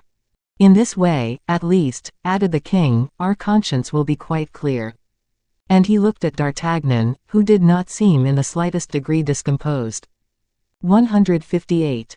The physician. M. Valet entered. The position of the different persons present was precisely the same. The king was seated, Saint Aignan leaning over the back of his armchair, D'Artagnan with his back against the wall, and Manicamp still standing. Well, M. Valet, said the king, did you obey my directions? With the greatest alacrity, sire. You went to the doctor's house in Fontainebleau. Yes, sire. And you found M. de Guiche there? I did, sire. What state was he in? Speak unreservedly. In a very sad state indeed, sire. The wild boar did not quite devour him, however. Devour whom? De Guiche. What wild boar? The boar that wounded him. M. de Guiche wounded by a boar. So it is said, at least. By a poacher, rather, or by a jealous husband, or an ill-used lover, who, in order to be revenged, fired upon him. What is it that you say, Monsieur Valet? Were not M. de Guiche's wounds produced by defending himself against a wild boar? M. de Guiche's wounds are the result of a pistol bullet that broke his ring finger and the little finger of the right hand, and afterwards buried itself in the intercostal muscles of the chest. A bullet. Are you sure Monsieur de Guiche was wounded by a bullet? Exclaimed the king, pretending to look much surprised. Indeed, I am, sire, so sure, in fact, that here it is. And he presented to the king a half-flattened bullet, which the king looked at, but did not touch. Did he have that in his chest, poor fellow? He asked. Not precisely. The ball did not penetrate, but was flattened, as you see, either upon the trigger of the pistol or upon the right side of the breastbone. Good heavens, said the king, seriously, you said nothing to me about this, Monsieur de Manicamp. Sire. What does all this mean, then, this invention about hunting a wild boar at nightfall? Come, speak, monsieur. Sire. It seems, then, that you were right, said the king, turning round towards his captain of musketeers, and that a duel actually took place. The king possessed, to a greater extent than anyone else, the faculty enjoyed by the great in power or position, of compromising and dividing those beneath him. Manicamp darted a look full of reproaches at the musketeer. D'Artagnan understood the look at once, and not wishing to remain beneath the weight of such an accusation, advanced a step forward, and said, Sire, your Majesty commanded me to go and explore the place where the crossroads meet in the Bois Rochin, and to report to you, according to my own ideas, what had taken place there. I submitted my observations to you, but without denouncing anyone. It was your Majesty yourself who was the first to name the Comte de Guiche. Well, monsieur, well, said the king, haughtily, you have done your duty, and I am satisfied with you. But you, Monsieur de Manicamp, have failed in yours, for you have told me a falsehood. A falsehood, sire. The expression is a hard one. Find a more accurate, then. Sire, I will not attempt to do so. I have already been unfortunate enough to displease your Majesty, and it will, in every respect, be far better for me to accept most humbly any reproaches you may think proper to address to me. You were right, monsieur, whoever conceals the truth from me, risks my displeasure. Sometimes, sire, one is ignorant of the truth. No further falsehood, monsieur, or I double the punishment. Manicamp bowed and turned pale. D'Artagnan again made another step forward, determined to interfere, if the still increasing anger of the king attained certain limits. You see, monsieur, continued the king, that it is useless to deny the thing any longer. M. de Guiche has fought a duel. I do not deny it, sire, and it would have been truly generous on your Majesty's part not to have forced me to tell a falsehood. Forced? Who forced you? Sire, M. de Guiche is my friend. Your Majesty has forbidden duels under pain of death. A falsehood might save my friend's life, and I told it. Good, murmured D'Artagnan, an excellent fellow, upon my word. Instead of telling a falsehood, monsieur, you should have prevented him from fighting, said the king. Oh. Sire, your Majesty, who is the most accomplished gentleman in France, knows quite as well as any of us other gentlemen that we have never considered M. de Bouteville dishonored for having suffered death on the Place de Grève. That which does in truth dishonor a man is to avoid meeting his enemy, not to avoid meeting his executioner. Well, monsieur, that may be so, said Louis XIV, I am desirous of suggesting a means of your repairing all. If it be a means of which a gentleman may avail himself, I shall most eagerly seize the opportunity. The name of M. de Guiche's adversary. Oh, murmured D'Artagnan, are we going to take Louis XIII as a model? Sire, said Manicamp, with an accent of reproach. You will not name him, then, said the king. Sire, I do not know him. Bravo, murmured D'Artagnan. Monsieur de Manicamp, hand your sword to the captain. Manicamp bowed very gracefully, unbuckled his sword, smiling as he did so, and handed it for the musketeer to take. But Saint Aignan advanced hurriedly between him and D'Artagnan. Sire, he said, will your Majesty permit me to say a word? Do so, said the king, delighted, perhaps, at the bottom of his heart, for someone to step between him and the wrath he felt had carried him too far. Manicamp, you are a brave man, and the king will appreciate your conduct, but to wish to serve your friends too well, is to destroy them. Manicamp, you know the name the king asks you for. It is perfectly true, I do know it. You will give it up then. If I felt I ought to have mentioned it, I should have already done so. Then I will tell it, for I am not so extremely sensitive on such points of honor as you are. You are at liberty to do so, but it seems to me, however.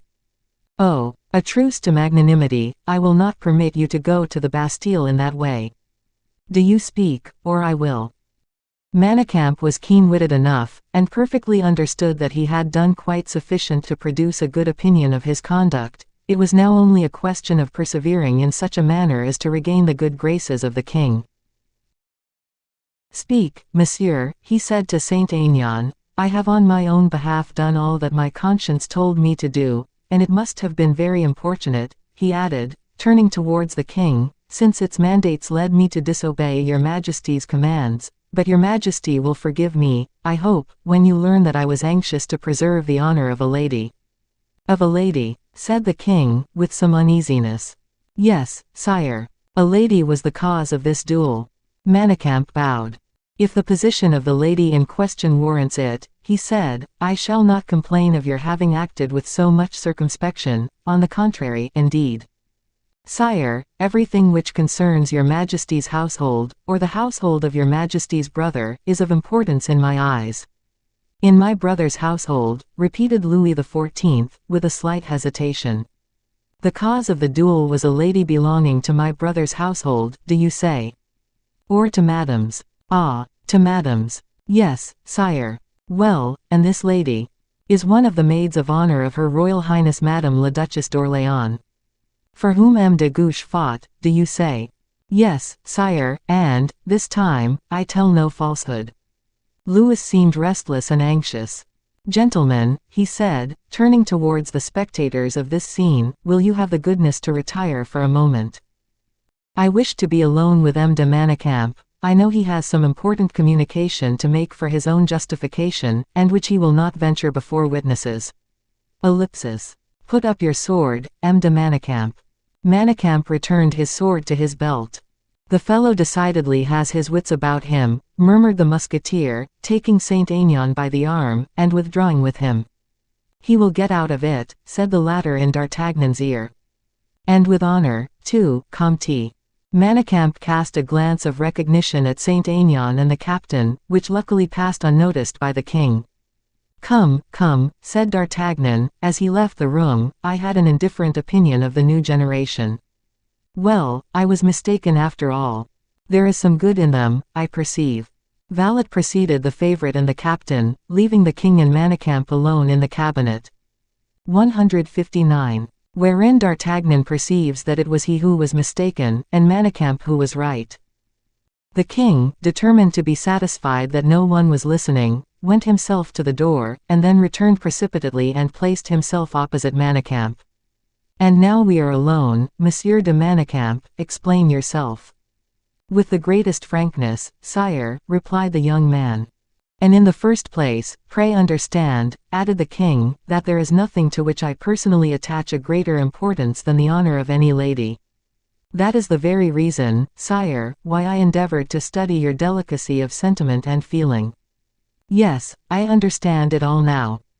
You say that it was one of the maids of honor of my sister-in-law who was the subject of dispute, and that the person in question, de Guiche's adversary, the man, in point of fact, whom you will not name, but whom M. de Saint-Aignan will name, monsieur.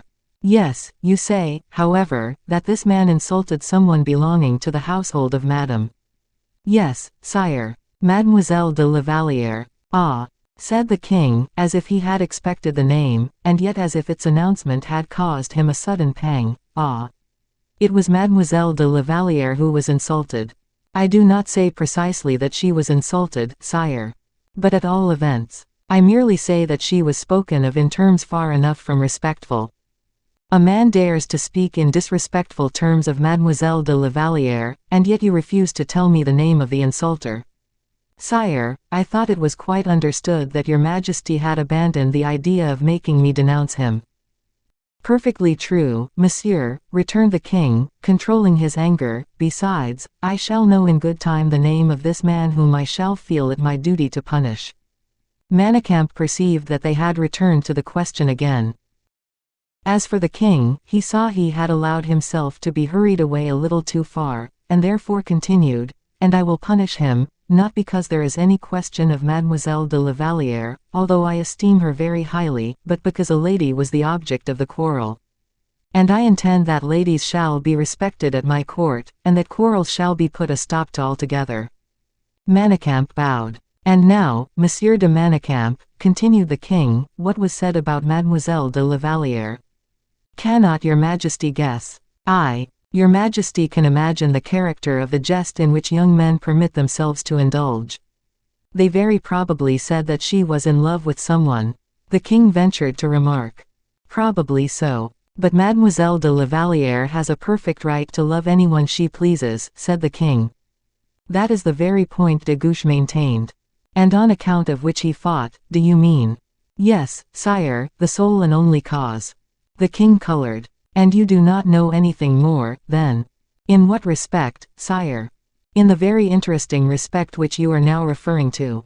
What does your Majesty wish to know? Why, the name of the man with whom La Vallière is in love, and whom de Guiche's adversary disputed her right to love. Sire, I know nothing, I have heard nothing, and have learnt nothing, even accidentally, but de Guiche is a noble-hearted fellow, and if, momentarily, he substituted himself in the place or stead of La Vallière's protector, it was because that protector was himself of too exalted a position to undertake her defense. These words were more than transparent, they made the king blush, but this time with pleasure. He struck Manicamp gently on the shoulder. Well, well, Monsieur de Manicamp, you are not only a ready, witty fellow, but a brave gentleman besides, and your friend de Guiche is a paladin quite after my own heart. You will express that to him from me. Your Majesty forgives me, then. Completely. And I am free. The king smiled and held out his hand to Manicamp, which he took and kissed respectfully. And then, added the king, you relate stories so charmingly. I, sire. You told me in the most admirable manner the particulars of the accident which happened to Guiche. I can see the wild boar rushing out of the wood, I can see the horse fall down fighting with his head, and the boar rush from the horse to the rider. You do not simply relate a story well, you positively paint its incidents. Sire, I think your Majesty condescends to laugh at my expense, said Manicamp. On the contrary, said Louis, seriously, I have so little intention of laughing. Monsieur de Manicamp, that I wish you to relate this adventure to everyone. The adventure of the hunt. Yes, in the same manner you told it to me, without changing a single word, you understand. Perfectly, sire. And you will relate it, then. Without losing a minute. Very well. And now summon M. d'Artagnan, I hope you are no longer afraid of him. Oh, sire, from the very moment I am sure of your Majesty's kind disposition, I no longer fear anything. Call him, then, said the king. Manicamp opened the door, and said, "Gentlemen, the king wishes you to return." D'Artagnan, Saint Aignan, and Valet entered. "Gentlemen," said the king, "I summoned you for the purposes of saying that Monsieur de Manicamp's explanation has entirely satisfied me." D'Artagnan glanced at Valet and Saint Aignan, as much as to say, "Well, did I not tell you so?" The king led Manicamp to the door, and then in a low tone of voice said, "See that M. de Guiche takes good care of himself, and particularly that he recovers as soon as possible. I am very desirous of thanking him in the name of every lady, but let him take special care that he does not begin again. Were he to die 100 times, sire, he would begin again if your Majesty's honor were in any way called in question." This remark was direct enough. But we have already said that the incense of flattery was very pleasing to the king, and, provided he received it, he was not very particular as to its quality. Very well, he said, as he dismissed Manicamp, "I will see de Guiche myself, and make him listen to reason." And as Manicamp left the apartment, the king turned round towards the 3 spectators of this scene, and said, "Tell me, Monsieur d'Artagnan, how does it happen that your sight is so imperfect? You, whose eyes are generally so very good." "My sight bad, sire?" "Certainly. It must be the case since your Majesty says so, but in what respect, may I ask?" "Why, with regard to what occurred in the Bois Rochin." Ah, certainly. You pretended to have seen the tracks of 2 horses, to have detected the footprints of 2 men, and have described the particulars of an engagement, which you assert took place. Nothing of the sort occurred, pure illusion on your part." Ah, said D'Artagnan. "Exactly the same thing with the galloping to and fro of the horses, and the other indications of a struggle. It was the struggle of de Guiche against the wild boar, and absolutely nothing else, only the struggle was a long and a terrible one, it seems." Ah, continued D'Artagnan. "And when I think that I almost believed it for a moment, but, then, you told it with such confidence." "I admit, sire, that I must have been very short-sighted," said D'Artagnan, with a readiness of humor which delighted the king. "You do admit it, then?" "Admit it, sire, most assuredly I do. So now that you see the thing in quite a different light from that in which I saw it half an hour ago. And to what, then, do you attribute this difference in your opinion?" "Oh, a very simple thing, sire. Half an hour ago I returned from Bois Rochin, where I had nothing to light me but a stupid stable lantern. While now I have all the wax lights of your cabinet, and more than that, your Majesty's own eyes, which illuminate everything, like the blazing sun at noonday." The king began to laugh, and Saint Aignan broke out into convulsions of merriment. "It is precisely like M. Valet," said D'Artagnan, resuming the conversation where the king had left off, "he has been imagining all along, that not only was M. de Guiche wounded by a bullet, but still more, that he extracted it, even, from his chest." "Upon my word," said Valet, "I assure you." "Now, did you not believe that?" continued D'Artagnan. "Yes," said Valet, "not only did I believe it, but, at this very moment, I would swear it." "Well, my dear doctor, you have dreamt it." "I have dreamt it. M. de Guiche is wound, a mere dream, the bullet, a dream. So, take my advice, and prate no more about it." "Well said," returned the king. D'Artagnan's advice is sound. Do not speak of your dream to anyone, Monsieur Valet, and, upon the word of a gentleman, you will have no occasion to repent it. Good evening, gentlemen. A very sad affair, indeed, is a wild boar hunt. A very serious thing, indeed, repeated D'Artagnan, in a loud voice, is a wild boar hunt. And he repeated it in every room through which he passed, and left the château, taking Valet with him. "And now we are alone," said the king to Saint Aignan. "What is the name of de Guiche's adversary?" Saint Aignan looked at the king. "Oh, do not hesitate," said the king, "you know that I am bound beforehand to forgive." "De Wardes," said Saint Aignan. "Very good," said Louis XIV, and then, retiring to his own room, added to himself, "To forgive is not to forget." 160. Showing the advantage of having 2 strings to one's bow. Manicamp quitted the king's apartment, delighted at having succeeded so well, when, just as he reached the bottom of the staircase and was passing a doorway, he felt that someone suddenly pulled him by the sleeve. He turned round and recognized Montalais, who was waiting for him in the passage, and who, in a very mysterious manner, with her body bent forward, and in a low tone of voice, said to him, "Follow me, monsieur, and without any delay, if you please." "Where to, mademoiselle?" inquired Manicamp. In the first place, a true knight would not have asked such a question, but would have followed me without requiring any explanation. "Well, mademoiselle, I am quite ready to conduct myself as a true knight." "No, it is too late, and you cannot take the credit of it. We are going to madame's apartment, so come at once." Ah, said Manicamp. "Lead on, then." And he followed Montalais, who ran before him as light as Galatea. "This time," said Manicamp, as he followed his guide, "I do not think that stories about hunting expeditions would be acceptable. We will try, however, and if need be, well, if there should be any occasion for it, we must try something else." Montalais still ran on. "How fatiguing it is," thought Manicamp, "to have need of one's head and legs at the same time." At last, however, they arrived. Madame had just finished undressing, and was in a most elegant deshabille, but it must be understood that she had changed her dress before she had any idea of being subjected to the emotions now agitating her. She was waiting with the most restless impatience, and Montalais and Manicamp found her standing near the door. At the sound of their approaching footsteps, Madame came forward to meet them. "Ah," she said, at last. "Here is Manicamp," replied Montalais. Manicamp bowed with the greatest respect. Madame signed to Montalais to withdraw, and she immediately obeyed.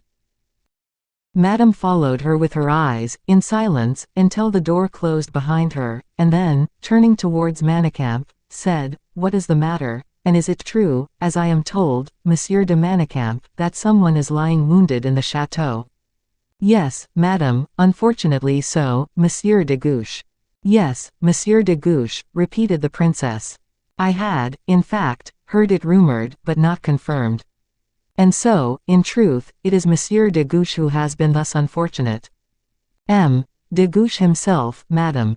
"Are you aware, de Manicamp," said the princess, hastily, "that the king has the strongest antipathy to duels?" "Perfectly so, madame, but a duel with a wild beast is not answerable." "Oh, you will not insult me by supposing that I credit the absurd fable, with what object I cannot tell, respecting de Guiche having been wounded by a wild boar. No, monsieur, the real truth is known, and, in addition to the inconvenience of his wound, de Guiche runs the risk of losing his liberty if not his life." "Alas! Madame, I am well aware of that, but what is to be done?" "You have seen the king." "Yes, madame." "What did you say to him?" "I told him how de Guiche went to the chase, and how a wild boar rushed forth out of the Bois Rochin, how de Guiche fired at it, and how, in fact, the furious brute dashed at de Guiche, killed his horse, and grievously wounded himself." "And the king believed that?" "Implicitly." "Oh, you surprise me, Monsieur de Manicamp, you surprise me very much." And Madame walked up and down the room, casting a searching look from time to time at Manicamp, who remained motionless and impassible in the same place. At last she stopped. "And yet," she said, "everyone here seems unanimous in giving another cause for this wound." "What cause, madame?" said Manicamp. "May I be permitted, without indiscretion, to ask your highness?" "You ask such a question. You, de Guiche's intimate friend, his confidant, indeed." "Oh, madame, his intimate friend, yes, confidant, no. De Guiche is a man who can keep his own secrets, who has some of his own certainly, but who never breathes a syllable about them. De Guiche is discretion itself, madame."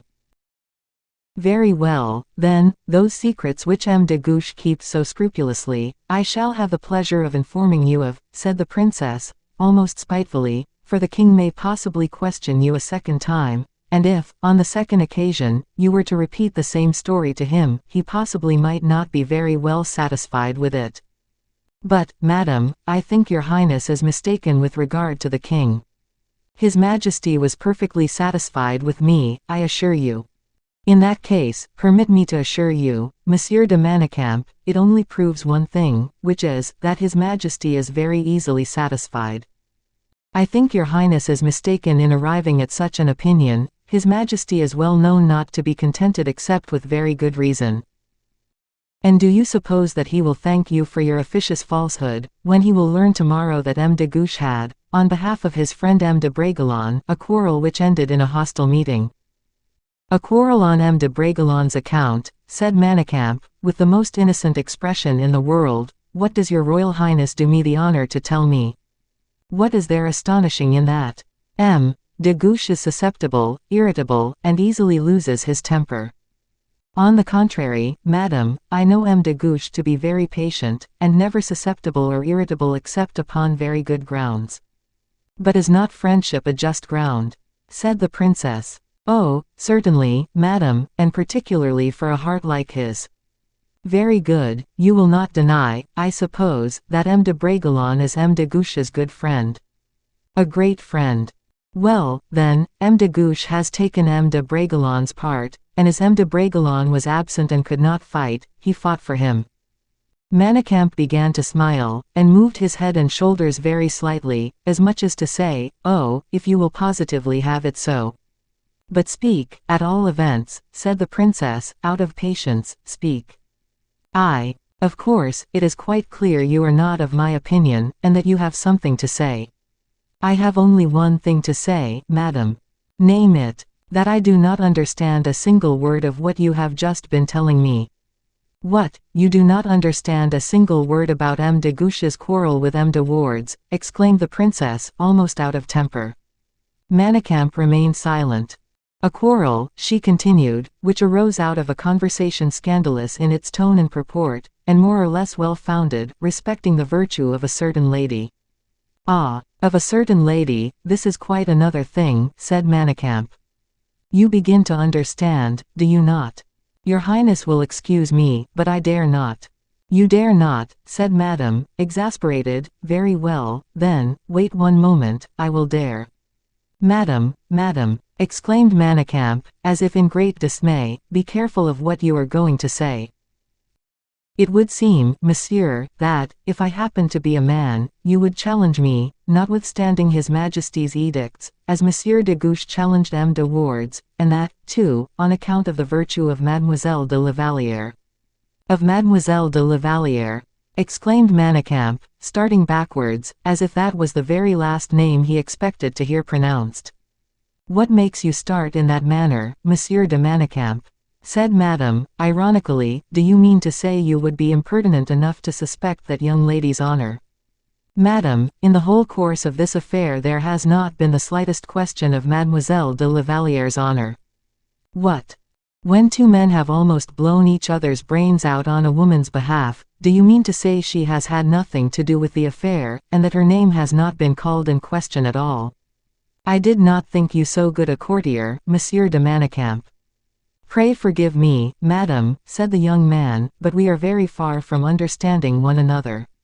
You do me the honor to speak one language while I am speaking altogether another. I beg your pardon, but I do not understand your meaning. Forgive me, then, but I fancied I understood your Highness to remark that de Guiche and de Wardes had fought on Mademoiselle de la Vallière's account. Certainly. On account of Mademoiselle de la Vallière, I think you said. Repeated Manicamp. I do not say that M. de Guiche personally took an interest in Mademoiselle de la Vallière, but I say that he did so as representing or acting on behalf of another. On behalf of another. Come, do not always assume such a bewildered look. Does not everyone here know that M. de Bragelonne is affianced to Mademoiselle de la Vallière, and that before he went on the mission with which the king entrusted him, he charged his friend M. de Guiche to watch over that interesting young lady? There is nothing more for me to say, then. Your Highness is well informed. Of everything. I beg you to understand that clearly. Manicamp began to laugh, which almost exasperated the princess, who was not, as we know, of a very patient disposition. Madam, resumed the discreet Manicamp, saluting the princess, let us bury this affair altogether in forgetfulness, for it will probably never be quite cleared up. Oh, as far as that goes there is nothing more to do, and the information is complete. The king will learn that M. de Guiche has taken up the cause of this little adventuress, who gives herself all the airs of a grand lady. He will learn that Monsieur de Bragelonne, having nominated his friend M. de Guiche his guardian in ordinary, the latter immediately fastened, as he was required to do, upon the Marquis de Wardes, who ventured to trench upon his privileges. Moreover, you cannot pretend to deny, Monsieur Manicamp, you who know everything so well, that the king on his side casts a longing eye upon this famous treasure, and that he will bear no slight grudge against M. de Guiche for constituting himself its defender. Are you sufficiently well informed now, or do you require anything further? If so, speak, monsieur. No, madam, there is nothing more I wish to know. Learn, however, for you ought to know it, Monsieur de Manicamp, learn that His Majesty's indignation will be followed by terrible consequences. In princes of a similar temperament to that of His Majesty, the passion which jealousy causes sweeps down like a whirlwind. Which you will temper, madam. I, exclaimed the princess, with a gesture of indescribable irony, I. And by what title, may I ask? Because you detest injustice, madam. And according to your account, then, it would be an injustice to prevent the king arranging his love affairs as he pleases. You will intercede, however, in M. de Guiche's favor. You are mad, monsieur, said the princess, in a haughty tone of voice. On the contrary, I am in the most perfect possession of my senses, and I repeat, you will defend M. de Guiche before the king. Why should I? Because the cause of M. de Guiche is your own, madam, said Manicamp, with ardor kindling in his eyes. What do you mean by that? I mean, madam, that, with respect to the defense which Monsieur de Guiche undertook in M. de Bragelonne's absence, I am surprised that your highness has not detected a pretext in Lavaliere's name having been brought forward. A pretext? But a pretext for what? Repeated the princess, hesitatingly, for Manicamp's steady look had just revealed something of the truth to her. I trust, madam, said the young man, I have said sufficient to induce your highness not to overwhelm before His Majesty my poor friend, de Guiche, against whom all the malevolence of a party bitterly opposed to your own will now be directed. You mean, on the contrary, I suppose, that all those who have no great affection for Mademoiselle de la Vallière, and even, perhaps, a few of those who have some regard for her, will be angry with the Comte. Oh, madam, why will you push your obstinacy to such an extent, and refuse to open your ears and listen to the counsel of one whose devotion to you is unbounded? Must I expose myself to the risk of your displeasure? Am I really to be called upon to name, contrary to my own wish, the person who was the real cause of this quarrel? The person, said madame, blushing. Must I, continued Manicamp, tell you how poor de Guiche became irritated, furious, exasperated beyond all control, at the different rumors now being circulated about this person?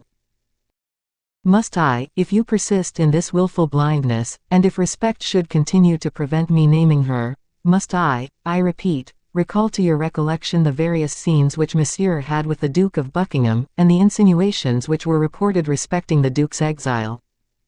Must I remind you of the anxious care the Comte always took in his efforts to please, to watch, to protect that person for whom alone he lives, for whom alone he breathes?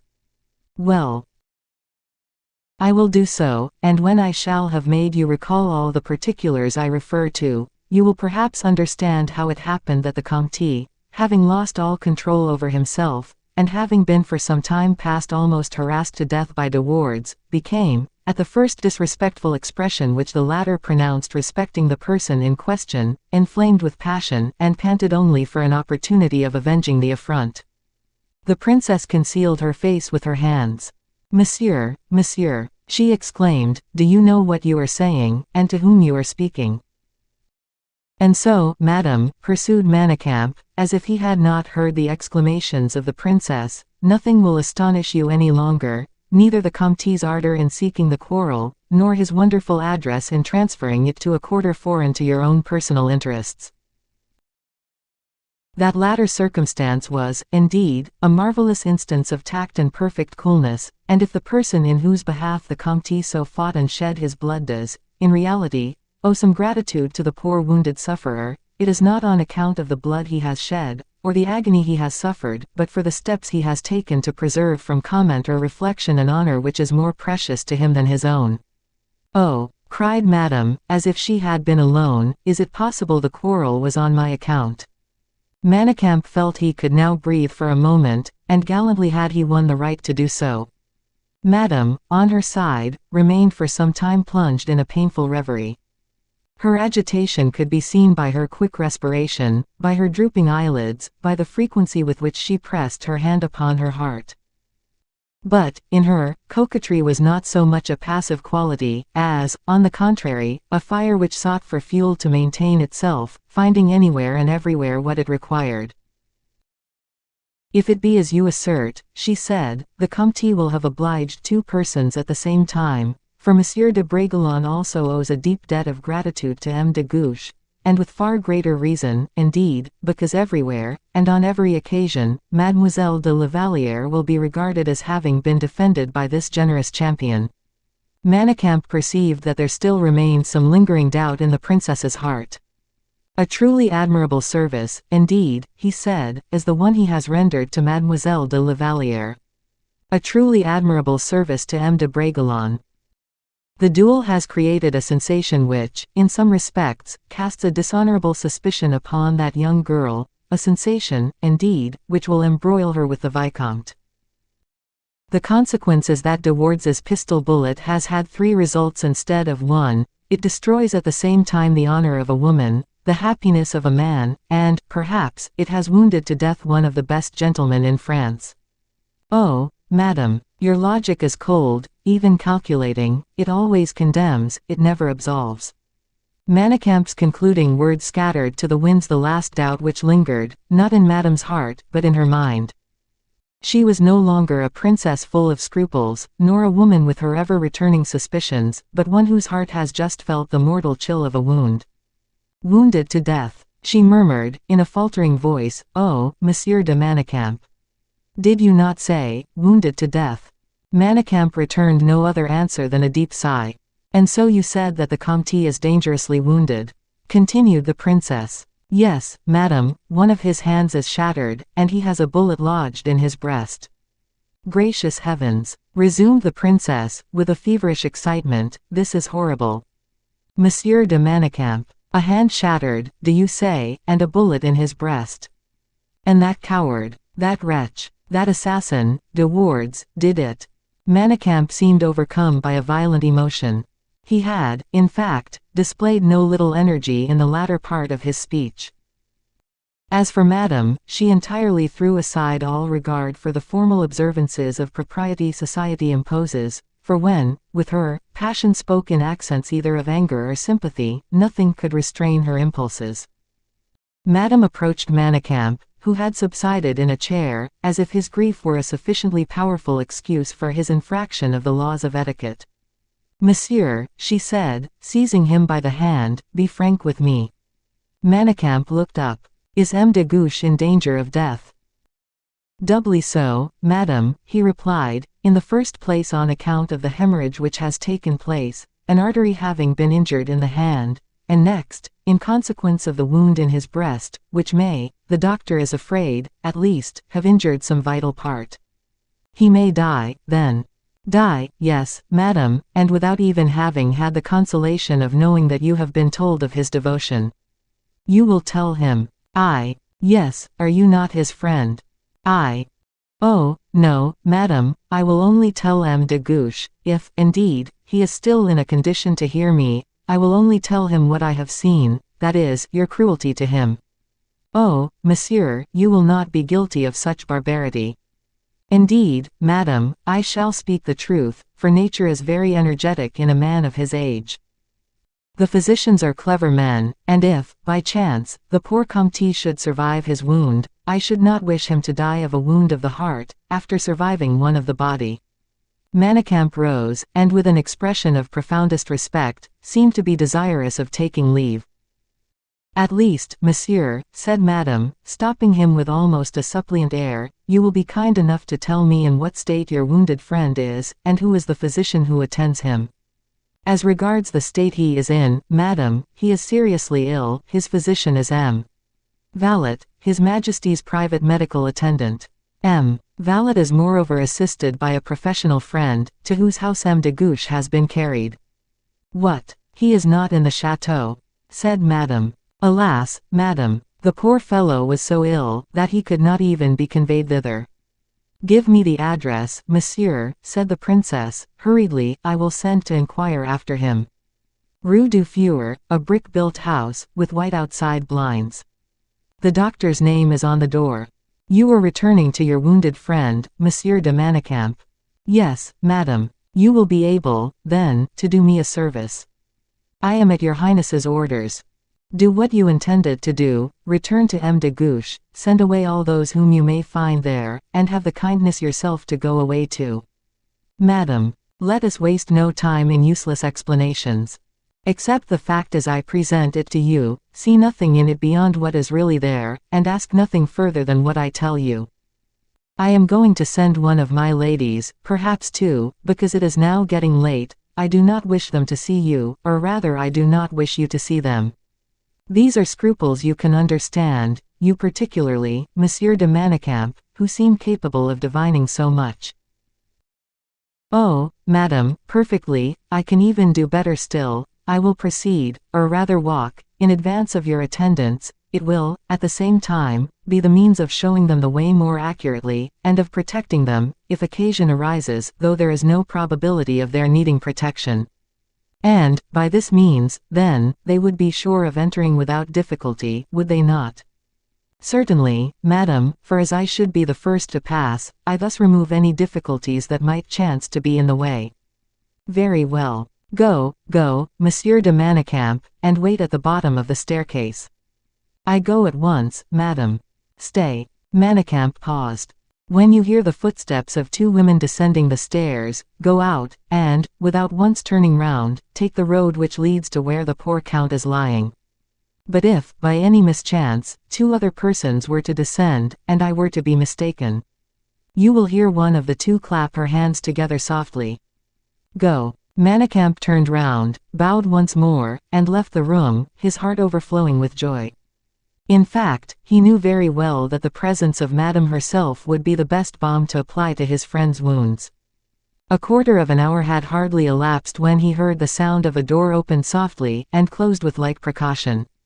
He listened to the light footfalls gliding down the staircase, and then heard the signal agreed upon. He immediately went out, and, faithful to his promise, bent his way, without once turning his head, through the streets of Fontainebleau towards the doctor's dwelling. 161. M. Malicorne, the keeper of the records of France.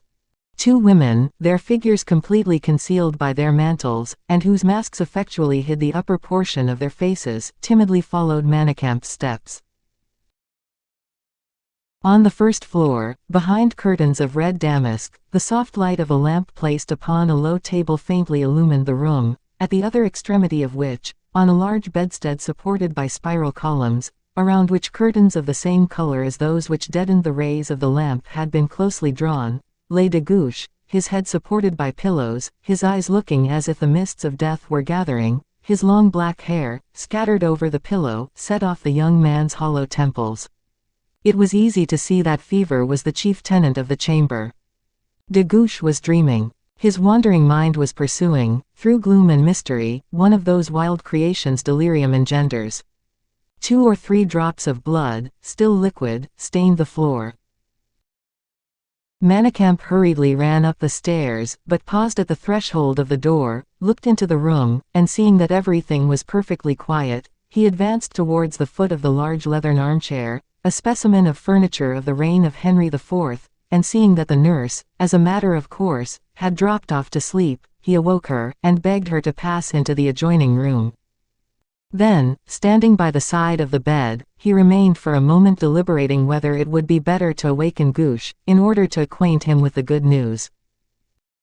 But, as he began to hear behind the door the rustling of silk dresses and the hurried breathing of his 2 companions, and as he already saw that the curtain screening the doorway seemed on the point of being impatiently drawn aside, he passed round the bed and followed the nurse into the next room.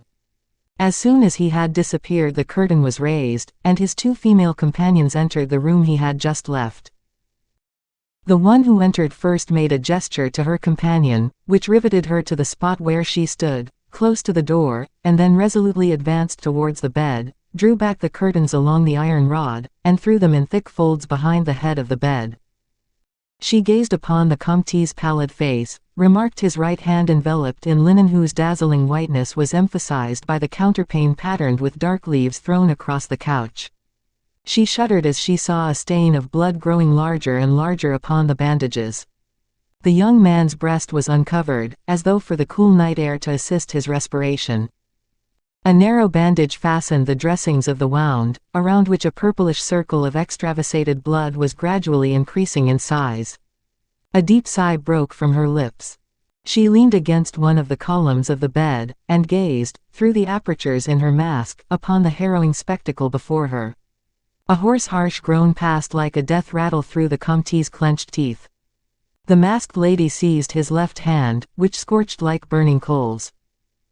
But at the very moment she placed her icy hand upon it, the action of the cold was such that de Guiche opened his eyes, and by a look in which revived intelligence was dawning, seemed as though struggling back again into existence.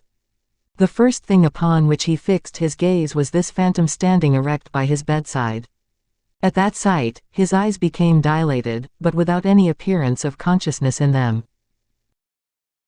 The lady thereupon made a sign to her companion, who had remained at the door, and in all probability the latter had already received her lesson, for in a clear tone of voice, and without any hesitation whatever, she pronounced these words: "Monsieur le Comte, Her Royal Highness Madame is desirous of knowing how you are able to bear your wound, and to express to you, by my lips, her great regret at seeing you suffer." As she pronounced the word Madame, Guiche started. He had not as yet remarked the person to whom the voice belonged, and he naturally turned towards the direction whence it proceeded. But, as he felt the cold hand still resting on his own, he again turned towards the motionless figure beside him. "Was it you who spoke, madam?" he asked, in a weak voice, "or is there another person in beside you in the room?" "Yes," replied the figure, in an almost unintelligible voice, as she bent down her head. "Well," said the wounded man, with a great effort, "I thank you. Tell madam that I no longer regret to die, since she has remembered me." At the words, "to die," pronounced by one whose life seemed to hang on a thread, the masked lady could not restrain her tears, which flowed under her mask, and appeared upon her cheeks just where the mask left her face bare. If de Guiche had been in fuller possession of his senses, he would have seen her tears roll like glistening pearls, and fall upon his bed. The lady, forgetting that she wore her mask, raised her hand as though to wipe her eyes, and meeting the rough velvet, she tore away her mask in anger, and threw it on the floor. At the unexpected apparition before him, which seemed to issue from a cloud, de Guiche uttered a cry and stretched his arms towards her, but every word perished on his lips, and his strength seemed utterly abandoning him. His right hand, which had followed his first impulse, without calculating the amount of strength he had left, fell back again upon the bed, and immediately afterwards the white linen was stained with a larger spot than before. In the meantime, the young man's eyes became dim, and closed, as if he were already struggling with the messenger of death, and then, after a few involuntary movements, his head fell back motionless on his pillow, his face grew livid. The lady was frightened, but on this occasion, contrary to what is usually the case, fear attracted. She leaned over the young man, gazed earnestly, fixedly at his pale cold face, which she almost touched, then imprinted a rapid kiss upon de Guiche's left hand, who, trembling as if an electric shock had passed through him, awoke a second time, opened his large eyes, incapable of recognition, and again fell into a state of complete insensibility. "Come," she said to her companion, "we must not remain here any longer, I shall be committing some folly or other." "Madam, madam, your highness is forgetting your mask," said her vigilant companion. "Pick it up," replied her mistress, as she tottered almost senseless towards the staircase, and as the outer door had been left only half closed, the two women, light as birds, passed through it, and with hurried steps returned to the palace. One of them ascended towards Madame's apartments, where she disappeared, the other entered the rooms belonging to the maids of honor, namely, on the entresol, and having reached her own room, she sat down before a table, and without giving herself time even to breathe, wrote the following letter. This evening Madame has been to see M. de Guiche. Everything is going well on this side. See that your news is equally exemplary, and do not forget to burn this paper. She folded the letter, and leaving her room with every possible precaution, crossed a corridor which led to the apartments appropriated to the gentleman attached to Monsieur's service. She stopped before a door, under which, having previously knocked twice in a short, quick manner, she thrust the paper, and fled. Then, returning to her own room, she removed every trace of her having gone out, and also of having written the letter. Amid the investigations she was so diligently pursuing, she perceived on the table the mask which belonged to Madame, and which, according to her mistress's directions, she had brought back but had forgotten to restore to her. "Oh, she said, I must not forget to do tomorrow what I have forgotten today." And she took hold of the velvet mask by that part which covered the cheeks, and feeling that her thumb was wet, looked at it. It was not only wet, but reddened. The mask had fallen upon one of the spots of blood which, we have already said, stained the floor, and from that black velvet outside which had accidentally come into contact with it, the blood had passed through to the inside, and stained the white cambric lining. "Oh," said Montalais, for doubtless our readers have already recognized her by these various maneuvers, "I shall not give back this mask, it is far too precious now." And rising from her seat, she ran towards a box made of maple wood, which enclosed different articles of toilette and perfumery. "No, not here," she said, "such a treasure must not be abandoned to the slightest chance of detection." Then, after a moment's silence, and with a smile that was peculiarly her own, she added, "Beautiful mask, stained with the blood of that brave knight, you shall go and join that collection of wonders, La Valliere's and Raoul's letters, that loving collection, indeed, which will some day or other form part of the history of France, of European royalty. You shall be placed under M. Malicorne's care," said the laughing girl, as she began to undress herself, "under the protection of that worthy M. Malicorne," she said, blowing out the taper, "who thinks he was born only to become the chief usher of Monsieur's apartments, and whom I will make keeper of the records and historiographer of the House of Bourbon, and of the first houses in the kingdom. Let him grumble now, that discontented Malicorne," she added, as she drew the curtains and fell asleep. 162. The journey. The next day being agreed upon for the departure, the king, at 11 o'clock precisely, descended the grand staircase with the two queens and Madame, in order to enter his carriage drawn by 6 horses, that were pawing the ground in impatience at the foot of the staircase. The whole court awaited the royal appearance in the fair cheval crescent, in their travelling costumes. The large number of saddled horses and carriages of ladies and gentlemen of the court, surrounded by their attendants, servants, and pages, formed a spectacle whose brilliancy could scarcely be equalled. The king entered his carriage with the 2 queens, Madame was in the same one with Monsieur. The maids of honor followed their example, and took their seats, 2 by 2, in the carriages destined for them. The weather was exceedingly warm, a light breeze, which, early in the morning, all had thought would have proved sufficient to cool the air, soon became fiercely heated by the rays of the sun, although it was hidden behind the clouds, and filtered through the heated vapor which rose from the ground like a scorching wind, bearing particles of fine dust against the faces of the travelers. Madame was the first to complain of the heat. Monsieur's only reply was to throw himself back in the carriage as though about to faint, and to inundate himself with scents and perfumes, uttering the deepest sighs all the while, whereupon Madame said to him, with her most amiable expression, "Really, Monsieur, I fancied that you would have been polite enough, on account of the terrible heat, to have left me my carriage to myself, and to have performed the journey yourself on horseback." "Ride on horseback!" cried the prince, with an accent of dismay which showed how little idea he had of adopting this unnatural advice. "You cannot suppose such a thing, madam. My skin would peel off if I were to expose myself to such a burning breeze as this." Madame began to laugh. "You can take my parasol," she said. "But the trouble of holding it," replied Monsieur, with the greatest coolness, "besides, I have no horse." "What, no horse?" replied the princess, who, if she did not secure the solitude she required, at least obtained the amusement of teasing. No horse. You were mistaken, monsieur, for I see your favorite bay out yonder. My bay horse, exclaimed the prince, attempting to lean forward to look out of the door, but the movement he was obliged to make cost him so much trouble that he soon hastened to resume his immobility. Yes, said Madame, your horse, led by M. de Malicorne. Poor beast, replied the prince, how warm it must be. And with these words he closed his eyes, like a man on the point of death. Madame, on her side, reclined indolently in the other corner of the carriage, and closed her eyes also, not, however, to sleep, but to think more at her ease. In the meantime the king, seated in the front seat of his carriage, the back of which he had yielded up to the two queens, was a prey to that feverish contrariety experienced by anxious lovers, who, without being able to quench their ardent thirst, are ceaselessly desirous of seeing the loved object, and then go away partially satisfied, without perceiving they have acquired a more insatiable thirst than ever.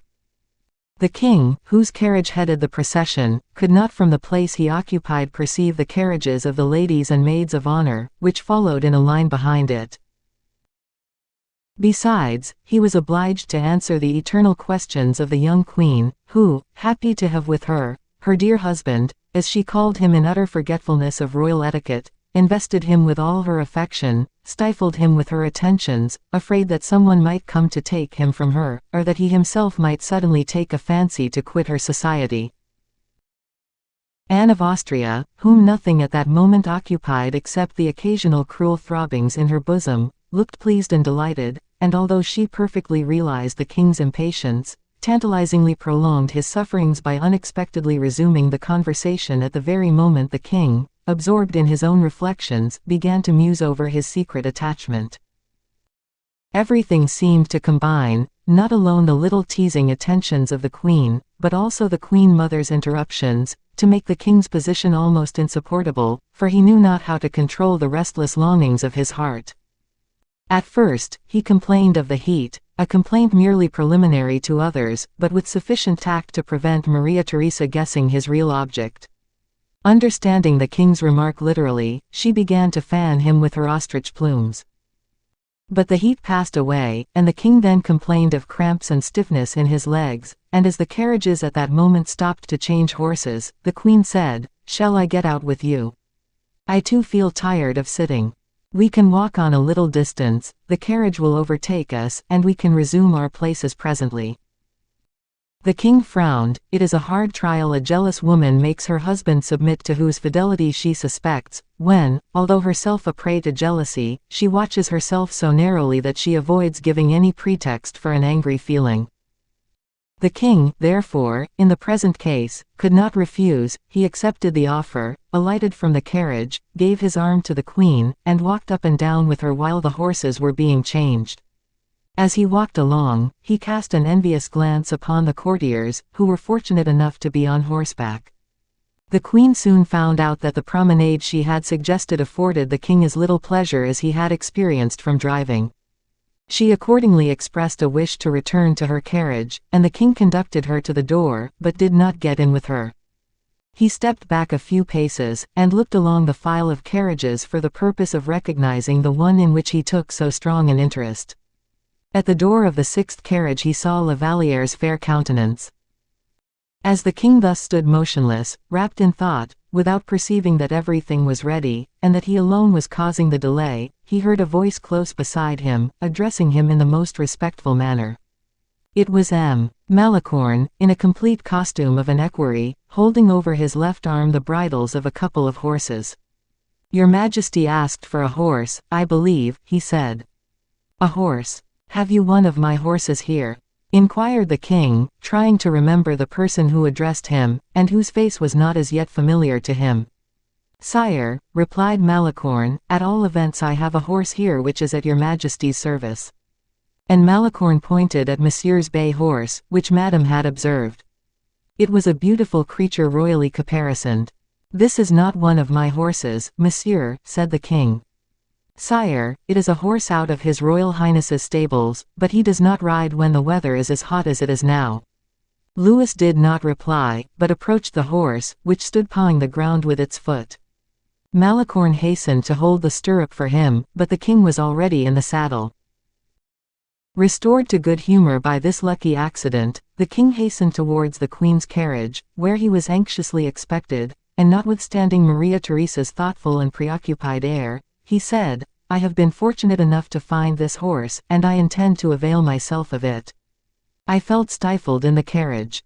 Adieu, ladies." Then bending gracefully over the arched neck of his beautiful steed, he disappeared in a second. Anne of Austria leaned forward, in order to look after him as he rode away. He did not get very far, for when he reached the sixth carriage, he reined in his horse suddenly and took off his hat. He saluted La Vallière, who uttered a cry of surprise as she saw him, blushing at the same time with pleasure. Montalais, who occupied the other seat in the carriage, made the king a most respectful bow. And then, with all the tact of a woman, she pretended to be exceedingly interested in the landscape, and withdrew herself into the left-hand corner. The conversation between the king and La Vallière began, as all lovers' conversations generally do, namely, by eloquent looks and by a few words utterly devoid of common sense.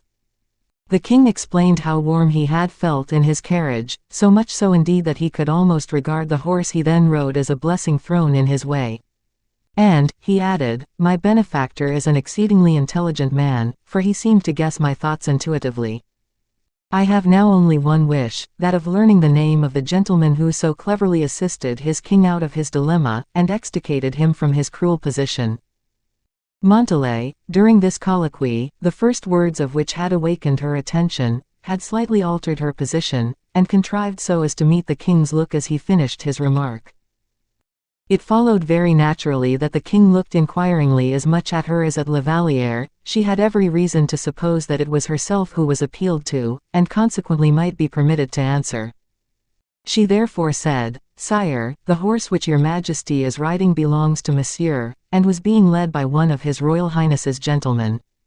"And what is that gentleman's name, may I ask, mademoiselle?" "M. de Malicorne, sire." The name produced its usual effect, for the king repeated it smilingly. "Yes, sire," replied Or. "Stay, it is the gentleman who is galloping on my left hand," and she pointed out Malicorne, who, with a very sanctified expression, was galloping by the side of the carriage, knowing perfectly well that they were talking of him at that very moment, but sitting in his saddle as if he were deaf and dumb. "Yes," said the king, "that is the gentleman, I remember his face, and will not forget his name," and the king looked tenderly at La Vallière.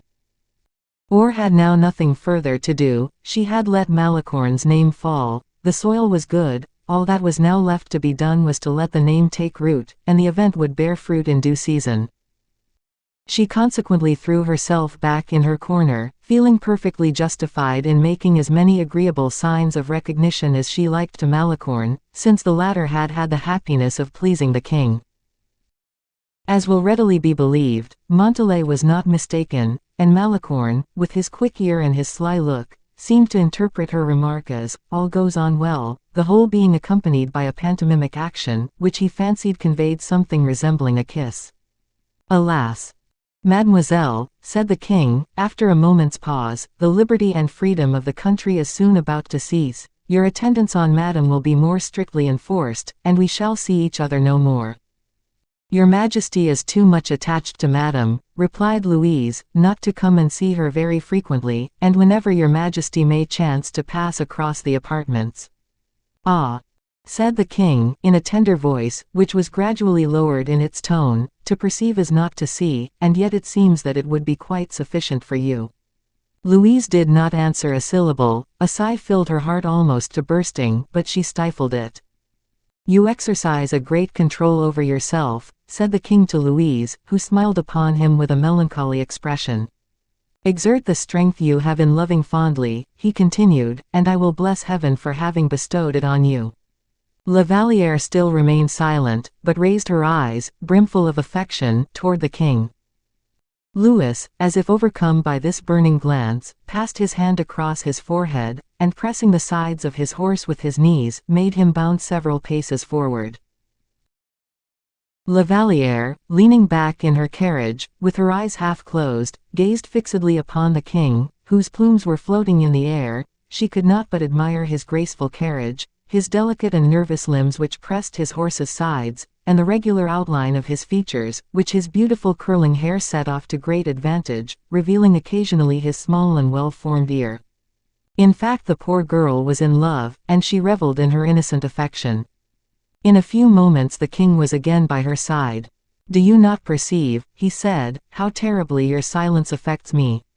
Oh, mademoiselle, how pitilessly inexorable you would become if you were ever to resolve to break off all acquaintance with anyone, and then, too, I think you changeable. In fact, I dread this deep affection which fills my whole being." "Oh, sire, you are mistaken," said La Vallière. "If ever I love, it will be for all my life."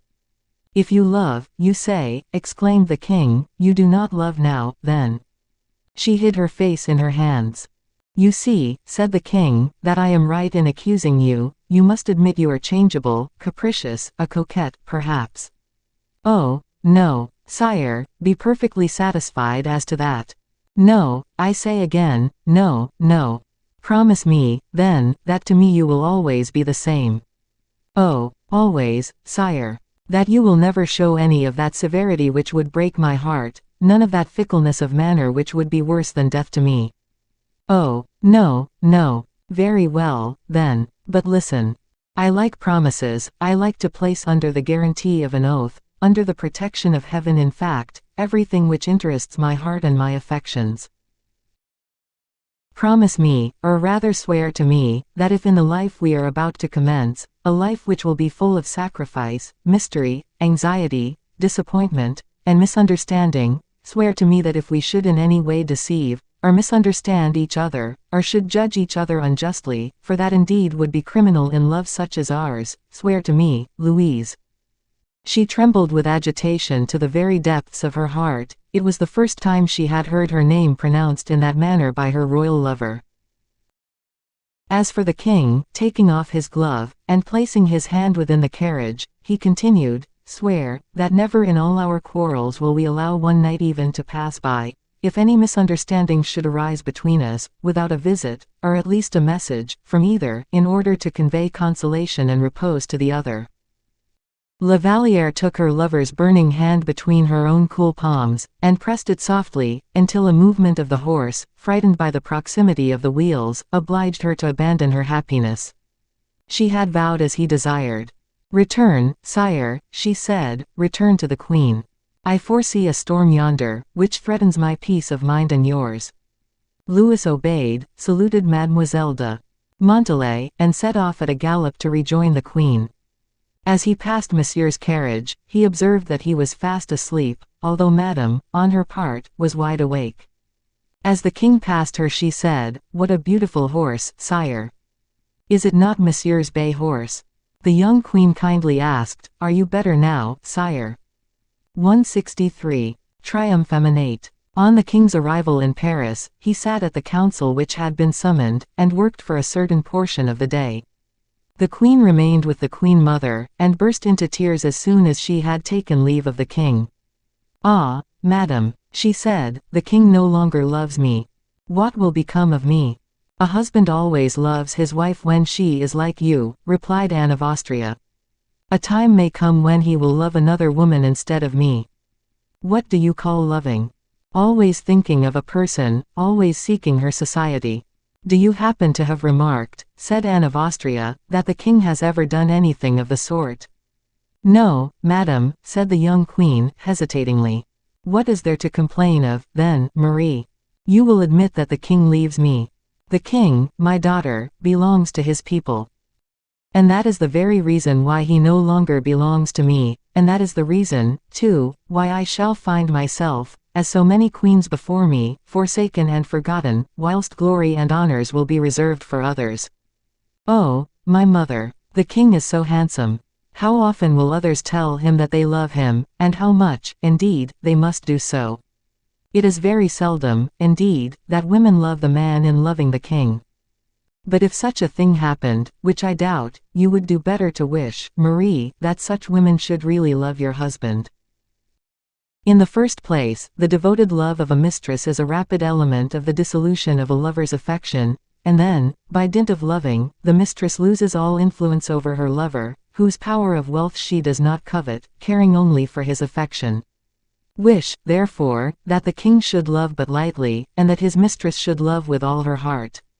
Oh, my mother, what power may not a deep affection exercise over him? And yet you say you are resigned. Quite true, I speak absurdly. There is a feeling of anguish, however, which I can never control. And that is, the king may make a happy choice, may find a home, with all the tender influences of home, not far from that we can offer him, a home with children round him, the children of another woman. Oh, madam, I should die if I were but to see the king's children.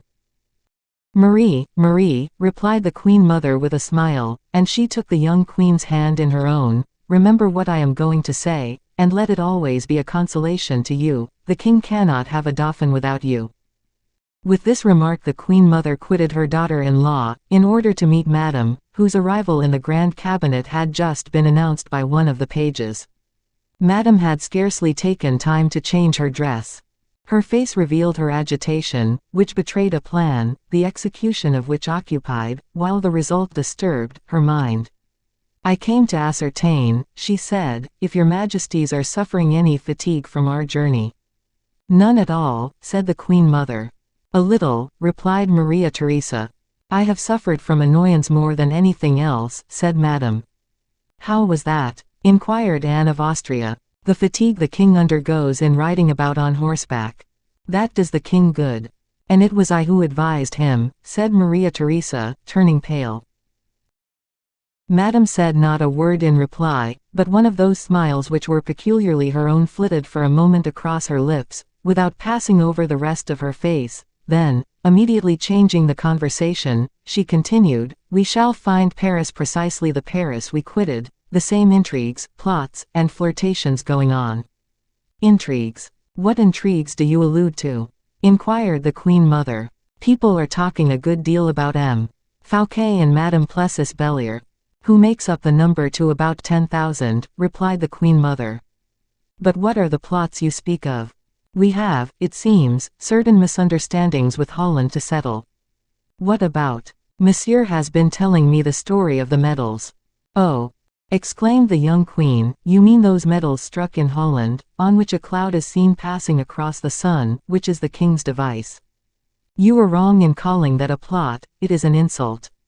But so contemptible that the king can well despise it, replied the queen mother.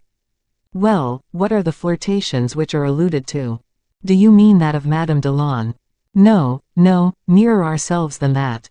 Casa de Usted. 13.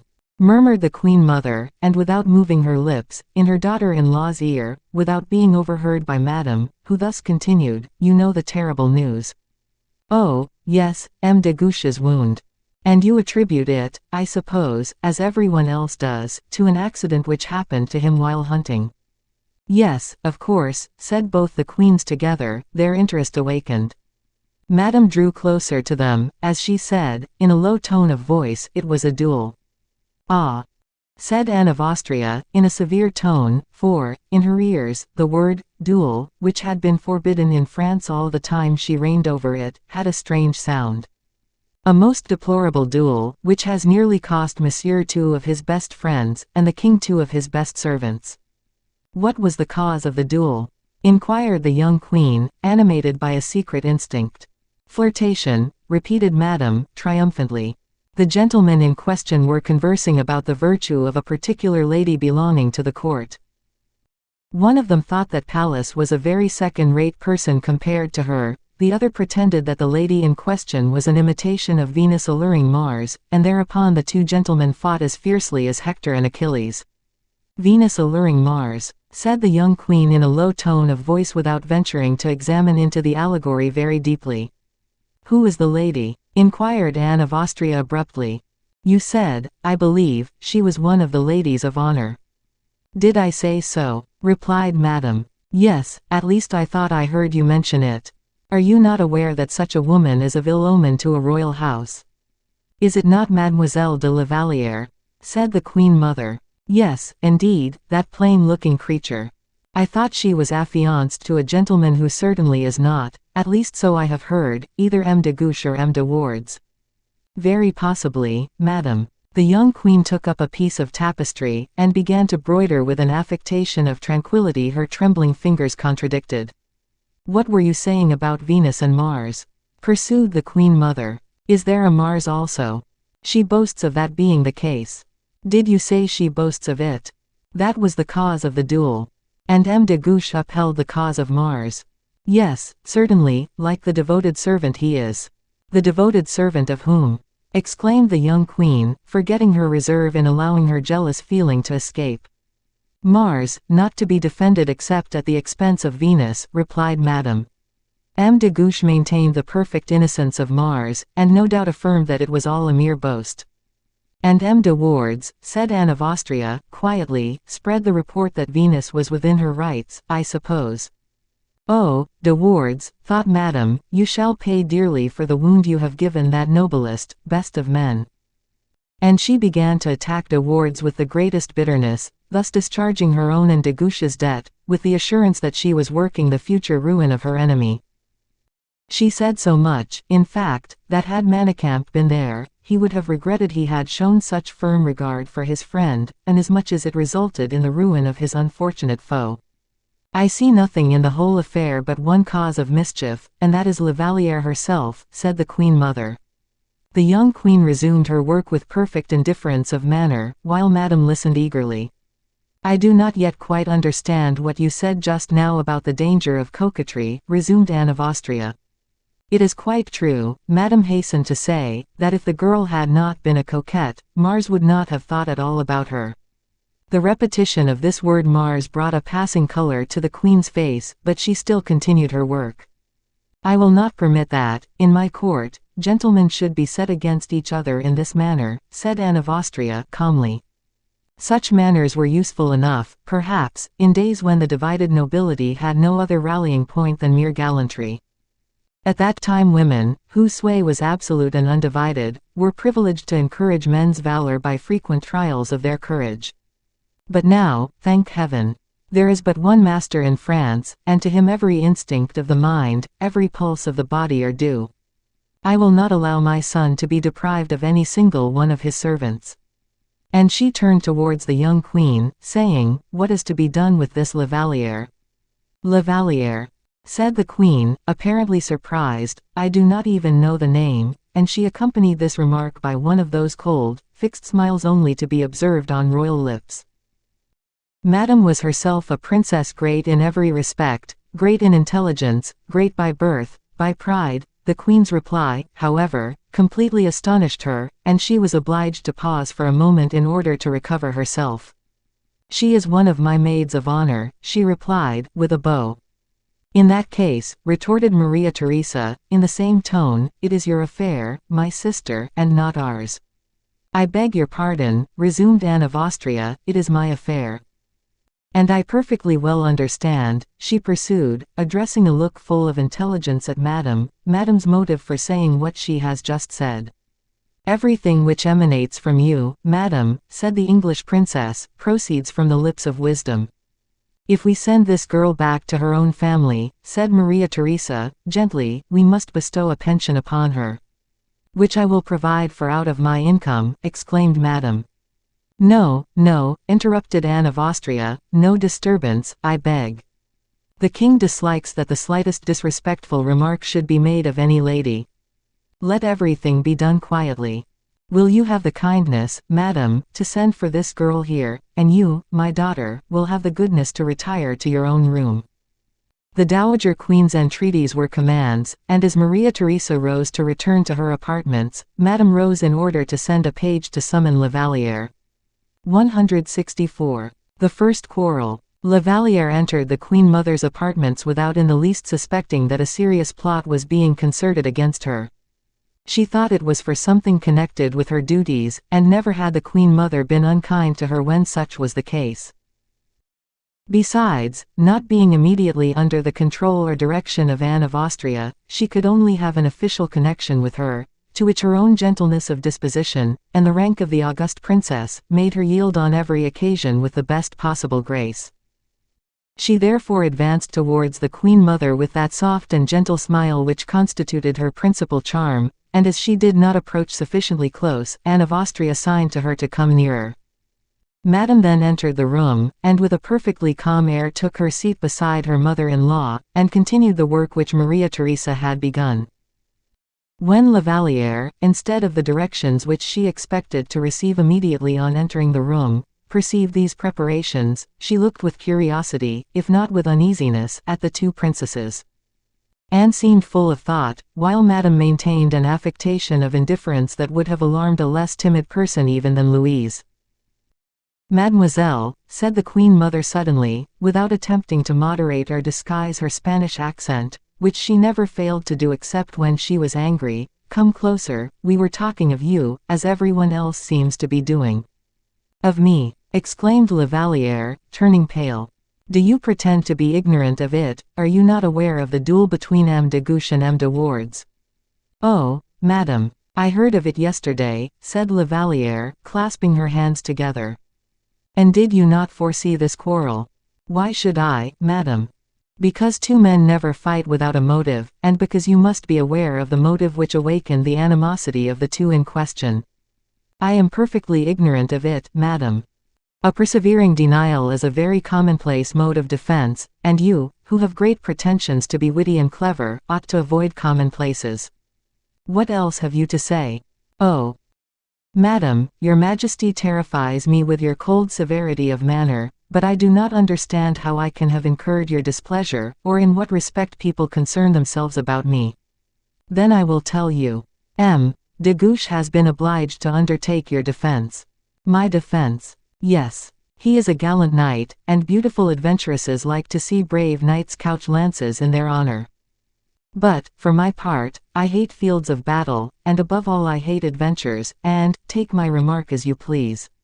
La Vallière sank at the Queen's feet, who turned her back upon her.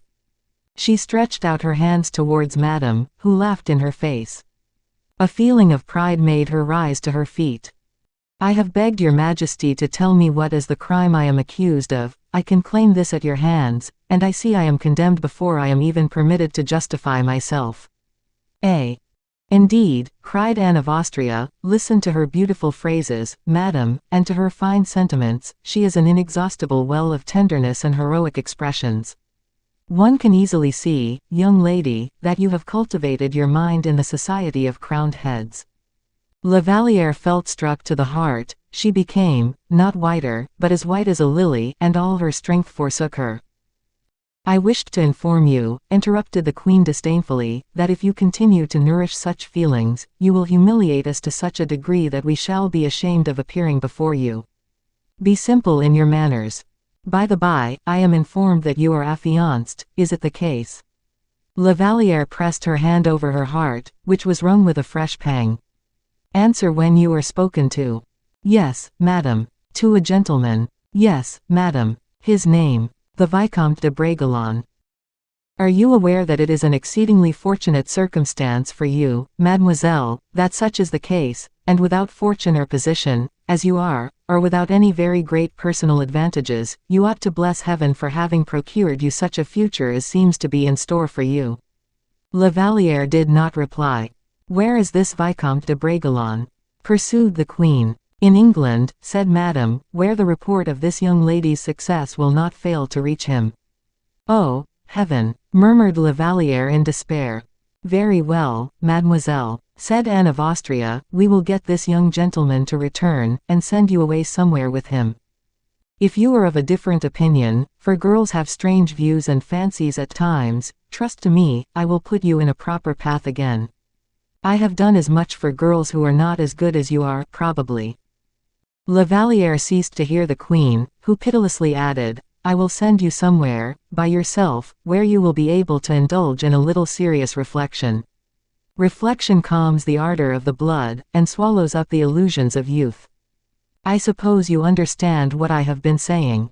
"Madam, not a word. I am innocent of everything your Majesty supposes." "Oh, madam, you are a witness of my despair. I respect your majesty so much.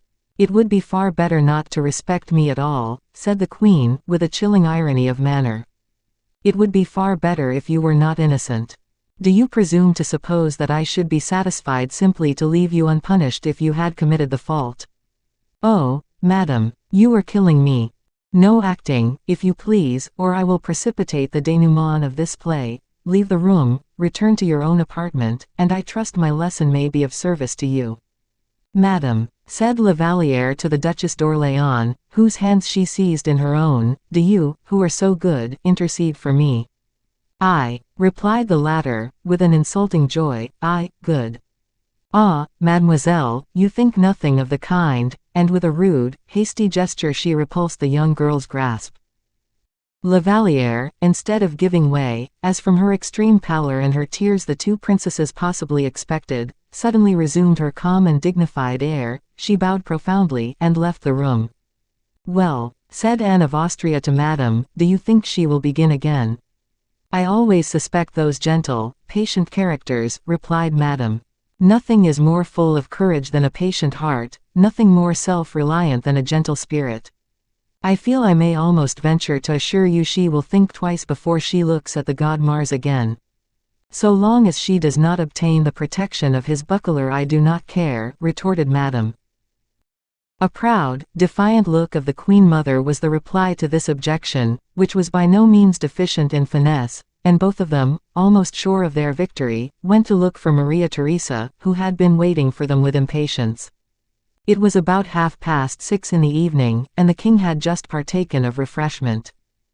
He lost no time, but the repast finished, and business matters settled, he took Saint Aignan by the arm, and desired him to lead the way to La Vallière's apartments. The courtier uttered an exclamation. Well, what is that for? It is a habit you will have to adopt, and in order to adopt a habit, one must make a beginning. Oh, sire, said Saint Aignan, it is hardly possible, for everyone can be seen entering or leaving those apartments. If, however, some pretext or other were made use of, if your majesty, for instance, would wait until madame were in her own apartments. No pretext, no delays. I have had enough of these impediments and mysteries. I cannot perceive in what respect the King of France dishonors himself by conversing with an amiable and clever girl. Evil be to him who evil thinks. Will your majesty forgive an excess of zeal on my part? Speak freely. How about the queen? True, I always wish the most entire respect to be shown to her majesty. Well, then, this evening only will I pay Mademoiselle de la Vallière a visit, and after today I will make use of any pretext you like. Tomorrow we will devise all sorts of means, tonight I have no time. Saint Aignan made no reply. He descended the steps, preceding the king, and crossed the different courtyards with a feeling of shame, which the distinguished honor of accompanying the king did not remove. The reason was that Saint Aignan wished to stand well with Madame, as well as with the queens, and also, that he did not, on the other hand, want to displease Mademoiselle de la Vallière, and in order to carry out so many promising affairs, it was difficult to avoid jostling against some obstacle or other. Besides, the windows of the young queen's rooms, those of the queen mother's, and of Madame herself, looked out upon the courtyard of the maids of honor. To be seen, therefore, accompanying the king, would be effectually to quarrel with three great and influential princesses, whose authority was unbounded, for the purpose of supporting the ephemeral credit of a mistress.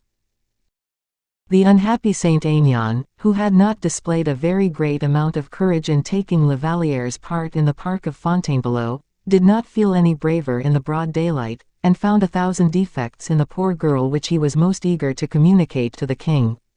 But his trial soon finished, the courtyards were crossed, not a curtain was drawn aside, nor a window opened. The king walked hastily, because of his impatience, and the long legs of Saint Aignan, who preceded him. At the door, however, Saint Aignan wished to retire, but the king desired him to remain, a delicate consideration, on the king's part, which the courtier could very well have dispensed with. He had to follow Louis into La Vallière's apartment. As soon as the king arrived the young girl dried her tears, but so precipitately that the king perceived it. He questioned her most anxiously and tenderly, and pressed her to tell him the cause of her emotion. "Nothing is the matter, sire," she said. "And yet you were weeping." "Oh, no, indeed, sire. Look, Saint Aignan, and tell me if I am mistaken." Saint Aignan ought to have answered, but he was too much embarrassed. "At all events your eyes are red, mademoiselle," said the king. "The dust of the road merely, sire. No, no, you no longer possess the air of supreme contentment which renders you so beautiful and so attractive. You do not look at me. Why avoid my gaze?" he said, as she turned aside her head. "In heaven's name, what is the matter?" he inquired, beginning to lose command over himself.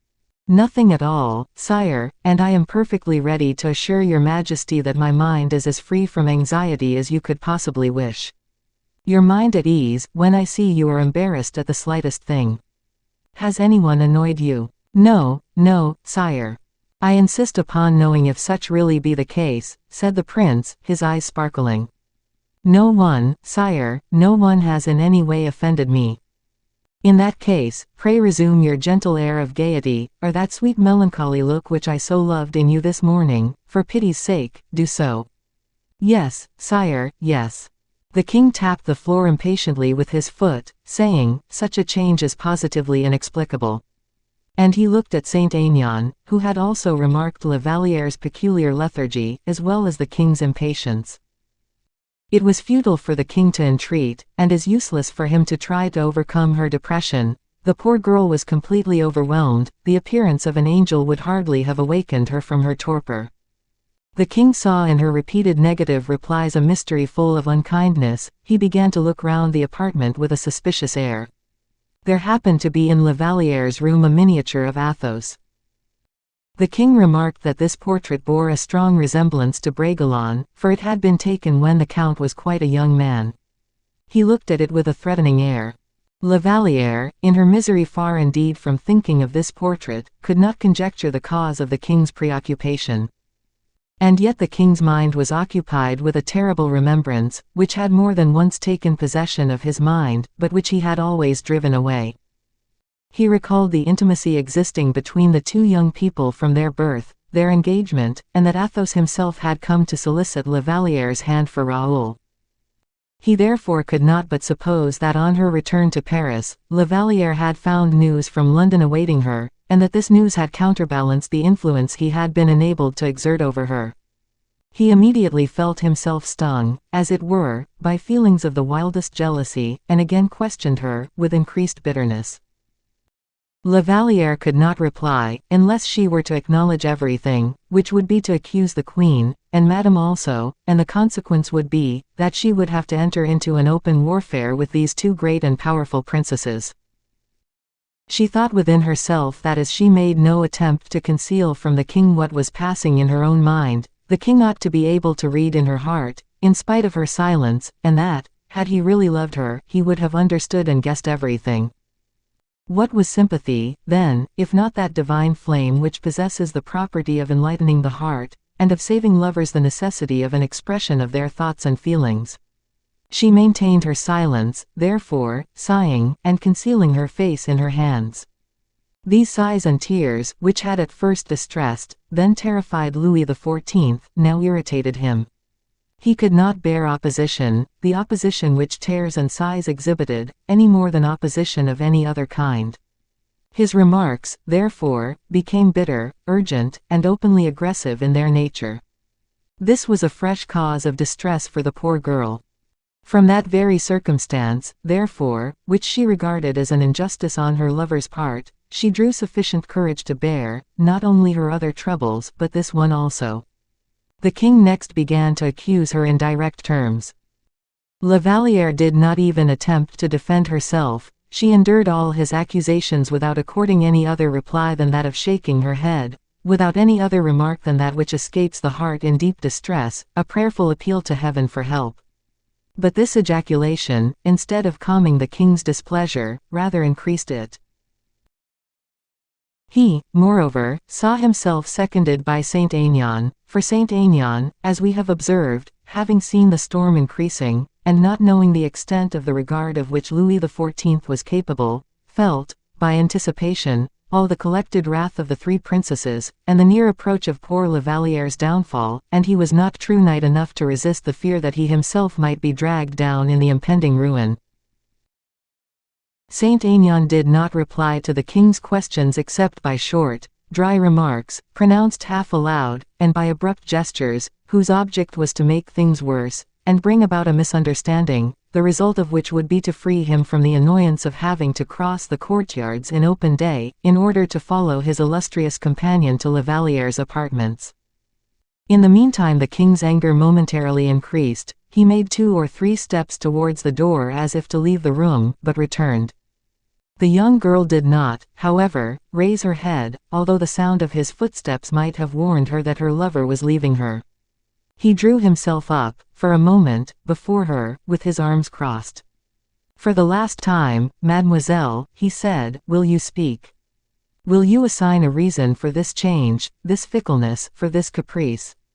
"What can I say?" murmured Lavaliere. "Do you not see, sire, that I am completely overwhelmed at this moment, that I have no power of will, or thought, or speech? Is it so difficult, then, to speak the truth? You could have told me the whole truth in fewer words than those in which you have expressed yourself." "But the truth about what, sire?" "About everything." Lavaliere was just on the point of revealing the truth to the king. Her arms made a sudden movement as if they were about to open, but her lips remained silent, and her hands again fell listlessly by her side. The poor girl had not yet endured sufficient unhappiness to risk the necessary revelation. "I know nothing," she stammered out. "Oh," exclaimed the king, "this is no longer mere coquetry, or caprice, it is treason." And this time nothing could restrain him. The impulse of his heart was not sufficient to induce him to turn back, and he darted out of the room with a gesture full of despair. Saint Aignan followed him, wishing for nothing better than to quit the place. Louis XIV did not pause until he reached the staircase, and grasping the balustrade, said, "You see how shamefully I have been duped." "How, sire?" inquired the favorite. "De Guiche fought on the Vicomte de Bragelonne's account, and this Bragelonne, oh! Saint Aignan, she still loves him. I vow to you, Saint Aignan, that if, in 3 days from now, there were to remain but an atom of affection for her in my heart, I should die from very shame." And the king resumed his way to his own apartments. "I told your majesty how it would be," murmured Saint Aignan, continuing to follow the king, and timidly glancing up at the different windows. Unfortunately their return was not, like their arrival, unobserved. A curtain was suddenly drawn aside. Madame was behind it. She had seen the king leave the apartments of the maids of honor, and as soon as she observed that his majesty had passed, she left her own apartments with hurried steps, and ran up the staircase that led to the room the king had just left. 165. Despair. As soon as the king was gone, Lavaliere raised herself from the ground, and stretched out her arms, as if to follow and detain him, but when, having violently closed the door, the sound of his retreating footsteps could be heard in the distance, she had hardly sufficient strength left to totter towards and fall at the foot of her crucifix. There she remained, broken-hearted, absorbed, and overwhelmed by her grief, forgetful and indifferent to everything but her profound sorrow, a grief she only vaguely realized, as though by instinct. In the midst of this wild tumult of thoughts, Lavaliere heard her door open again. She started, and turned round, thinking it was the king who had returned. She was deceived, however, for it was Madame who appeared at the door. What did she now care for Madame? Again she sank down, her head supported by her prie-dieu chair. It was Madame, agitated, angry, and threatening. But what was that to her? "Mademoiselle," said the princess, standing before Lavaliere, "this is very fine, I admit, to kneel and pray, and make a pretense of being religious, but however submissive you may be in your addresses to heaven, it is desirable that you should pay some little attention to the wishes of those who reign and rule here below." Lavaliere raised her head painfully in token of respect. "Not long since," continued Madame, "a certain recommendation was addressed to you, I believe." Lavaliere's fixed and wild gaze showed how complete her forgetfulness or ignorance was. "The Queen recommended you," continued Madame, "to conduct yourself in such a manner that no one could be justified in spreading any reports about you." Lavaliere darted an inquiring look towards her. I will not, continued Madame, allow my household, which is that of the first princess of the blood, to set an evil example to the court. You would be the cause of such an example. I beg you to understand, therefore, in the absence of any witness of your shame, for I do not wish to humiliate you, that you are from this moment at perfect liberty to leave, and that you can return to your mother at Blois. La Vallière could not sink lower, nor could she suffer more than she had already suffered. Her countenance did not even change, but she remained kneeling with her hands clasped, like the figure of the Magdalene. "Did you hear me?" said Madame. A shiver, which passed through her whole frame, was La Vallière's only reply. And as the victim gave no other signs of life, Madame left the room. And then, her very respiration suspended, and her blood almost congealed, as it were, in her veins. La Vallière by degrees felt that the pulsation of her wrists, her neck, and temples, began to throb more and more painfully. These pulsations, as they gradually increased, soon changed into a species of brain fever, and in her temporary delirium she saw the figures of her friends contending with her enemies, floating before her vision.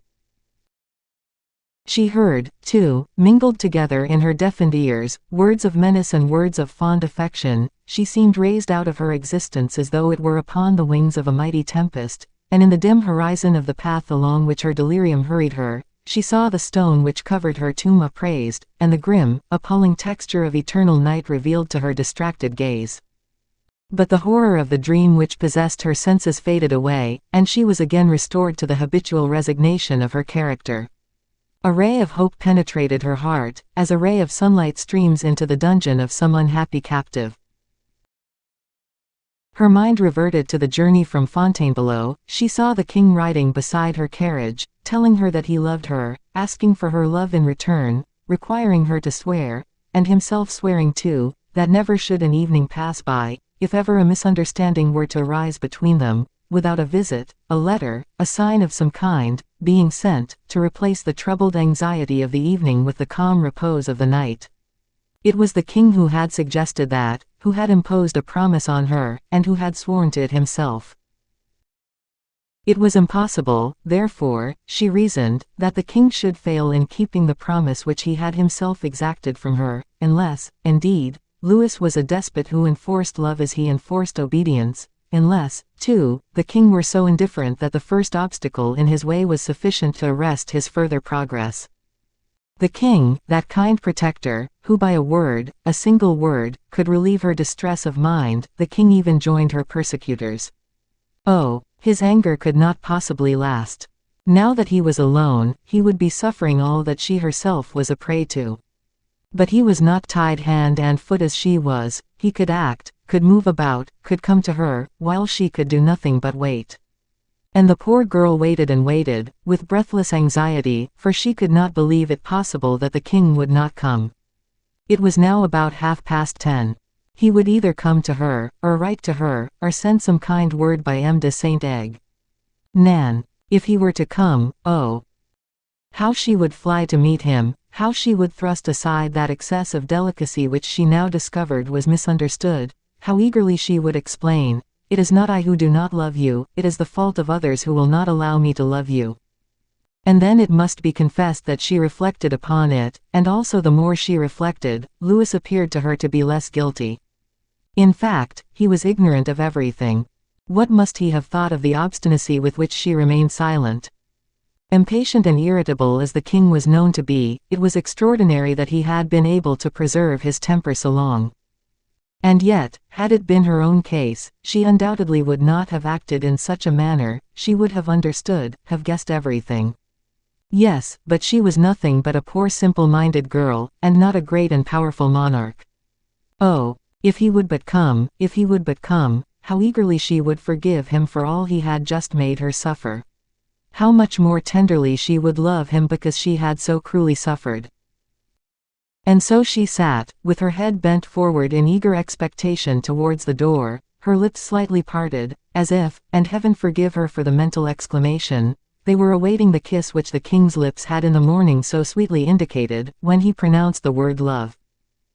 If the king did not come, at least he would write. it was a second chance, a chance less delightful certainly than the other, but which would show an affection just as strong, only more timid in its nature. Oh, how she would devour his letter, how eager she would be to answer it. And when the messenger who had brought it had left her, how she would kiss it, read it over and over again, press to her heart the lucky paper which would have brought her ease of mind, tranquility, and perfect happiness. At all events, if the king did not come, if the king did not write, he could not do otherwise than send Saint Aignan, or Saint Aignan could not do otherwise than come of his own accord. Even if it were a third person, how openly she would speak to him, the royal presence would not be there to freeze her words upon her tongue, and then no suspicious feeling would remain a moment longer in the king's heart. Everything with La Vallière, heart and look, body and mind, was concentrated in eager expectation. She said to herself that there was an hour left in which to indulge hope, that until midnight struck, the king might come, or write or send, that at midnight only would every expectation vanish, every hope be lost. Whenever she heard any stir in the palace, the poor girl fancied she was the cause of it. Whenever she heard anyone pass in the courtyard below, she imagined they were messengers of the king coming to her. 11 o'clock struck, then 11:15, then half-past. The minutes dragged slowly on in this anxiety, and yet they seemed to pass too quickly. And now, it struck 11:45. Midnight was near, the final hope that remained. With the last stroke of the clock, the last ray of light seemed to fade away, and with the last ray faded her final hope. And so, the king himself had deceived her. It was he who had been the first to fail in keeping the oath which he had sworn that very day. 12 hours only between his oath and his perjured vow. It was not long, alas, to have preserved the illusion. And so, not only did the king not love her, but he despised her whom everyone ill-treated. He despised her to the extent even of abandoning her to the shame of an expulsion which was equivalent to having an ignominious sentence passed on her. And yet, it was he, the king himself, who was the first cause of this ignominy. A bitter smile, the only symptom of anger which during this long conflict had passed across the angelic face, appeared upon her lips. What, in fact, now remained on earth for her, after the king was lost to her? Nothing. But heaven still remained, and her thoughts flew thither. She prayed that the proper course for her to follow might be suggested. It is from heaven, she thought, that I expect everything, it is from heaven I ought to expect everything. And she looked at her crucifix with a devotion full of tender love. There, she said, hangs before me a master who never forgets and never abandons those who neither forget nor abandon him. It is to him alone that we must sacrifice ourselves. And, thereupon, could anyone have gazed into the recesses of that chamber, they would have seen the poor despairing girl adopt a final resolution, and determine upon one last plan in her mind. Then, as her knees were no longer able to support her, she gradually sank down upon the prie-dieu, and with her head pressed against the wooden cross, her eyes fixed, and her respiration short and quick, she watched for the earliest rays of approaching daylight. At 2 o'clock in the morning she was still in the same bewilderment of mind, or rather the same ecstasy of feeling. Her thoughts had almost ceased to hold communion with things of the world. And when she saw the pale violet tints of early dawn visible over the roofs of the palace, and vaguely revealing the outlines of the ivory crucifix which she held embraced, she rose from the ground with a newborn strength, kissed the feet of the divine martyr, descended the staircase leading from the room, and wrapped herself from head to foot in a mantle as she went along. She reached the wicket at the very moment the guard of the musketeers opened the gate to admit the first relief guard belonging to one of the Swiss regiments. And then, gliding behind the soldiers, she reached the street before the officer in command of the patrol had even thought of asking who the young girl was who was making her escape from the palace at so early an hour. 166. The flight. La Vallière followed the patrol as it left the courtyard. The patrol bent its steps towards the right, by the Rue Saint-Honoré, and mechanically La Vallière turned to the left.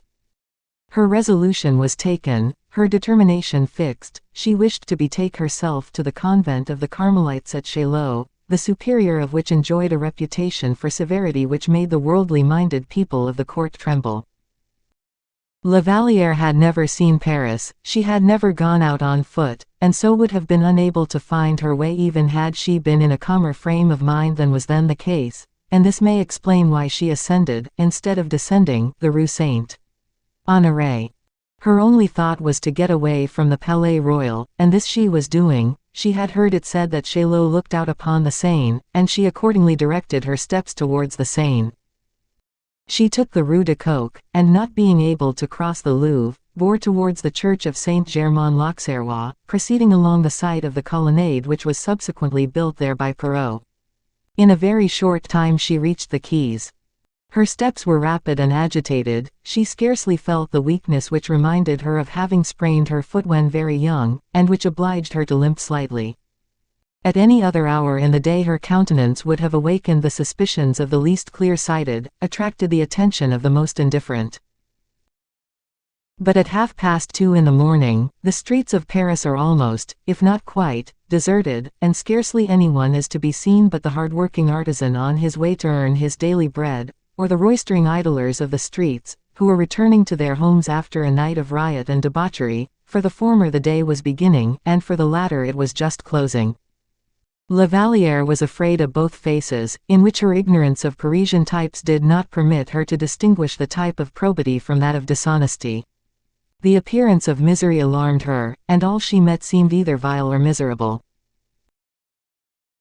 Her dress, which was the same she had worn during the previous evening, was elegant even in its careless disorder, for it was the one in which she had presented herself to the Queen Mother, and, moreover, when she drew aside the mantle which covered her face, in order to enable her to see the way she was going, her pallor and her beautiful eyes spoke an unknown language to the men she met, and, unconsciously, the poor fugitive seemed to invite the brutal remarks of the one class, or to appeal to the compassion of the other. La Vallière still walked on in the same way, breathless and hurried, until she reached the top of the Place de Grève. She stopped from time to time, placed her hand upon her heart, leaned against a wall until she could breathe freely again, and then continued on her course more rapidly than before. On reaching the Place de Grève, La Vallière suddenly came upon a group of 3 drunken men, reeling and staggering along, who were just leaving a boat which they had made fast to the quay. The boat was freighted with wines, and it was apparent that they had done ample justice to the merchandise. They were celebrating their convivial exploits in 3 different quays, when suddenly, as they reached the end of the railing leading down to the quay, they found an obstacle in their path, in the shape of this young girl. La Vallière stopped, while they, on their part, at the appearance of the young girl dressed in court costume, also halted, and seizing each other by the hand, they surrounded La Vallière, singing, "Oh, all ye weary wights, who mope alone, come drink, and sing and laugh, round Venus's throne." La Vallière at once understood that the men were insulting her, and wished to prevent her passing. She tried to do so several times, but her efforts were useless. Her limbs failed her, she felt she was on the point of falling, and uttered a cry of terror. At the same moment the circle which surrounded her was suddenly broken through in a most violent manner. One of her insulters was knocked to the left, another fell rolling over and over to the right, close to the water's edge, while the third could hardly keep his feet. An officer of the musketeers stood face to face with the young girl, with threatening brow and hand raised to carry out his threat. The drunken fellows, at sight of the uniform, made their escape with what speed their staggering limbs could lend them, all the more eagerly for the proof of strength which the wearer of the uniform had just afforded them. "Is it possible," exclaimed the musketeer, "that it can be Mademoiselle de la Vallière?" La Vallière, bewildered by what had just happened, and confounded by hearing her name pronounced, looked up and recognized D'Artagnan. "Oh, D'Artagnan, it is indeed I," and at the same moment she seized his arm. "You will protect me, will you not?" she added, in a tone of entreaty. "Most certainly I will protect you, but, in heaven's name, where are you going at this hour?" "I am going to Chaillot." "You are going to Chaillot by way of Le Repast. Why, mademoiselle, you are turning your back upon it. In that case, monsieur, be kind enough to put me in the right way, and to go with me a short distance." "Most willingly. But how does it happen that I have found you here? By what merciful intervention were you sent to my assistance? I almost seem to be dreaming, or to be losing my senses."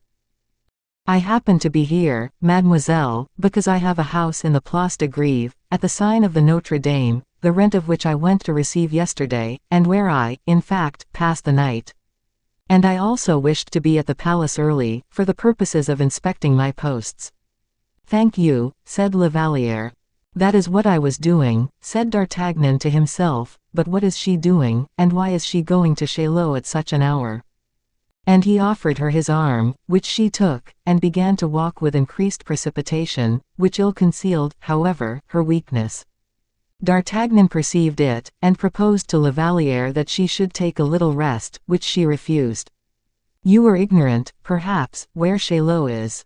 Inquired D'Artagnan. Quite so. It is a great distance. That matters very little. It is at least a league. I can walk it. D'Artagnan did not reply. He could tell, merely by the tone of a voice, when a resolution was real or not. He rather bore along rather than accompanied La Vallière, until they perceived the elevated ground of Chaillot. What house are you going to, mademoiselle? Inquired D'Artagnan. To the Carmelites, monsieur. To the Carmelites, repeated D'Artagnan, in amazement. Yes, and since heaven has directed you towards me to give me your support on my road, accept both my thanks and my adieu. To the Carmelites. Your adieu. Are you going to become a nun? Exclaimed D'Artagnan. Yes, monsieur. What, you?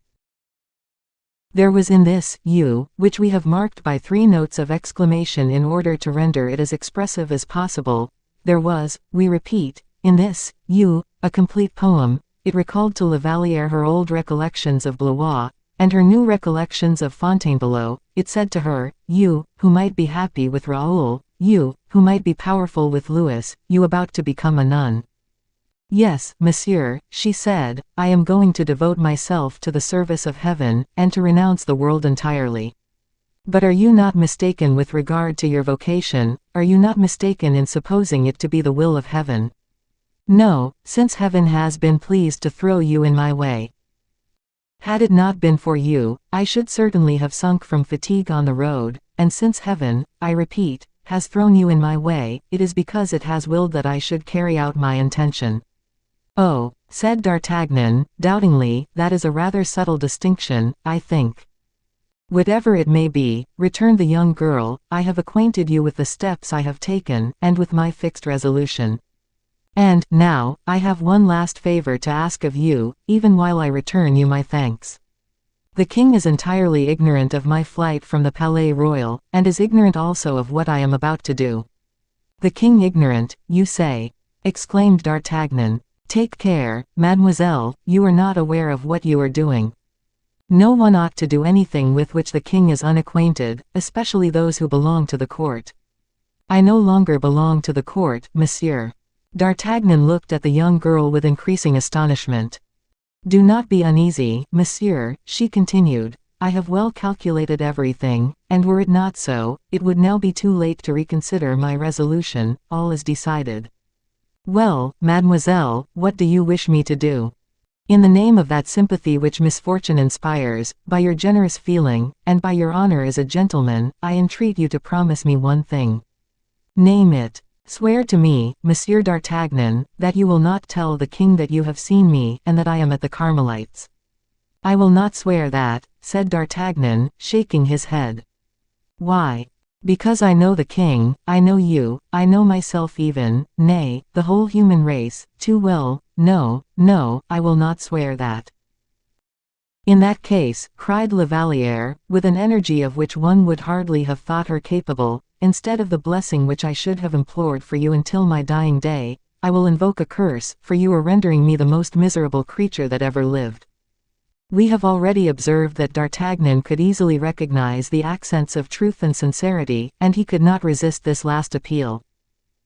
He saw by her face how bitterly she suffered from a feeling of degradation, he remarked her trembling limbs, how her whole slight and delicate frame was violently agitated by some internal struggle, and clearly perceived that resistance might be fatal. I will do as you wish, then, he said. Be satisfied, mademoiselle, I will say nothing to the king. Oh, thanks, thanks, exclaimed La Vallière, you are the most generous man breathing. And in her extreme delight she seized hold of D'Artagnan's hands and pressed them between her own. D'Artagnan, who felt himself quite overcome, said, "This is touching, upon my word, she begins where others leave off." And La Vallière, who, in the bitterness of her distress, had sunk upon the ground, rose and walked towards the convent of the Carmelites, which could now, in the dawning light, be perceived just before them. D'Artagnan followed her at a distance. The entrance door was half open, she glided in like a shadow, and thanking D'Artagnan by a parting gesture, disappeared from his sight. When D'Artagnan found himself quite alone, he reflected very profoundly upon what had just taken place. "Upon my word," he said, "this looks very much like what is called a false position. To keep such a secret as that, is to keep a burning coal in one's breeches pocket, and trust that it may not burn the stuff. And yet, not to keep it when I have sworn to do so is dishonorable. It generally happens that some bright idea or other occurs to me as I am going along, but I am very much mistaken if I shall not, now, have to go a long way in order to find the solution of this affair. Yes, but which way to go? Oh, towards Paris, of course, that is the best way, after all. Only one must make haste, and in order to make haste 4 legs are better than 2, and I, unhappily, only have 2. A horse, as I heard them say at the theatre in London, my kingdom for a horse. And now I think of it, it need not cost me so much as that, for at the Barrière de la Conférence there is a guard of musketeers, and instead of the 1 horse I need, I shall find 10 there." So, in pursuance of this resolution, which he adopted with his usual rapidity, D'Artagnan immediately turned his back upon the heights of Chaillot, reached the guardhouse, took the fastest horse he could find there, and was at the palace in less than 10 minutes. It was striking 5 as he reached the Palais Royal. The king, he was told, had gone to bed at his usual hour, having been long engaged with M. Colbert, and, in all probability, was still sound asleep. "Come," said D'Artagnan, "she spoke the truth, the king is ignorant of everything, if he only knew 1/2 of what has happened, the Palais Royal by this time would be turned upside down." 167. Showing how Louis, on his part, had passed the time from 10 to 12:30 at night. When the king left the apartments of the maids of honor, he found Colbert awaiting him to take directions for the next day's ceremony, as the king was then to receive the Dutch and Spanish ambassadors. Louis XIV had serious causes of dissatisfaction with the Dutch. The States had already been guilty of many mean shifts and evasions with France, and without perceiving or without caring about the chances of a rupture, they again abandoned the alliance with His Most Christian Majesty, for the purpose of entering into all kinds of plots with Spain. Louis XIV at his accession, that is to say, at the death of Cardinal Mazarin, had found this political question roughly sketched out. The solution was difficult for a young man, but as, at that time, the king represented the whole nation, anything that the head resolved upon, the body would be found ready to carry out. Any sudden impulse of anger, the reaction of young hot blood upon the brain, would be quite sufficient to change an old form of policy and create another system altogether.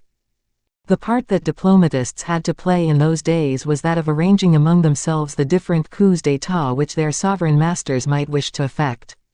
Louis was not in that calm frame of mind which was necessary to enable him to determine on a wise course of policy. Still much agitated from the quarrel he had just had with La Vallière, he walked hastily into his cabinet, dimly desirous of finding an opportunity of producing an explosion after he had controlled himself for so long a time. Colbert, as he saw the king enter, knew the position of affairs at a glance, understood the king's intentions, and resolved therefore to maneuver a little.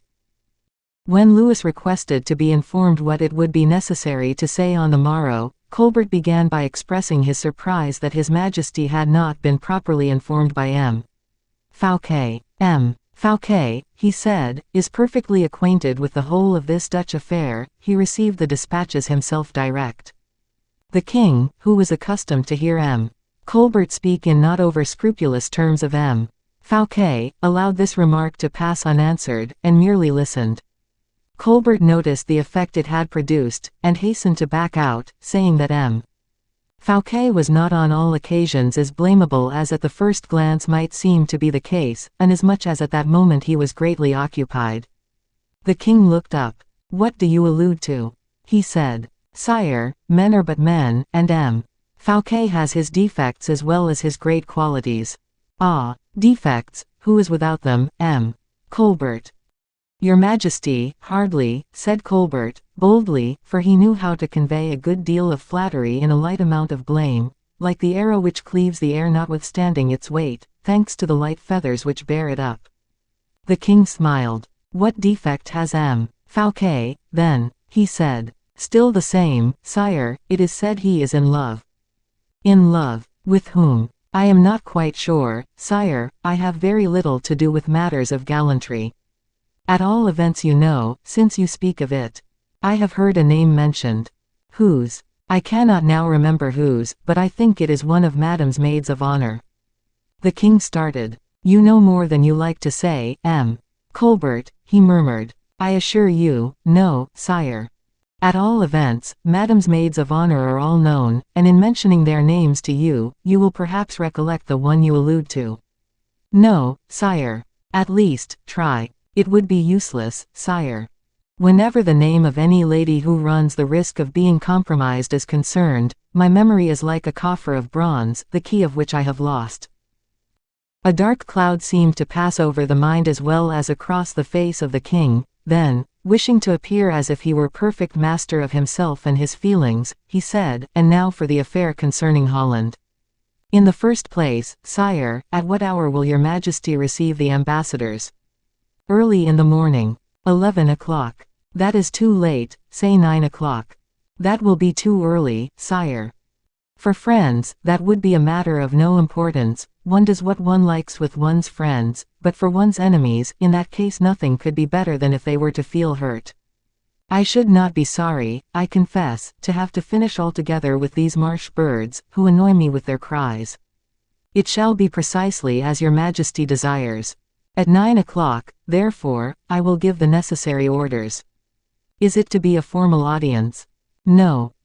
I wish to have an explanation with them, and not to embitter matters, as is always the case when many persons are present, but, at the same time, I wish to clear up everything with them, in order not to have to begin over again. Your Majesty will inform me of the persons whom you wish to be present at the reception. I will draw out a list. Let us speak of the ambassadors. What do they want? Allies with Spain, they gain nothing, allies with France, they lose much. How is that? Allied with Spain, they see themselves bounded and protected by the possessions of their allies, they cannot touch them, however anxious they may be to do so. From Antwerp to Rotterdam is but a step, and that by the way of the Scheldt and the Meuse. If they wish to make a bite at the Spanish cake, you, sire, the son-in-law of the King of Spain, could with your cavalry sweep the earth from your dominions to Brussels in a couple of days. Their design is, therefore, only to quarrel so far with you, and only to make you suspect Spain so far, as will be sufficient to induce you not to interfere with their own affairs. It would be far more simple, I should imagine, replied the king, to form a solid alliance with me, by means of which I should gain something, while they would gain everything. Not so, for if, by chance, they were to have you, or France rather, as a boundary, your Majesty is not an agreeable neighbor. Young, ardent, warlike, the King of France might inflict some serious mischief on Holland, especially if he were to get near her. I perfectly understand, Colbert, and you have explained it very clearly, but be good enough to tell me the conclusion you have arrived at. Your Majesty's own decisions are never deficient in wisdom. What will these ambassadors say to me? They will tell your Majesty that they are ardently desirous of forming an alliance with you, which will be a falsehood. They will tell Spain that the three powers ought to unite so as to check the prosperity of England, and that will equally be a falsehood, for at present, the natural ally of your Majesty is England, who has ships while we have none, England, who can counteract Dutch influence in India, England, in fact, a monarchical country, to which your Majesty is attached by ties of relationship. Good, but how would you answer? I should answer, sire, with the greatest possible moderation of tone, that the disposition of Holland does not seem friendly towards the court of France, that the symptoms of public feeling among the Dutch are alarming as regards your Majesty, that certain medals have been struck with insulting devices. towards me," exclaimed the young king, excitedly. "Oh, no, sire, no, insulting is not the word, I was mistaken, I ought to have said immeasurably flattering to the Dutch." "Oh, if that be so, the pride of the Dutch is a matter of indifference to me," said the king, sighing. "Your Majesty is right, 1,000 times right. However, it is never a mistake in politics, your Majesty knows better than myself, to exaggerate a little in order to obtain a concession in your own favor. If your Majesty were to complain as if your susceptibility were offended, you would stand in a far higher position with them." "What are these medals you speak of?" inquired Louis, "for if I allude to them, I ought to know what to say." "Upon my word, sire, I cannot very well tell you, some overweeningly conceited device, that is the sense of it, the words have little to do with the thing itself." "Very good. I will mention the word, medal, and they can understand it if they like." "Oh, they will understand without any difficulty. Your Majesty can also slip in a few words about certain pamphlets which are being circulated." "Never. Pamphlets befoul those who write them much more than those against whom they are written." Colbert, I thank you. You can leave now. Do not forget the hour I have fixed, and be there yourself." "Sire, I await your Majesty's list." "True," returned the king, and he began to meditate. He had not thought of the list in the least. The clock struck 11:30. The king's face revealed a violent conflict between pride and love. The political conversation had dispelled a good deal of the irritation which Louis had felt, and Lavaliere's pale, worn features, in his imagination, spoke a very different language from that of the Dutch medals or the Batavian pamphlets. He sat for 10 minutes debating within himself whether he should or should not return to Lavaliere, but Colbert having with some urgency respectfully requested that the list might be furnished him, the king was ashamed to be thinking of mere matters of affection where important state affairs required his attention.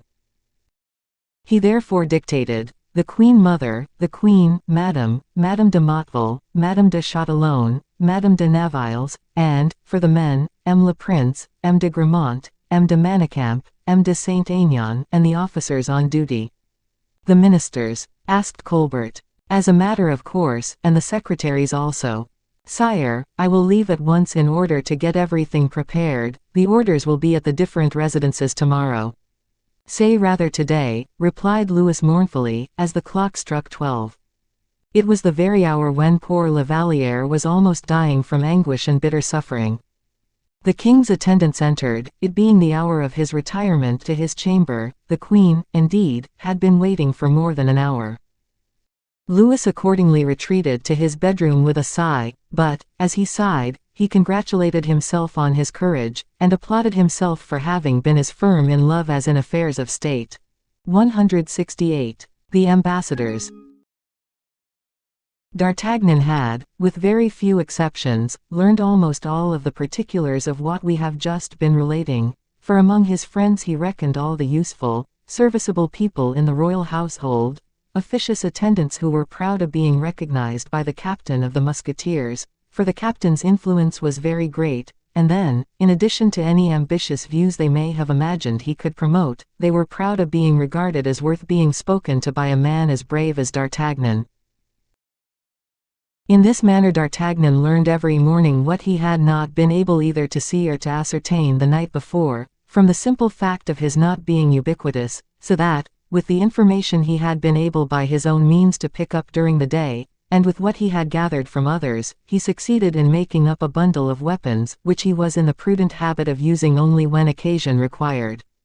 In this way, D'Artagnan's 2 eyes rendered him the same service as the 100 eyes of Argus. Political secrets, bedside revelations, hints or scraps of conversation dropped by the courtiers on the threshold of the royal antechamber. In this way D'Artagnan managed to ascertain, and to store away everything in the vast and impenetrable mausoleum of his memory, by the side of those royal secrets so dearly bought and faithfully preserved. He therefore knew of the king's interview with Colbert, and of the appointment made for the ambassadors in the morning, and, consequently, that the question of the medals would be brought up for debate, and, while he was arranging and constructing the conversation upon a few chance words which had reached his ears, he returned to his post in the royal apartments, so as to be there at the very moment the king awoke. It happened that the king rose very early, proving thereby that he, too, on his side, had slept but indifferently. Towards 7 o'clock, he half opened his door very gently. D'Artagnan was at his post. His Majesty was pale, and seemed wearied. He had not, moreover, quite finished dressing. "Send for M. de Saint-Aignan," he said. Saint-Aignan was probably awaiting a summons, for the messenger, when he reached his apartment, found him already dressed. Saint-Aignan hastened to the king in obedience to the summons.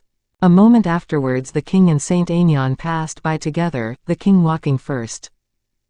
D'Artagnan went to the window which looked out upon the courtyard. He had no need to put himself to the trouble of watching in what direction the king went, for he had no difficulty in guessing beforehand where his Majesty was going. The king, in fact, bent his steps towards the apartments of the maids of honor, a circumstance which in no way astonished D'Artagnan, for he more than suspected, although La Vallière had not breathed a syllable on the subject, that the king had some kind of reparation to make. Saint-Aignan followed him as he had done the previous evening, rather less uneasy in his mind, though still slightly agitated, for he fervently trusted that at 7 o'clock in the morning there might be only himself and the king awake amongst the august guests at the palace. D'Artagnan stood at the window, careless and perfectly calm in his manner. One could almost have sworn that he noticed nothing, and was utterly ignorant who were these two hunters after adventures, passing like shadows across the courtyard, wrapped up in their cloaks. And yet, all the while that D'Artagnan appeared not to be looking at them at all, he did not for one moment lose sight of them, and while he whistled that old march of the Musketeers, which he rarely recalled except under great emergencies, he conjectured and prophesied how terrible would be the storm which would be raised on the king's return. In fact, when the king entered La Vallière's apartment and found the room empty and the bed untouched, he began to be alarmed, and called out to Montalais, who immediately answered the summons, but her astonishment was equal to the king's. All that she could tell his Majesty was, that she had fancied she had heard La Vallière's weeping during a portion of the night, but, knowing that his Majesty had paid her a visit, she had not dared to inquire what was the matter. "But," inquired the king, "where do you suppose she is gone?" "Sire," replied Montalais, "Louise is of a very sentimental disposition, and as I have often seen her rise at daybreak in order to go out into the garden, she may, perhaps, be there now." This appeared probable, and the king immediately ran down the staircase in search of the fugitive. D'Artagnan saw him grow very pale, and talking in an excited manner with his companion, as he went towards the gardens, Saint-Aignan following him, out of breath. D'Artagnan did not stir from the window, but went on whistling, looking as if he saw nothing, yet seeing everything. "Come, come," he murmured, when the king disappeared, "His Majesty's passion is stronger than I thought. He is now doing, I think, what he never did for Mademoiselle de Mancini." 15. In a quarter of an hour the king again appeared. He had looked everywhere, was completely out of breath, and, as a matter of course, had not discovered anything. Saint-Aignan, who still followed him, was fanning himself with his hat, and in a gasping voice, asking for information about La Vallière from such of the servants as were about, in fact from everyone he met.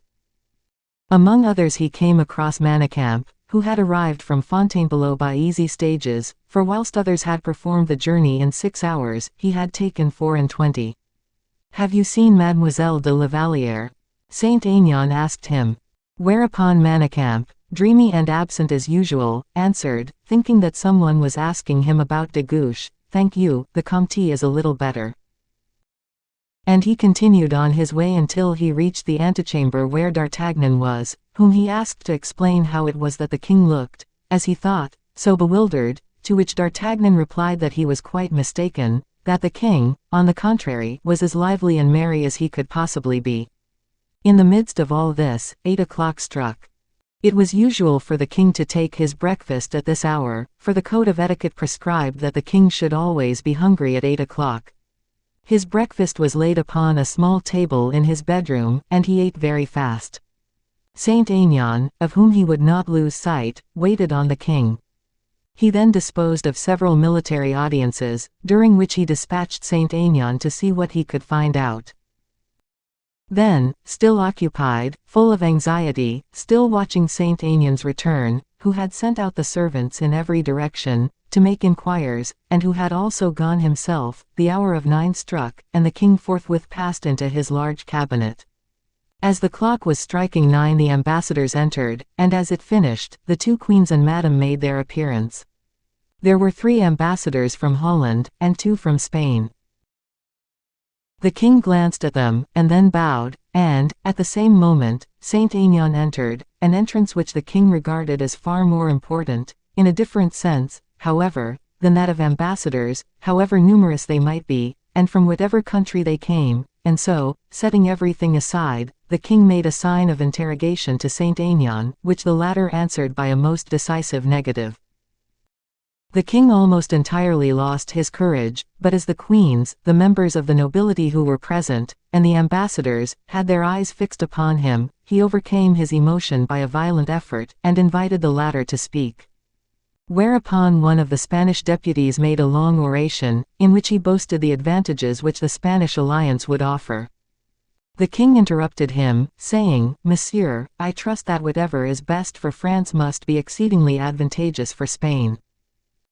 This remark, and particularly the peremptory tone in which it was pronounced, made the ambassadors pale, and brought the color into the cheeks of the 2 queens, who, being Spanish, felt wounded in their pride of relationship and nationality by this reply. The Dutch ambassador then began to address himself to the king, and complained of the injurious suspicions which the king exhibited against the government of his country. The king interrupted him, saying, "It is very singular, monsieur, that you should come with any complaint, when it is I rather who have reason to be dissatisfied, and yet, you see, I do not complain." "Complain, sire, and in what respect?" The king smiled bitterly. "Will you blame me, monsieur," he said, "if I should happen to entertain suspicions against a government which authorizes and protects international impertinence?" "Sire, I tell you," resumed the king, exciting himself by a recollection of his own personal annoyance, rather than from political grounds, "that Holland is a land of refuge for all who hate me, and especially for all who malign me." "Oh, sire, you wish for proofs, perhaps. Very good, they can be had easily enough. Whence proceed all those vile and insolent pamphlets which represent me as a monarch without glory and without authority? Your printing presses groan under their number. If my secretaries were here, I would mention the titles of the works as well as the names of the printers." "Sire," replied the ambassador, "a pamphlet can hardly be regarded as the work of a whole nation. Is it just, is it reasonable, that a great and powerful monarch like your majesty should render a whole nation responsible for the crime of a few madmen, who are, perhaps, only scribbling in a garret for a few sous to buy bread for their family? That may be the case, I admit. But when the mint itself, at Amsterdam, strikes off medals which reflect disgrace upon me, is that also the crime of a few madmen?" "Medals," stammered out the ambassador. "Medals," repeated the king, looking at Colbert. "Your Majesty," the ambassador ventured, "should be quite sure." The king still looked at Colbert, but Colbert appeared not to understand him, and maintained an unbroken silence, notwithstanding the king's repeated hints. D'Artagnan then approached the king, and taking a piece of money out of his pocket, he placed it in the king's hands, saying, "This is the medal your majesty alludes to." The king looked at it, and with a look which, ever since he had become his own master, was ever piercing as the eagle's, observed an insulting device representing Holland arresting the progress of the sun, with this inscription, "In conspectu meo stetit sol." "In my presence the sun stands still," exclaimed the king, furiously. "Ah, you will hardly deny it now, I suppose." "And the sun," said D'Artagnan, "is this," as he pointed to the panels of the cabinet, where the sun was brilliantly represented in every direction, with this motto, Nec pluribus impar. 16. Louis's anger, increased by the bitterness of his own personal sufferings, hardly required this additional circumstance to foment it. Everyone saw, from the kindling passion in the king's eyes, that an explosion was imminent. A look from Colbert kept postponed the bursting of the storm. The ambassador ventured to frame excuses by saying that the vanity of nations was a matter of little consequence, that Holland was proud that, with such limited resources, she had maintained her rank as a great nation, even against powerful monarchs, and that if a little smoke had intoxicated his countrymen, the king would be kindly disposed, and would excuse this intoxication. The king seemed as if he would be glad of some suggestion. He looked at Colbert, who remained impassible, then at D'Artagnan, who simply shrugged his shoulders, a movement which was like the opening of the floodgates, whereby the king's anger, which he had restrained for so long a period, now burst forth. As no one knew what direction his anger might take, all preserved a dead silence. The second ambassador took advantage of it to begin his excuses also.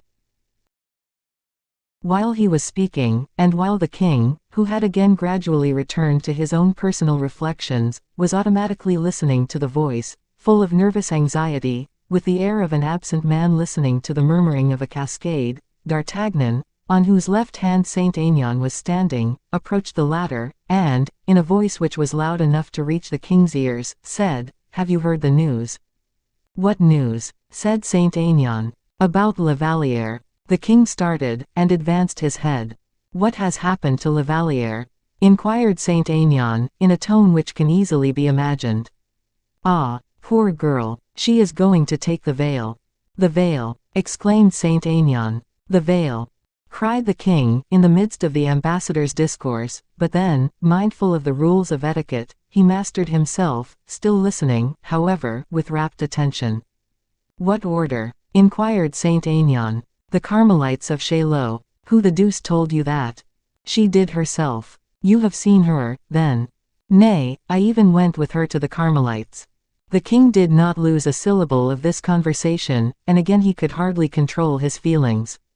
"But what was the cause of her flight?"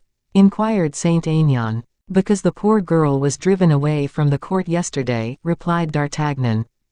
He had no sooner said this, than the king, with an authoritative gesture, said to the ambassador, "Enough, monsieur, enough."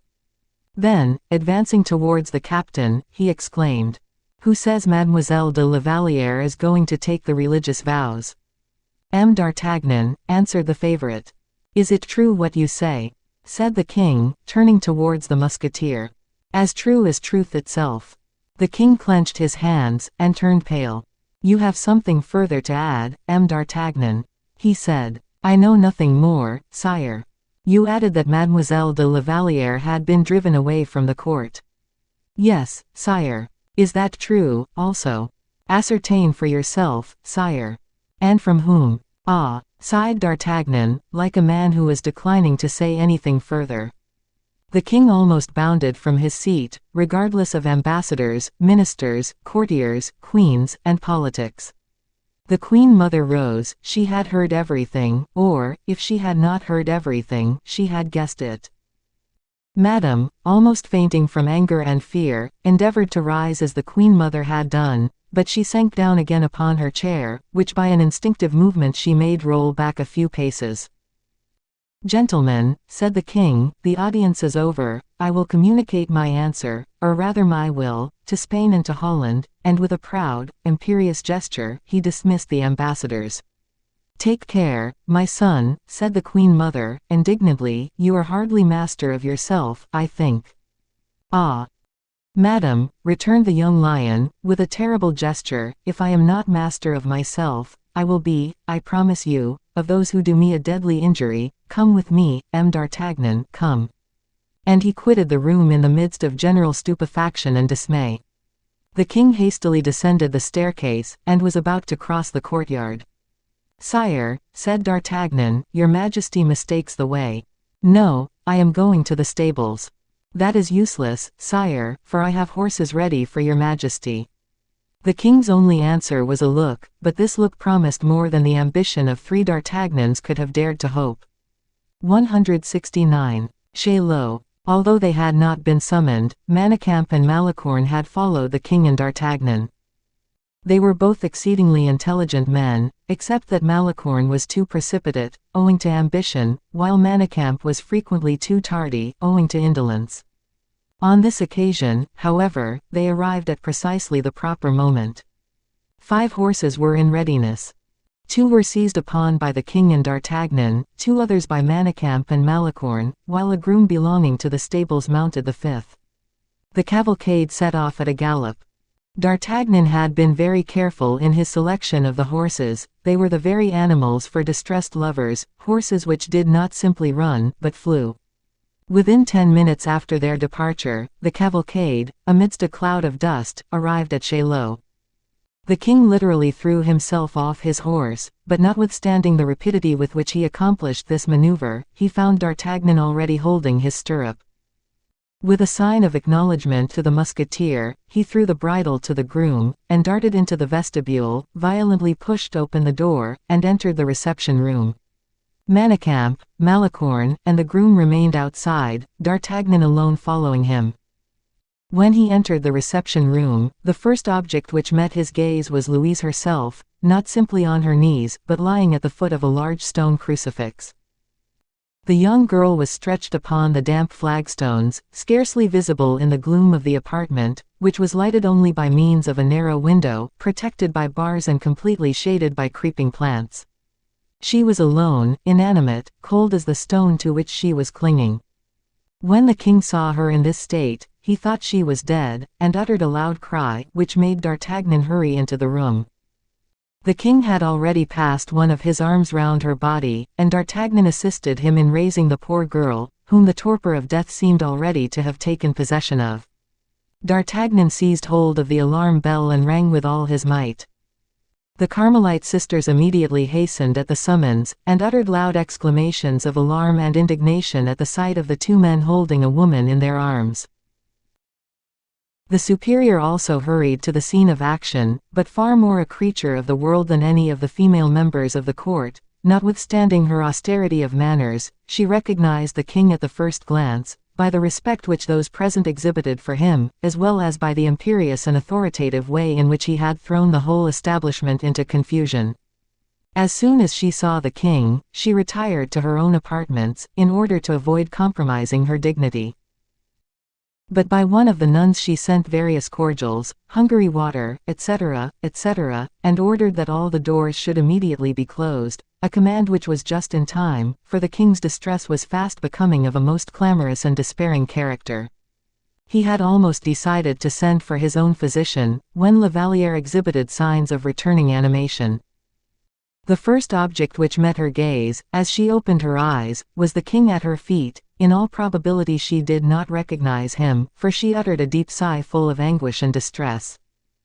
Louis fixed his eyes devouringly upon her face, and when, in the course of a few moments, she recognized Louis, she endeavored to tear herself from his embrace.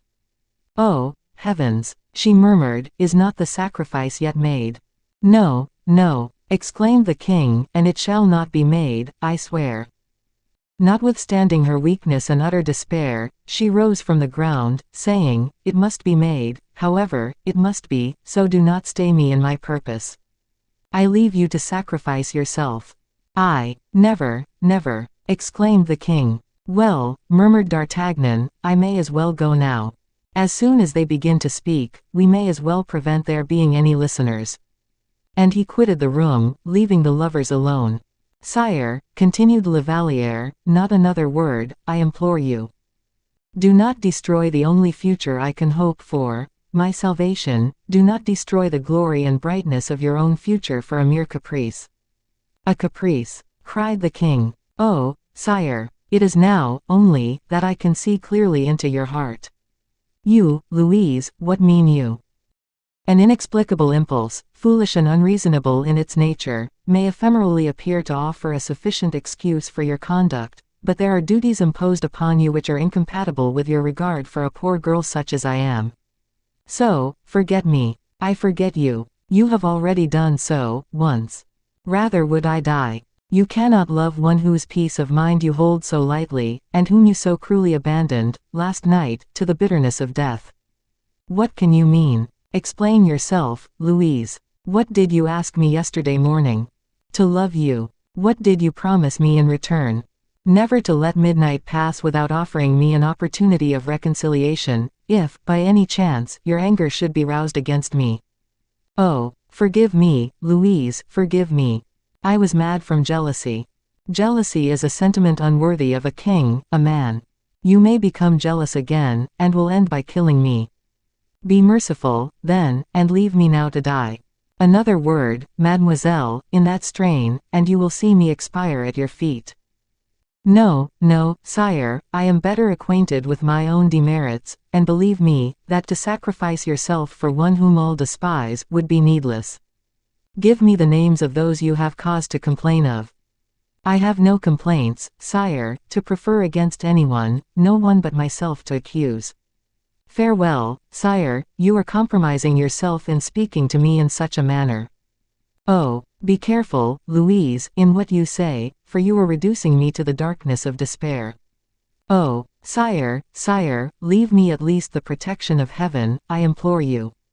No, no, heaven itself shall not tear you from me. Save me, then, cried the poor girl, from those determined and pitiless enemies who are thirsting to annihilate my life and honor too. If you have courage enough to love me, show at least that you have power enough to defend me. But no, she whom you say you love, others insult and mock, and drive shamelessly away. And the gentle-hearted girl, forced, by her own bitter distress to accuse others, wrung her hands in an uncontrollable agony of tears. You have been driven away, exclaimed the king. This is the second time I have heard that said. I have been driven away with shame and ignominy, sire. You see, then, that I have no other protector but heaven, no consolation but prayer, and this cloister is my only refuge. My palace, my whole court, shall be your park of peace. Oh, fear nothing further now, Louise, those, be they men or women, who yesterday drove you away, shall tomorrow tremble before you, tomorrow, do I say. Nay, this very day I have already shown my displeasure, have already threatened. It is in my power, even now, to hurl the thunderbolt I have hitherto withheld. Louise, Louise, you shall be bitterly revenged, tears of blood shall repay you for the tears you have shed. Give me only the names of your enemies. Never, never. How can I show any anger, then?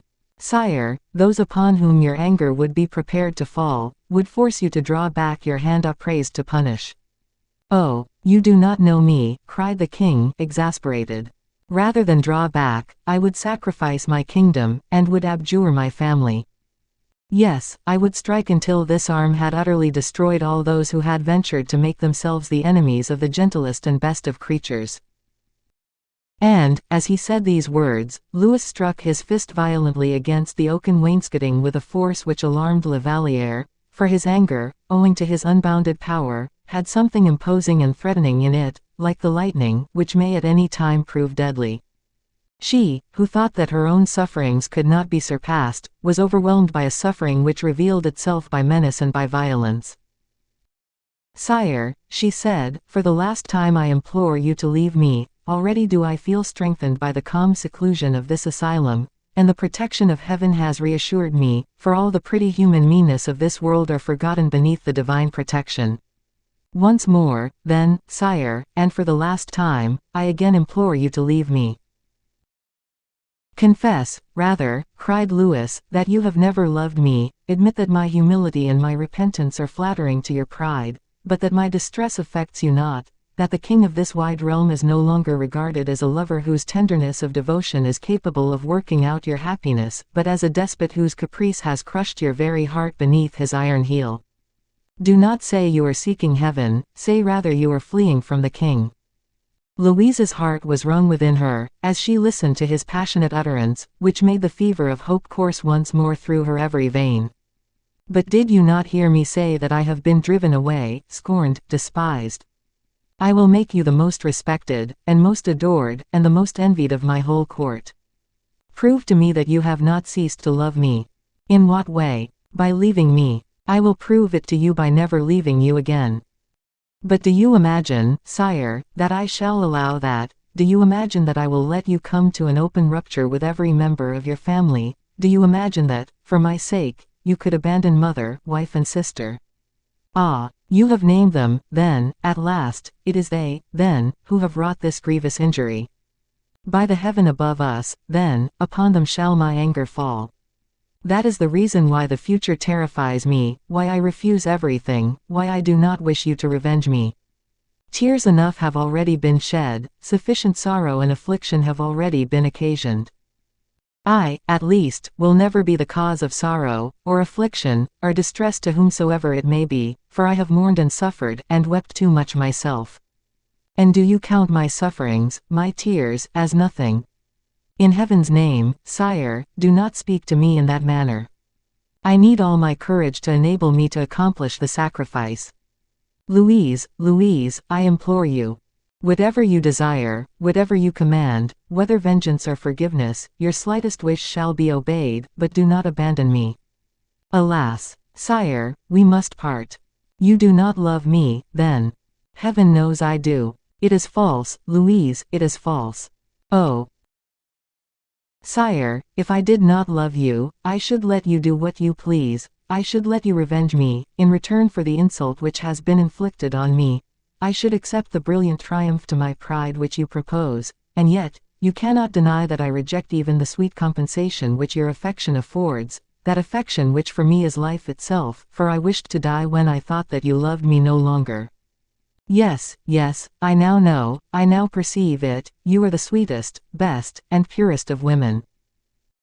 There is no one so worthy as yourself, not alone of my respect and devotion, but also of the respect and devotion of all who surround me, and therefore no one shall be loved like yourself, no one shall ever possess the influence over me that you wield.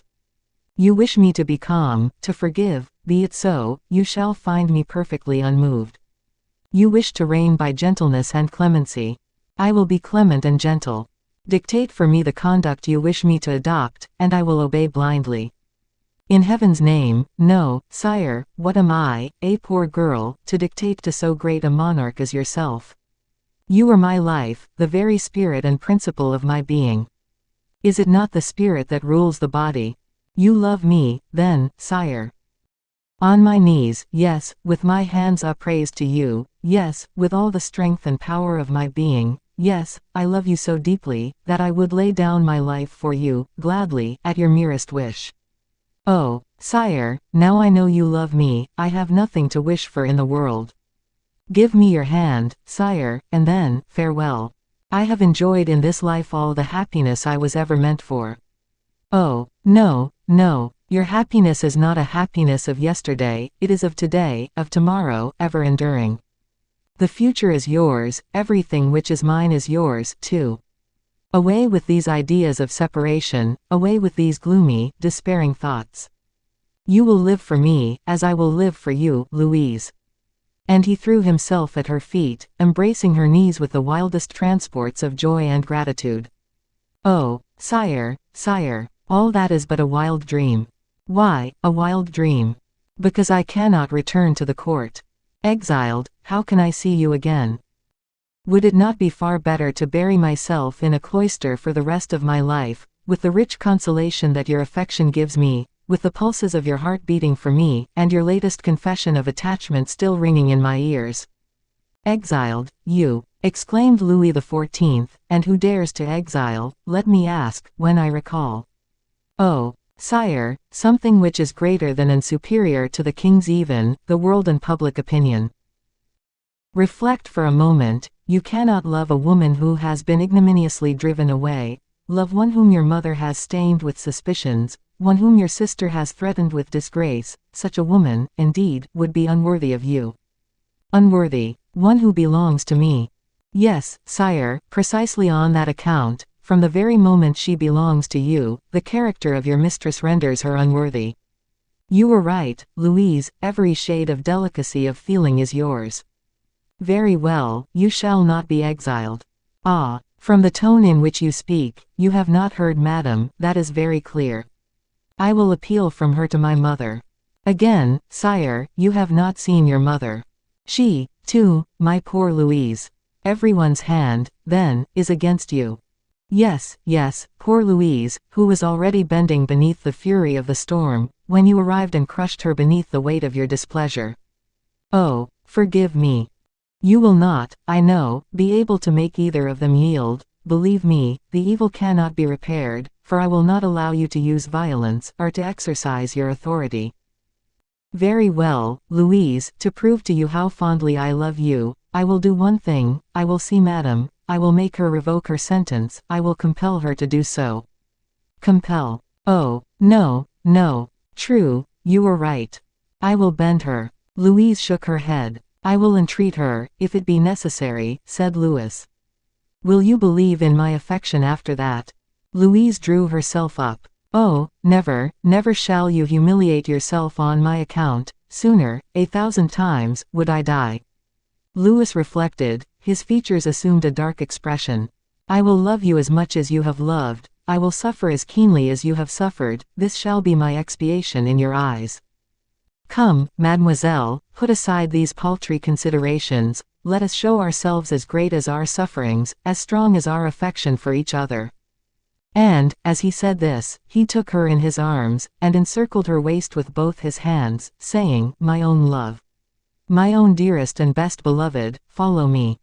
She made a final effort, in which she concentrated, no longer all of her firmness of will, for that had long since been overcome, but all her physical strength.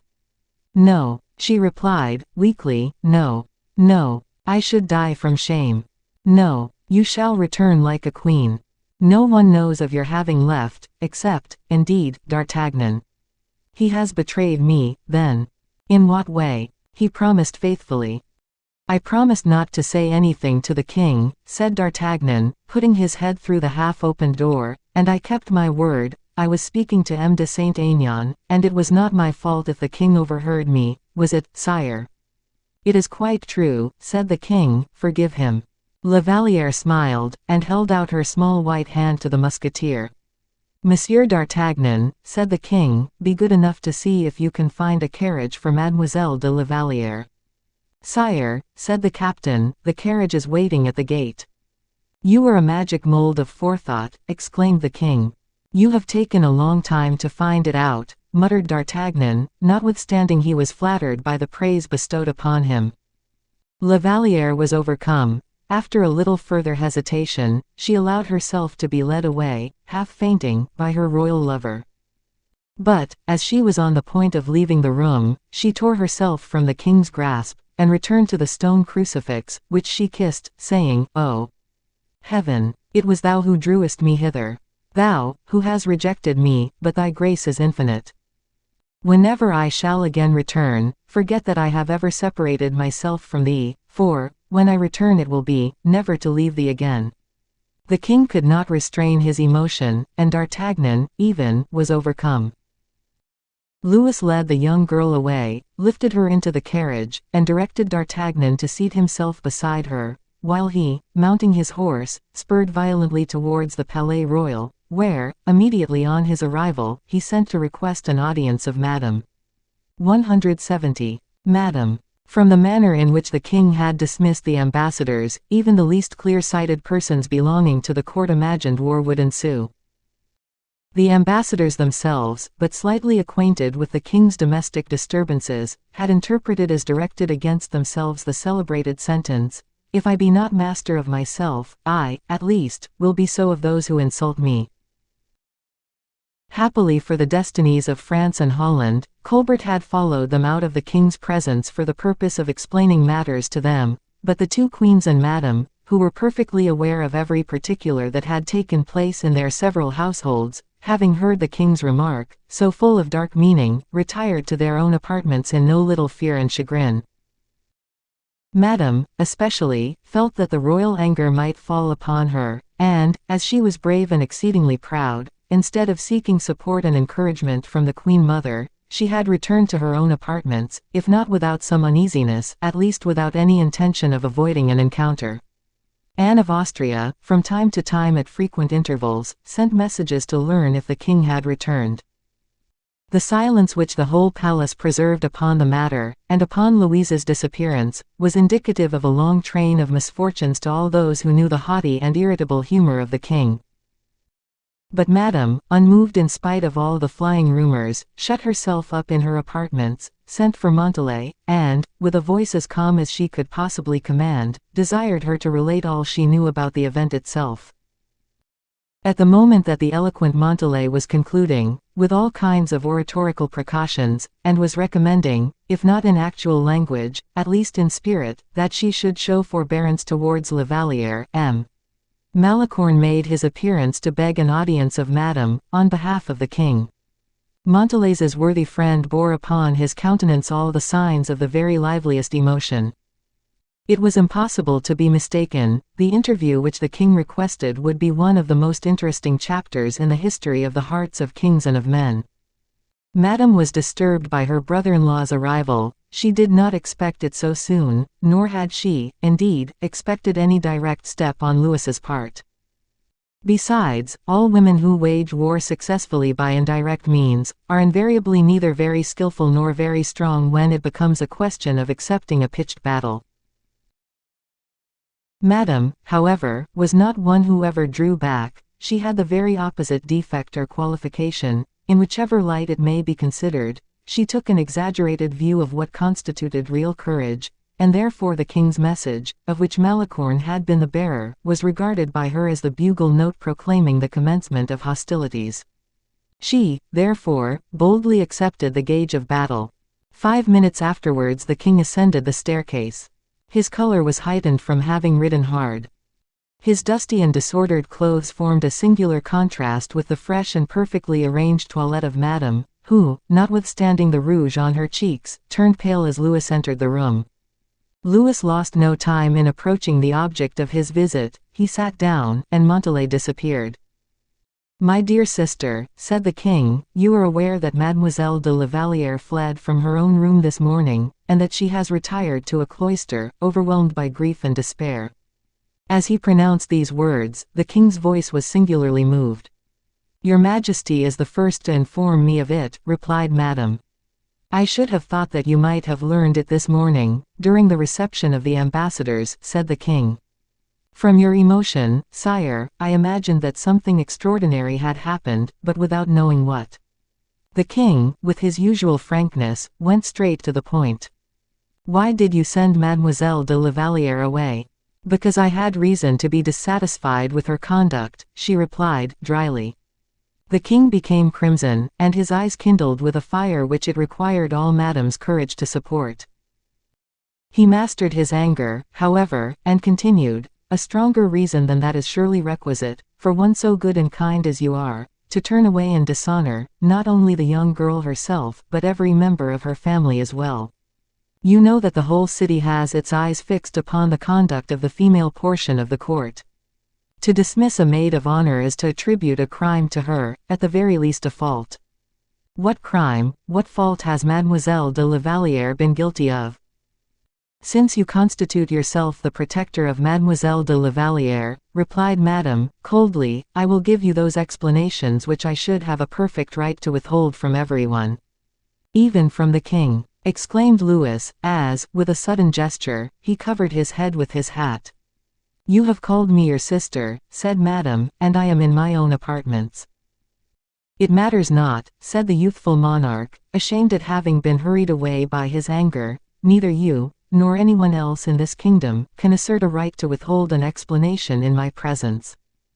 "Since that is the way you regard it," said Madame, in a hoarse, angry tone of voice, "all that remains for me to do is bow submission to your Majesty, and to be silent." "Not so. Let there be no equivocation between us. The protection with which you surround Mademoiselle de la Vallière does not impose any respect."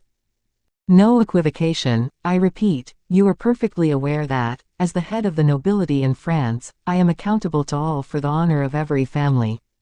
You dismiss Mademoiselle de la Vallière, or whoever else it may be." Madame shrugged her shoulders. "Or whoever else it may be, I repeat," continued the king, "and as, acting in that manner, you cast a dishonorable reflection upon that person, I ask you for an explanation, in order that I may confirm or annul the sentence." "Annul my sentence!" exclaimed Madame, haughtily. "What? When I have discharged one of my attendants, do you order me to take her back again?" The king remained silent. "This would be a sheer abuse of power, sire, it would be indecorous and unseemly." "Madame, as a woman, I should revolt against an abuse so insulting to me. I should no longer be able to regard myself as a princess of your blood, a daughter of a monarch, I should be the meanest of creatures, more humbled and disgraced than the servant I had sent away." The king rose from his seat with anger. "It cannot be a heart," he cried, "you have beating in your bosom. If you act in such a way with me, I may have reason to act with corresponding severity. It sometimes happens that in a battle a chance ball may reach its mark." The observation, which the king had made without any particular intention, struck Madame home, and staggered her for a moment. Some day or other she might indeed have reason to dread reprisals. "At all events, sire," she said, "explain what you require." "I ask, madame, what has Mademoiselle de la Vallière done to warrant your conduct toward her? She is the most cunning fomenter of intrigues I know. She was the occasion of 2 personal friends engaging in mortal combat, and has made people talk of her in such shameless terms that the whole court is indignant at the mere sound of her name." She, cried the king. "Under her soft and hypocritical manner," continued Madame, "she hides a disposition full of foul and dark conceit. You may possibly be deceived, sire, but I know her right well. She is capable of creating dispute and misunderstanding between the most affectionate relatives and the most intimate friends. You see that she has already sown discord betwixt us two." "I do assure you," said the king. "Sire, look well into the case as it stands. We were living on the most friendly understanding, and by the artfulness of her tales and complaints, she has set your majesty against me. I swear to you," said the king, "that on no occasion has a bitter word ever passed her lips. I swear that, even in my wildest bursts of passion, she would not allow me to menace anyone, and I swear, too, that you do not possess a more devoted and respectful friend than she is." "Friend," said Madame, with an expression of supreme disdain. "Take care, Madame," said the king, "you forget that you now understand me, and that from this moment everything is equalized. Mademoiselle de la Vallière will be whatever I may choose her to become, and tomorrow, if I were determined to do so, I could seat her on a throne. She was not born to a throne, at least, and whatever you may do can affect the future alone, but cannot affect the past. Madame, towards you I have shown every kind consideration, and every eager desire to please you. Do not remind me that I am master. It is the second time, sire, that you have made that remark, and I have already informed you I am ready to submit. In that case, then, you will confer upon me the favor of receiving Mademoiselle de la Vallière back again." "For what purpose, sire, since you have a throne to bestow upon her?" "I am too insignificant to protect so exalted a personage. Nay, a truce to this bitter and disdainful spirit. Grant me her forgiveness." "Never. You drive me, then, to open warfare in my own family.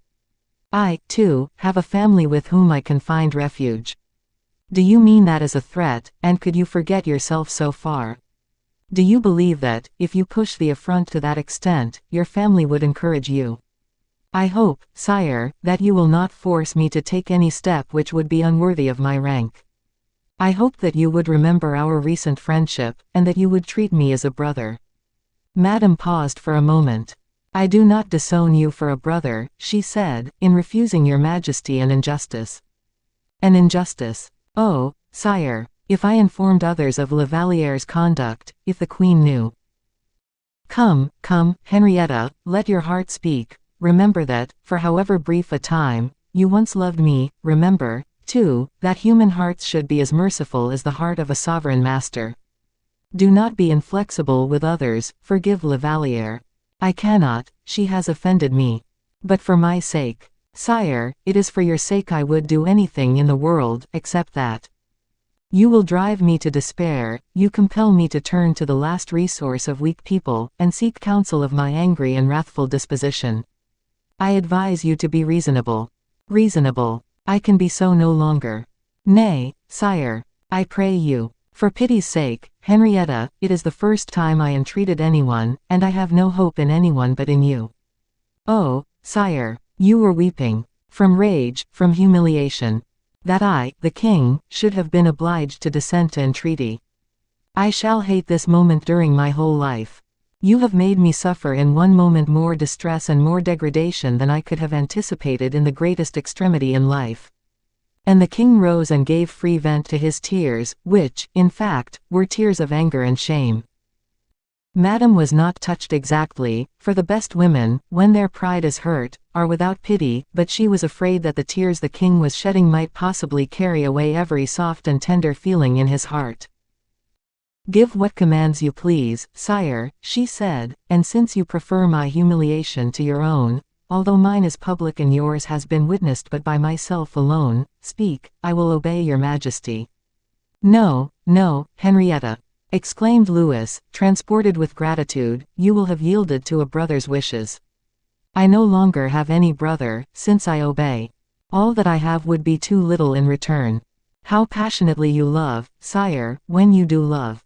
Louis did not answer. He had seized upon Madame's hand and covered it with kisses. "And so you will receive this poor girl back again, and will forgive her, you will find how gentle and pure-hearted she is. I will maintain her in my household." "No, you will give her your friendship, my sister. I never liked her." "Well, for my sake, you will treat her kindly, will you not, Henrietta?" "I will treat her as your mistress." The king rose suddenly to his feet. By this word, which had so infelicitously escaped her, Madame had destroyed the whole merit of her sacrifice. The king felt freed from all obligations. Exasperated beyond measure, and bitterly offended, he replied, "I thank you, Madame, I shall never forget the service you have rendered me." And, saluting her with an affectation of ceremony, he took his leave of her. As he passed before a glass, he saw that his eyes were red, and angrily stamped his foot on the ground. But it was too late, for Malicorne and D'Artagnan, who were standing at the door, had seen his eyes. "The king has been crying," thought Malicorne. D'Artagnan approached the king with a respectful air, and said in a low tone of voice, "Sire, it would be better to return to your own apartments by the small staircase." "Why?" "Because the dust of the road has left its traces on your face," said D'Artagnan. "By heavens," he thought, "when the king has given way like a child, let those look to it who may make the lady weep for whom the king sheds tears." 171. Mademoiselle de la Valliere's pocket handkerchief. Madame was not bad-hearted, she was only hasty and impetuous. The king was not imprudent, he was simply in love. Hardly had they entered into this compact, which terminated in La Valliere's recall, when they both sought to make as much as they could by their bargain. The king wished to see La Valliere every moment of the day, while Madame, who was sensible of the king's annoyance ever since he had so entreated her, would not relinquish her revenge on La Valliere without a contest. She planted every conceivable difficulty in the king's path. He was, in fact, obliged, in order to get a glimpse of La Valliere, to be exceedingly devoted in his attentions to his sister-in-law, and this, indeed, was Madame's plan of policy. As she had chosen someone to second her efforts, and as this person was our old friend Montalais, the king found himself completely hemmed in every time he paid Madame a visit. He was surrounded, and was never left a moment alone. Madame displayed in her conversation a charm of manner and brilliancy of wit which dazzled everybody. Montalais followed her, and soon rendered herself perfectly insupportable to the king, which was, in fact, the very thing she expected would happen. She then set Malicorne at the king, who found means of informing His Majesty that there was a young person belonging to the court who was exceedingly miserable, and on the king inquiring who this person was, Malicorne replied that it was Mademoiselle de Montalais. To this the king answered that it was perfectly just that a person should be unhappy when she rendered others so. Whereupon, Malicorne explained how matters stood, for he had received his directions from Montalais. The king began to open his eyes. He remarked that, as soon as he made his appearance, Madame made hers too, that she remained in the corridors until after he had left, that she accompanied him back to his own apartments, fearing that he might speak in the antechambers to one of her maids of honor. One evening she went further still. The king was seated, surrounded by the ladies who were present, and holding in his hand, concealed by his lace ruffle, a small note which he wished to slip into La Valliere's hand. Madame guessed both his intention and the letter too. It was difficult to prevent the king going wherever he pleased, and yet it was necessary to prevent his going near La Valliere, or speaking to her, as by so doing he could let the note fall into her lap behind her fan, or into her pocket handkerchief. The king, who was also on the watch, suspected that a snare was being laid for him. He rose and pushed his chair, without affectation, near Mademoiselle de Châtillon, with whom he began to talk in a light tone.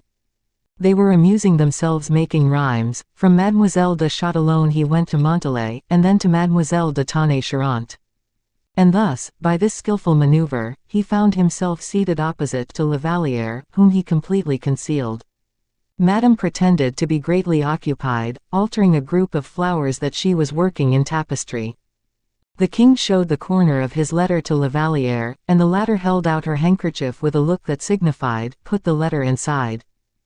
Then, as the king had placed his own handkerchief upon his chair, he was adroit enough to let it fall on the ground, so that La Vallière slipped her handkerchief on the chair. The king took it up quietly, without anyone observing what he did, placed the letter within it, and returned the handkerchief to the place he had taken it from. There was only just time for La Vallière to stretch out her hand to take hold of the handkerchief with its valuable contents. But Madame, who had observed everything that had passed, said to Mademoiselle de Châtillon, "Châtillon, be good enough to pick up the king's handkerchief, if you please, it has fallen on the carpet." The young girl obeyed with the utmost precipitation, the king having moved from his seat, and La Vallière being in no little degree nervous and confused. "Ah, I beg your Majesty's pardon," said Mademoiselle de Châtillon, "you have two handkerchiefs, I perceive." And the king was accordingly obliged to put into his pocket La Vallière's handkerchief as well as his own. He certainly gained that souvenir of Louise, who lost, however, a copy of verses which had cost the king 10 hours hard labor, and which, as far as he was concerned, was perhaps as good as a long poem. It would be impossible to describe the king's anger and La Vallière's despair, but shortly afterwards a circumstance occurred which was more than remarkable. When the king left, in order to retire to his own apartments, Malicorne, informed of what had passed, one can hardly tell how, was waiting in the antechamber. The antechambers of the Palais Royal are naturally very dark, and, in the evening, they were but indifferently lighted. Nothing pleased the king more than this dim light. As a general rule, love, whose mind and heart are constantly in a blaze, contemns all light, except the sunshine of the soul. And so the antechamber was dark. A page carried a torch before the king, who walked on slowly, greatly annoyed at what had recently occurred. Malicorne passed close to the king, almost stumbled against him in fact, and begged his forgiveness with the profoundest humility, but the king, who was in an exceedingly ill temper, was very sharp in his reproof to Malicorne, who disappeared as soon and as quietly as he possibly could. Louis retired to rest, having had a misunderstanding with the queen, and the next day, as soon as he entered the cabinet, he wished to have La Vallière's handkerchief in order to press his lips to it. He called his valet. "Fetch me," he said, "the coat I wore yesterday evening, but be very sure you do not touch anything it may contain." The order being obeyed, the king himself searched the pocket of the coat. He found only one handkerchief, and that his own, La Vallière's, had disappeared. Whilst busied with all kinds of conjectures and suspicions, a letter was brought to him from La Vallière. It ran thus: "How good and kind of you to have sent me those beautiful verses, how full of ingenuity and perseverance your affection is, how is it possible to help loving you so dearly?" "What does this mean?" thought the king, "there must be some mistake." "Look well about," said he to the valet, "for a pocket handkerchief must be in one of my pockets, and if you do not find it, or if you have touched it." He reflected for a moment. To make a state matter of the loss of the handkerchief would be to act absurdly, and he therefore added, "There was a letter of some importance inside the handkerchief, which had somehow got among the folds of it." "Sire," said the valet, "your Majesty had only one handkerchief, and that is it." "True, true," replied the king, setting his teeth hard together. "Oh, poverty, how I envy you! Happy is the man who can empty his own pockets of letters and handkerchiefs." He read La Vallière's letter over again, endeavoring to imagine in what conceivable way his verses could have reached their destination. There was a postscript to the letter: "I send you back by your messenger this reply, so unworthy of what you sent me." "So far so good. I shall find out something now," he said delightedly. "Who is waiting, and who brought me this letter?" Malicorne," replied the valet de chambre, timidly. "Desire him to come in." Malicorne entered. "You come from Mademoiselle de la Vallière?" said the king, with a sigh. Yes, sire. And you took Mademoiselle de la Vallière something from me. I, sire. Yes, you. Oh, no, sire. Mademoiselle de la Vallière says so, distinctly. Oh, sire, Mademoiselle de la Vallière is mistaken. The king frowned. What jest is this? He said, explain yourself. Why does Mademoiselle de la Vallière call you my messenger? What did you take to that lady? Speak, monsieur, and quickly. Sire, I merely took Mademoiselle de la Vallière a pocket handkerchief, that was all. A handkerchief, what handkerchief? Sire, at the very moment when I had the misfortune to stumble against your Majesty yesterday, a misfortune which I shall deplore to the last day of my life, especially after the dissatisfaction which you exhibited, I remained, sire, motionless with despair, your Majesty being at too great a distance to hear my excuses, when I saw something white lying on the ground. Ah, said the king. I stooped down, it was a pocket handkerchief.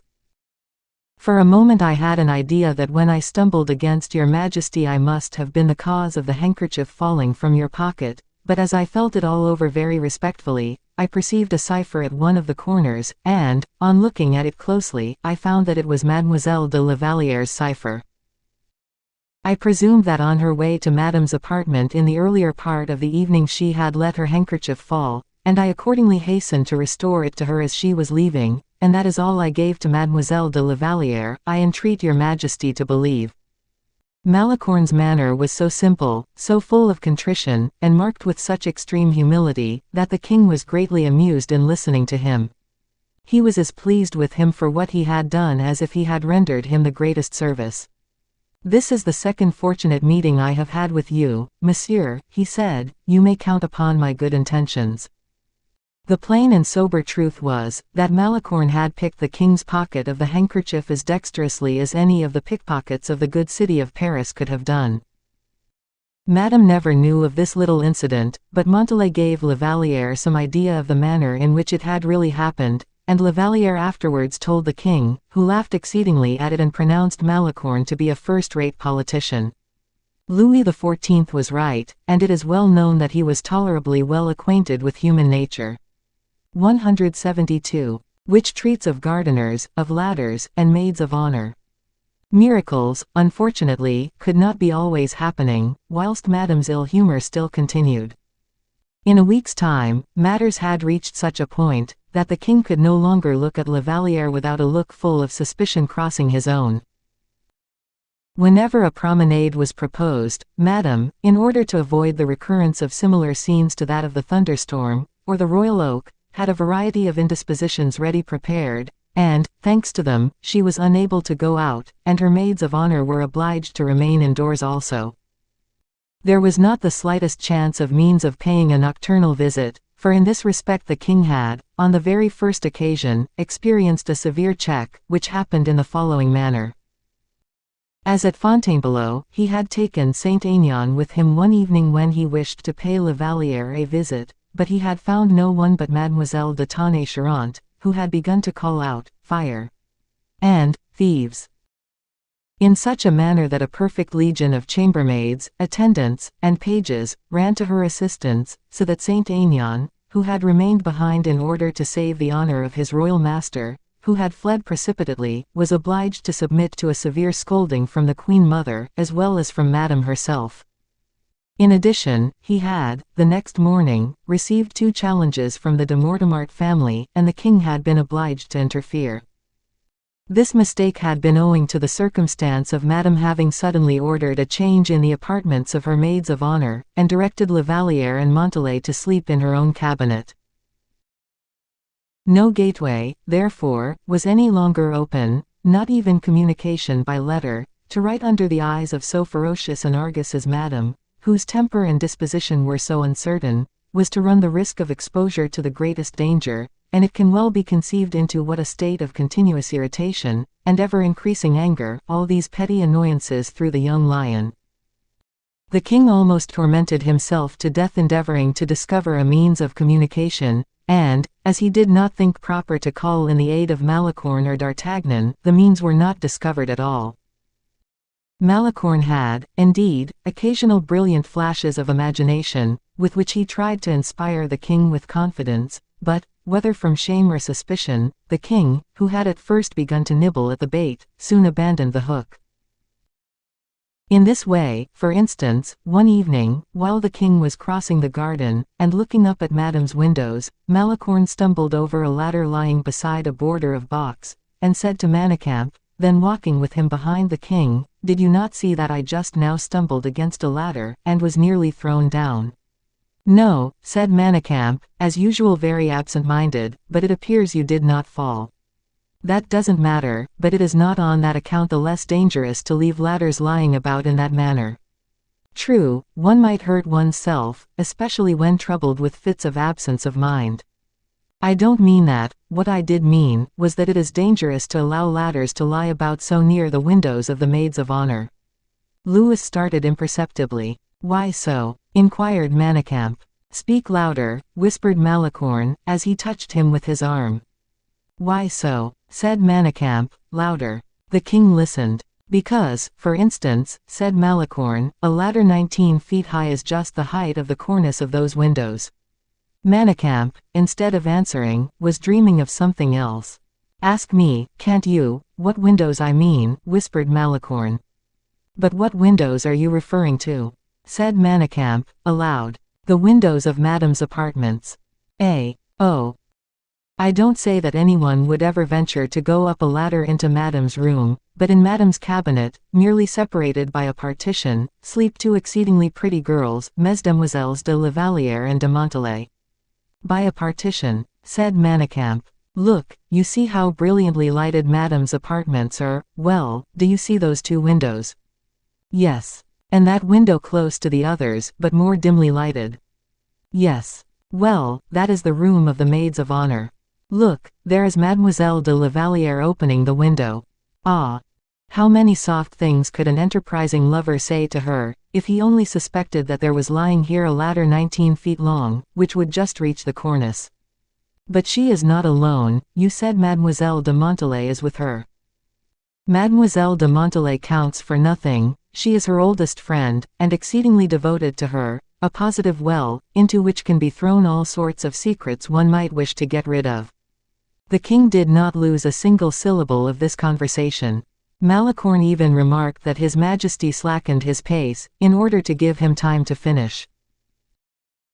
So, when they arrived at the door, Louis dismissed everyone, with the exception of Malicorne, a circumstance which excited no surprise, for it was known that the king was in love, and they suspected he was going to compose some verses by moonlight, and, although there was no moon that evening, the king might, nevertheless, have some verses to compose.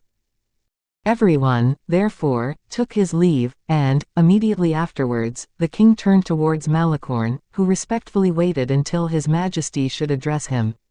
"What were you saying, just now, about a ladder, Monsieur Malicorne?" he asked. "Did I say anything about ladders, sire?" said Malicorne, looking up, as if in search of words which had flown away. "Yes, of a ladder 19 feet long." "Oh, yes, sire, I remember, but I spoke to M. Manicamp, and I should not have said a word had I known your Majesty was near enough to hear us." "And why would you not have said a word?" "Because I should not have liked to get the gardener into a scrape who left it there, poor fellow." "Don't make yourself uneasy on that account. What is this ladder like? If your Majesty wishes to see it, nothing is easier, for there it is."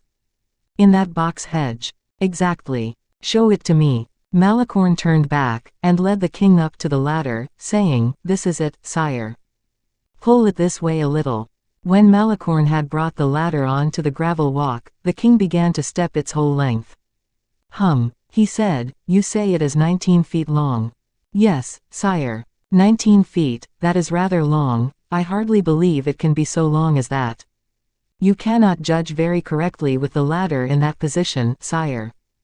If it were upright, against a tree or a wall, for instance, you would be better able to judge, because the comparison would assist you a good deal."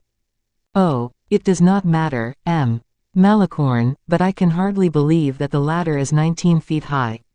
I know how accurate your Majesty's glance is, and yet I would wager The king shook his head. "There is one unanswerable means of verifying it," said Malicorne. "What is that?" "Everyone knows, sire, that the ground floor of the palace is 18 feet high." "True, that is very well known." "Well, sire, if I place the ladder against the wall, we shall be able to ascertain." "True." Malicorne took up the ladder, like a feather, and placed it upright against the wall. And, in order to try the experiment, he chose, or chance, perhaps, directed him to choose, the very window of the cabinet where La Vallière was. The ladder just reached the edge of the cornice, that is to say, the sill of the window, so that, by standing upon the last round but one of the ladder, a man of about the middle height, as the king was, for instance, could easily talk with those who might be in the room. Hardly had the ladder been properly placed, when the king, dropping the assumed part he had been playing in the comedy, began to ascend the rounds of the ladder, which Malicorne held at the bottom. But hardly had he completed half the distance when a patrol of Swiss guards appeared in the garden and advanced straight towards them. The king descended with the utmost precipitation, and concealed himself among the trees. Malicorne at once perceived that he must offer himself as a sacrifice, for if he, too, were to conceal himself, the guard would search everywhere until they had found either himself or the king, perhaps both. It would be far better, therefore, that he alone should be discovered. And, consequently, Malicorne hid himself so clumsily that he was the only one arrested. As soon as he was arrested, Malicorne was taken to the guardhouse, and there he declared who he was, and was immediately recognized. In the meantime, by concealing himself first behind one clump of trees and then behind another, the king reached the side door of his apartment, very much humiliated, and still more disappointed. More than that, the noise made in arresting Malicorne had drawn La Vallière and Montalais to their window, and even Madame herself had appeared at her own, with a pair of wax candles, one in each hand, clamorously asking what was the matter. In the meantime, Malicorne sent for D'Artagnan, who did not lose a moment in hurrying to him. But it was in vain he attempted to make him understand his reasons, and in vain also that D'Artagnan did understand them, and, further, it was equally in vain that both their sharp and intuitive minds endeavored to give another turn to the adventure. There was no other resource left for Malicorne but to let it be supposed that he had wished to enter Mademoiselle de Montalais's apartment, as Saint Aignan had passed for having wished to force Mademoiselle de Tonnay-Charent's door. Madame was inflexible, in the first place, because, if Malicorne had, in fact, wished to enter her apartment at night through the window, and by means of the ladder, in order to see Montalais, it was a punishable offense on Malicorne's part, and he must be punished accordingly, and, in the second place, if Malicorne, instead of acting in his own name, had acted as an intermediary between La Vallière and a person whose name it was superfluous to mention, his crime was in that case even greater, since love, which is an excuse for everything, did not exist in the case as an excuse. Madame therefore made the greatest possible disturbance about the matter, and obtained his dismissal from Monsieur's household, without reflecting, poor blind creature, that both Malicorne and Montalais held her fast in their clutches in consequence of her visit to de Guiche, and in a variety of other ways equally delicate. Montalais, who was perfectly furious, wished to revenge herself immediately, but Malicorne pointed out to her that the king's countenance would repay them for all the disgraces in the world, and that it was a great thing to have to suffer on his Majesty's account. Malicorne was perfectly right, and, therefore, although Montalais had the spirit of 10 women in her, he succeeded in bringing her round to his own opinion. And we must not omit to state that the king helped them to console themselves, for, in the first place, he presented Malicorne with 50,000 francs as a compensation for the post he had lost, and, in the next place, he gave him an appointment in his own household, delighted to have an opportunity of revenging himself in such a manner upon Madame for all she had made him and La Vallière suffer. But as Malicorne could no longer carry significant handkerchiefs for him or plant convenient ladders, the royal lover was in a terrible state. There seemed to be no hope, therefore, of ever getting near La Vallière again, so long as she should remain at the Palais Royal.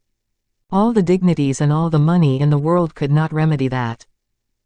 Fortunately, however, Malicorne was on the lookout, and this so successfully that he met Montalais, who, to do her justice, it must be admitted, was doing her best to meet Malicorne.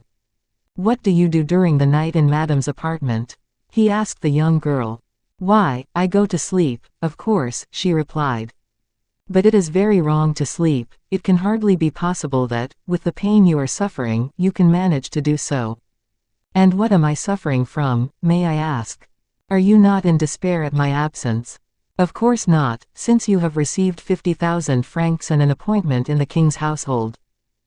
That is a matter of no moment. You are exceedingly afflicted at not seeing me as you used to see me formerly, and more than all, you are in despair at my having lost Madame's confidence. Come now, is not that true?" "Perfectly true." "Very good. Your distress of mind prevents you sleeping at night, and so you sob, and sigh, and blow your nose 10 times every minute as loud as possible. But, my dear Malicorne, Madame cannot endure the slightest noise near her." "I know that perfectly well. Of course she can't endure anything, and so, I tell you, when she hears your deep distress, she will turn you out of her rooms without a moment's delay." "I understand. Very fortunate you do. Well, and what will happen next?" "The next thing that will happen will be, that La Vallière, finding herself alone without you, will groan and utter such loud lamentations, that she will exhibit despair enough for two. In that case she will be put into another room, don't you see?" "Precisely so." "Yes, but which? Which? Yes, that will puzzle you to say, Mr. Inventor General." "Not at all. Whenever and whatever the room may be, it will always be preferable to Madame's own room." "That is true." "Very good, so begin your lamentations tonight." "I certainly will not fail to do so." "And give La Vallière a hint also." "Oh, don't fear her, she cries quite enough already to herself." "Very well. All she has to do is cry out loudly." And they separated. 173. Which treats of carpentry operations, and furnishes details upon the mode of constructing staircases. The advice which had been given to Montalais was communicated by her to La Vallière, who could not but acknowledge that it was by no means deficient in judgment, and who, after a certain amount of resistance, rising rather from timidity than indifference to the project, resolved to put it into execution. This story of the two girls weeping, and filling Madame's bedroom with the noisiest lamentations, was Malicorne's chef d'oeuvre. As nothing is so probable as improbability, so natural as romance, this kind of Arabian Nights story succeeded perfectly with Madame. The first thing she did was to send Montalais away, and then, 3 days, or rather 3 nights afterwards, she had La Vallière removed. She gave the latter one of the small rooms on the top story, situated immediately over the apartments allotted to the gentlemen of Monsieur's suite. One story only, that is to say, a mere flooring separated the maids of honor from the officers and gentlemen of her husband's household. A private staircase, which was placed under Madame de Navailles's surveillance, was the only means of communication. For greater safety, Madame de Navailles, who had heard of His Majesty's previous attempts, had the windows of the rooms and the openings of the chimneys carefully barred. There was, therefore, every possible security provided for Mademoiselle de la Vallière, whose room now bore more resemblance to a cage than to anything else. When Mademoiselle de la Vallière was in her own room, and she was there very frequently, for Madame scarcely ever had any occasion for her services, since she once knew she was safe under Madame de Navailles's inspection, Mademoiselle de la Vallière had no better means of amusing herself than looking through the bars of her windows. It happened, therefore, that one morning, as she was looking out as usual, she perceived Malicorne at one of the windows exactly opposite to her own. He held a carpenter's rule in his hand, was surveying the buildings, and seemed to be adding up some figures on paper. La Vallière recognized Malicorne and nodded to him. Malicorne, in his turn, replied by a formal bow, and disappeared from the window. She was surprised at this marked coolness, so different from his usual unfailing good humor, but she remembered that he had lost his appointment on her account, and that he could hardly be very amiably disposed towards her, since, in all probability, she would never be in a position to make him any recompense for what he had lost. She knew how to forgive offenses, and with still more readiness could she sympathize with misfortune. La Vallière would have asked Montalais her opinion, if she had been within hearing, but she was absent, it being the hour she commonly devoted to her own correspondence. Suddenly La Vallière observed something thrown from the window where Malicorne had been standing, pass across the open space which separated the iron bars, and roll upon the floor. She advanced with no little curiosity towards this object, and picked it up. It was a wooden reel for silk, only, in this instance, instead of silk, a piece of paper was rolled round it. La Vallière unrolled it and read as follows. Mademoiselle, I am exceedingly anxious to learn two things. The first is, to know if the flooring of your apartment is wood or brick. The second, to ascertain at what distance your bed is placed from the window. Forgive my importunity, and will you be good enough to send me an answer by the same way you receive this letter, that is to say, by means of the silk winder, only, instead of throwing into my room, as I have thrown it into yours, which will be too difficult for you to attempt, have the goodness merely to let it fall. Believe me, mademoiselle, your most humble, most respectful servant. Malicorne. Write the reply, if you please, upon the letter itself. Ah! Poor fellow, exclaimed La Vallière, he must have gone out of his mind, and she directed towards her correspondent, of whom she caught but a faint glimpse, in consequence of the darkness of the room, a look full of compassionate consideration. Malicorne understood her, and shook his head, as if he meant to say, No, no, I am not out of my mind, be quite satisfied.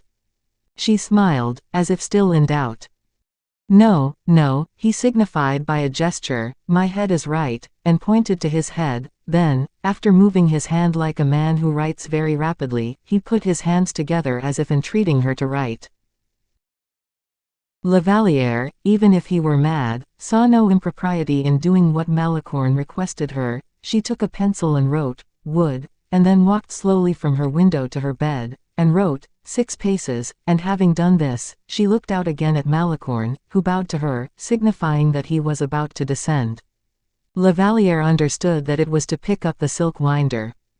She approached the window, and, in accordance with Malicorne's instructions, let it fall.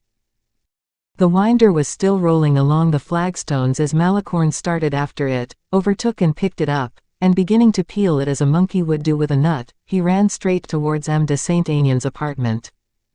Saint-Aignan had chosen, or rather solicited, that his rooms might be as near the king as possible, as certain plants seek the sun's rays in order to develop themselves more luxuriantly.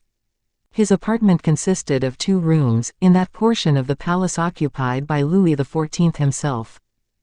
M. de Saint-Aignan was very proud of this proximity, which afforded easy access to His Majesty, and, more than that, the favor of occasional unexpected meetings. At the moment we are now referring to, he was engaged in having both his rooms magnificently carpeted, with expectation of receiving the honor of frequent visits from the king, for His Majesty, since his passion for La Vallière, had chosen Saint-Aignan as his confidant, and could not, in fact, do without him, either night or day. Malicorne introduced himself to the Comte, and met with no difficulties, because he had been favorably noticed by the king, and also, because the credit which one man may happen to enjoy is always a bait for others. Saint-Aignan asked his visitor if he brought any news with him. Yes, great news, replied the latter. Ah, said Saint-Aignan, what is it? Mademoiselle de la Vallière has changed her quarters. What do you mean? Said Saint-Aignan, opening his eyes very wide. She was living in the same apartments as Madame. Precisely so, but Madame got tired of her proximity, and has installed her in a room which is situated exactly above your future apartment. What? Up there? Exclaimed Saint-Aignan, with surprise, and pointing at the floor above him with his finger. No, said Malicorne, yonder, indicating the building opposite. What do you mean, then, by saying that her room is above my apartment? Because I am sure that your apartment ought, providentially, to be under Mademoiselle de la Vallière's room. Saint-Aignan, at this remark, gave poor Malicorne a look, similar to one of those La Vallière had already given a quarter of an hour before, that is to say, he thought he had lost his senses. Monsieur, said Malicorne to him, I wish to answer what you are thinking about. What do you mean by, what I am thinking about? My reason is, that you have not clearly understood what I want to convey. I admit it. Well, then, you are aware that underneath the apartments set for Madame's maids of honor, the gentlemen in attendance on the king and on Monsieur are lodged. Yes, I know that, since Manicamp, de Wardes, and others are living there. Precisely. Well, monsieur, admire the singularity of the circumstance. The 2 rooms destined for M. de Guiche are exactly the very 2 rooms situated underneath those which Mademoiselle de Montalais and Mademoiselle de la Vallière occupy. Well, what then? What then, do you say? Why, these 2 rooms are empty, since M. de Guiche is now lying wounded at Fontainebleau. I assure you, my dear fellow, I cannot grasp your meaning. Well, if I had the happiness to call myself Saint Aignan, I should guess immediately. And what would you do then? I should at once change the rooms I am occupying here, for those which M. de Guiche is not using yonder. Can you suppose such a thing? Said Saint Aignan, disdainfully. What?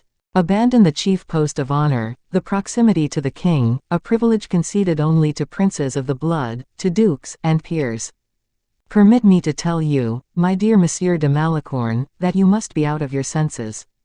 Monsieur, replied the young man, seriously, you commit 2 mistakes. My name is Malicorne, simply, and I am in perfect possession of all my senses. Then, drawing a paper from his pocket, he said, listen to what I am going to say, and afterwards, I will show you this paper. I am listening, said Saint Aignan. You know that Madame looks after La Vallière as carefully as Argus did after the Nymphéo. I do. You know that the king has sought for an opportunity, but uselessly, of speaking to the prisoner, and that neither you nor myself have yet succeeded in procuring him this piece of good fortune. You certainly ought to know something about the subject, my poor Malicorne, said Saint Aignan, smiling. Very good, what do you suppose would happen to the man whose imagination devised some means of bringing the lovers together? Oh, the king would set no bounds to his gratitude. Let me ask you, then, M. de Saint Aignan, whether you would not be curious to taste a little of this royal gratitude. Certainly, replied Saint Aignan, any favor of my master, as a recognition of the proper discharge of my duty, would assuredly be most precious. In that case, look at this paper, Monsieur le Comte. What is it? A plan? Yes, a plan of M. de Guiche's 2 rooms, which, in all probability, will soon be your 2 rooms. Oh, no, whatever may happen. Why so? Because my rooms are the envy of too many gentlemen, to whom I certainly shall not give them up. M. de Roquelaure, for instance, M. de La Ferté, and M. de Dangeau, would all be anxious to get them. In that case I shall leave you, Monsieur le Comte, and I shall go and offer to one of those gentlemen the plan I have just shown you, together with the advantages annexed to it. But why do you not keep them for yourself? Inquired Saint Aignan, suspiciously. Because the king would never do me the honor of paying me a visit openly, whilst he would readily go and see any one of those gentlemen. What? The king would go and see any one of those gentlemen? Go. Most certainly he would 10 times instead of once. Is it possible you can ask me if the king would go to an apartment which would bring him nearer to Mademoiselle de la Vallière? Yes, indeed, delightfully near her, with a floor between them. Malicorne unfolded the piece of paper which had been wrapped round the bobbin. Monsieur le Comte, he said, have the goodness to observe that the flooring of Mademoiselle de la Vallière's room is merely a wooden flooring. Well, well. All you would have to do would be to get hold of a journeyman carpenter, lock him up in your apartments, without letting him know where you have taken him to, and let him make a hole in your ceiling, and consequently in the flooring of Mademoiselle de la Vallière's room. Good heavens! Exclaimed Saint Aignan, as if dazzled. What is the matter? Said Malicorne. Nothing, except that you have hit upon a singular, bold idea, monsieur. It will seem a very trifling one to the king, I assure you. Lovers never think of the risk they run. What danger do you apprehend, Monsieur le Comte? Why, effecting such an opening as that will make a terrible noise, it could be heard all over the palace. Oh, Monsieur le Comte, I am quite sure that the carpenter I shall select will not make the slightest noise in the world. He will saw an opening 3 feet square, with a saw covered with tow, and no one, not even those adjoining, will know that he is at work. My dear Monsieur Malicorne, you astound, you positively bewilder me. To continue, replied Malicorne, quietly, in the room, the ceiling of which you will have cut through, you will put up a staircase, which will either allow Mademoiselle de la Vallière to descend into your room, or the king to ascend into Mademoiselle de la Valliere's room. But the staircase will be seen. No, for in your room it will be hidden by a partition, over which you will throw a tapestry similar to that which covers the rest of the apartment, and in Mademoiselle de la Valliere's room it will not be seen, for the trapdoor, which will be a part of the flooring itself, will be made to open under the bed. Of course, said Saint Aignan, whose eyes began to sparkle with delight. And now, Monsieur le Comte, there is no occasion to make you admit that the king will frequently come to the room where such a staircase is constructed. I think that M. Dango, particularly, will be struck by my idea, and I shall now go and explain to him. But, my dear Monsieur Malicorne, you forget that you spoke to me about it the first, and that I have consequently the right of priority. Do you wish for the preference? Do I wish it? Of course I do. The fact is, Monsieur de Saint Aignan, I am presenting you with a Jacob's ladder, which is better than the promise of an additional step in the peerage, perhaps, even with a good estate to accompany your dukedom. At least, replied Saint Aignan, it will give me an opportunity of showing the king that he is not mistaken in occasionally calling me his friend, an opportunity, dear M. Malicorne, for which I am indebted to you. And which you will not forget to remember? Inquired Malicorne, smiling. Nothing will delight me more, monsieur. But I am not the king's friend, I am simply his attendant. Yes, and if you imagine that that staircase is as good as a dukedom for myself, I think there will certainly be letters of nobility at the top of it for you. Malicorne bowed. All I have to do now, said Saint Aignan, is to move as soon as possible. I do not think the king will object to it. Ask his permission, however. I will go and see him this very moment. And I will run and get the carpenter I was speaking of. When will he be here? This very evening. Do not forget your precautions. He shall be brought with his eyes bandaged. And I will send you one of my carriages. Without arms. And one of my servants without livery.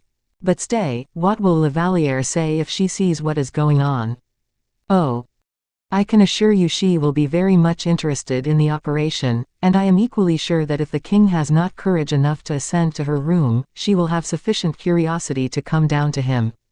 We will live in hope, said Saint Aignan, and now I am off to his majesty. At what time will the carpenter be here? At 8 o'clock. How long do you suppose he will take to make this opening? About a couple of hours, only afterwards he must have sufficient time to construct what may be called the hyphen between the two rooms. One night and a portion of the following day will do, we must not reckon upon less than 2 days, including putting up the staircase. 2 days, that is a very long time. Nay, when one undertakes to open up communications with paradise itself, we must at least take care that the approaches are respectable. Quite right, so farewell for a short time, dear M. Malicorne. I shall begin to remove the day after tomorrow, in the evening. 174. The Promenade by Torchlight. Saint Aignan, delighted with what he had just heard, and rejoiced at what the future foreshadowed for him, bent his steps towards de Guiche's 2 rooms. He who, a quarter of an hour previously, would hardly yield up his own rooms for 1,000,000 francs, was now ready to expend 1,000,000, if it were necessary, upon the acquisition of the 2 happy rooms he coveted so eagerly. But he did not meet with so many obstacles. M. de Guiche did not yet know where he was to lodge, and, besides, was still too far ill to trouble himself about his lodgings, and so Saint Aignan obtained de Guiche's 2 rooms without difficulty. As for M. Dango, he was so immeasurably delighted, that he did not even give himself the trouble to think whether Saint Aignan had any particular reason for removing. Within an hour after Saint Aignan's new resolution, he was in possession of the 2 rooms, and 10 minutes later Malicorne entered, followed by the upholsterers. During this time, the king asked for Saint Aignan, the valet ran to his late apartments and found M. Dango there. Dango sent him on to de Guiche's, and Saint Aignan was found there, but a little delay had of course taken place, and the king had already exhibited once or twice evident signs of impatience, when Saint Aignan entered his royal master's presence, quite out of breath. "You, too, abandon me, then," said Louis XIV, in a similar tone of lamentation to that with which Caesar, 1800 years previously, had pronounced the et tu quoque. "Sire, I am far from abandoning you, for, on the contrary, I am busily occupied in changing my lodgings." "What do you mean? I thought you had finished moving 3 days ago." "Yes, sire. But I don't find myself comfortable where I am, so I am going to change to the opposite side of the building." "Was I not right when I said you were abandoning me?" exclaimed the king. "Oh, this exceeds all endurance. But so it is, there was only one woman for whom my heart cared at all, and all my family is leagued together to tear her from me, and my friend, to whom I confided my distress, and who helped me to bear up under it, has become wearied of my complaints and is going to leave me without even asking my permission." Saint Aignan began to laugh. The king at once guessed there must be some mystery in this want of respect. "What is it?" cried the king, full of hope. "This, sire, that the friend whom the king calumniates is going to try if he cannot restore to his sovereign the happiness he has lost." "Are you going to let me see La Vallière?" said Louis XIV. "I cannot say so, positively, but I hope so." How? Tell me that, Saint Aignan. I wish to know what your project is, and to help you with all my power." "Sire," replied Saint Aignan, "I cannot, even myself, tell very well how I must set about attaining success, but I have every reason to believe that from tomorrow." "Tomorrow, do you say? What happiness! But why are you changing your rooms?" "In order to serve your majesty to better advantage." "How can your moving serve me? Do you happen to know where the 2 rooms destined for de Guiche are situated?"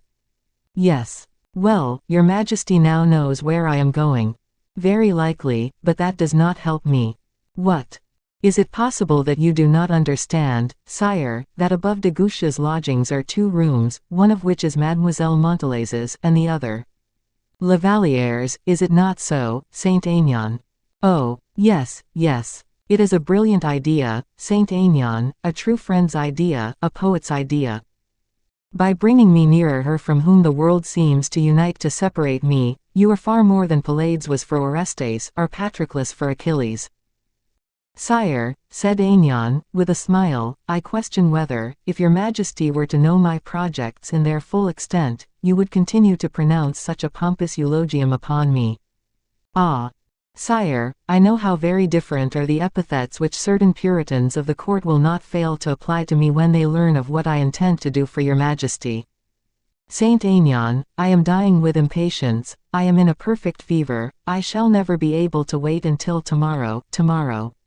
Why, tomorrow is an eternity. And yet, sire, I shall require you, if you please, to go out presently and divert your impatience by a good walk. With you, agreed, we will talk about your projects, we will talk of her." "Nay, sire, I remain here." "Whom shall I go out with, then?" "With the queen and all the ladies of the court." "Nothing shall induce me to do that, Saint Aignan." "And yet, sire, you must." "Must? No, 1,000 times no. I will never again expose myself to the horrible torture of being close to her, of seeing her, of touching her dress as I pass by her, and yet not be able to say a word to her. No, I renounce a torture which you suppose will bring me happiness, but which consumes and eats away my very life, to see her in the presence of strangers, and not to tell her that I love her, when my whole being reveals my affection and betrays me to everyone. No. I have sworn never to do it again, and I will keep my oath. Yet, sire, pray listen to me for a moment. I will listen to nothing, Saint Aignan. In that case, I will continue. It is most urgent, sire, pray understand me, it is of the greatest importance, that Madame and her maids of honor should be absent for 2 hours from the palace. I cannot understand your meaning at all, Saint Aignan. It is hard for me to give my sovereign directions what to do, but under the circumstances I do give you directions, sire, and either a hunting or a promenade party must be got up. But if I were to do what you wish, it would be a caprice, a mere whim. In displaying such an impatient humor I show my whole court that I have no control over my own feelings. Do not people already say that I am dreaming of the conquest of the world, but that I ought previously to begin by achieving a conquest over myself?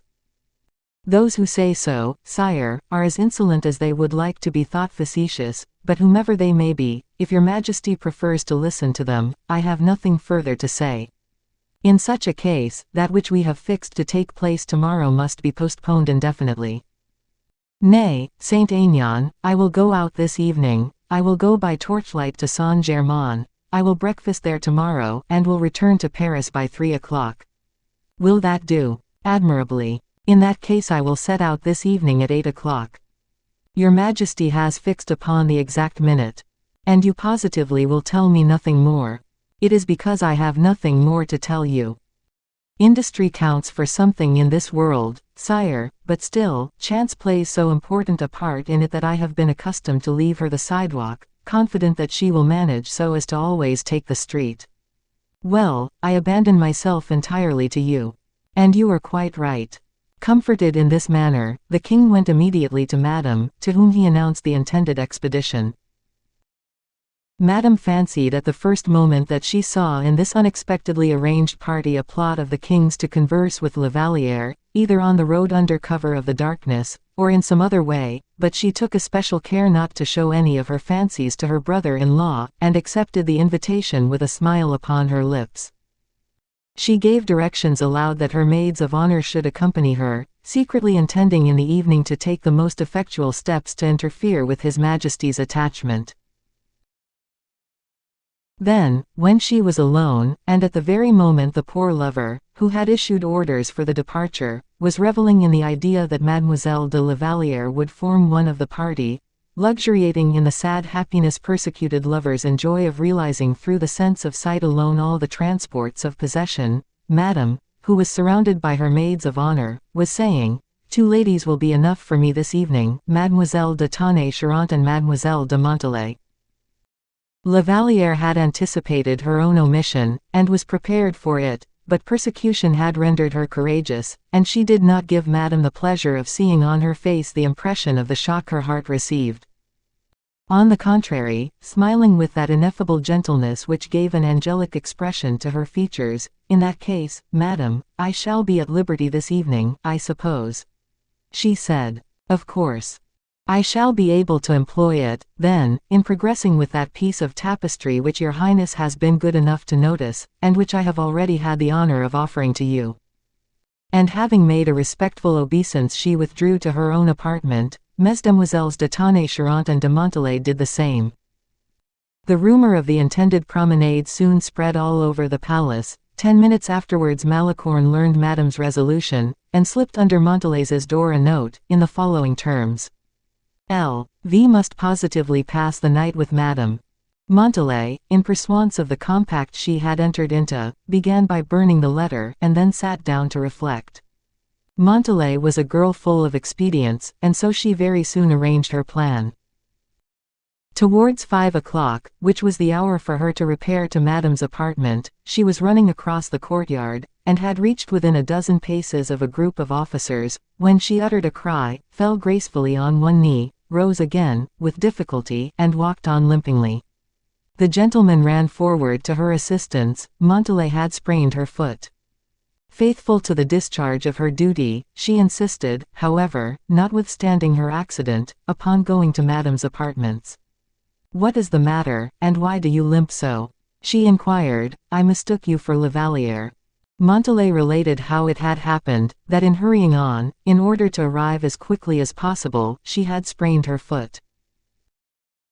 Madame seemed to pity her, and wished to have a surgeon sent for immediately, but she, assuring her that there was nothing really serious in the accident, said, "My only regret, Madame, is, that it will preclude my attendance on you, and I should have begged Mademoiselle de la Vallière to take my place with your Royal Highness, but, seeing that Madame frowned, she added, I have not done so." "Why did you not do so?" inquired Madame. "Because poor La Vallière seemed so happy to have her liberty for a whole evening and night too, that I did not feel courageous enough to ask her to take my place." "What, is she so delighted as that?" inquired Madame, struck by these words. She is wild with delight, she, who is always so melancholy, was singing like a bird. Besides, your highness knows how much she detests going out, and also that her character has a spice of wildness in it. So, thought Madame, this extreme delight hardly seems natural to me.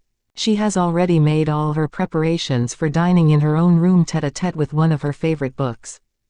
And then, as your highness has 6 other young ladies who would be delighted to accompany you, I did not make my proposal to La Vallière.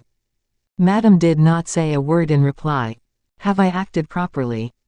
Continued Montalais, with a slight fluttering of the heart, seeing the little success that seemed to attend the ruse de guerre which she had relied upon with so much confidence that she had not thought it even necessary to try and find another. Does Madame approve of what I have done? She continued. Madame was reflecting that the king could very easily leave Saint-Germain during the night, and that, as it was only 4 leagues and a half from Paris to Saint-Germain, he might readily be in Paris in an hour's time. Tell me, she said, whether La Vallière, when she heard of your accident, offered at least to bear you company.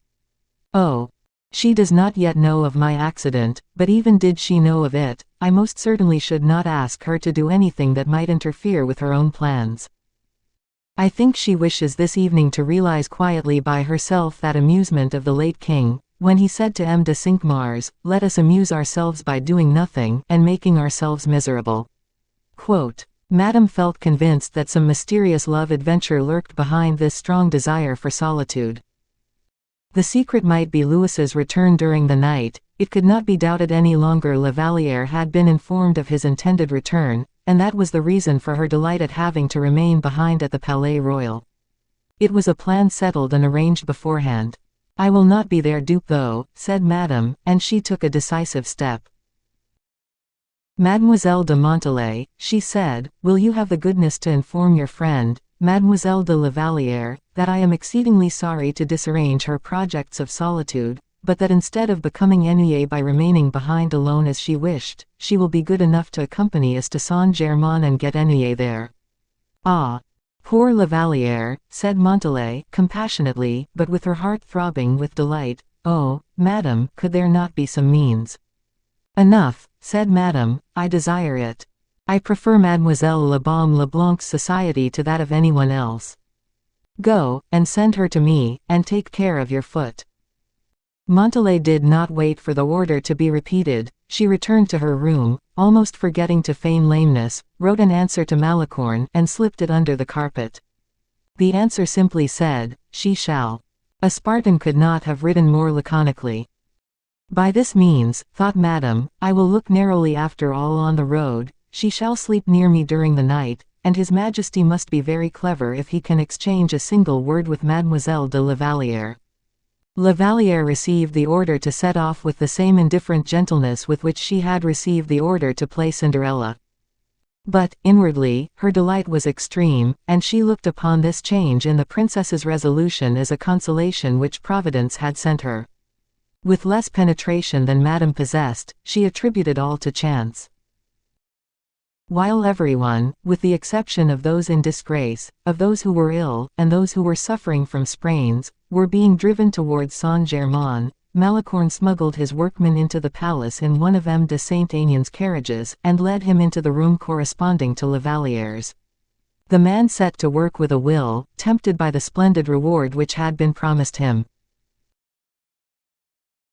As the very best tools and implements had been selected from the reserve stock belonging to the engineers attached to the king's household, and among others, a saw with teeth so sharp and well-tempered that it was able, under water even, to cut through oaken joists as hard as iron, the work in question advanced very rapidly, and a square portion of the ceiling, taken from between 2 of the joists, fell into the arms of the delighted Saint-Aignan, Malicorne, the workman, and a confidential valet, the latter being one brought into the world to see and hear everything, but to repeat nothing.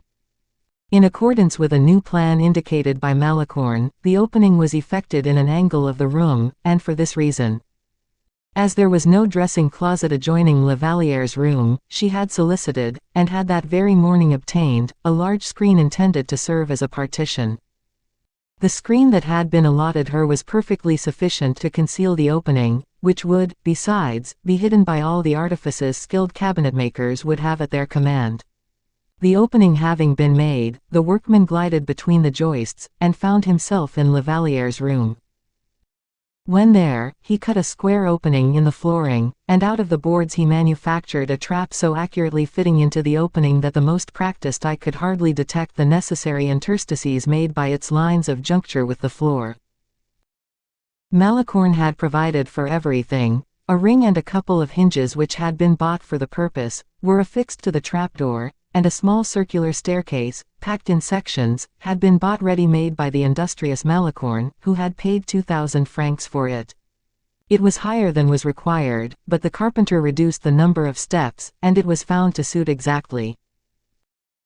This staircase, destined to receive so illustrious a burden, was merely fastened to the wall by a couple of iron clamps, and its base was fixed into the floor of the Comte's room by 2 iron pegs screwed down tightly, so that the king, and all his cabinet councillors too, might pass up and down the staircase without any fear.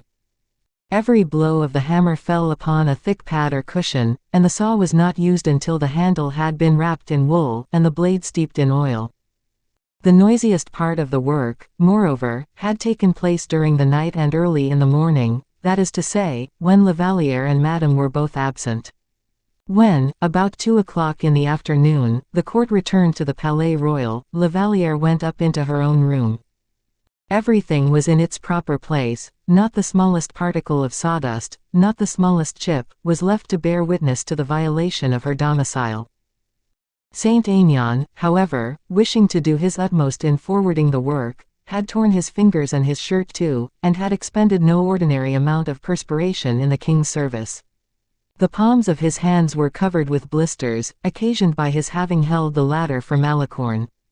He had, moreover, brought up, one by one, the 7 pieces of the staircase, each consisting of 2 steps. In fact, we can safely assert that, if the king had seen him so ardently at work, His Majesty would have sworn an eternal gratitude towards his faithful attendant.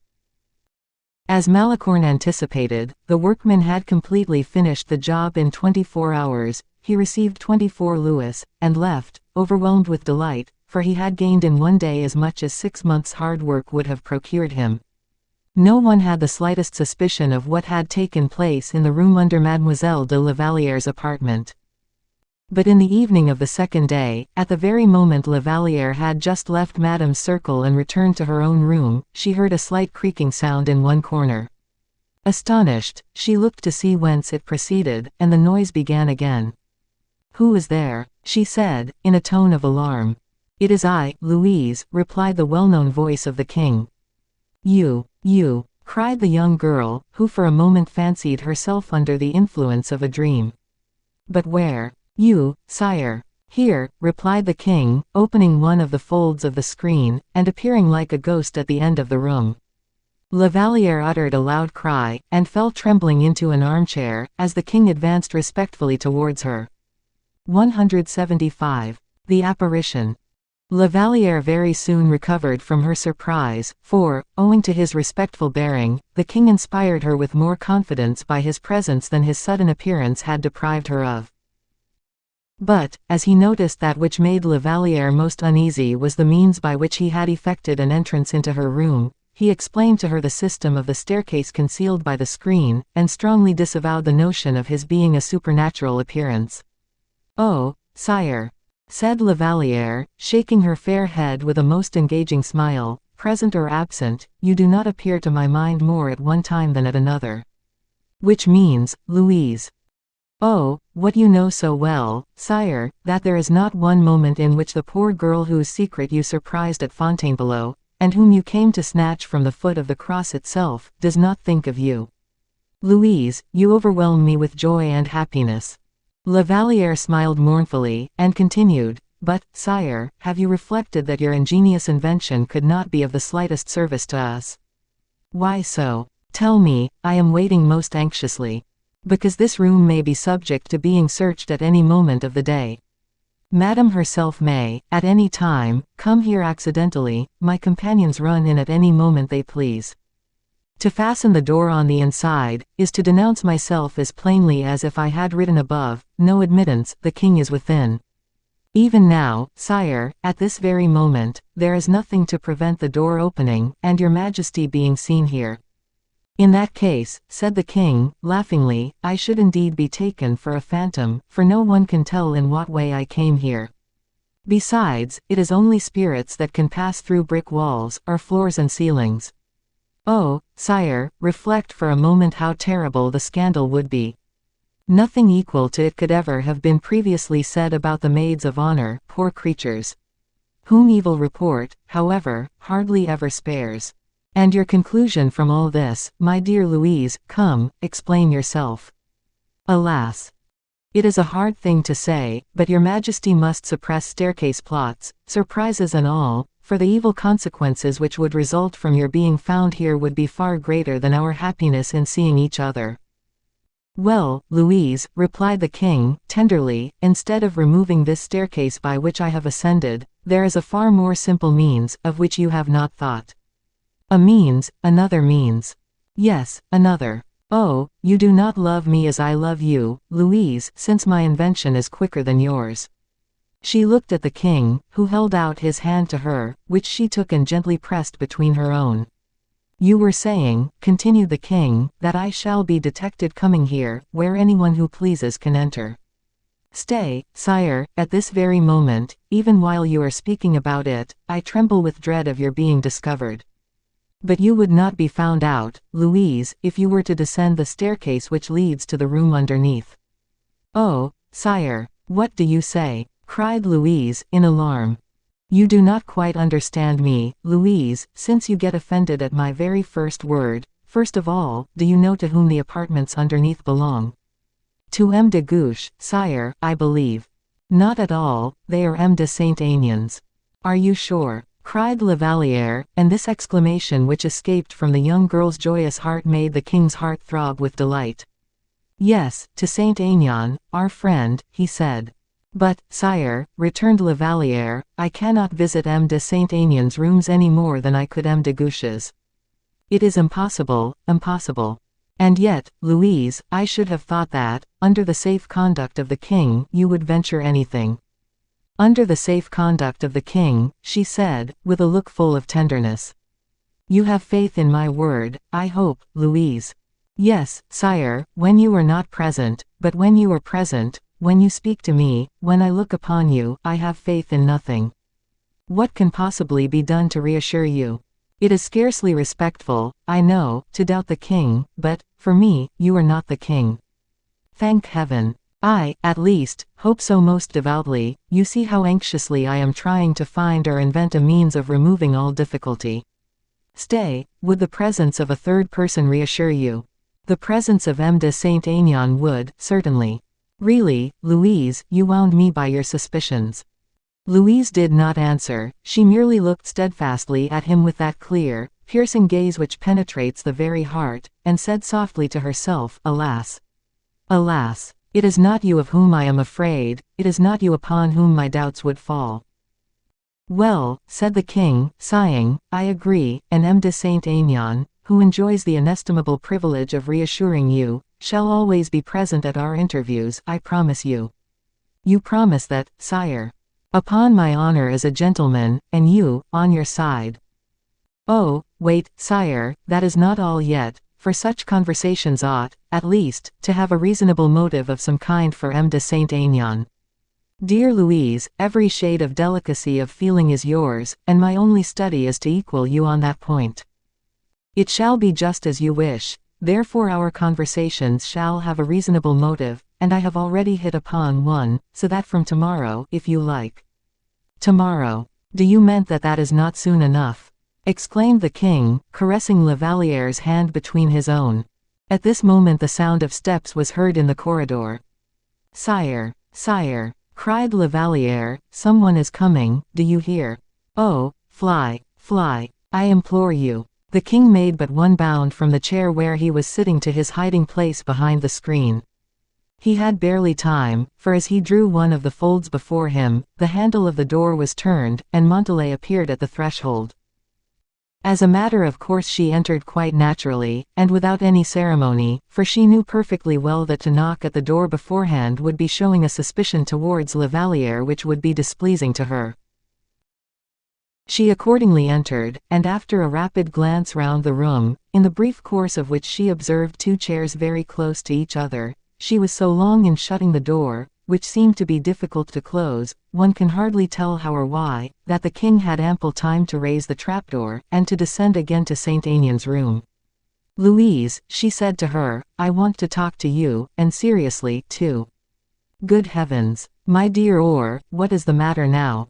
"The matter is, that Madame suspects everything."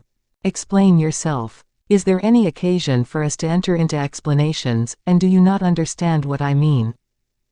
Come, you must have noticed the fluctuations in Madame's humor during several days past, you must have noticed how she first kept you close beside her, then dismissed you, and then sent for you again." "Yes, I have noticed it, of course." "Well, it seems Madame has now succeeded in obtaining sufficient information, for she has now gone straight to the point, as there is nothing further left in France to withstand the torrent which sweeps away all obstacles before it. You know what I mean by the torrent." La Valliere hid her face in her hands. "I mean," continued Montalais, pitilessly, "that torrent which burst through the gates of the Carmelites of Chaillot, and overthrew all the prejudices of the court, as well at Fontainebleau as at Paris." "Alas! Alas!" murmured La Valliere, her face still covered by her hands, and her tears streaming through her fingers. "Oh, don't distress yourself in that manner, for you have only heard half of your troubles." "In heaven's name," exclaimed the young girl, in great anxiety, "what is the matter?" "Well, then, this is how the matter stands. Madame, who can no longer rely upon any further assistance in France, for she has, one after the other, made use of the 2 queens, of Monsieur, and the whole court, too, now bethinks herself of a certain person who has certain pretended rights over you." La Valliere became as white as a marble statue. "This person," continued Madame, "is not in Paris at this moment, but, if I am not mistaken, is, just now, in England." "Yes, yes," breathed La Valliere, almost overwhelmed with terror. "And is to be found, I think, at the court of Charles II, am I right?" "Yes." "Well, this evening a letter has been dispatched by Madame to St. James's, with directions for the courier to go straight to Hampton Court, which I believe is one of the royal residences, situated about a dozen miles from London." "Yes, well." "Well, as Madame writes regularly to London once a fortnight, and as the ordinary courier left for London not more than 3 days ago, I have been thinking that some serious circumstance alone could have induced her to write again so soon, for you know she is a very indolent correspondent." "Yes. This letter has been written, therefore, something tells me so, at least, on your account." "On my account," repeated the unhappy girl, mechanically. "And I, who saw the letter lying on Madame's desk before she sealed it, fancied I could read." "What did you fancy you could read?" "I might possibly have been mistaken, though." "Tell me, what was it?" "The name of Bragelonne." La Valliere rose hurriedly from her chair, a prey to the most painful agitation. "Montalais," she said, her voice broken by sobs, "all my smiling dreams of youth and innocence have fled already. I have nothing now to conceal, either from you or anyone else. My life is exposed to everyone's inspection, and can be opened like a book, in which all the world can read, from the king himself to the first passerby. Or, dearest Or, what can I do, what will become of me?" Montalais approached close to her, and said, "Consult your own heart, of course." "Well, I do not love M. de Bragelonne. When I say I do not love him, understand that I love him as the most affectionate sister could love the best of brothers, but that is not what he requires, nor what I promised him." "In fact, you love the king," said Montalais, "and that is a sufficiently good excuse." "Yes, I do love the king," hoarsely murmured the young girl, "and I have paid dearly enough for pronouncing those words. And now, Montalais, tell me, what can you do either for me, or against me, in my present position? You must speak more clearly still. What am I to say, then? And so you have nothing very particular to tell me?" "No," said Louise, in astonishment. "Very good, and so all you have to ask me is my advice respecting M. Raoul. Nothing else. It is a very delicate subject, replied Montalais. No, it is nothing of the kind. Ought I to marry him in order to keep the promise I made, or ought I continue to listen to the king? You have really placed me in a very difficult position, said Montalais, smiling. You ask me if you ought to marry Raoul, whose friend I am, and whom I shall mortally offend in giving my opinion against him, and then, you ask me if you should cease to listen to the king, whose subject I am, and whom I should offend if I were to advise you in a particular way. Ah, Louise, you seem to hold a difficult position at a very cheap rate. You have not understood me, or, said La Vallière, wounded by the slightly mocking tone of her companion, if I were to marry M. de Bragelonne, I should be far from bestowing on him the happiness he deserves, but, for the same reason, if I listened to the king he would become the possessor of one indifferent in very many aspects, I admit, but one on whom his affection confers an appearance of value. What I ask you, then, is to tell me some means of disengaging myself honorably either from the one or from the other, or rather, I ask you, from which side you think I can free myself most honorably. My dear Louise, replied Montalais, after a pause, I am not one of the 7 wise men of Greece, and I have no perfectly invariable rules of conduct to govern me, but, on the other hand, I have a little experience, and I can assure you that no woman ever asks for advice of the nature which you have just asked me, without being in a terrible state of embarrassment. Besides, you have made a solemn promise, which every principle of honor requires you to fulfill. If, therefore, you are embarrassed, in consequence of having undertaken such an engagement, it is not a stranger's advice. Everyone is a stranger to a heart full of love. It is not my advice, I repeat, that can extricate you from your embarrassment. I shall not give it you, therefore, and for a greater reason still, because, were I in your place, I should feel much more embarrassed after the advice than before it. All I can do is, to repeat what I have already told you. Shall I assist you? Yes, yes. Very well, that is all. Tell me in what way you wish me to help you, tell me for and against whom, in this way we shall not make any blunders. But first of all, said La Vallière, pressing her companion's hand, for whom or against whom do you decide? For you, if you were really and truly my friend. Are you not Madame's confidant? A greater reason for being of service to you. If I were not to know what is going on in that direction I should not be of any service at all, and consequently you would not obtain any advantage from my acquaintance. Friendships live and thrive upon a system of reciprocal benefits. The result is, then, that you will remain at the same time Madame's friend also. Evidently. Do you complain of that? I hardly know, sighed La Vallière, thoughtfully, for this cynical frankness appeared to her an offense both to the woman and the friend. All well and good, then, said Montalais, for if you did, you would be very foolish. You wish to serve me, then. Devotedly, if you will serve me in return. One would almost say that you do not know my heart, said La Vallière, looking at Montalais with her eyes wide open. Why, the fact is, that since we have belonged to the court, my dear Louise, we are very much changed. In what way? It is very simple. Were you the second queen of France yonder, at Blois? La Vallière hung down her head, and began to weep. Montalais looked at her in an indefinable manner, and murmured, poor girl. And then, adding, poor king. She kissed Louise on the forehead, and returned to her apartment, where Malicorne was waiting for her.